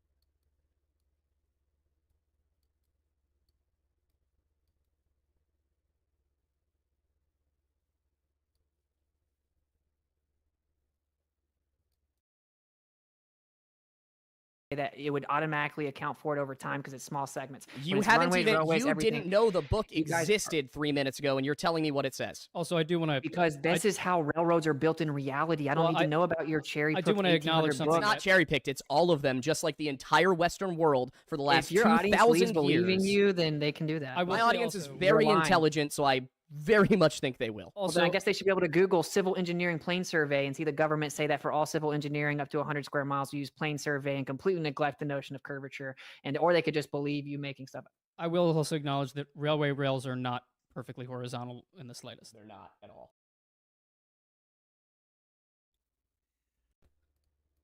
Oh, we got some brownie points for Soy Lodge's co-host. Soy Lodge's co-host has just demonstrated why he's not number one, he doesn't have the crown, because he acknowledges that railway lines are not perfectly horizontal. Well, no, I don't think he even mentioned the fact that if they're only 39 to 78 feet long, how would that prove anything either way? Because the curvature over 39 feet would be non-existent of the globe. Obviously, the terrain they're being laid on might not be perfectly even. I mean, the level of goofery here, but it's kind of hilarious. This is funny, though, because Soy Lodge checked his co-host when his co-host was talking about the amount of buildings in the distance across an ocean always being the same visibility. But now the co-host is acknowledging that Soy Lodge's goofy claim about somehow laying 39 or 78 foot pieces of beam would somehow prove the curvature of an alleged planet. And somehow that has nothing to do with local terrain. It would prove that there was a globe. The level of goofery here is insane. Not to mention, I mean, look at the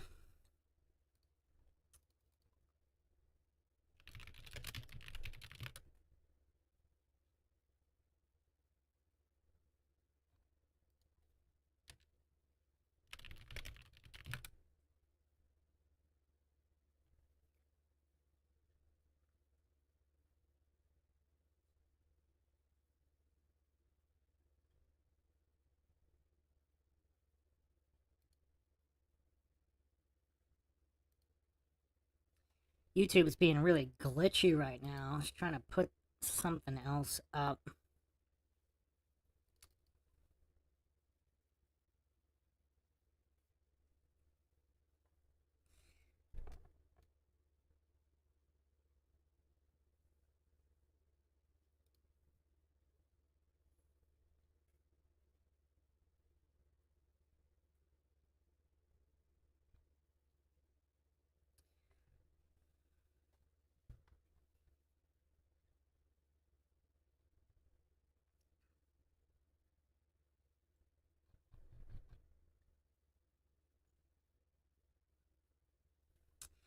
I really want to put this on the screen because it just the level of gopher here, we've just never seen anything like this before. Just bear with me.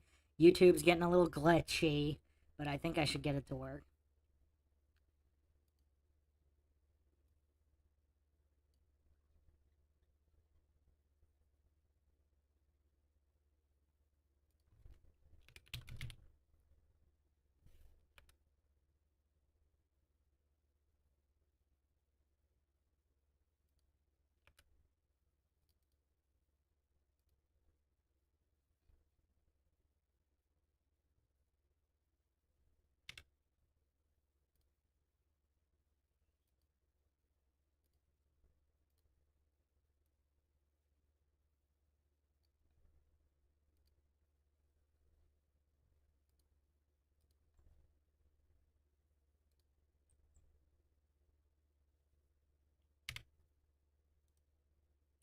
Couple more seconds.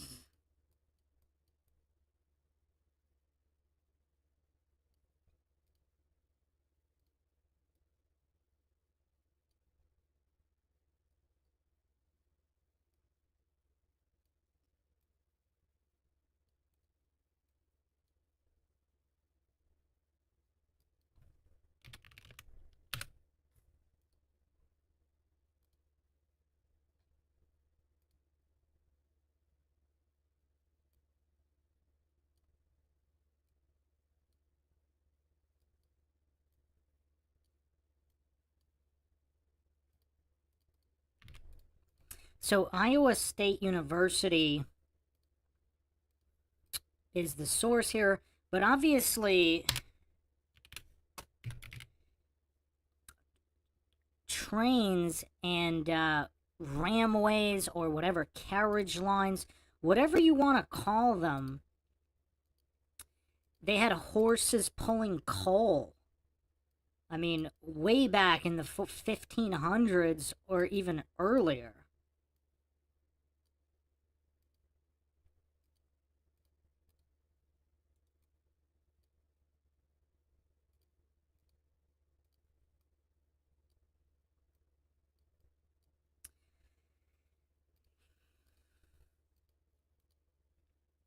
So again, nobody really knows what the people that built these believe. But of course, let's keep in mind, it is unknown what they believed. So it's possible these are people who thought the earth was flat, making these long wagon ways, or whatever you want to call them. And these were wooden rails instead of iron rails. But so even going back to the 1500s, so so his source was from the 1800s.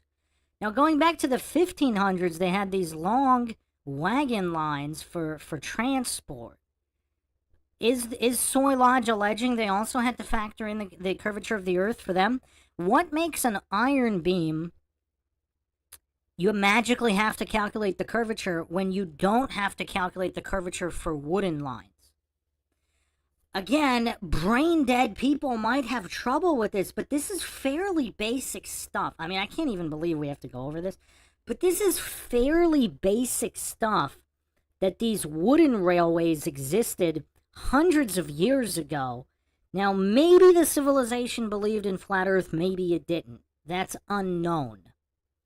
But the question is, did they have to factor in curvature for these wooden lines? And when you switch from wooden to iron, is that you magically have to start calculating curvature according to Soy Lodge. According to Soy Lodge.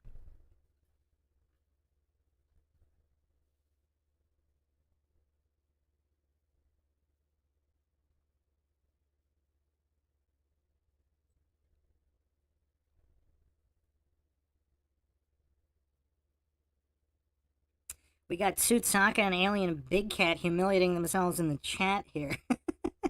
Dunning-Kruger styling's always welcome to illustrate the points.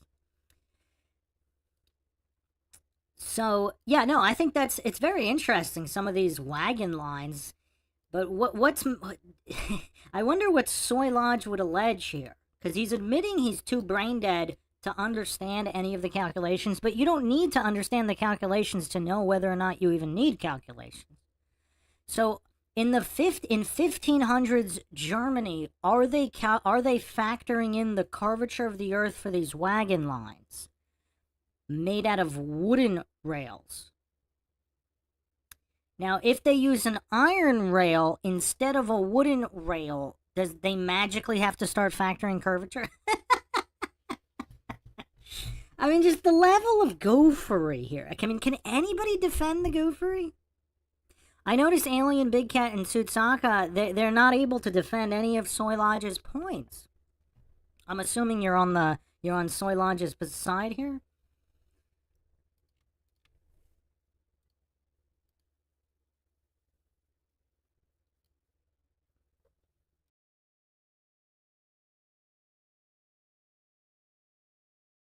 They're actually You're saying relatively... that they actually build them curving around the globe? No, like, they have a lot of flex to them. They have a ton. No, Yeah, of course, for the length they are, when you pick them up in the center, sure, they bow. yeah. So- Structural integrity is not the same as like the curvature of the Exactly. Earth, though, right? So they, Yeah. I live right next to a railroad track.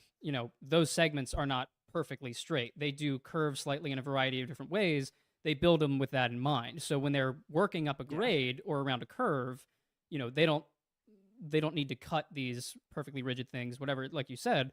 So they plan the grade itself and the overall length of rail, not the actual individual rails, but the amount of rails they'll need for a given distance, based on not just the flat distance on a map, but based on how that distance of rail line is affected by the actual curvature within it.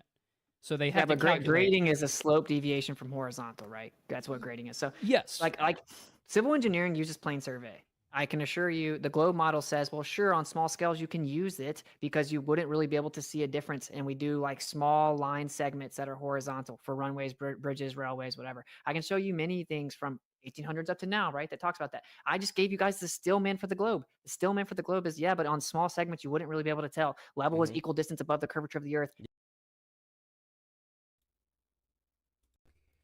You know what else is hilarious? These two goofs are so dumb, they don't even understand that what WITSIT said is a Steelman.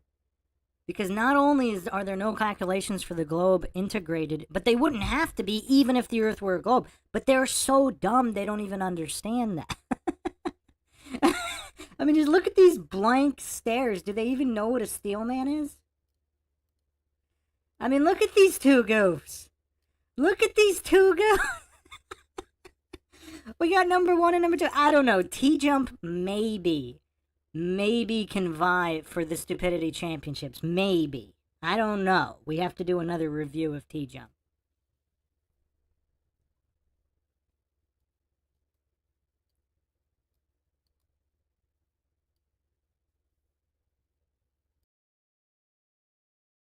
As you're establishing level, it's going to automatically account for the curve without you knowing it. I'm not the one that's trying to spread misinformation. I'm giving you the Stillman of the globe, okay?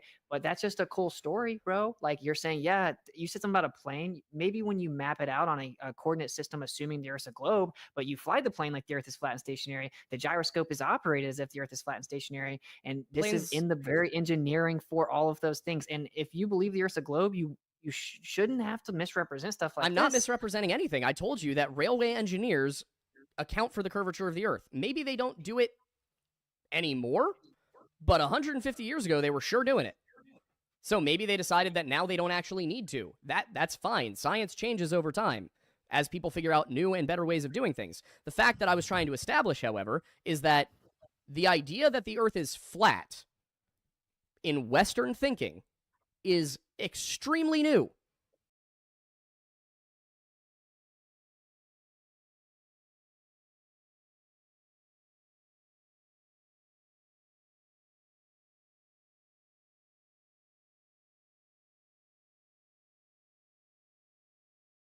We're talking 1800s.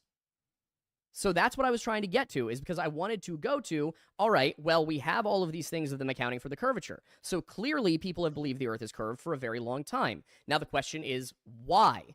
It's not because a government came and told them so. In fact, on numerous occasions, governments tried to shove these people down. I mean, if we look at the church did it to Galileo. Yeah, Galileo, that's a whole thing. You should research. He denounced heliocentrism on his deathbed. Did Oh you my know God, that? I never said he was heliocentric. I said the man believed the Earth was a globe. And the church didn't care that he believed it was a globe. They did nothing to him over the globe. Literally nothing. I am aware of that. I'm aware of that. Well, then why'd you say that they tried to stop the globe? My point was that in the ongoing march of science on this subject. Did everybody notice how he just dodged the Galileo point? His point has nothing to do with the point.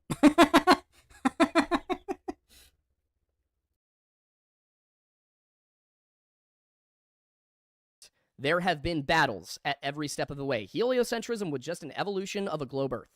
It was yet another one. There are questions I could have asked you that people told me to ask. I tried to do this in good faith. I could have asked you what the moon is and how eclipses happen, because I know you can't answer that question. I've watched you avoid it. Yeah. Yeah, if you can't explain how eclipses happen, you can't tell me I'm that wrong. was created for you. That it isn't impressive.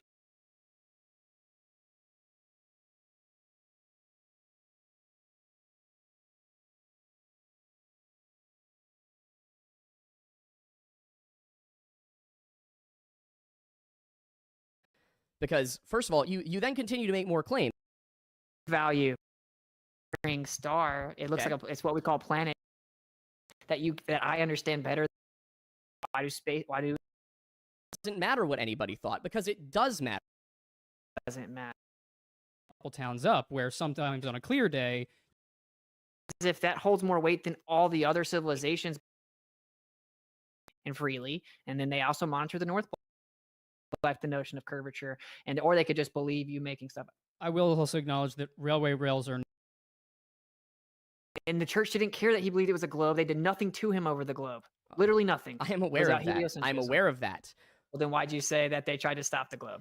My point was that in the ongoing march of science on this subject, there have been battles at every step of the way. Heliocentrism was just an evolution of a globe Earth. It was yet another one. There are questions I could have asked you that people told me to ask. I tried to do this in good faith. I could have asked you what the moon is and how eclipses happen, because I know you can't answer that question. I've watched you avoid it. Yeah.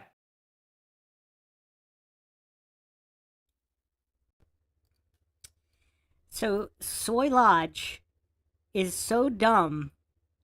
I think he's clearly one-upped Craig here. Because let's look at this modification of the Bigfoot mailbox fallacy. According... Like, this is kind of an extension of the Bigfoot mailbox fallacy.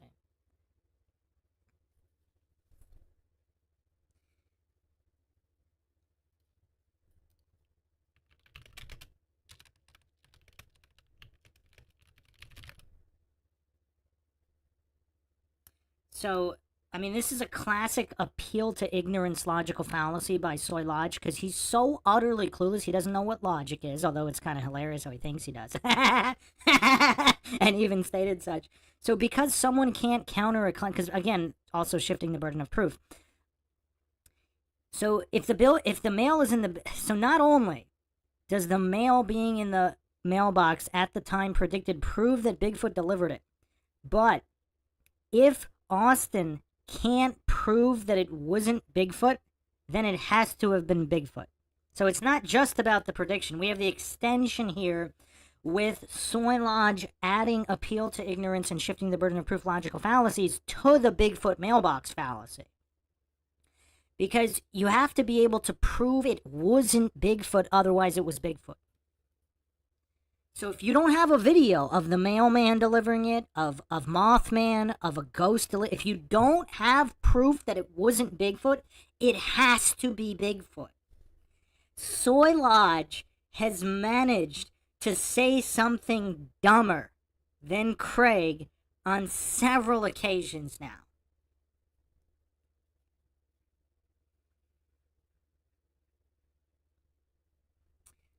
Pacau McIver said soy 1 and 2, T-jump, Sartain, the quadrella in no particular order at the moment. Who's the quadrella?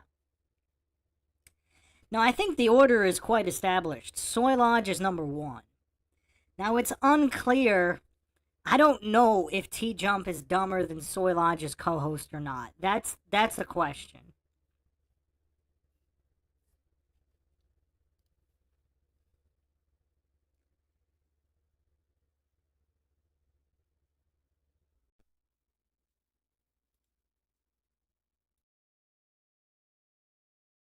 Yeah, if you can't explain how eclipses happen, you can't tell me I'm that wrong. was created for you. That it isn't impressive to tout that you believe current consensus, that I understand better than you, but since you think consensus agrees with you, It's and not gave that I you think answers you consensus can't agrees verify. with me. It's that I went and did the I'm math just going to be myself. real with you, man. That isn't impressive, okay? I'm not trying to be impressive. What you think the moon is. Austin, Dude, here's I'm a the- historian. I'm a historian, and I can grasp this better than you. But you can't, though. Yes, because you have it's failed. recorded. I'm you assuming have you're failed. Take this down I'm or not. something, 'cause I'm it's not. all So, documented. Austin, this is the other thing that I think is great, is that you people never actually bother to look at who you're talking to. You never do.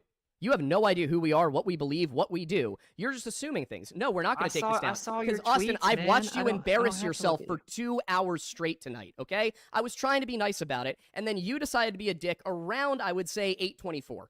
So go ahead and check it. It's all run it back. recorded, so It unless you is. take it down, the world I'm can not see going what to take it happened. down. Austin, I'm very Awesome. excited. I'm glad we did this because you've run Okay. from every question, and Now, now you can't tell me what the actually happened moon was is. both of you guys were asking me questions, right? And then as I would try to answer a question, the next one would answer a question, etc. And I was just trying to. In reality, I could have been very like, "Wait, that's a red herring," da da da. But I was just in good faith, following you both around, weren't in good answering your faith. different questions. You weren't. That is what happened. And so to answer your question as to why do I think that they lie, there are many reasons, but obviously we can't privately and freely explore past the 60th south latitude. They could be hiding land. There are many different resources that claim that there are more land. Who knows why the lie happens, but who cares? If your girlfriend's cheating on you, you shouldn't marry her. It doesn't matter why she cheated on you. If you don't walk into a house and see a bunch of bodies and you're like, wait a minute, before I establish that this was a murder, I need to know why these people got murdered. It's like, no, there's a murder. No, I was adopted. No, my girlfriend's cheating. Let's figure out why afterwards. It hides God. Geocentrism It hides God. I knew it. I knew we were going to go there. The Bible does not describe a flat earth cosmology. It does not. We went through it. We went through the details. It doesn't. It's not.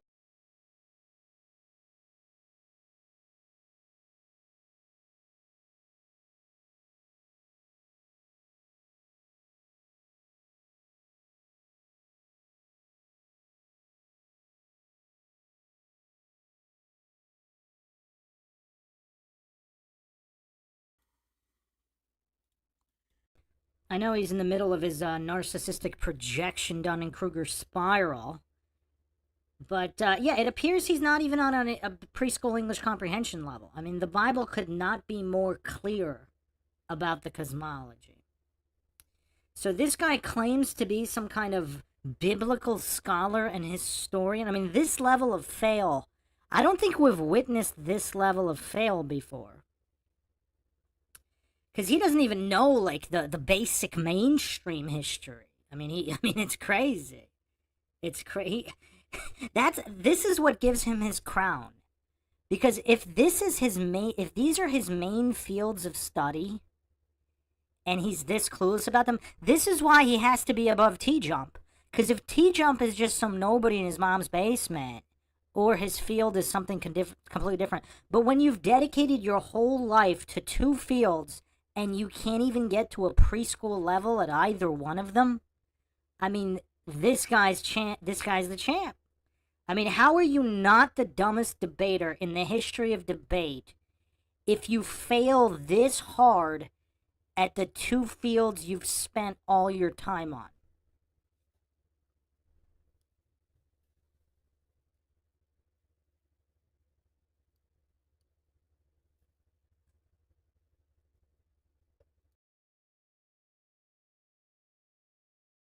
Not hiding God.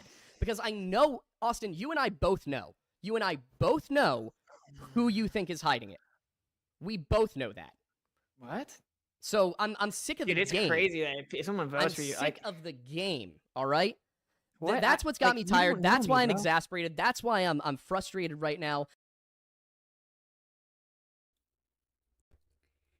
This looks exactly like some kind of menopausal woman having a breakdown in a fight with her husband. I'm exasperated.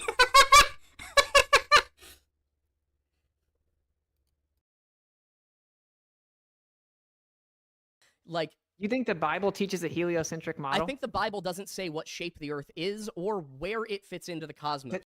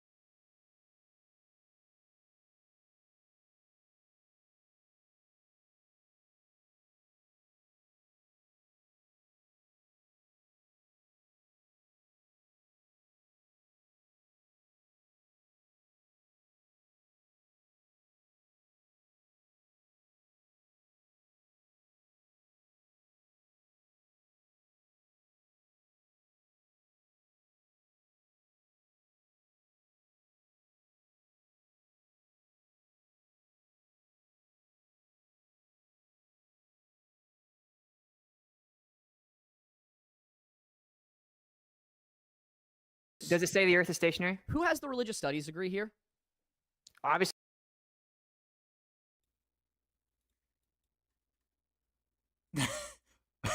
Who has the religious studies degree, thus proving the utter cluelessness of soilology? So not only is that a credentials fallacy and a genetic logical fallacy and an appeal to authority logical fallacy, so he went with the triple fallacy stack right there, but it clearly illustrates how utterly clueless soilology is. I have to start referring to him as the champ. He's the champ. He's the dumbest debater in the history of debate on any topic. And look at the confidence in his face. Like he actually thinks that's a point. I mean, there are people with degrees on both sides of every issue. So how much is that degree worth?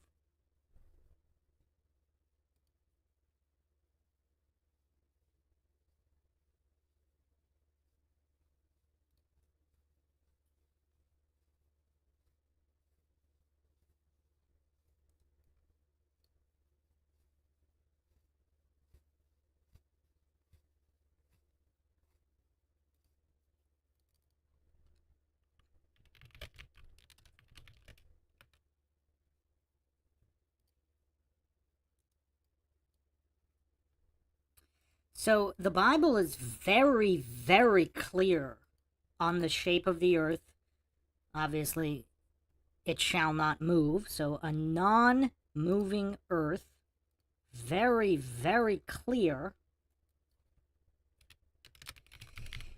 And to get even more specific here,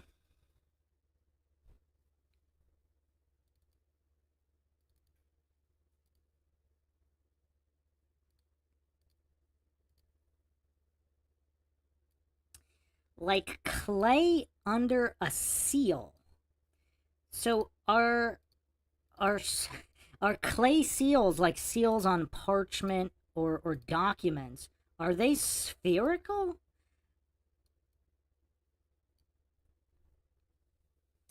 I mean, it's very, very clear how the Bible describes the earth and its four corners. Four corners, clay under a seal, shall not move. I went over all of these in previous analyses. This guy's a biblical scholar, allegedly, and a historian, allegedly. Has he said anything accurate thus far? Anything at all?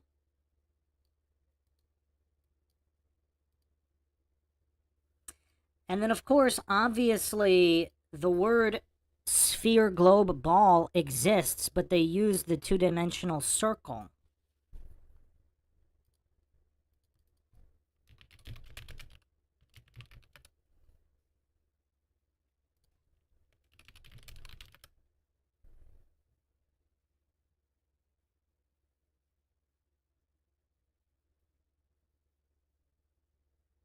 So that's, of course, Isaiah 40:22. It is he that sitteth upon the circle of the earth. Completely different word used for globe or sphere or ball, a three-dimensional shape.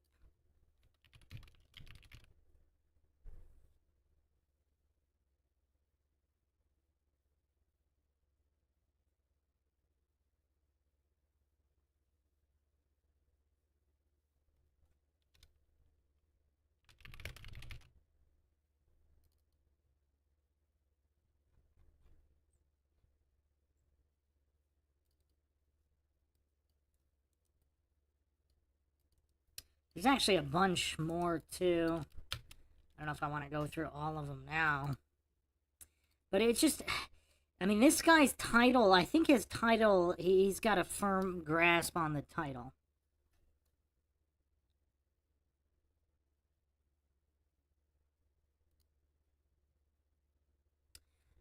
Also in Genesis, it clearly states...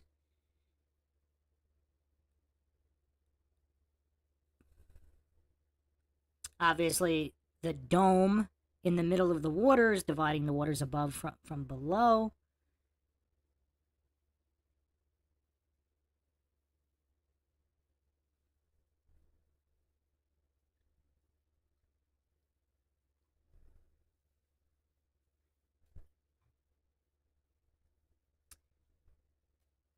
And in Isaiah, nobody talks about Isaiah 22:18, but that's where the word is used. So 40:22 is circle of the earth. In Isaiah 22:18 is toss you like a ball into another country. So like, which is an old saying, obviously, you know, you grab somebody, you squish them into a ball and throw them. So that would be the three-dimensional version. So this is a different word. Again, you know, a first-year Bible scholar would know this, but Soy Lodge apparently does.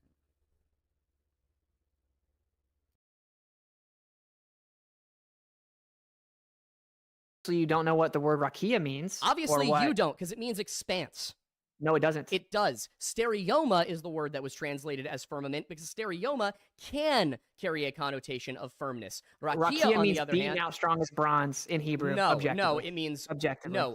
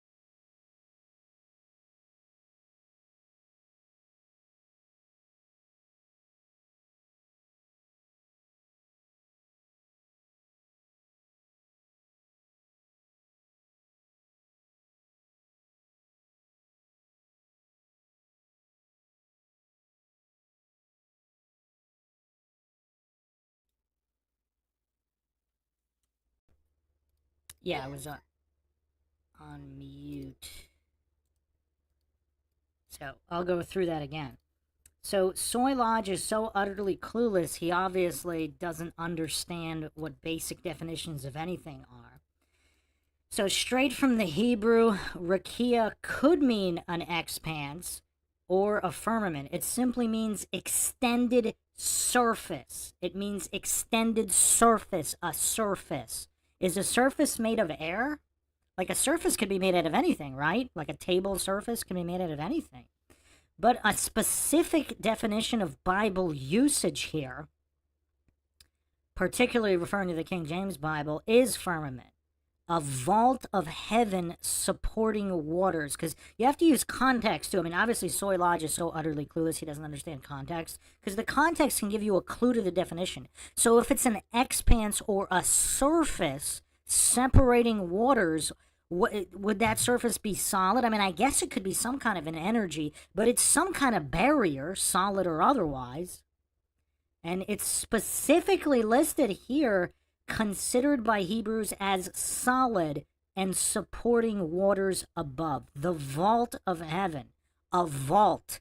What is a vault made out of? So even expanse, the definition of expanse, could be a base or support.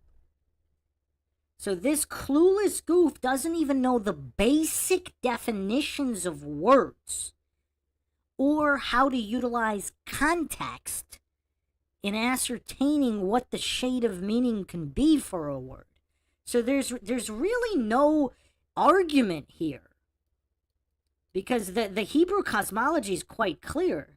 So even let's pretend there weren't these exact definitions regarding a base, support, surface of some kind, a surface separating waters. Even if we didn't have that, you could clearly comprehend what the general meaning could be based on the well-established cosmology. I mean, again, is it possible to be more clueless than Soy Lodge? That's the question here.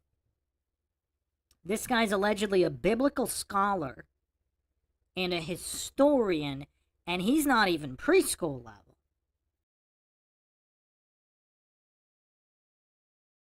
Raka means to hammer out, or to spread out, or to beat out. Rakia means expanse. It is a noun, not a verb. Okay? It's spread out like a tent over top of us, like grasshopper inhabitants. Yes, do you know what a metaphor is? It's described as Do you know what a molten looking metaphor glass. is? It's a scroll. Does the sky not look like molten glass Okay, well to you? then we don't have to debate the Bible. The Bible doesn't prove it one way or the other. No, it doesn't. You're the one that got super triggered. You tried to imply the reason I do this is because I didn't get super triggered, Austin. I got sick of your shit. Okay, you got really worked up when I said it hides God. I was trying to once again answer in good faith. But you as soon as I weren't. brought up God, such a Christian you are none of this has been such a Christian you are that I bring up that I think something hides God, and you get like super angry because about I am sick of people like you making a mockery of my faith. That is but what you're it the is. one claiming that the Bible couldn't even describe what creation was accurately. No, I didn't. No, I didn't. Does it say the Earth's immovable and fixed? You don't know the context of that claim. Did it say the sun stopped in Joshua? It says. Did it say that the Earth was made after the sun? Again, How is the Earth Austin, going around the sun if the sun was made after the Earth? I'm not going to sit Yeah, here that's what at I the thought. end of the show. I'm not going to sit here at the end of the show and go through biblical cosmology for you. I'll happily do a video on biblical cosmology on my own, but I'm not going to sit here and leaf through a Bible in front of all of these people, pointing out the many ways in which this entire idea the Bible says the Earth is flat is wrong. You know what the actual scholars on the topic say? They say that the Israelites conceived of a flat cosmology under a dome. What they absolutely in no way ever say is that the Bible itself unequivocally describes the Earth as flat. They literally do. The academic consensus is that Hebrew cosmology, taken from the original languages, describes that. But the what you should be saying is, but they wrote through the lens of what they knew at the time. That's what the academic consensus is. Actually, the Christian academic consensus. Okay, so then you believe that the authors wrote fallibly, but I believe it's inspired. I believe that God gave people information that was useful to them in terms they could understand.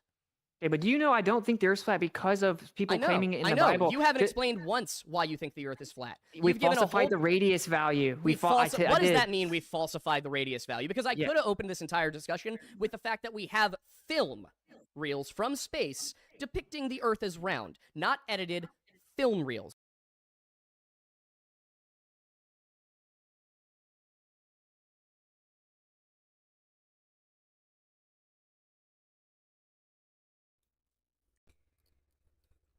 How does this goof know that it's not number one? How does the goof know that it's not edited? So I mean, there's tons of film of Bigfoot and ghosts, and we could say they're not edited because it's from a film reel. But even if it's not edited, if you don't know where that film was shot, how would you know that it depicts what it claims to? And does this goof not know that the digital medium is relatively new? Like, all the films on film reels over the past 100 years, prior to the last 30 to 40 years, everything was analog. So is this goof that mentally disabled? I mean, I guess he is. I mean, he's the champ. I mean, you have movies going back to, like, the 30s and 40s on film reels using all sorts of precursors to green screen technology. This is on a film reel. Does that mean it's legit? I mean, what is the level of mental disability we're dealing with here with Soy Lodge?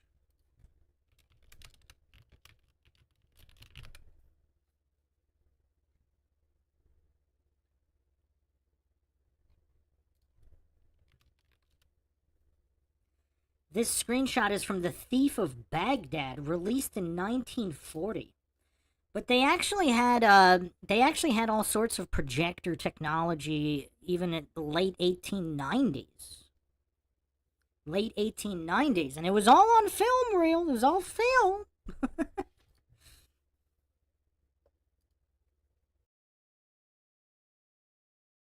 Raw film. We have pictures of the Earth. We have Oh my gosh. thousands of them. You just say they're CGI. Have you not ever caught them faking stuff? You never looked into Oh my it? God. What's fake mean? I'm genuinely asking in good faith. No, what's like, fake mean? ironically, I actually do operate in good faith. No, you don't. So yes, I do. Like, I respect that you had the conversation. I know there's a lot of information, and I know you have to make sure it looks like I'm the stupid flat earther. I'm not as stupid I'm not as you think stupid. I am. I'm very informed I'm not on as this. stupid I'm as you trying think to I be in am. good faith. You can I'm siding with Soy Lodge here. I really think that Soy Lodge is not as stupid as WITSIT thinks he is. He's way stupider. I really don't think Austin has an accurate assessment of Soy Lodge's stupidity level. Because if he did, I'm not sure he would agree to this. I mean, maybe he would. Maybe he just wants to put this up for everybody to watch. But I actually think it might be impossible to accurately gauge Soy Lodge's stupidity level. Regardless of how stupid we think he is, it's entirely possible he's much stupider than anyone thinks he is. So that was the first accurate statement I think he's made. double talk all you want. You can try and do this thing flat earthers do, where they pretend to be calm and civil while they throw the barbs into the passive language. I'm not dumb. I hear you doing it. I see you doing it. I didn't start it. I asked you a question at the beginning of the show.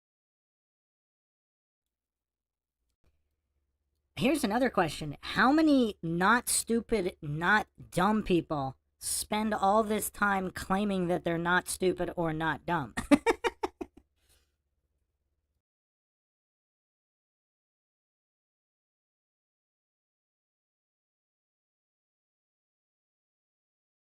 Show and you couldn't answer it once. Now, I also asked you, what's the moon? How do eclipses work?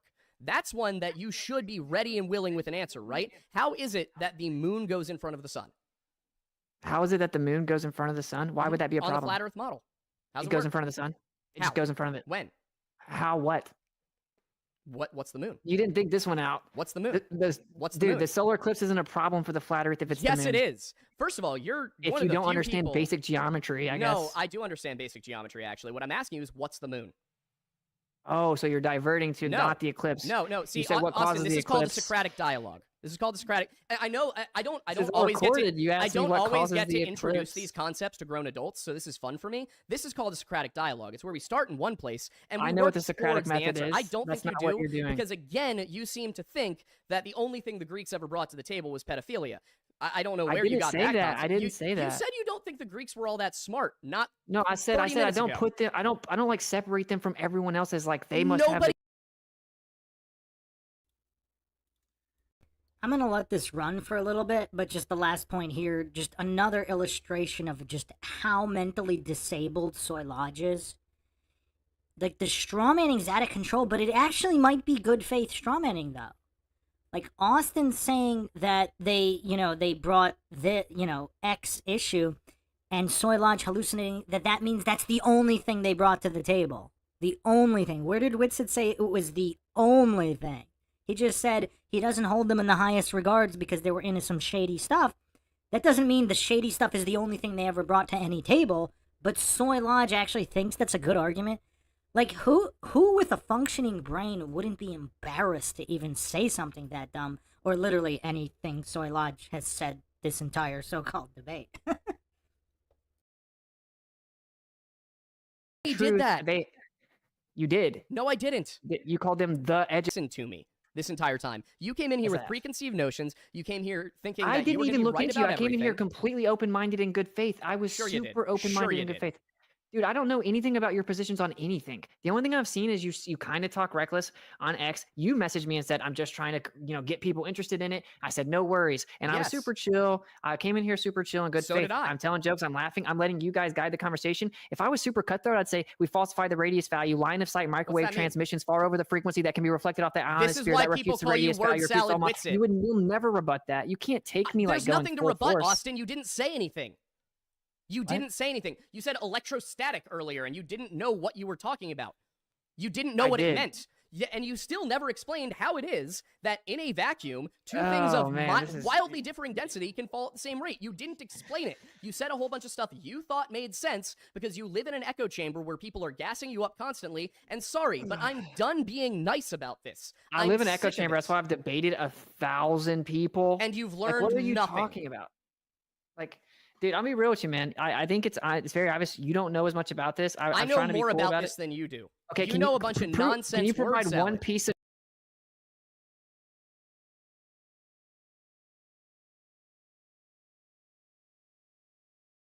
Wow.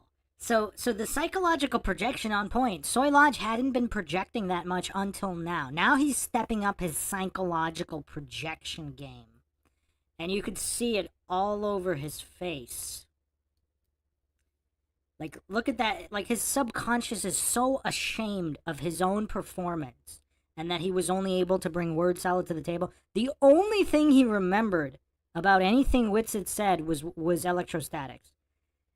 And because he didn't understand anything about electrostatics, what his cope is to pretend the guy that brought up electrostatics and did some relatively thorough explaining regarding them, but he didn't understand any of that. So is his only cope to pretend the guy that clearly explained didn't clearly explain because he was too mentally deficient to comprehend anything that was said. So it's classic 4-year-old cope here. Like, it's almost kind of like the 4-year-old, playing hide and seek. If I can't see you, you can't see me. I mean, the levels that we've sunk to here. I mean, this is crazy.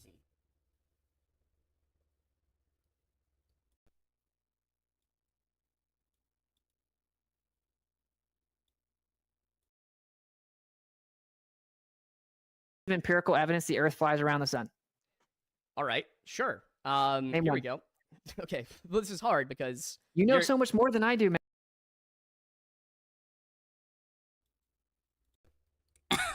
Name empirical evidence that the Earth goes around the sun. His answer is, this is hard.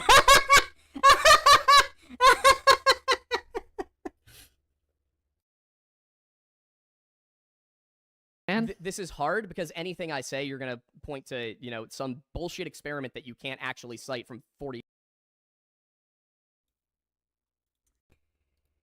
So here he is proving he doesn't understand what the word empirical means. Because if he provides empirical evidence, it doesn't matter what WITSIT says.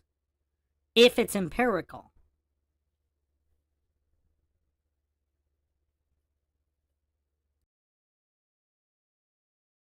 Years ago. I So cited here, let all me the ask you this. experiments, and All I right. actually dropped it in the chat so You that they can know dropped you're a lying whole about bunch it. of stuff into the chat that you knew we didn't have No, time I dropped to it in read. the YouTube chat so they can know you're lying about it. Okay, I'm sure that they can. Sure, whatever. They literally don't, can, I yeah. don't care, Austin. I really Entire don't care. website that has all the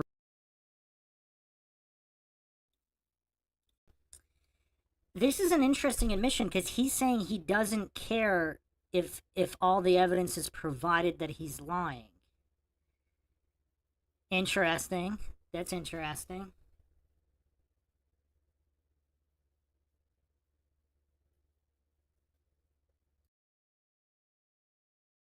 resources. Oh, Hey, is do you it have what is it evidence the Eric Earth moves Dubé's around the website sun? with his 200 proofs where I debunked every single one of them? Is it that one? Is that one, No, Austin? no. Ether Okay. cosmology. Do you Ether have evidence cosmology. the Earth moves around the sun?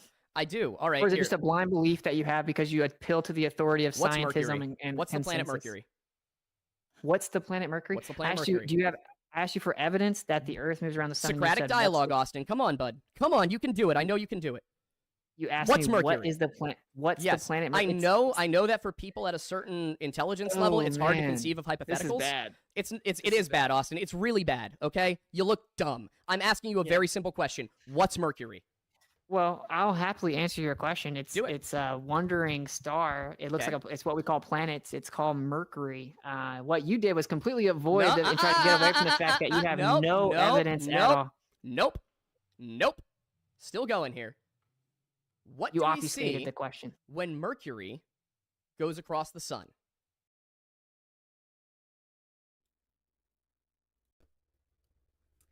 I don't even know what I'm watching here. So Mercury is not a celestial body? He asked him what Mercury was and then just said nope 50 times, like some menopausal woman having an argument. Now he's asking a new question on what is seen on Mercury. So now now he wants a different answer?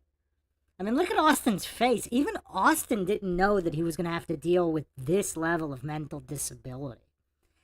I mean, this is insane. And what happened to his his empirical evidence of the Earth moving around the sun? What happened to that? He said he would give it, then he started crying that it was too hard. And now he's asking Austin what Mercury is. I mean, this has descended so quickly, but Soy Lodge, we have to give him credit. He's firmly established himself as the dumbest debater in the history of debate on any subject. Now, obviously, that's just my opinion, but until someone provides, I mean, I'm going to keep him in that ranking because to my knowledge, that is true. To my knowledge. I've watched a lot of debates on a lot of different subjects. To my knowledge, this is the worst and dumbest performance with the lowest amount of intellect applied on the part of Soy Lodge.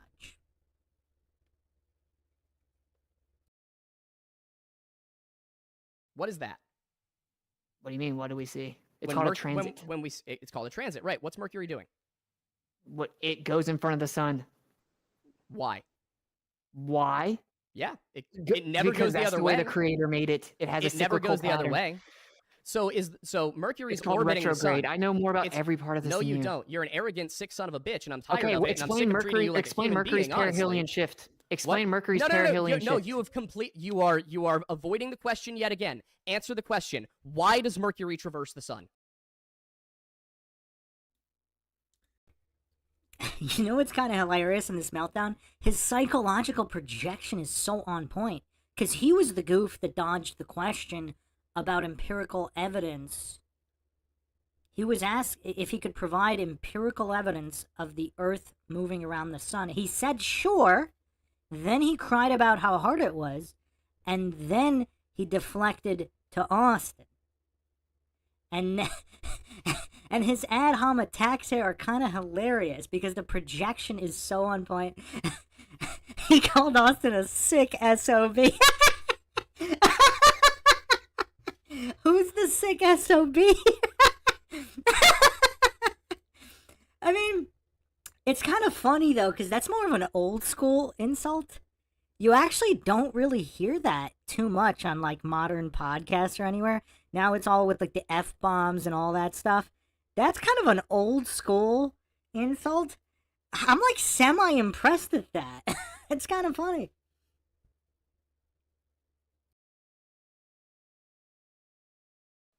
And just remember, I said, hey, how do you have evidence that the Earth moves around the sun? You said, what is Mercury? We're establishing that orbit exists. I answered your questions and We're then pointed out that, establishing that your orbit model doesn't work to we're explain Mercury. It's called establishing- Mercury's perihelion shift, and then you're accusing me of avoiding No, the no, no. What question. I'm accusing you of using word salad to deflect. I'm asking you, Define why does word Mercury salad, dude. why does Mercury traverse the sun? Can you define word salad? Yeah, it's when somebody throws a whole bunch of words at people in order to divert the conversation or make it seem that they are more intelligent than they are. What I'm asking you is That's why not what does word Mercury salad traverse is. the... You're going to arbitrarily define the term word salad? Are you kidding No, me it right has now? an actual definition. I'm sure it does. I'm using a colloquial one. I don't give a... Okay, I'm trying to Oh. remain family friendly. Or Why just does a Mercury slander, traverse the sun, basically. Austin? Why does Mercury Why traverse does Mercury the sun? what? Why does Mercury traverse the sun?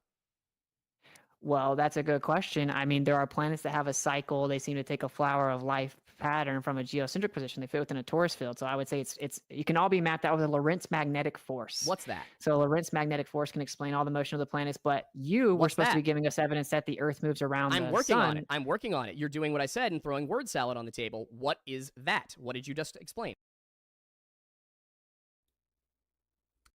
So he's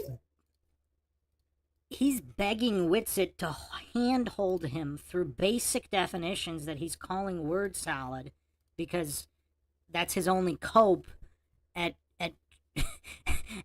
at words that he can't comprehend and concepts he can't comprehend. He has to pretend it's word salad to cope. And how is him working on providing empirical evidence have anything to do with WITSIT or what WITSIT says? Because if he has a real argument with real scientific merit, it doesn't matter what Austin says. Because the argument can stand on its own if it's truly empirical and scientific, adherent to the scientific method. Then he shouldn't be asking WITSIT anything. Because if he has true empirical evidence, it has nothing to do, like, nobody would be able to say anything if he does have it. Maybe he does have it. Maybe Soy Lodge is going to surprise us all.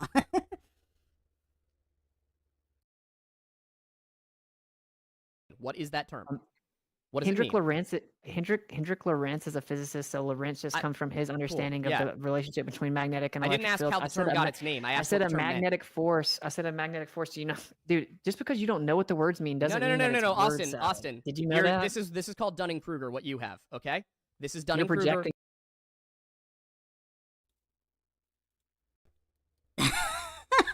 Look at Soy Lodge's subconscious accurately exposing his suffering from the Dunning-Kruger effect. This is hilarious.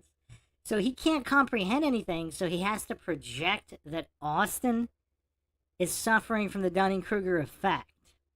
Now, even if Austin WITSIT is suffering from the Dunning-Kruger effect, because the Dunning-Kruger effect is actually a bell curve, whereas incredibly competent people might not even know the extent of their competency. I'm actually going to go over that in the next Pretend Society podcast. But obviously, Soy Lodge is so utterly clueless he doesn't know that. But anyway, it is very interesting the psychology at play, because now that he's melting down, his subconscious is revealing all. That, No, actually. I'm not at all. Did you know I'm that not. Dunning-Kruger goes both ways? Why does Mercury You traverse didn't even the know sun? Dunning-Kruger went both ways. You use it as an insult. How All right, embarrassing. listen up, jackass. Why does Mercury traverse the sun? Answer the question. Why is it so goddamn hard for you? I already did. I No, already you did. I didn't. said Wait, so this goof is using the Lord's name in vain while wearing a cross and pretending to be a Christian? This isn't just even about unprofessional and insults. This guy, does this guy not even comprehend what the Ten Commandments are? Does Soy Lodge purport to be a Christian? So just because this 4-year-old mentality goof, not to insult 4-year-olds, maybe it's like more like 1-year-old level. The goof is now using the Lord's name in vain just because he's triggered and he's been exposed and humiliated to this level. He has to resort to using the Lord's name in vain.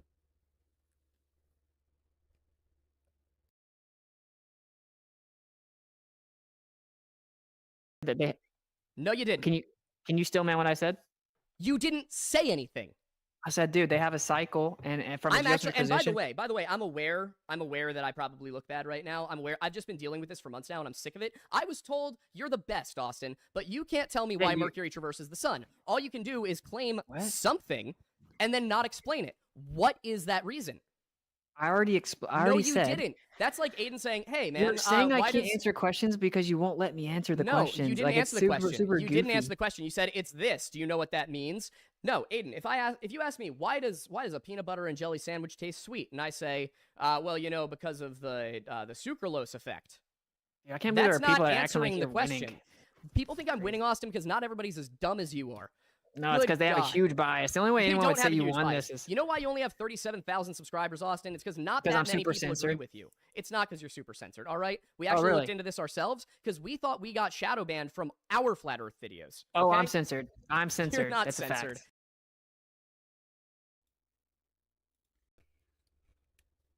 Wow. Look at Soy Lodge hallucinating to know who is or isn't censored. I mean, this is crazy. This goof hallucinating to know whether or not YouTube shadow bans. He just admitted that YouTube shadow bans. Because he said he thought he was shadow banned. So if shadow banning is real, how would he know whether or not Austin is or isn't shadow banned if Austin has, like, you know, under hundreds of thousands of subscribers? You would never know. But the goofery of Soy Lodge, I mean, wow. Wow, his spiral here is definitely hilarious. I mean, this is so funny. He really and the other thing too, like, does anybody actually think Soy Lodge won this? I mean, globe earthers, any globe earther with a brain would be ashamed of this performance because he doesn't even know the official position of anything. I mean, he's been wrong about every single point. I put it all up on the screen. Other than the writings of Aquinas, which he might have had somewhat accurate, he's got absolutely nothing. Every point he made was completely wrong, most of them by factors of over 100 regarding times or whatever. I mean, just utterly clueless about all of history, about what the Bible says, basic word translations. I mean, this guy is mentally gone. But his subconscious is accurately projecting here, which is interesting. But who thinks, is anybody that's not joking around actually thought Soy Lodge did well here? I mean, I can't think of a worse globe Earth representative than Soy Lodge. I mean, at least Craig is more entertaining in his fallacy stacking. You think you're so way more YouTube says they censor flat Earth, but the Lore Lodge says that they don't. Someone wanted me to ask you, are you a Mason? Yes, I'm a Freemason. And so do you think that the Masons have been up to anything sketchy back in the day, or just across the board they've been pretty legit? Grand Lodge of England, Grand Lodge of Pennsylvania, Grand Orient. I'm not even judging you. I think some people go too far with that. But have you ever read Morals and Dogma? Yeah, I have. Actually. You know what it says in Morals and Dogma about the Earth? Have you read Morals and Dogma? Not have you read a page of Morals and Dogma. Have you read I haven't read it front to back. No. So this is an entirely pointless conversation, but continue. Okay, yeah. It says this as we knew, like the ancients, right? The compass and the square represent the measurements of the Earth as a plane. They would use plane trigonometry for the Earth. So you should use spherical trig for the sky. So it doesn't matter. I just wanted someone wanted me to So you should know that Albert Pike in Morals and Dogma Dogma does in fact say the Earth is a sphere. He doesn't. Yes, he does. I have the copy of the book sitting back in my apartment. Okay, well, send it to me. He contradicts himself then, and so that goes to show you how smart that guy was. What's more likely, that he contradicts himself, or that you didn't understand metaphorical language being used by Freemasons deep into a book? It wasn't metaphor. What's metaphor? I said it wasn't metaphor. He specifically even refers to how the ancients knew it as well. But look, here's the deal. Just to admit you don't have evidence. You don't have evidence that the Earth moves around the sun. You have still not explained to me how Mercury traverses the sun. I said it could be a magnetic force. I said there's a dynamic equivalence. There could be a How does that work? I asked you how it traverses the sun. You have yet to actually answer the question. Stop throwing it. It's a magnetic force. There's a very simple answer to the question. It's orbiting the sun, Austin. It's orbiting the sun. Okay? That's the simple answer. That's what you think, yes. No. You can physically observe Mercury go in front of the sun, disappear for a predictable period of time, and then reappear on the other side of the sun. You can do that. You can do that with every single planet. The problem is their years are a lot longer than ours a lot of the time. Stop going, dude, this is... I get it. It's like you think you've you're never really researched smart. it. Like, have you have even looked at researched the it, paths of the Austin. planets on a geocentric model? Do you not know that it's just a cycle, bro? It's just a cycle. There's a neotychonic... I'm trying to help you. If There's we're a at the center neotychonic of the system. universe, if we're at the There's a center of the universe, neo- why does Mercury not orbit us? There's a neotychonic system, and that has the planets moving in relation to the sun as it moves around the Earth. So that's a geocentric model that does have these quote-unquote planets moving around the sun. So even if Mercury was moving around the sun, it doesn't prove that we're moving around the sun. It's called the neotychonic system. You can actually look at the Neotychonian, Newtonian, Machian analysis of planetary bodies. Luca Popov, European Journal of Physics. Word salad. It was a title of a paper, and you would call it word salad. So you can use Lorentz magnetic force, relational mechanics, PhD astronomer. Andreas Cease, Does that relational PhD mechanics. astronomer agree that the Earth is flat? No, that's irrelevant. Oh, I wonder why. It's not irrelevant, Austin. It's because you're doing what every conspiracy theorist out there does. You pick and choose little things from various arguments. We're talking about geocentrism. Oh my God. We're talking about flat. You can't even stay on subject. I am asked you on for evidence subject, the Earth. Austin. I asked you for evidence the Earth moves around the sun, and then you asked me about Mercury because you don't have an we needed answer. to establish that orbit exists. That's where I was going.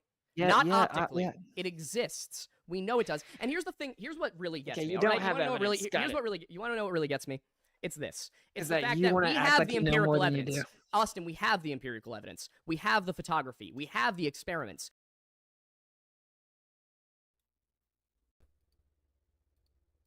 What are they? Did he name a single one? All right, let's examine this claim. Let's watch a video of someone actually going through Albert Pike's writing here, because so far Soy Lodge has been right about 0 claims. Maybe Thomas Aquinas, I don't remember exactly what he said. He made some general statements that may have possibly been correct, but on every other point, he's been completely wrong. So let's examine someone physically going through it.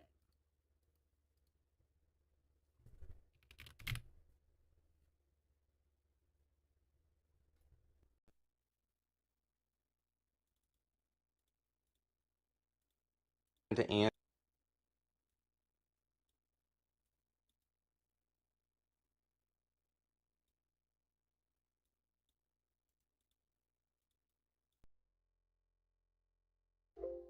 answer a question that I get quite a bit, which is, are Freemasons, do they know that the Earth is flat? Are we told that the Earth is flat? How many Freemasons know that the Earth is flat? Written by Albert Pike. This book I was given after becoming a 32nd degree Freemason. So let's just see what is written in Morals and Dogma in the first chapter as it relates to the square. It says, the square is a right angle formed by 2 right lines. It is adapted only to a plane surface and belongs only to geometry, earth measurement, and trigonometry, which deals only with planes and with the earth, which the ancients supposed to be a plane. The square is for plane measurement, okay? The ancients understood that the earth was a plane, fixed, immovable, set upon.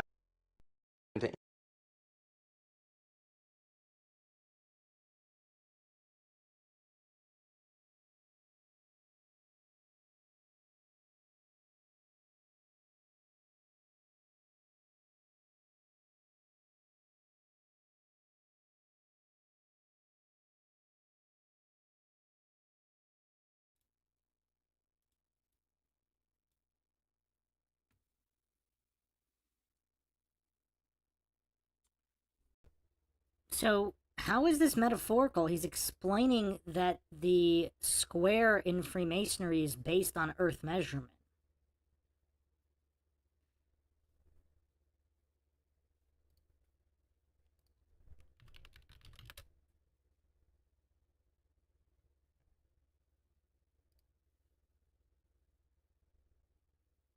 So it doesn't where does it state that he believes it's a globe? Because maybe he does. Maybe the origin was because they thought it was this or that. But clearly there's no metaphor here. So again, no surprise, Soy Lodge also incorrect about that. Is there... I mean, this is crazy. He's been wrong about everything.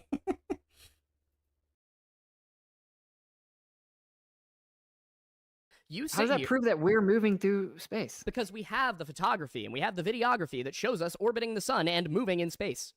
That's not what your model says, dude. Your model my says God. that you can't tell that we're moving through space from the Earth or even from inside our galaxy, and that the sun looks like it moves in the sky throughout the year, but it's actually because we're moving. But while we're on the Earth, since all motion is relative, since this reference frame is relative You know to what? the sun, we won't be able to. I knew this was a mistake going into You just it. said pictures and videos prove we're moving through space. That's incredibly but ignorant. No, it's not.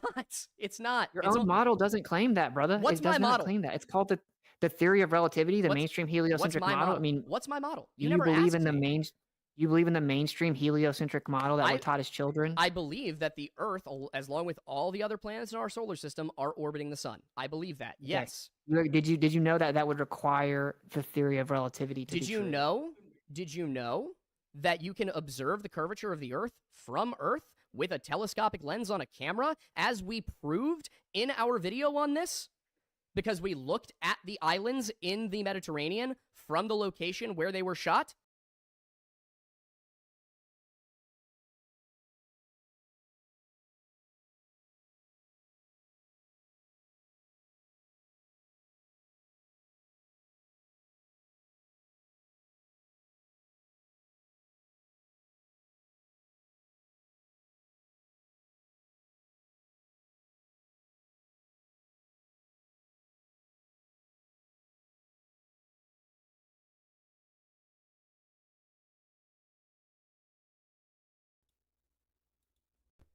I mean, this is all basically appeal to invincible ignorance fallacy now, because all Soy Lodge has is nuh-uh whenever everything he's saying is clearly dismantled. Because he's so utterly clueless, he doesn't understand that waves exist, he doesn't understand the difference in apparent and true horizon. They went over all of this before. Yes, it's very excruciating to watch.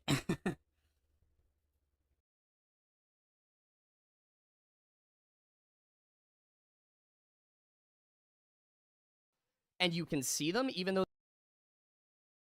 the flat Earth model says you shouldn't be able to.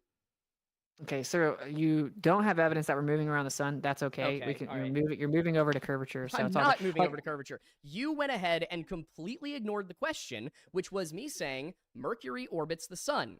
Now, I was going to take it from there and go into the argument over how that proves that the Earth, in fact, is orbiting the sun as well, because, you know, we can observe celestial bodies, and they're not always in the same place relative to us, and if we were on a flat plane, they would be. There's also a number of other factors that we went over in this entire podcast where you just kind of danced around the question. I'm trying to think of them off the top of my head right now, but there's been a number of times, and I mean, once again, I this still is come so back bad. to... This is so bad. You're right, Austin. It is pretty bad. I just found out that the manual you picked up for the railroad engineers Mm-hmm. actually specifically talks about plane survey being used. Oh my God. You've been wrong at every point. Austin, you this just is- did it again.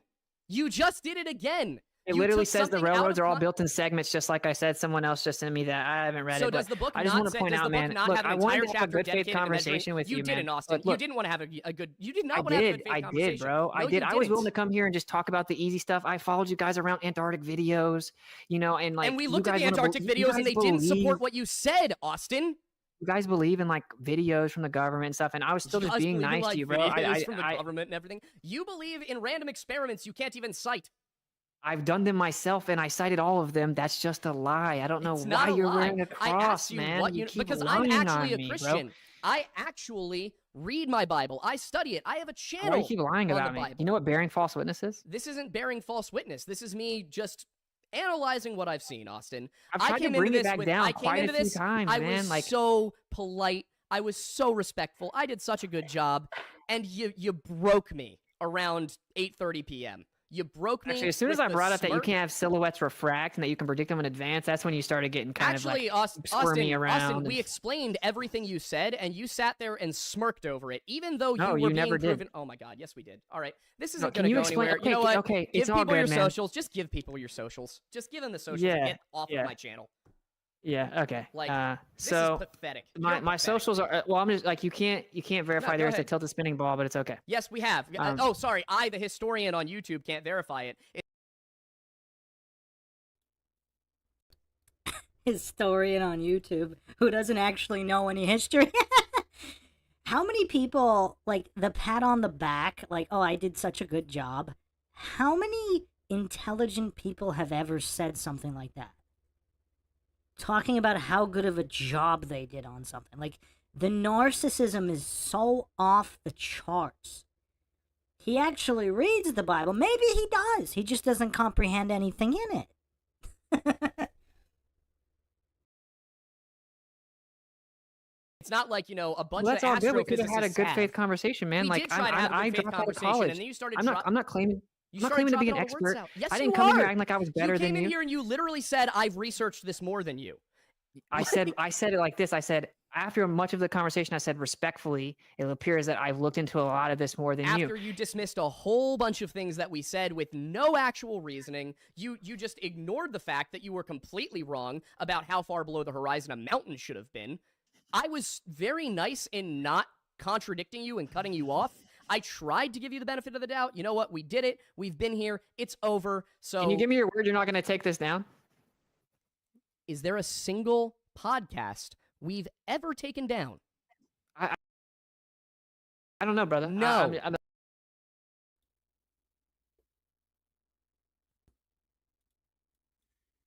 You know what's weird? What kind of goof would even ask that question? How would Austin know if there was any podcast they had taken down if they had taken it down? Unless somebody was watching live. As if anybody watches all their podcasts live.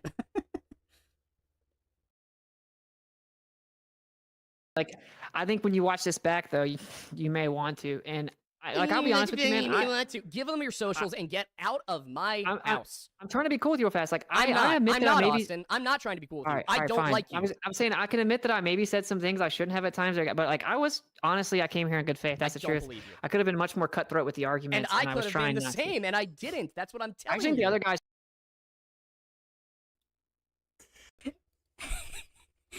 This is so hilarious. I don't like you. I mean, that's what this descended to. The 3-year-old, I don't like you. Why would he like Austin? To be humiliated this badly?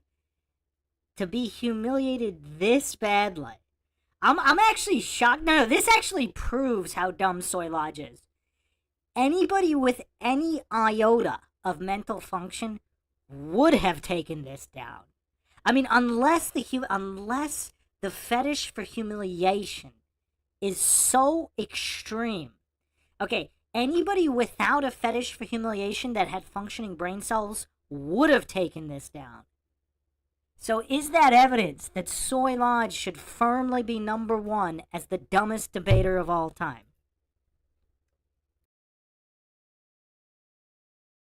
Pretty cool. I think you were cool for a lot of the time. I'm sorry if I triggered you. Whatever I did, I trigger apologize. me. I got sick of the lies. Give them your socials and get off my show. Okay, it's WITSIT Gets It on all platforms. WITSIT Gets It on X. And for people that are new to this, you should at least go watch The Principle in Heliosorcery, and that's just about geocentrism. You can keep your globe or whatever. That's like kind of the first step.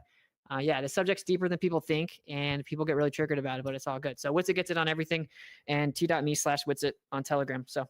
All right. Oh, WITSITGetsIt.com. WITSITGetsIt.com. Well, I right, man, thanks for genuinely having me on. hope that Sorry. one day you find a way to not be a snake about things, or at least control your facial expressions. So you know what? I'm Is that sorry. what it was? I was It making was your facial facial expressions. Like, expressions. Yes, Austin. but That's dude, what to it be was. fair,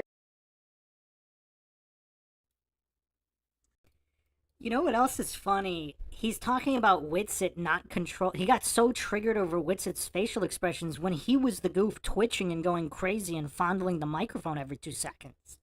Yet Austin's the one that needs to control.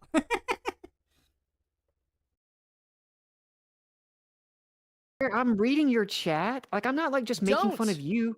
Like, I'm reading your chat, and some people are saying ridiculous things. So if I smile, it's not like I'm Yeah, trying to. I was Austin, trying to be I nice did the to you, same man. thing. So I read the chat, and you know what I didn't do? I didn't smile. I didn't smirk. no, I you didn't started giggle. screaming at some random person in the chat at some No, point. I very calmly said something. So here's the thing. I'm sorry for getting heated. I accept that I maybe went a little too far, but I mean, when you sit here and you smirk and you go.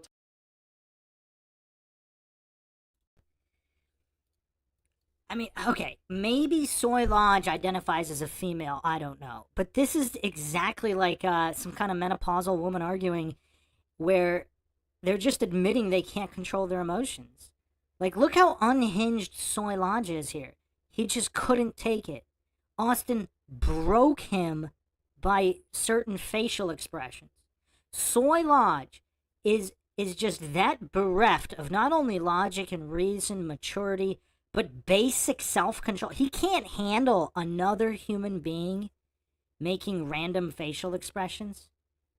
Like, he just has zero control. The soy is so extreme within him. He can't control his emotions. He can't focus.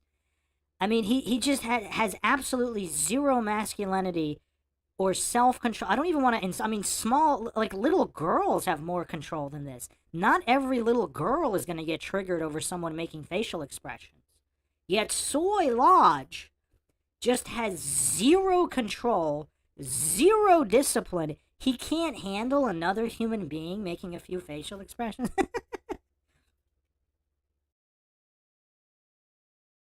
Type off to the side, and you're doing all your little things. It comes across, and maybe this is the conversation that needed to happen. It comes across from flat earthers that you guys all think you're smarter than everybody else. And when you sit there and you say, oh, well, I can't believe anybody actually believes the earth is round, you're essentially just insulting everybody who I've doesn't never agree said with that. you. Sure, I've maybe never you said haven't, that. but you have to understand what the rest of the flat earth community is like, right? Sure, but there's bad people everywhere. I mean, All right, everyone well- that's a flat earther used to think the earth was a globe. So it would be insane for them to say that. All right, well, It you know would what? be Here, insane how for them about to say this? that. I will apologize for getting too heated and being intense about it. Maybe you actually did come here in good faith. I'll take you at your word. But, you know, there are some things you watch said. me again, man. Watch how I came in here, brother. There I are was trying to some be nice. things that you said that were so plainly wrong that when we tried to address it, you just walked away from the conversation. I mean, the psychological projection, he might also be the champ when it comes to psychological projection. His subconscious exposed him so accurately there. Because not only wasn't, I mean, from every single source I put on the screen, I don't recall a single instance of Austin making a false claim. It was obviously Soy Lodge and his co-host Goof. Their claims were all false. Fact checks all over the screen. Anybody can empirically verify that from any source. And just the level of goofery displayed, I mean, he's vying for psychological projection championships now. Okay, well, I think maybe you should watch it again. But I'll tell you, let me say this one thing to you, and I'll get out of here. I want you to know from my perspective, what's going to happen is people are going to be like, why did you let them get away with so many fallacies? Why did you let them talk to you about Antarctica videos that can't be independently verified? Why didn't you hammer down them on the R value and get into Michelson-Morley interferometry measurements relative to periodicity? Because I can get all into it, right? And honestly, I feel like that wouldn't be fair for me to do that. I came in here in good faith being chill. They're going to be mad that I didn't just like eviscerate you guys in terms of debate. And I was trying to actually be very chill, let you guys lead the conversation, just be good faith. You may not see it, but that's what happened. I obviously know a lot about this. It doesn't even necessarily mean I'm right, but I do know a lot about it. Okay. I encourage people to research it and just try to be kind to. And notice the difference between a narcissistic goof like Soy Lodge. Austin didn't even say that having knowledge of something made him correct.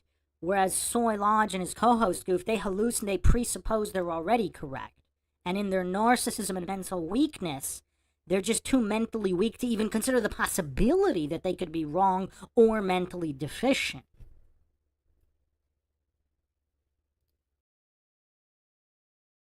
People, okay, you're not stupid if you don't believe in the story.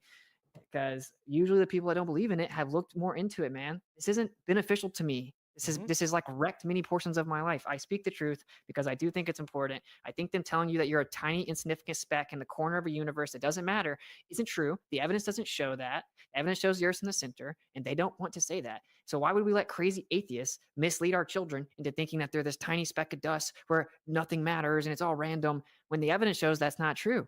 So that's the reason I do it. You can disagree with it. I'm sure you do, but it's all good. Thank you for letting me getting that off. I still love you guys. I really do. I have no hard feelings. Well, yeah, I'm sorry. Like I said, maybe we can I talk hope we later. can be chill in the future, but I'm sorry for the heatedness. It's all good, brother. All right. It's all good. I'm sure I played my role in it, so no worries. Right. Well, you know what? Thanks for coming on. Wish you the best.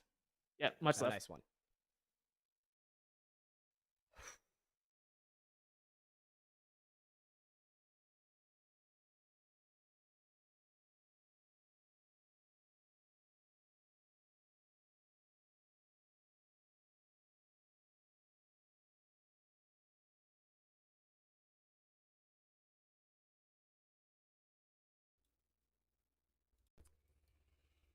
Wow, that was painful. And the image on the screen right now really tells the whole story, doesn't it? Just the level of goofery that we just have never seen it before. I'm a little bit surprised that Soy Lodge did show a tiny little bit of humility and even apologized for his goof spiral. I mean, that really proves the point about the soy levels and the hormone imbalances. Because again, it's like some hormonal woman 1 second saying she loves somebody, then hating and ranting on them the next second. Just the unhinged, uneven mental state of Soy Lodge. I mean, truly a sight to behold. But I believe that was the dumbest individual to have ever performed in any alleged so-called debate ever. Because that really wasn't really a debate. But wow. Wow. Wow.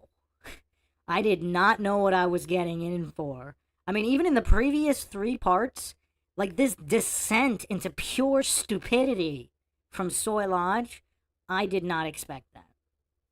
I did not expect that. I mean, wow.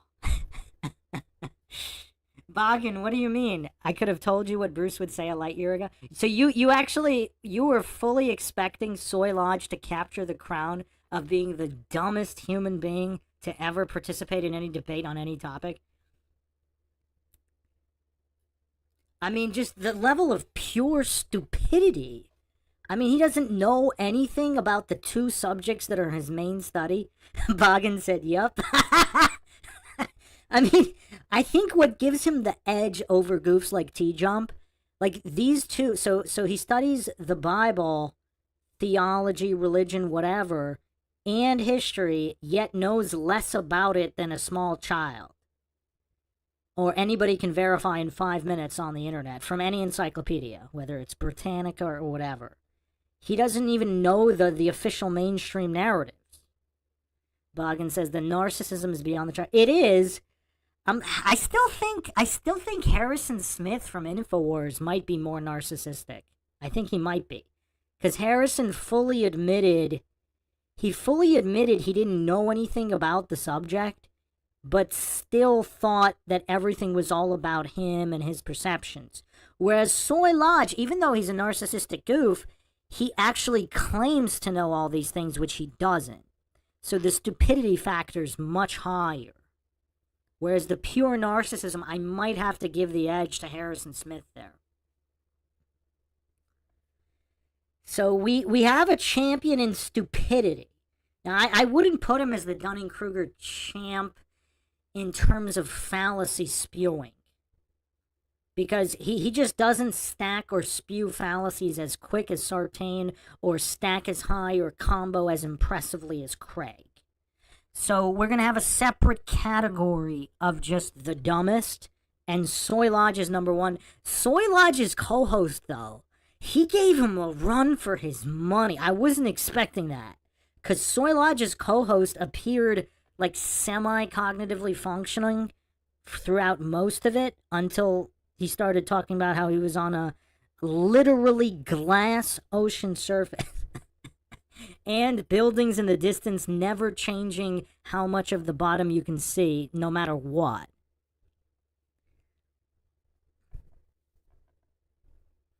I mean, it's pretty crazy.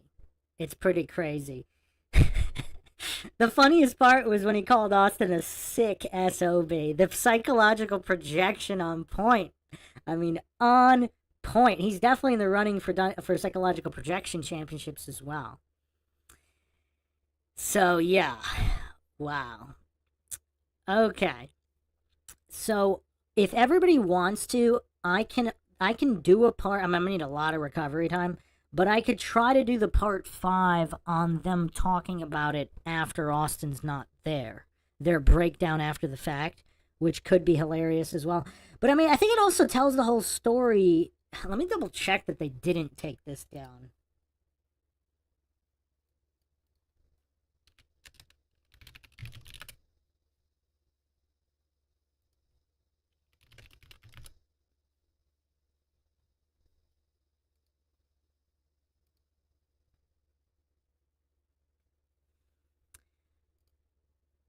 Yeah, so it's still up.